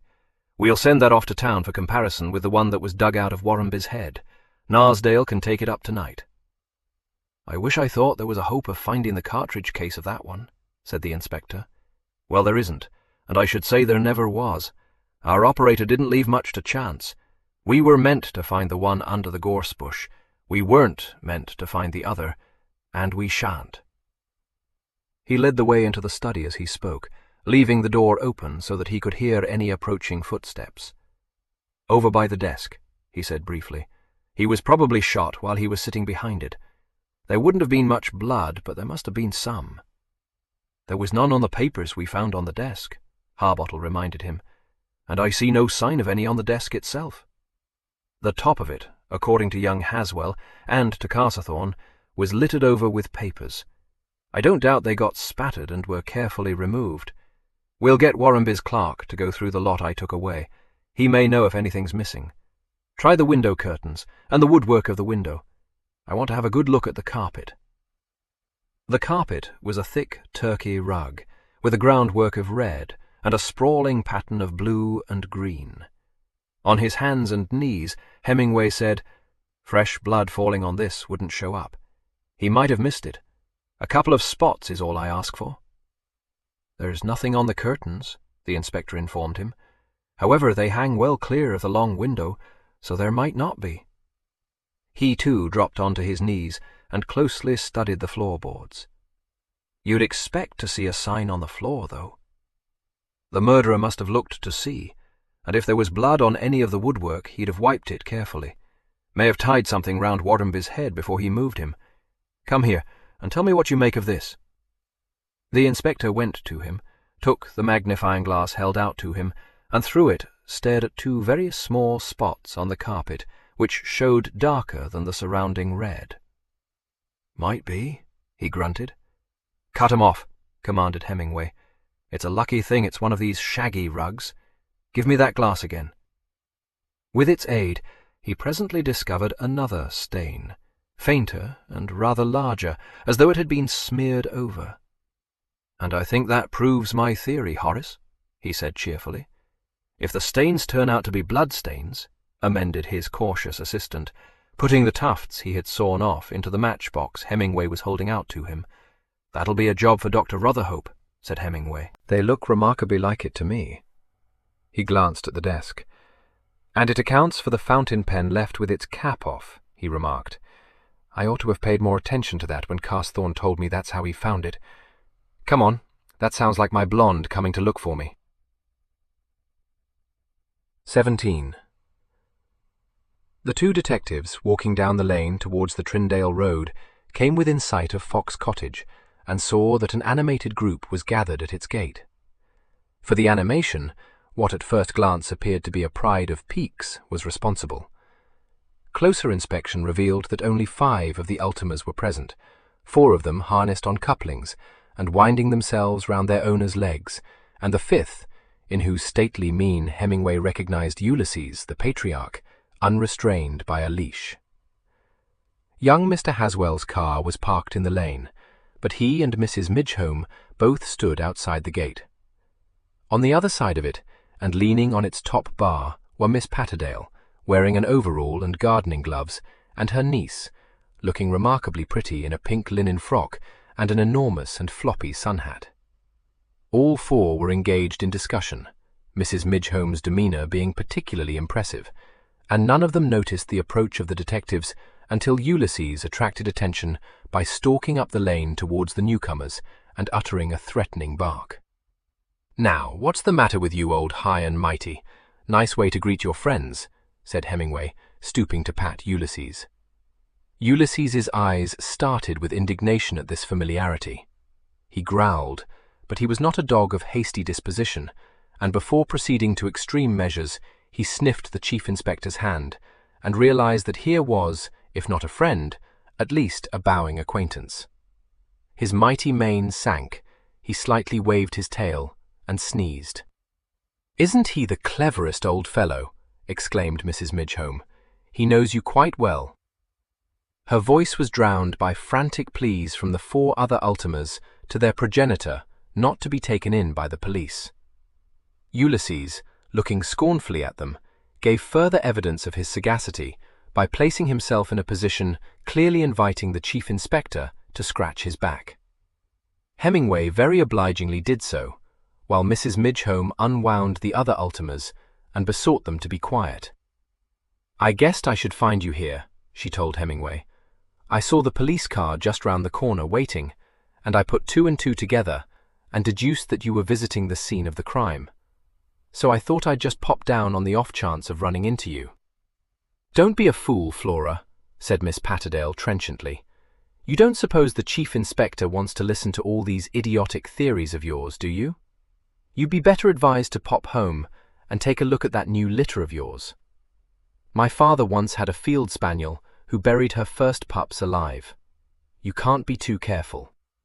"My treasured Ullapool," said Mrs. Midgehome indignantly. "She's the most wonderful little mother. Beautiful pups, too. Tell it not in Gath, but I have a feeling that one of the dogs is going to be as big a prize winner as Ulysses." "I've thought of a jolly good name for you," offered Charles. "Call him Uzziah." Mrs. Midgehome seemed a little doubtful. The chief inspector said judicially, "I don't say it's a bad name, but to my way of thinking there's a better. I lay awake for a good hour last night, trying to remember it. It came in a rattling good yarn I read when I was a boy, before your time, I expect, sir. Sloppergas." "Before my time, nothing," retorted Charles. "Every right-minded person knows his rider haggard. Damn, why didn't I think of that? It's terrific." Mrs. Midgehome, though gratified that the chief inspector should have expended so much thought on the Ultimas, was plainly not enamored of the name. She said that if she bred black peaks, she might think about it, and she was just about to explain to the company her reasons for not breeding black peaks when Miss Patterdale put a summary end to the discussion by saying with a snort, "And then call one of the bitches Ullaloom and be done with it. I don't know whether the chief inspector wants to waste his time 223 choosing absurd names for your dogs, Flora, but I'm not going to waste any more of mine. I'm going to get on with my weeding." She then favoured Hemingway with a curt nod, and strode off to where she had left her trug and gardening fork. Mrs. Midgehome looked a trifle disconcerted, but laughed and said, "Dear old Miriam, I always say, Abby, that your aunt is quite a character. But of course it wasn't the Ultimas I wanted to see you about, Chief Inspector. I did hope to catch you this morning, but it was not to be." "You got my message?" This question, uttered in a somewhat suspicious tone, seemed to be addressed as much to Harbottle as to Hemingway, and it was he who answered it, at his most wooden. "Now, I know perfectly well that you think I'm interfering," said Mrs. Midgehome, upon receiving his assurance. "But what I feel is that anyone who lives in Thorndon is bound to know more about all the people than a stranger. You see what I mean?" "Yes, but you can't have it both ways," interpolated Charles, evidently continuing an interrupted argument. "Old Drybeck was born and bred here, so why shouldn't the chief inspector listen to him as much as to you?" "Oh, that's ridiculous," she replied. "You can't possibly count him. And anyway, that wasn't what I was going to say. No, the thing is, I've just been giving my angels a run on the common, Chief Inspector, and I met that dreadful old man, Biggleswade, and he told me all about what he thinks happened on Saturday. Well, of course, it's nonsense to suppose young Ditchling had anything to do with it, because anyone who knows the family could tell you at once that they're all above suspicion. I don't mind saying that my first thought was he was lying." "Lied in every word," corrected Charles, grinning. "That hoary cripple with malicious eye. I can't remember how it goes on, but it's exactly right. There's something about waylaying the traveller with his lies, too. If at his counsel I should turn aside into that something tract. No, I can't remember how it went on, but it's Biggleswade, all right." "What on earth are you drivelling about?" asked Abby. "I'm not drivelling. I'm quoting Browning." "Oh, just for a handful of silver he left us," said Abby, showing her erudition. "Absolutely," agreed Charles, his eyes dancing. "I don't know anything about Browning," said Mrs. Midgehome impatiently. "But as I say, I did think at first that Biggleswade was making the whole thing up, and then it came to me in a flash." She paused dramatically, and Hemingway, finding that she was looking in a challenging way at him, said, with an air of interest, "It did?" "He was going by the church clock," said Mrs. Midgehome triumphantly. "Summertime, you know. It's never changed, so it's an hour wrong. So when he thought the time was 6:15, it was really an hour later." It was apparent that Abby, Charles, and Inspector Harbottle were all wrestling with an unspoken problem. It was Harbottle who first reached a conclusion. "Earlier," he said. "No, she's right," said Charles. "Later." "Wait a bit," commanded Abby. "Do we put the clocks on or back?" "Go on, Horace," said Hemingway, encouraging. "Which?" "On," said Charles positively. "So if the church clock says 6:15, it's really 7:15. By summertime, I mean. So Mrs. Midgehome is right." "Well, I'm glad we've settled that point," said Hemingway. "But I don't myself see that old boy making any mistake about opening time. Not but what I'm very grateful to Mrs. Midgehome for the trouble she's taken. I shall have to be getting along now, but—" "What? Don't you want to hear the rest of our theories?" said Charles, shocked. "I've worked out a very classy one. Miss Derham has proved hers up to the hilt. Gavin Plenmeller's latest proves he did it, but it's too ingenious. The squire has practically settled that the murder was committed by—" "What, has the squire gone in for detection too?" demanded Hemingway. "Of course he has. Everyone in Thorndon has. The squire's idea is that the murderer was a Bellingham man who came out by car or motorcycle, hid same in his gravel pit, and then lay up in the gorse bushes until the right moment." "And what's your own theory, sir?" "No, no," Charles replied, laughing. "I'm not going to do your job for you, or get myself sued for uttering slanders." "Perhaps you're right," agreed Hemingway. "I wish I could ginger Mavis up to sue Mr. Drybeck," said Abby with feeling. "Good Lord, you haven't told her he thinks she did it, have you?" exclaimed Charles. "I didn't tell her, but someone did. She said she would rather not talk about it, and one had to make allowances, and she was sure he didn't mean to hurt her feelings." "That girl is really a saint," declared Mrs. Midgehome. "She may be exasperating, but you have to admit that she's an example to us all." The chief inspector was amused to perceive, from their expressions, that the example set by Miss Warrenby was not one which either Charles or Abby meant to follow. He took his leave of the party, and went away with Harbottle to where the car awaited them. "What do you suppose they were doing up at Fox House?" said Abby, watching the two detectives turn the corner into the main road.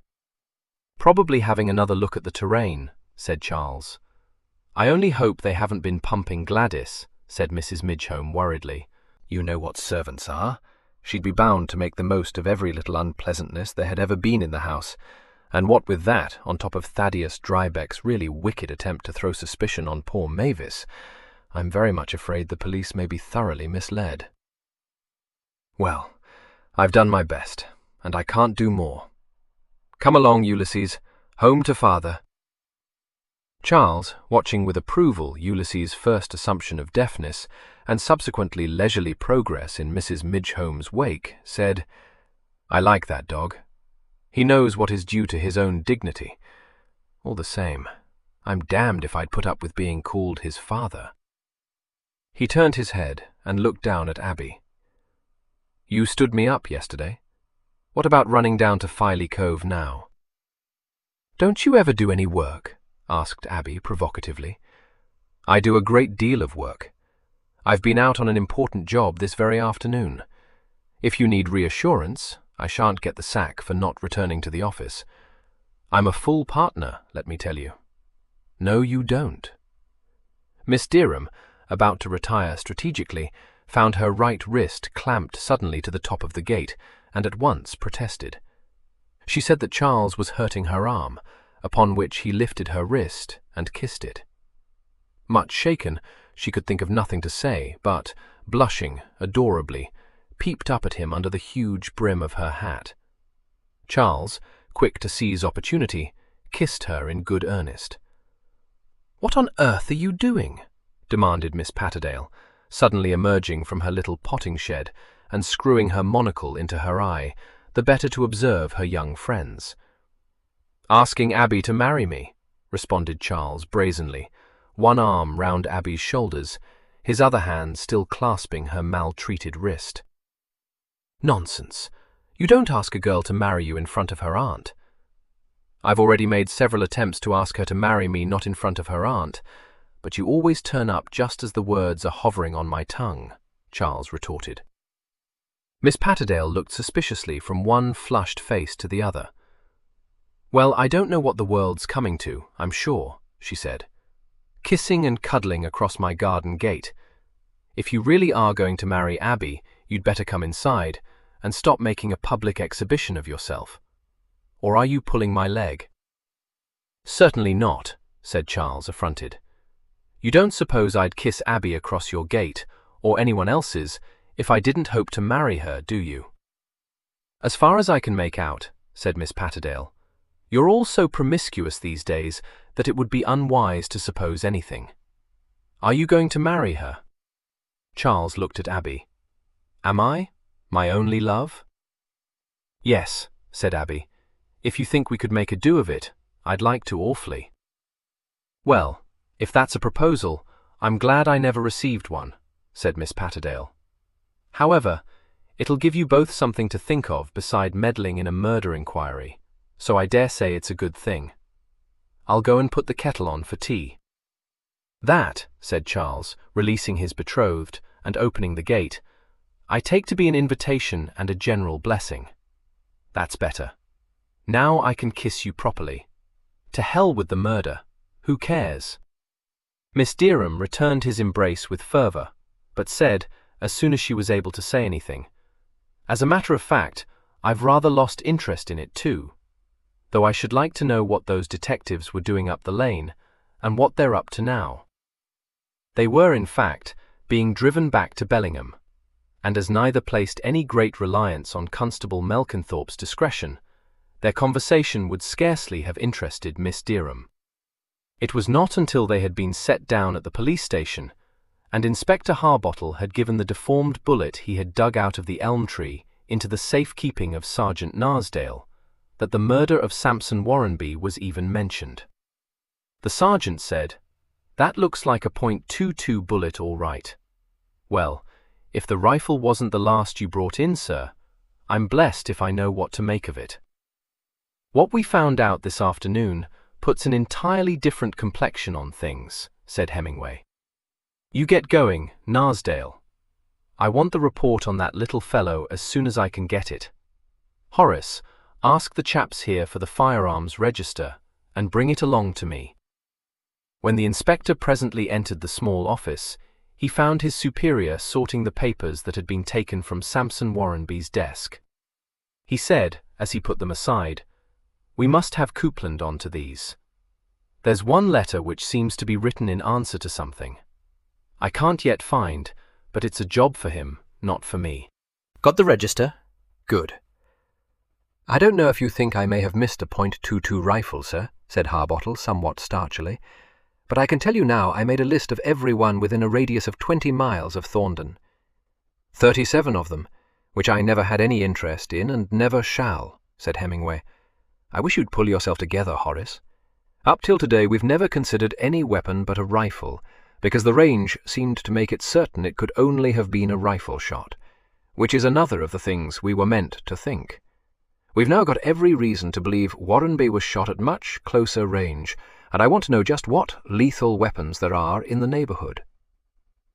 Carsthorne said something about the Major's army revolver, but that won't do because— Of course it won't. It's the wrong calibre. Stop trying to annoy me, said Hemingway, opening the register. Silence reigned for a few minutes. Suddenly Hemingway looked up. We're getting warmer, Horace. I find here that when his firearms permit was last renewed, a couple of years back, the late Walter Plenmeller had a .22 Colt Woodsman automatic pistol in his collection, which, let me tell you, was not in the gun cabinet at Thorndon House. Now then. The inspector came quickly round the corner of the desk to stare down at the entry. Could you carry a gun like that without anyone's knowing it? Demanded Hemingway. I suppose it could be done, admitted Harbottle. But good Lord, sir, what for? Seems to me it's time we did a little research into Plenmeller's affairs, said Hemingway, rather grimly. Yes, I see we shall have to. But what I'm thinking is that no one here knows anything against him, and I can't help feeling that if there was anything we should have been told fast enough. People don't like him, and the way they've all been searching for clues and motives, you'd have expected several of them to have sicked us on to him, wouldn't you? No, I wouldn't. Whatever it was that Warrenby found out, if that was the motive for his murder, you can bet your life it was something no one else knew anything about. That's obvious. You're thinking Warrenby may have tried to blackmail him? That wasn't what was in my head, sir. To my mind, it was more likely he did Plenmeller some sort of an injury, because Plenmeller's the type of man who might easily kill out of sheer wicked revenge. Only I haven't discovered a trace of anything like that. What's more, I put it to you, Chief, would he have gone round telling people he must take steps to get rid of Warrenby if he'd meant to shoot him? That's the last thing a murderer does. "Yes, my lad," said Hemingway in a dry voice. "And that's something he knows quite as well as you do. If he's the man I'm looking for, then I freely hand it to him. He's been remarkably clever. The killing wasn't done in some highly ingenious way that might have made us pay particular attention to a man who spends his life writing detective problems. He didn't try to fake an alibi for himself. He's told me and everyone else that he hated Warrenby's guts, and he's even told us all that he's quite capable of murdering someone, which I never doubted. He's even managed to stay as cool as a cucumber throughout, which isn't usual. That's probably because he's got a very good opinion of himself and thinks he's far too clever for me to catch up with." "You don't think he could have done it just because he did hate 229 Warrenby, do you?" asked the inspector. "No, I don't. Hating Warrenby was a lot more likely to make him think up ways of getting under his skin, which I've a strong notion he did do. Warrenby wouldn't like that. We know what happened when he got a snub from Lindale. I'll bet he had worse to put up with from Plenmellow." "Now, wait a bit, Chief," protested the inspector. "If Warrenby was blackmailing him, he wouldn't have dared get under his skin." Hemingway shook his head. "I don't think it was ordinary blackmail. He hadn't anything Warrenby could want any more than Lindale had. But we know from what his clerk told us that Warrenby liked to find things out about people. He said you never knew when it might come in handy, and in the meantime it gave him a nice feeling of power. I should say he didn't really mean to let on to Lindale he knew what his secret was. He lost his temper, and out it came." "Well now, supposing he did know something to Plenmellow's discredit, do you imagine he'd put up with Plenmellow being rude to him, shoving spokes in his wheel and running him down to all and sundry, if he could bring him to heel just by telling him that he knew what his secret was? If you ask me, Horace, he'd have thoroughly enjoyed lowering Plenmellow's crest. Anyone would, for that matter. Only that's where he slipped up. Plenmellow isn't the type it's safe to blackmail." "That may be," agreed Harbottle, "but I'd also say he isn't the type you could blackmail easily. I mean, from the way he talks, you'd think the chances are he'd be more likely to boast of having done something wrong than to try to keep it dark. Well, I ask you, sir, look at the brazen way he told us he'd driven his brother to his death." "As a matter of fact," said Hemingway slowly, "I was thinking of that. All things considered, I believe I'll take a look at that case. Did you read the whole of it?" "The inquest on Walter Plenmellow? I haven't read any of it, barring the letter he left." Hemingway looked at him with a gathering frown. "What, didn't you even glance over the report? What made you pick the letter out?" The inspector blinked. "That's all there was. I found it in one of the tin boxes. I haven't been through any of the coroner's records." "Do you mean to tell me," said Hemingway, "that Warrenby had taken that letter out of the proper file and put it amongst his own papers?" "Yes, I suppose he must have, sir. I don't really know what they do with the reports on inquests. As Warrenby was the coroner, I didn't make much of it, except to wonder whether he wanted that letter to taunt Plenmellow with, perhaps. Next time you find a document like that where it has no business to be, perhaps you'll be so good as to tell me," said Hemingway wrathfully. "I thought you'd been running through that case." He pulled open a drawer in the desk and turned over the papers it contained. A good deal chagrined, the inspector said, "I'm sorry, sir, but there was nothing to the case. I had a talk with Carsthorne about it, and it was a straight case of suicide, all right." Hemingway had found the letter and was rereading it. "Then what made Warrenby take this letter out of the record? Don't talk nonsense to me about wanting to taunt Plenmellow with it.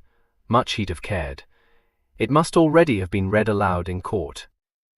"After what Coupland said to us, sir, I only thought it was rather typical of the man to want to get his hands on something to Plenmellow's disadvantage, which, to my way of thinking, it is, because it shows him up to be a heartless sort of man, deliberately getting on his brother's nerves. But I'm sure I'm very sorry." "All right, I ought to have asked you where you found it. Get me that file. If the office is shut, find out where Coupland lives and—" "You needn't worry, sir. I'll get it," interrupted the inspector, his back very rigid. "And find out if the chief constable's in the building. If he is, I'd like a word with him at his convenience." A few minutes later, he was informed by the sergeant on duty that Colonel Scales had come in a little while earlier to do some business with the superintendent, and had left a message in the charge room that he would like to see the chief inspector before he left the police station. He says, "Would you go right in, sir?" Colonel Scales was just nodding dismissal to a very stout superintendent when Hemingway went to his room, and he said, "Come in and sit down, Hemingway. Glad to hear you want to see me. I hope it means you've got something." "Yes, I have, sir," responded Hemingway. "Several things. I've 231 sent one of them round to your Dr. Rotherhope by one of my chaps, and I hope you'll be able to let me have a report on it tonight. He told me he'd got a small laboratory, so I don't think I shall have to send it all the way to Nottingham to be analysed." "What is it?" "I can't tell you that, sir. I only know what I hope it may be. It's quite a long story." "Then have a cigarette, or light your pipe, and tell it to me," invited the colonel. "Nothing more you wanted to say to me, is there, Mitchum?" "No, sir," replied the stout superintendent regretfully, and withdrew. "Now," said the colonel. "Well, sir, putting it baldly, Samson Warrenby wasn't shot at 7:15, and in all probability he wasn't shot with a rifle." "Good God, how do you arrive at that?" Hemingway told him. He listened in attentive silence, surprise in his face, and a good deal of respect.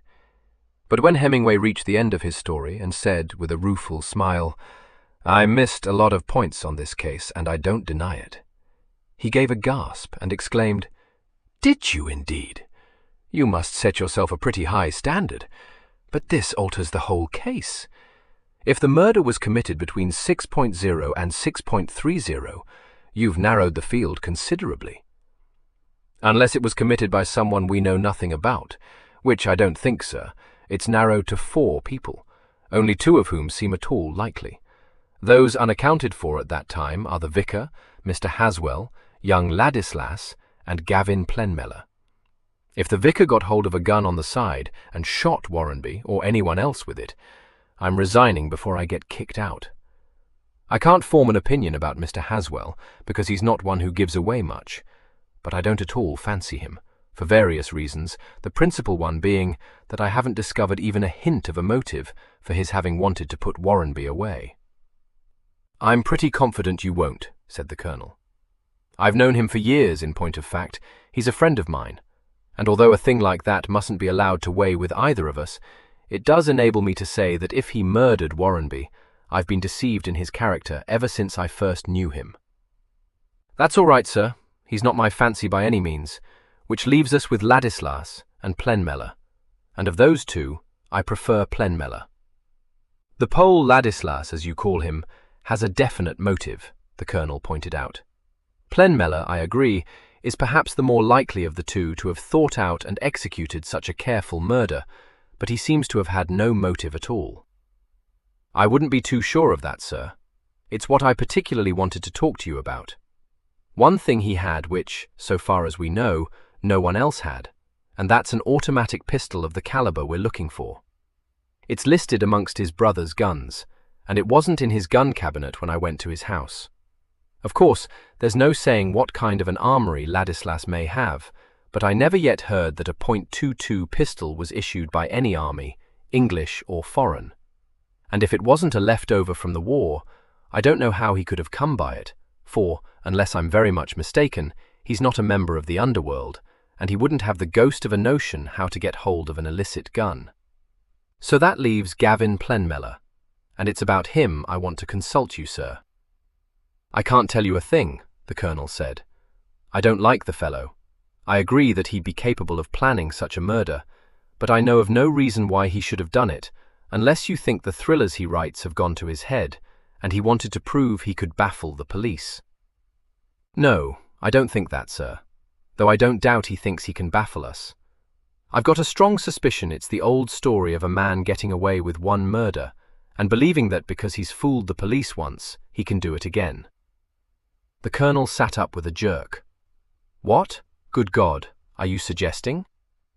I want to know just what happened when Walter Plenmellow was supposed to have committed suicide, said Hemingway. For perhaps half a minute, the Colonel sat staring at him, an expression of mingled incredulity and dismay in his face. Then he said, rather explosively, "Have you any reason for making such a suggestion?" "Yes, sir, that," said Hemingway, laying Walter Plenmellow's letter on the desk. "It was found amongst Warrenby's papers, and I should like to know why he took it out of the file and kept it locked up in a tin box." "Took it out of the file? But that is the most irregular, good heavens." "Highly irregular," agreed Hemingway. "It's safe to assume he had a good reason for doing it. I'm bound to say I don't see what it was, but I've got a hunch that letter contains the clue I'm looking for." The Colonel had picked the letter up and was reading it. "I remember it well," he said. "I hold no brief for Gavin, but in my opinion, this is a damnable letter to have written. I thought so at the time. In fact, I was extraordinarily sorry for Gavin. It seems to show that his brother hated him pretty bitterly, and I suppose he wouldn't have done that without cause." "That's nonsense," the Colonel said. "Walter didn't hate him at all. What you've got to understand is that Walter was always an uncertain-tempered man, and after he got shot up in the war, he used to fly off the handle at the smallest provocation. How much he actually suffered I don't know, and I doubt if anyone did, but he was a real case of nerves shot to pieces. He certainly used to get appalling migraines, and he was always complaining of insomnia. The London specialist he went to prescribed tablets for that. Why, it can't have been more than 3 weeks before he died that he had some sort of a row with Gavin, and bored everyone in the smoking room one afternoon by talking in exactly the style of this letter, and swearing that this time he meant what he said, and that he wasn't going to see Gavin again, much less allow him to come down to Thornton House. Well, I can only tell you that about 3 days before his death, he was here in Bellingham to meet Gavin at the station, and to take him out to Thornton in a hired car, and as pleased as possible about it." "That's interesting," said Hemingway. "And what did Gavin do, in 3 days, to drive his brother into committing suicide?" "It does sound extraordinary, of course," the Colonel admitted. "Dr. Warcop, yes, I know what you feel about him, but after all, he was Walter's medical attendant, and he must have known a good deal about him. Dr. Warcop, as I say, considered that the balance of his mind was disturbed at the time. How much Gavin may have had to do with that, no one can tell. He certainly thought that Walter exaggerated his ailments, and the letter Walter wrote indicates clearly that he didn't scruple to say so. He himself said at the inquest that Walter had complained of migraine on that last day. He described him as more that ordinarily on edge. I remember that he was asked if there had been any quarrel between them, and he replied quite frankly that he had become so impatient with his brother for indulging in what he called querulous self-pity that he had spoken his mind on the subject. Dr. Warcop's opinion, which he expressed privately to me, was that this might well have been enough, in the mood Walter was then in, to have pushed him right over the edge. You can say, morally speaking, that Gavin was at least partly responsible for his brother's death. There's no doubt he behaved quite heartlessly to him. Whether he hoped to goad him into committing suicide is a question which, thank God, lay beyond our province.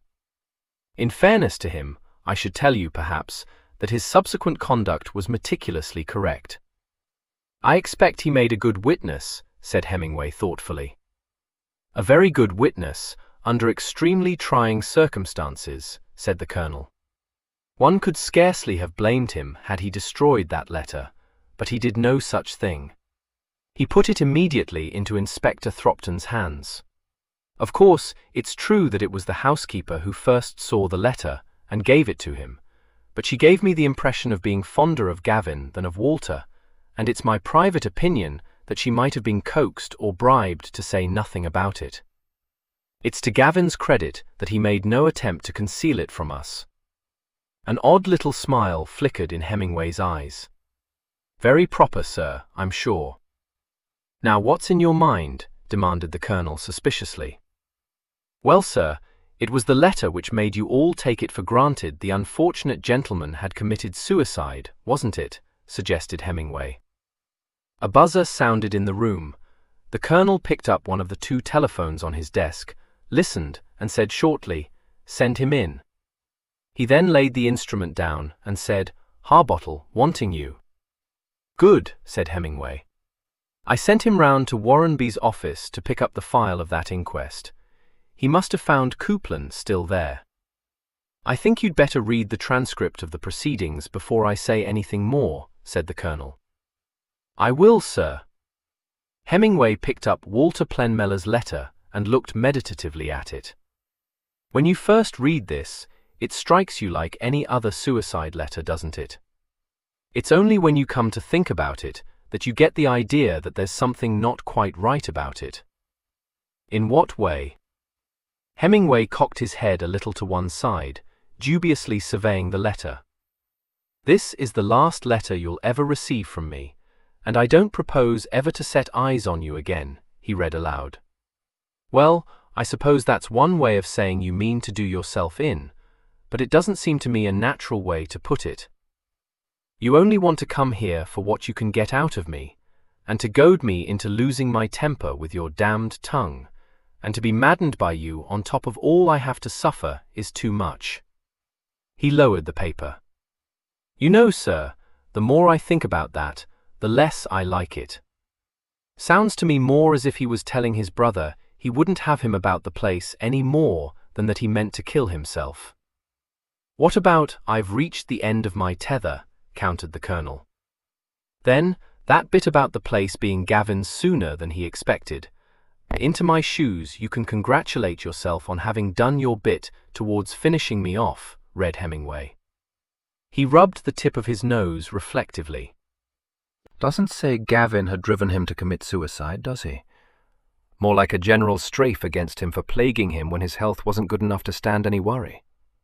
He saw the skepticism in the Colonel's face and added, "Take it this way, sir. Supposing he hadn't committed suicide, and Gavin had happened to show you that letter, would you have thought that was what he'd had in mind?" The door opened to admit Inspector Harbottle. The Colonel grunted a greeting and took the letter out of Hemingway's hand and read it through once more. "No," he said, having considered it for a minute or 2.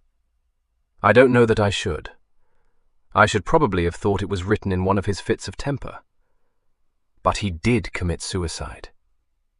Hemingway turned to Harbottle and received from him a sheaf of papers, saying briefly, "Thanks, Horace.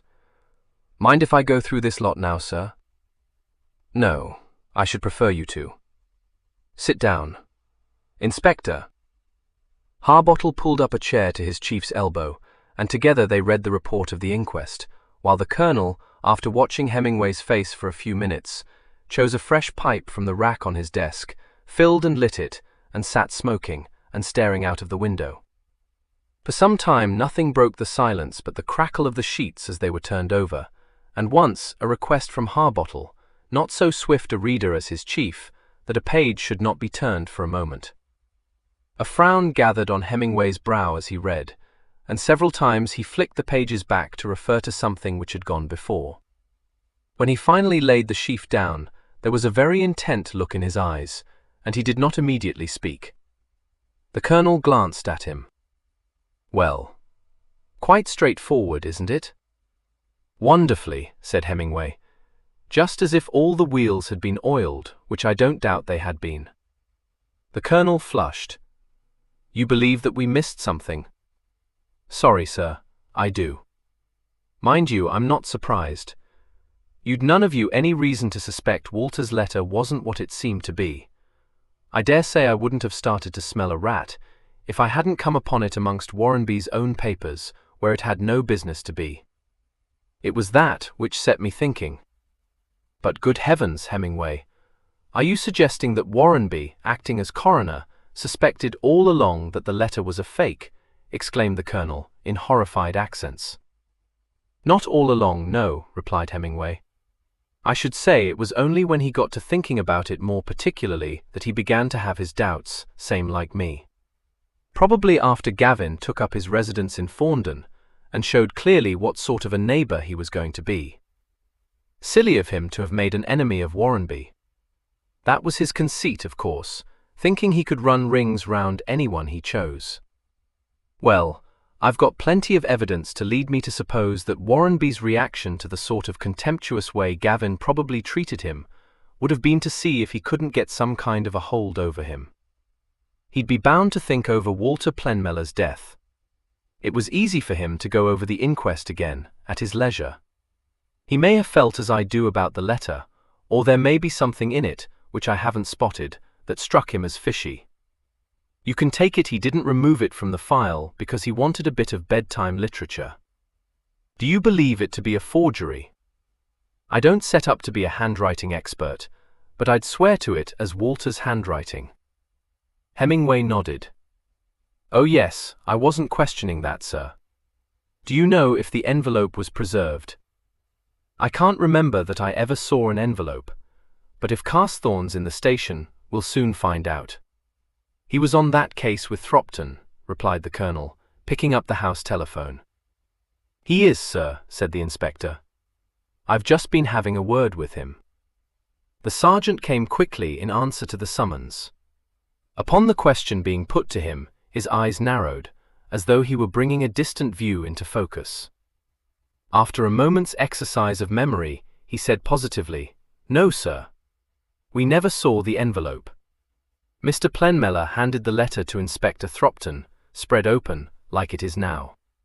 He said something about supposing he'd got to give it to the police, though his instinct, no, his baser self was what he said, made him a sight more inclined to put it on the fire. Sounds lifelike, commented Hemingway. If you ask me, it was his baser self that made him hand you the letter. I wish I could see the envelope, though I don't suppose there was ever a chance that anyone would have been allowed to. The housekeeper saw it, said the sergeant. I remember she told us how she was the one who saw the letter first. On the bedside table it was. She said it had the one word, Gavin, written on it. It had it? Well, it can't be helped. It's a safe bet the housekeeper wouldn't know whether it was Walter's writing or only a copy of it. What are you getting at? Demanded the Colonel. Why do you think the envelope may have been significant? Just an idea I've got at the back of my mind, sir, replied Hemingway, stretching out his hand to pick up the letter. A little while ago you were telling me that only 3 weeks before Walter's death he was saying that he wouldn't have Gavin in the house again, or even see him. But he did have him in the house again. Whatever the quarrel may have been, it was made up. Yes, sir, but it occurs to me that that's exactly what he says in this letter. Hemingway raised his eyes from the letter, one brow lifting quizzically, but no one spoke. All 3 men were watching him closely, and in the Colonel's face was an expression of dawning comprehension.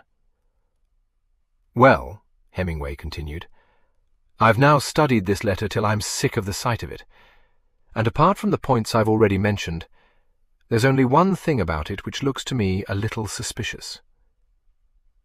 Walter had a sprawling sort of writing, and a trick of joining one word to the next through not bothering to take his pen off the paper. Will you take a look at the date at the top of the page, sir, and tell me what you think? He laid the letter down before the Colonel, and with one accord, Harbottle and Carsthawn moved round the table to obtain a view of it. The Colonel looked closely at it, and then across the desk at Hemingway. The figure 2 seems rather close to the 5, he said slowly. Look where the light upward stroke from the Y of May reaches it, said Hemingway. It joins the 2 at the bottom of the figure, not, as you'd expect, at the loop at the top. How he made a 2, starting from the bottom of the diagonal line, I can't imagine. But if you carry that faint line from the Y on in your mind's eye, the way it's going, I think, you'll find it would join the 5 exactly where it should, supposing Walter had dated his letter May 5th, and not May 25th. The sergeant drew in his breath with a hissing sound. Harbottle cast a glance of grim, vicarious pride at his chief. The colonel sat back rather limply in his chair and said, "Good God! You think this letter may have been written at the time of the quarrel I told you about? But it's diabolical!" "Well, it'll have to go up to our expert immediately, sir, before we can be sure. It's little more than guesswork as yet. And I wonder whether it's already been in the hands of an expert," he added pensively. "I should say it had, though not our chap." Harbottle, who had glanced at his watch, said, "Let me take it, Chief. I can catch the 6:35 train and come back first thing in the morning. I've just time to put a call through to headquarters and warn them to stand by." Hemingway nodded and gave him the letter. As he left the room with his long stride, Sergeant Carsthorne said in a shocked voice, But are you telling us, sir, that it wasn't a case of suicide at all?" "I won't put it as high as that till I get a verdict on that letter," replied Hemingway. "But assuming for the moment that the letter was written on the 5th of May, and not the 25th, the suicide doesn't look anything like as good. If you hadn't been given that letter, you'd have looked a deal more closely into it than you did, wouldn't you? Let's take a look at it now. First, we have this Mrs. Bromwich deposing that her master had been in one of his bad moods that day. What put him in a bad mood? Migraine, or his brother Gavin carefully working him up? We shall never know the answer, of course, so we'll leave that. At 10:00, Mrs. Bromwich goes up to bed. Her room's over the kitchen, and there's a door that shuts the servants' quarters off from the main bedrooms. I expect it corresponds with the one downstairs, which I've seen. The gardener, we find, sleeps over the stables. Half an hour later, Gavin goes to bed, or so he states. The coroner put a question to him about that. I wonder if he had his suspicions as early as that. Hemingway hunted through the transcript. Yes, here we are. Asked him if he usually went to bed so early. Answer: no, very rarely. Had you any reason for changing your custom? Answer: my presence appeared to exacerbate my brother, so I thought it wise to remove myself. Quite neat. Gives the picture of Walter beside himself, and leaves us to suppose that Gavin may have been asleep when the gas fumes began to creep out of Walter's room. I should say he took his own measures to keep them out of his room. We have nothing after that until we come to Mrs. Bromwich taking Walter's early tea to his room. She said there was a funny smell, which made her cough, and she couldn't get into Walter's room. So she goes across the upper hall to wake Gavin, finds him asleep, tells him there's something wrong. He smells the gas at once and gets up quickly and goes with her to Walter's room, first putting on his dressing gown and slippers. All very natural, and I dare say the dressing gown had a pocket. He tries the door, finds it's locked, and sets his shoulder to it, breaking the lock. Gas fumes make them both reel back. Then we come to the handsome tribute Mrs. Bromwich paid to Mr. Gavin. He didn't hesitate. He dashed into the room, flung back the curtains, and opened all 3 casements. The wind was blowing in at that side of the house. It seemed to blow the gas right down Mrs. Bromwich's throat, and fair made her choke. And considering how much gas there must have been in the room, I'm sure I'm not surprised Mr. Gavin then makes another dash for the gas stove, and turns off the tap, and gasps out an order to Mrs. Bromwich. She was to go downstairs at once and ring up the doctor. So that gets Mrs. Bromwich nicely out of the way. By the time she gets back, Mr. Gavin is standing at the head of the staircase, looking dreadfully bad, and coughing fit to break a blood vessel. Very likely, I should think. There were quite a few things he had to do in the room before she came back. If I'm right, he had to slip the door key under Walter's pillow for Dr. Walcott to find in due course. He had to stuff a bit of rag into the keyhole. He had to finish off the job of fixing adhesive tape round the door. I should think he put most of it on when he went in the night before. It was bound to get broken as soon as the door was opened, so he was safe to stick it on everywhere but on the side where the door opens.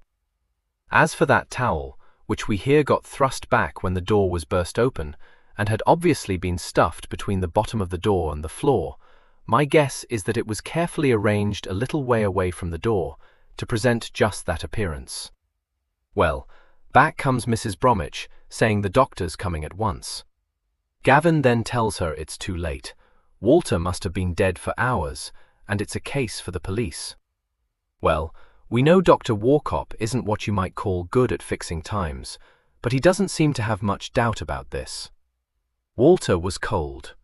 When he turned up, Gavin told him it was too late for him to do anything, and he let Mrs. Bromwich go with him into the room. Which is when Mrs. Bromwich sees that letter and gives it to him, and Dr. Warcop finds the key of the room. So there it is, an open and shut case, with everyone behaving very properly all round.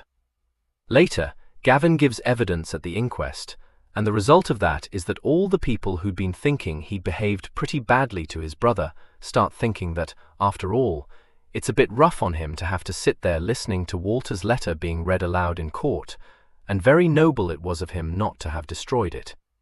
I'll bet he enjoyed that day. There was a pause. The sergeant, who had been listening fascinated to this exposition, said, "You've got me believing that's how it happened." "I've got myself believing it," returned Hemingway. "If it's true," said the colonel, "if we find that you're right about the letter, you've got a strong case against Gavin, without any further evidence." "I want a stronger," said Hemingway. "I want that Colt Woodsman pistol." "Ah," said the sergeant heavily, "and he's had plenty of time to get rid of it." "If he has got rid of it," agreed Hemingway. "Good Lord, sir, you don't think he'd keep it, do you?" "I don't know. You've got to bear in mind that he thinks we're searching for a rifle. What's more, it isn't all that easy to dispose of a pistol, particularly when you haven't got a car to get you well away from your own district, to some likely pond or something of that nature. The thing I'm afraid of is that he may have thrown it into this river I've heard so much about." "You needn't be afraid of that," said the colonel. "It's quite shallow, and at the moment there's hardly any water in it at all. I've never known such a season. We haven't had a spate since the beginning of March. He's more likely to have thrust it down a rabbit hole or to have buried it."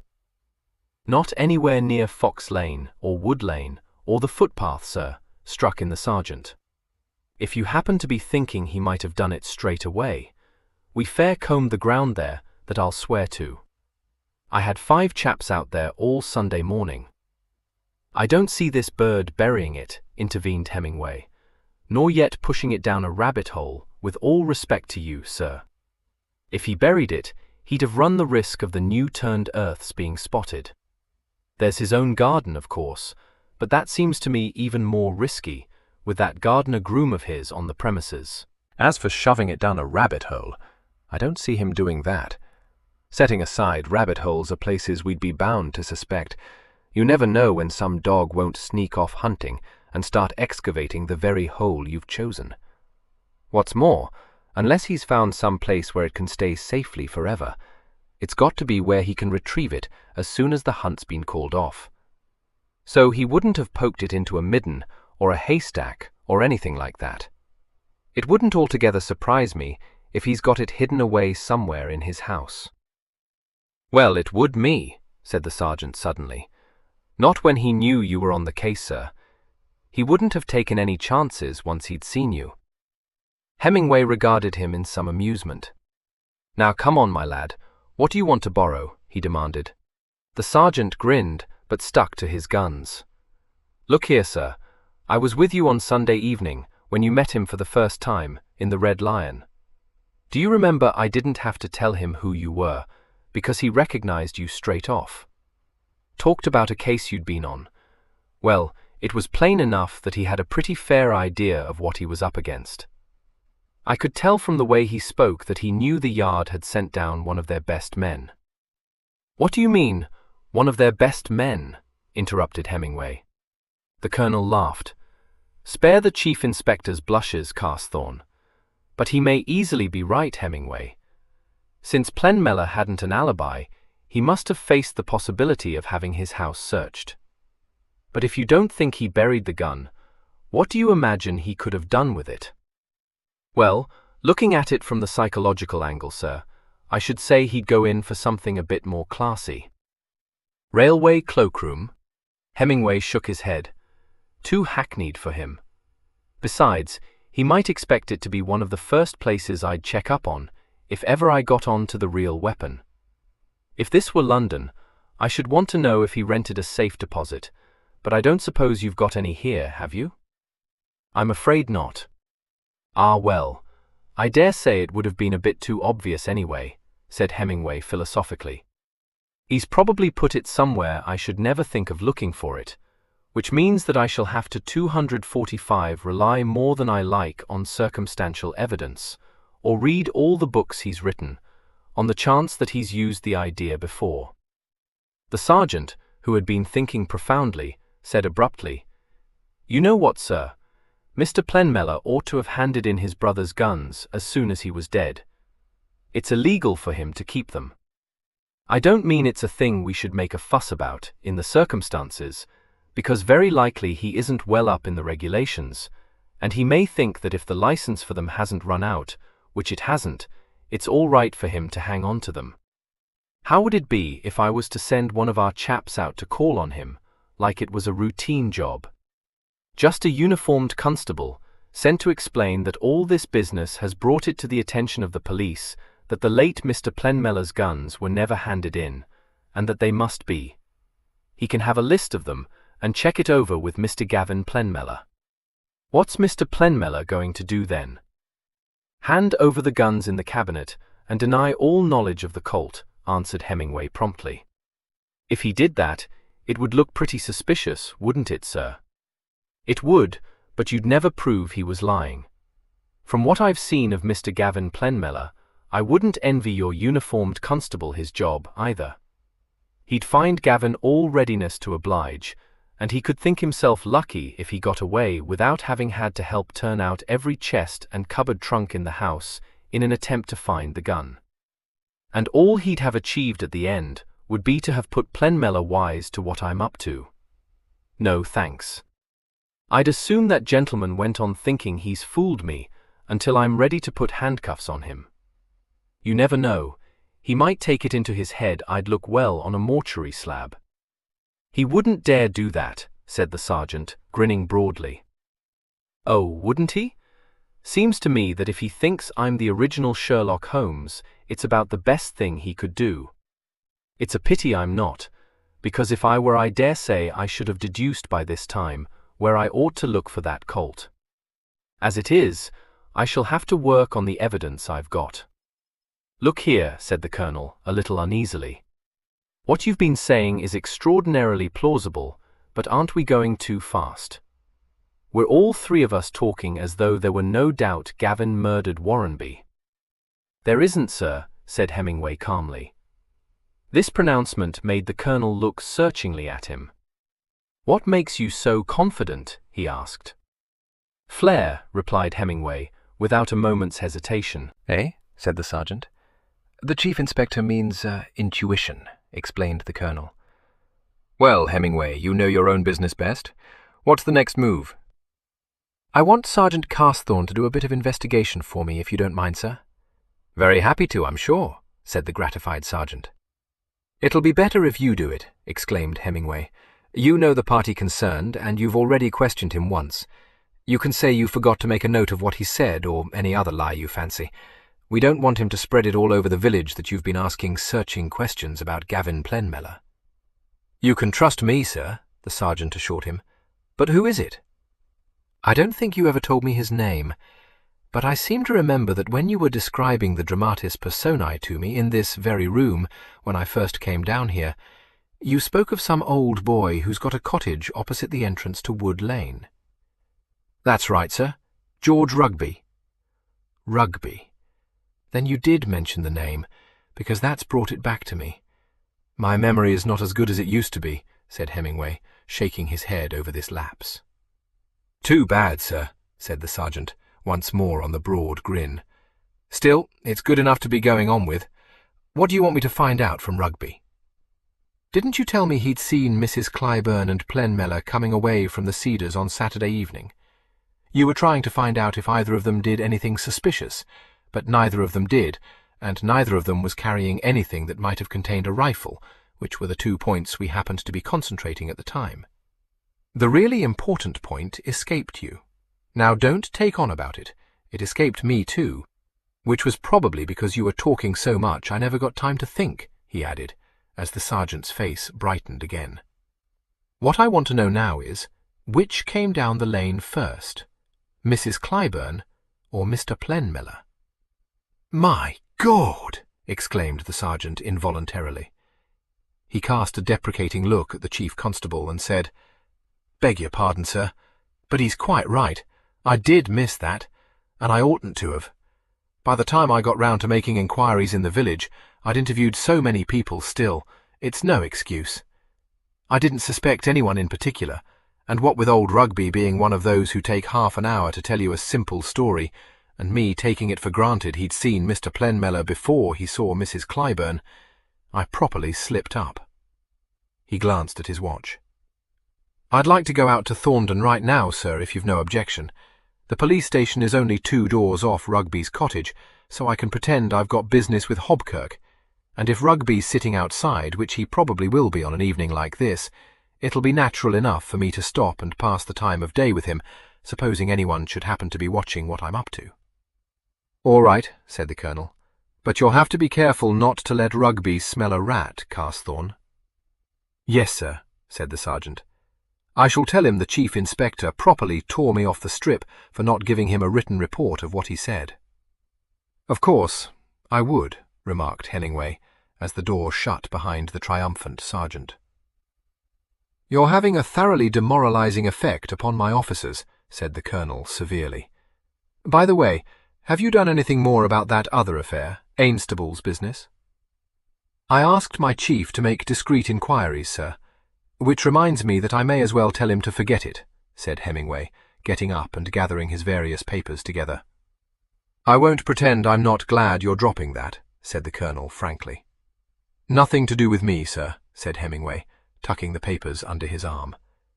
"Unless there's anything more you want to discuss with me, I'll be getting along.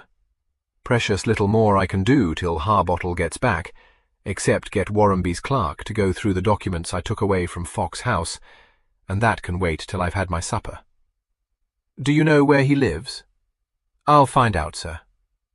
The colonel got up and held out his hand, saying with a faint smile, "You do find things out, don't you? Good night, then, and good luck." Upon the following morning, the chief inspector consumed a leisurely and a somewhat belated breakfast.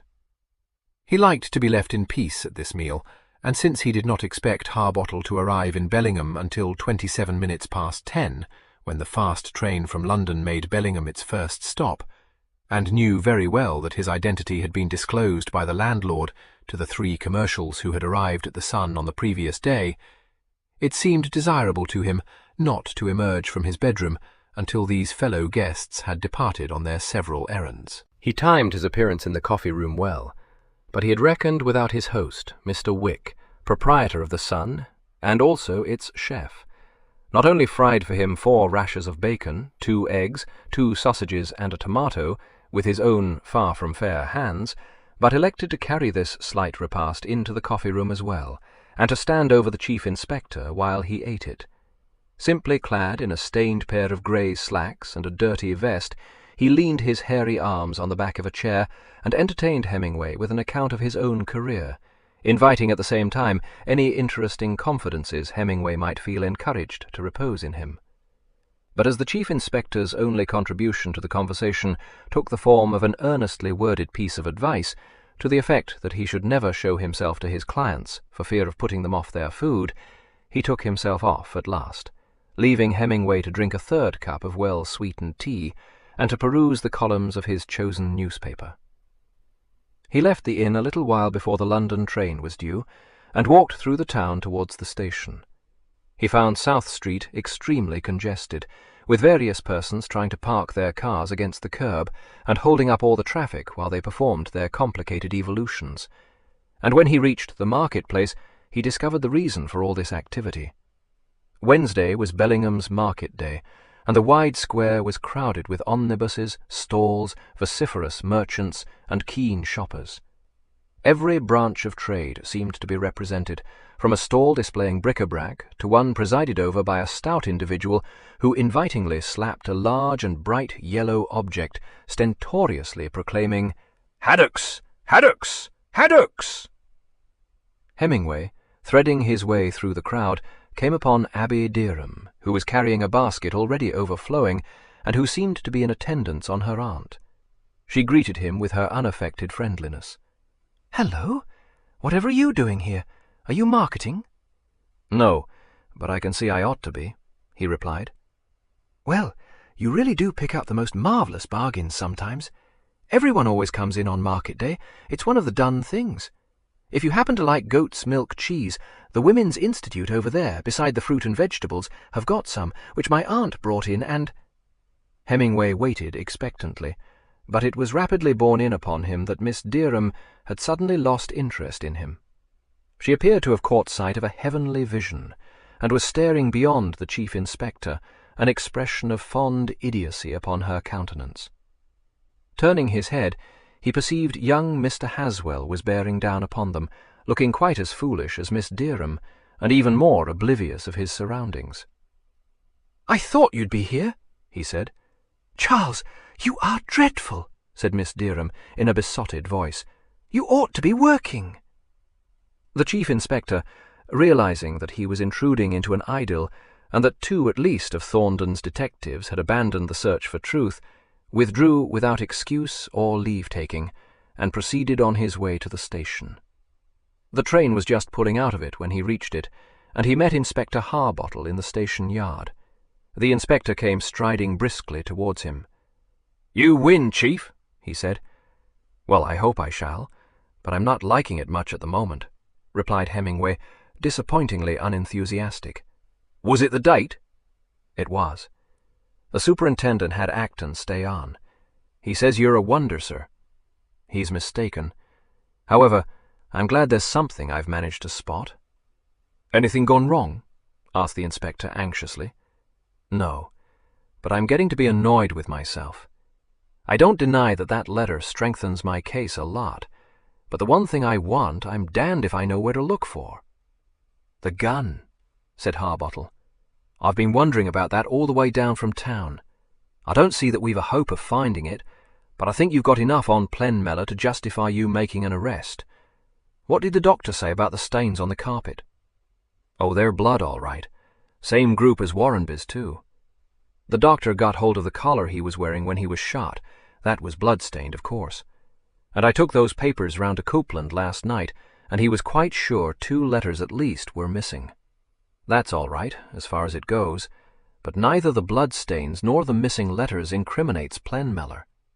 I rather hoped I might be able to establish that he came down Wood Lane after the vicar's wife did." Do you remember Carsethorne saying that one of the villagers had seen them both coming away from the Cedars on Saturday?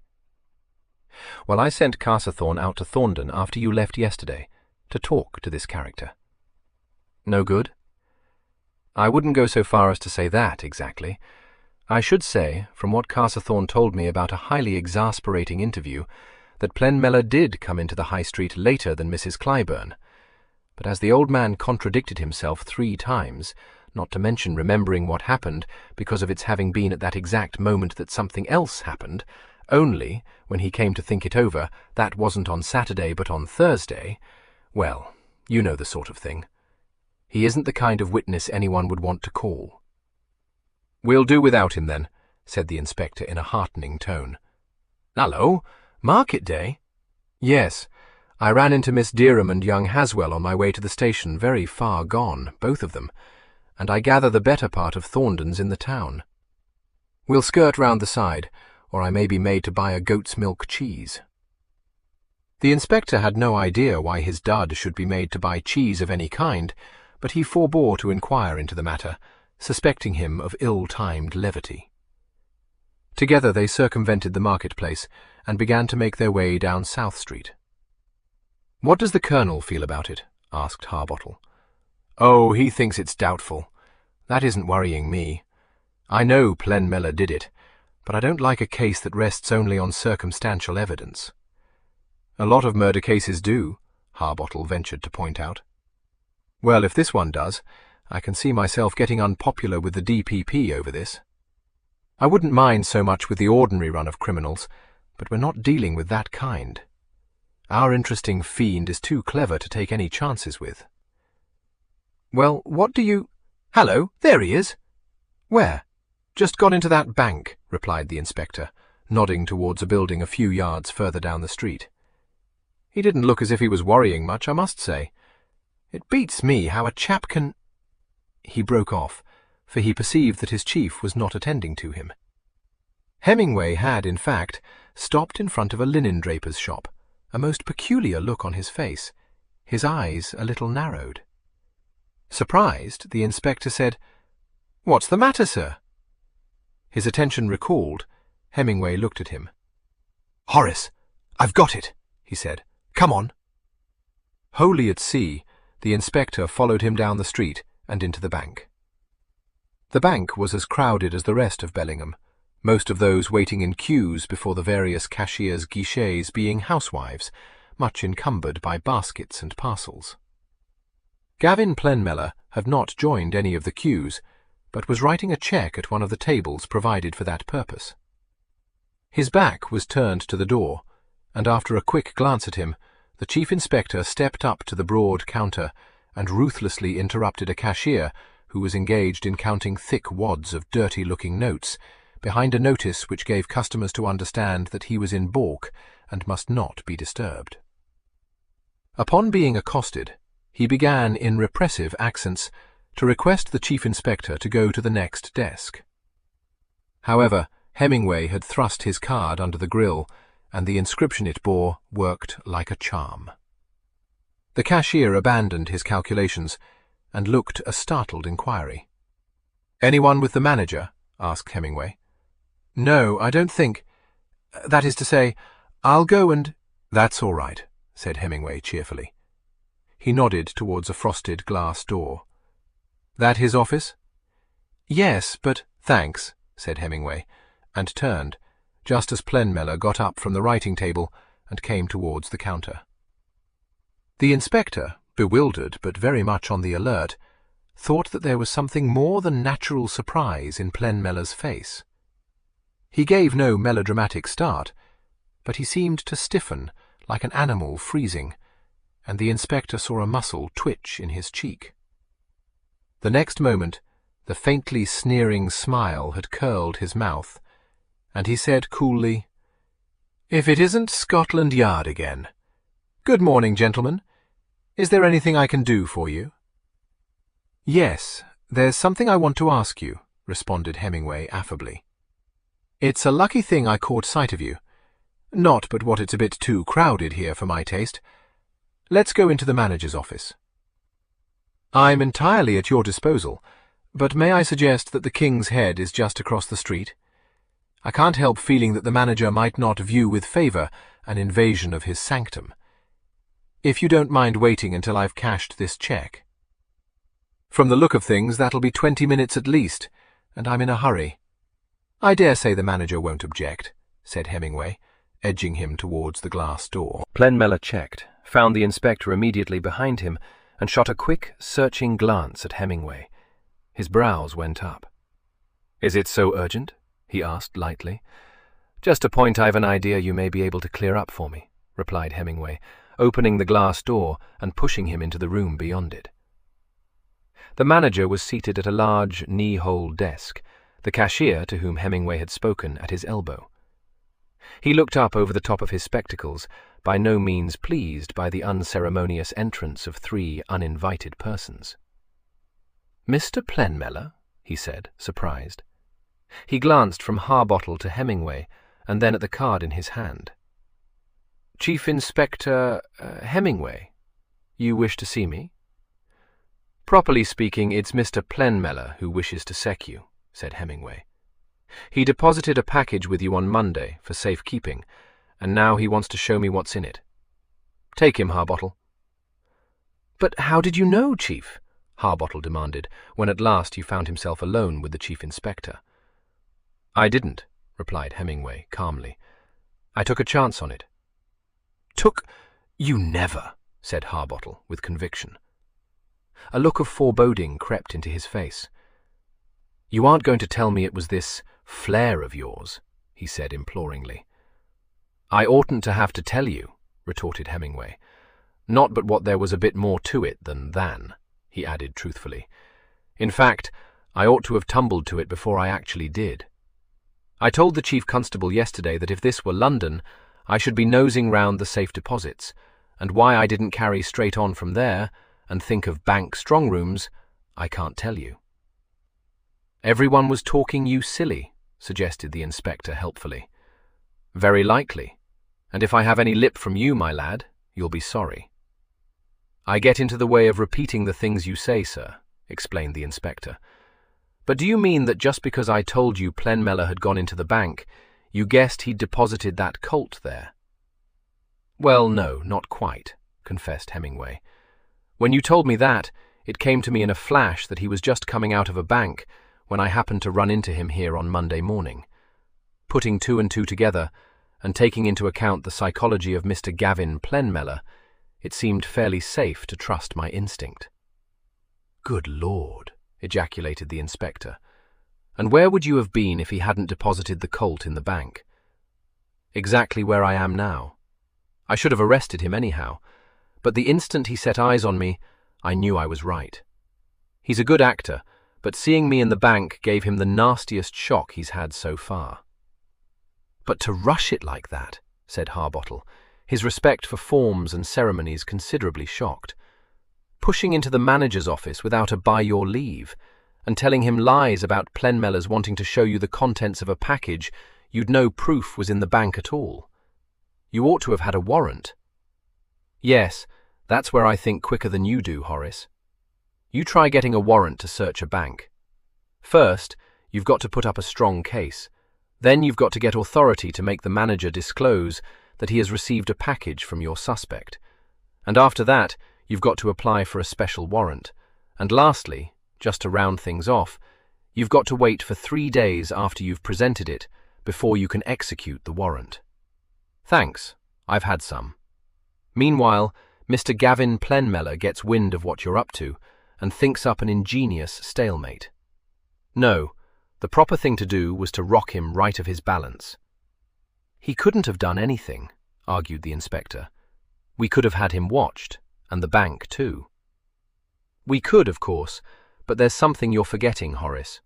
2 things, in fact." "What are they?" asked the inspector, frowning. "All that hanging about would have been a bad curtain. If you hadn't got a silly prejudice against the theatre, you'd know that. And on top of that," said the Chief Inspector comfortably, "I've got a fortnight's leave due to me on Saturday. I had to force the pace.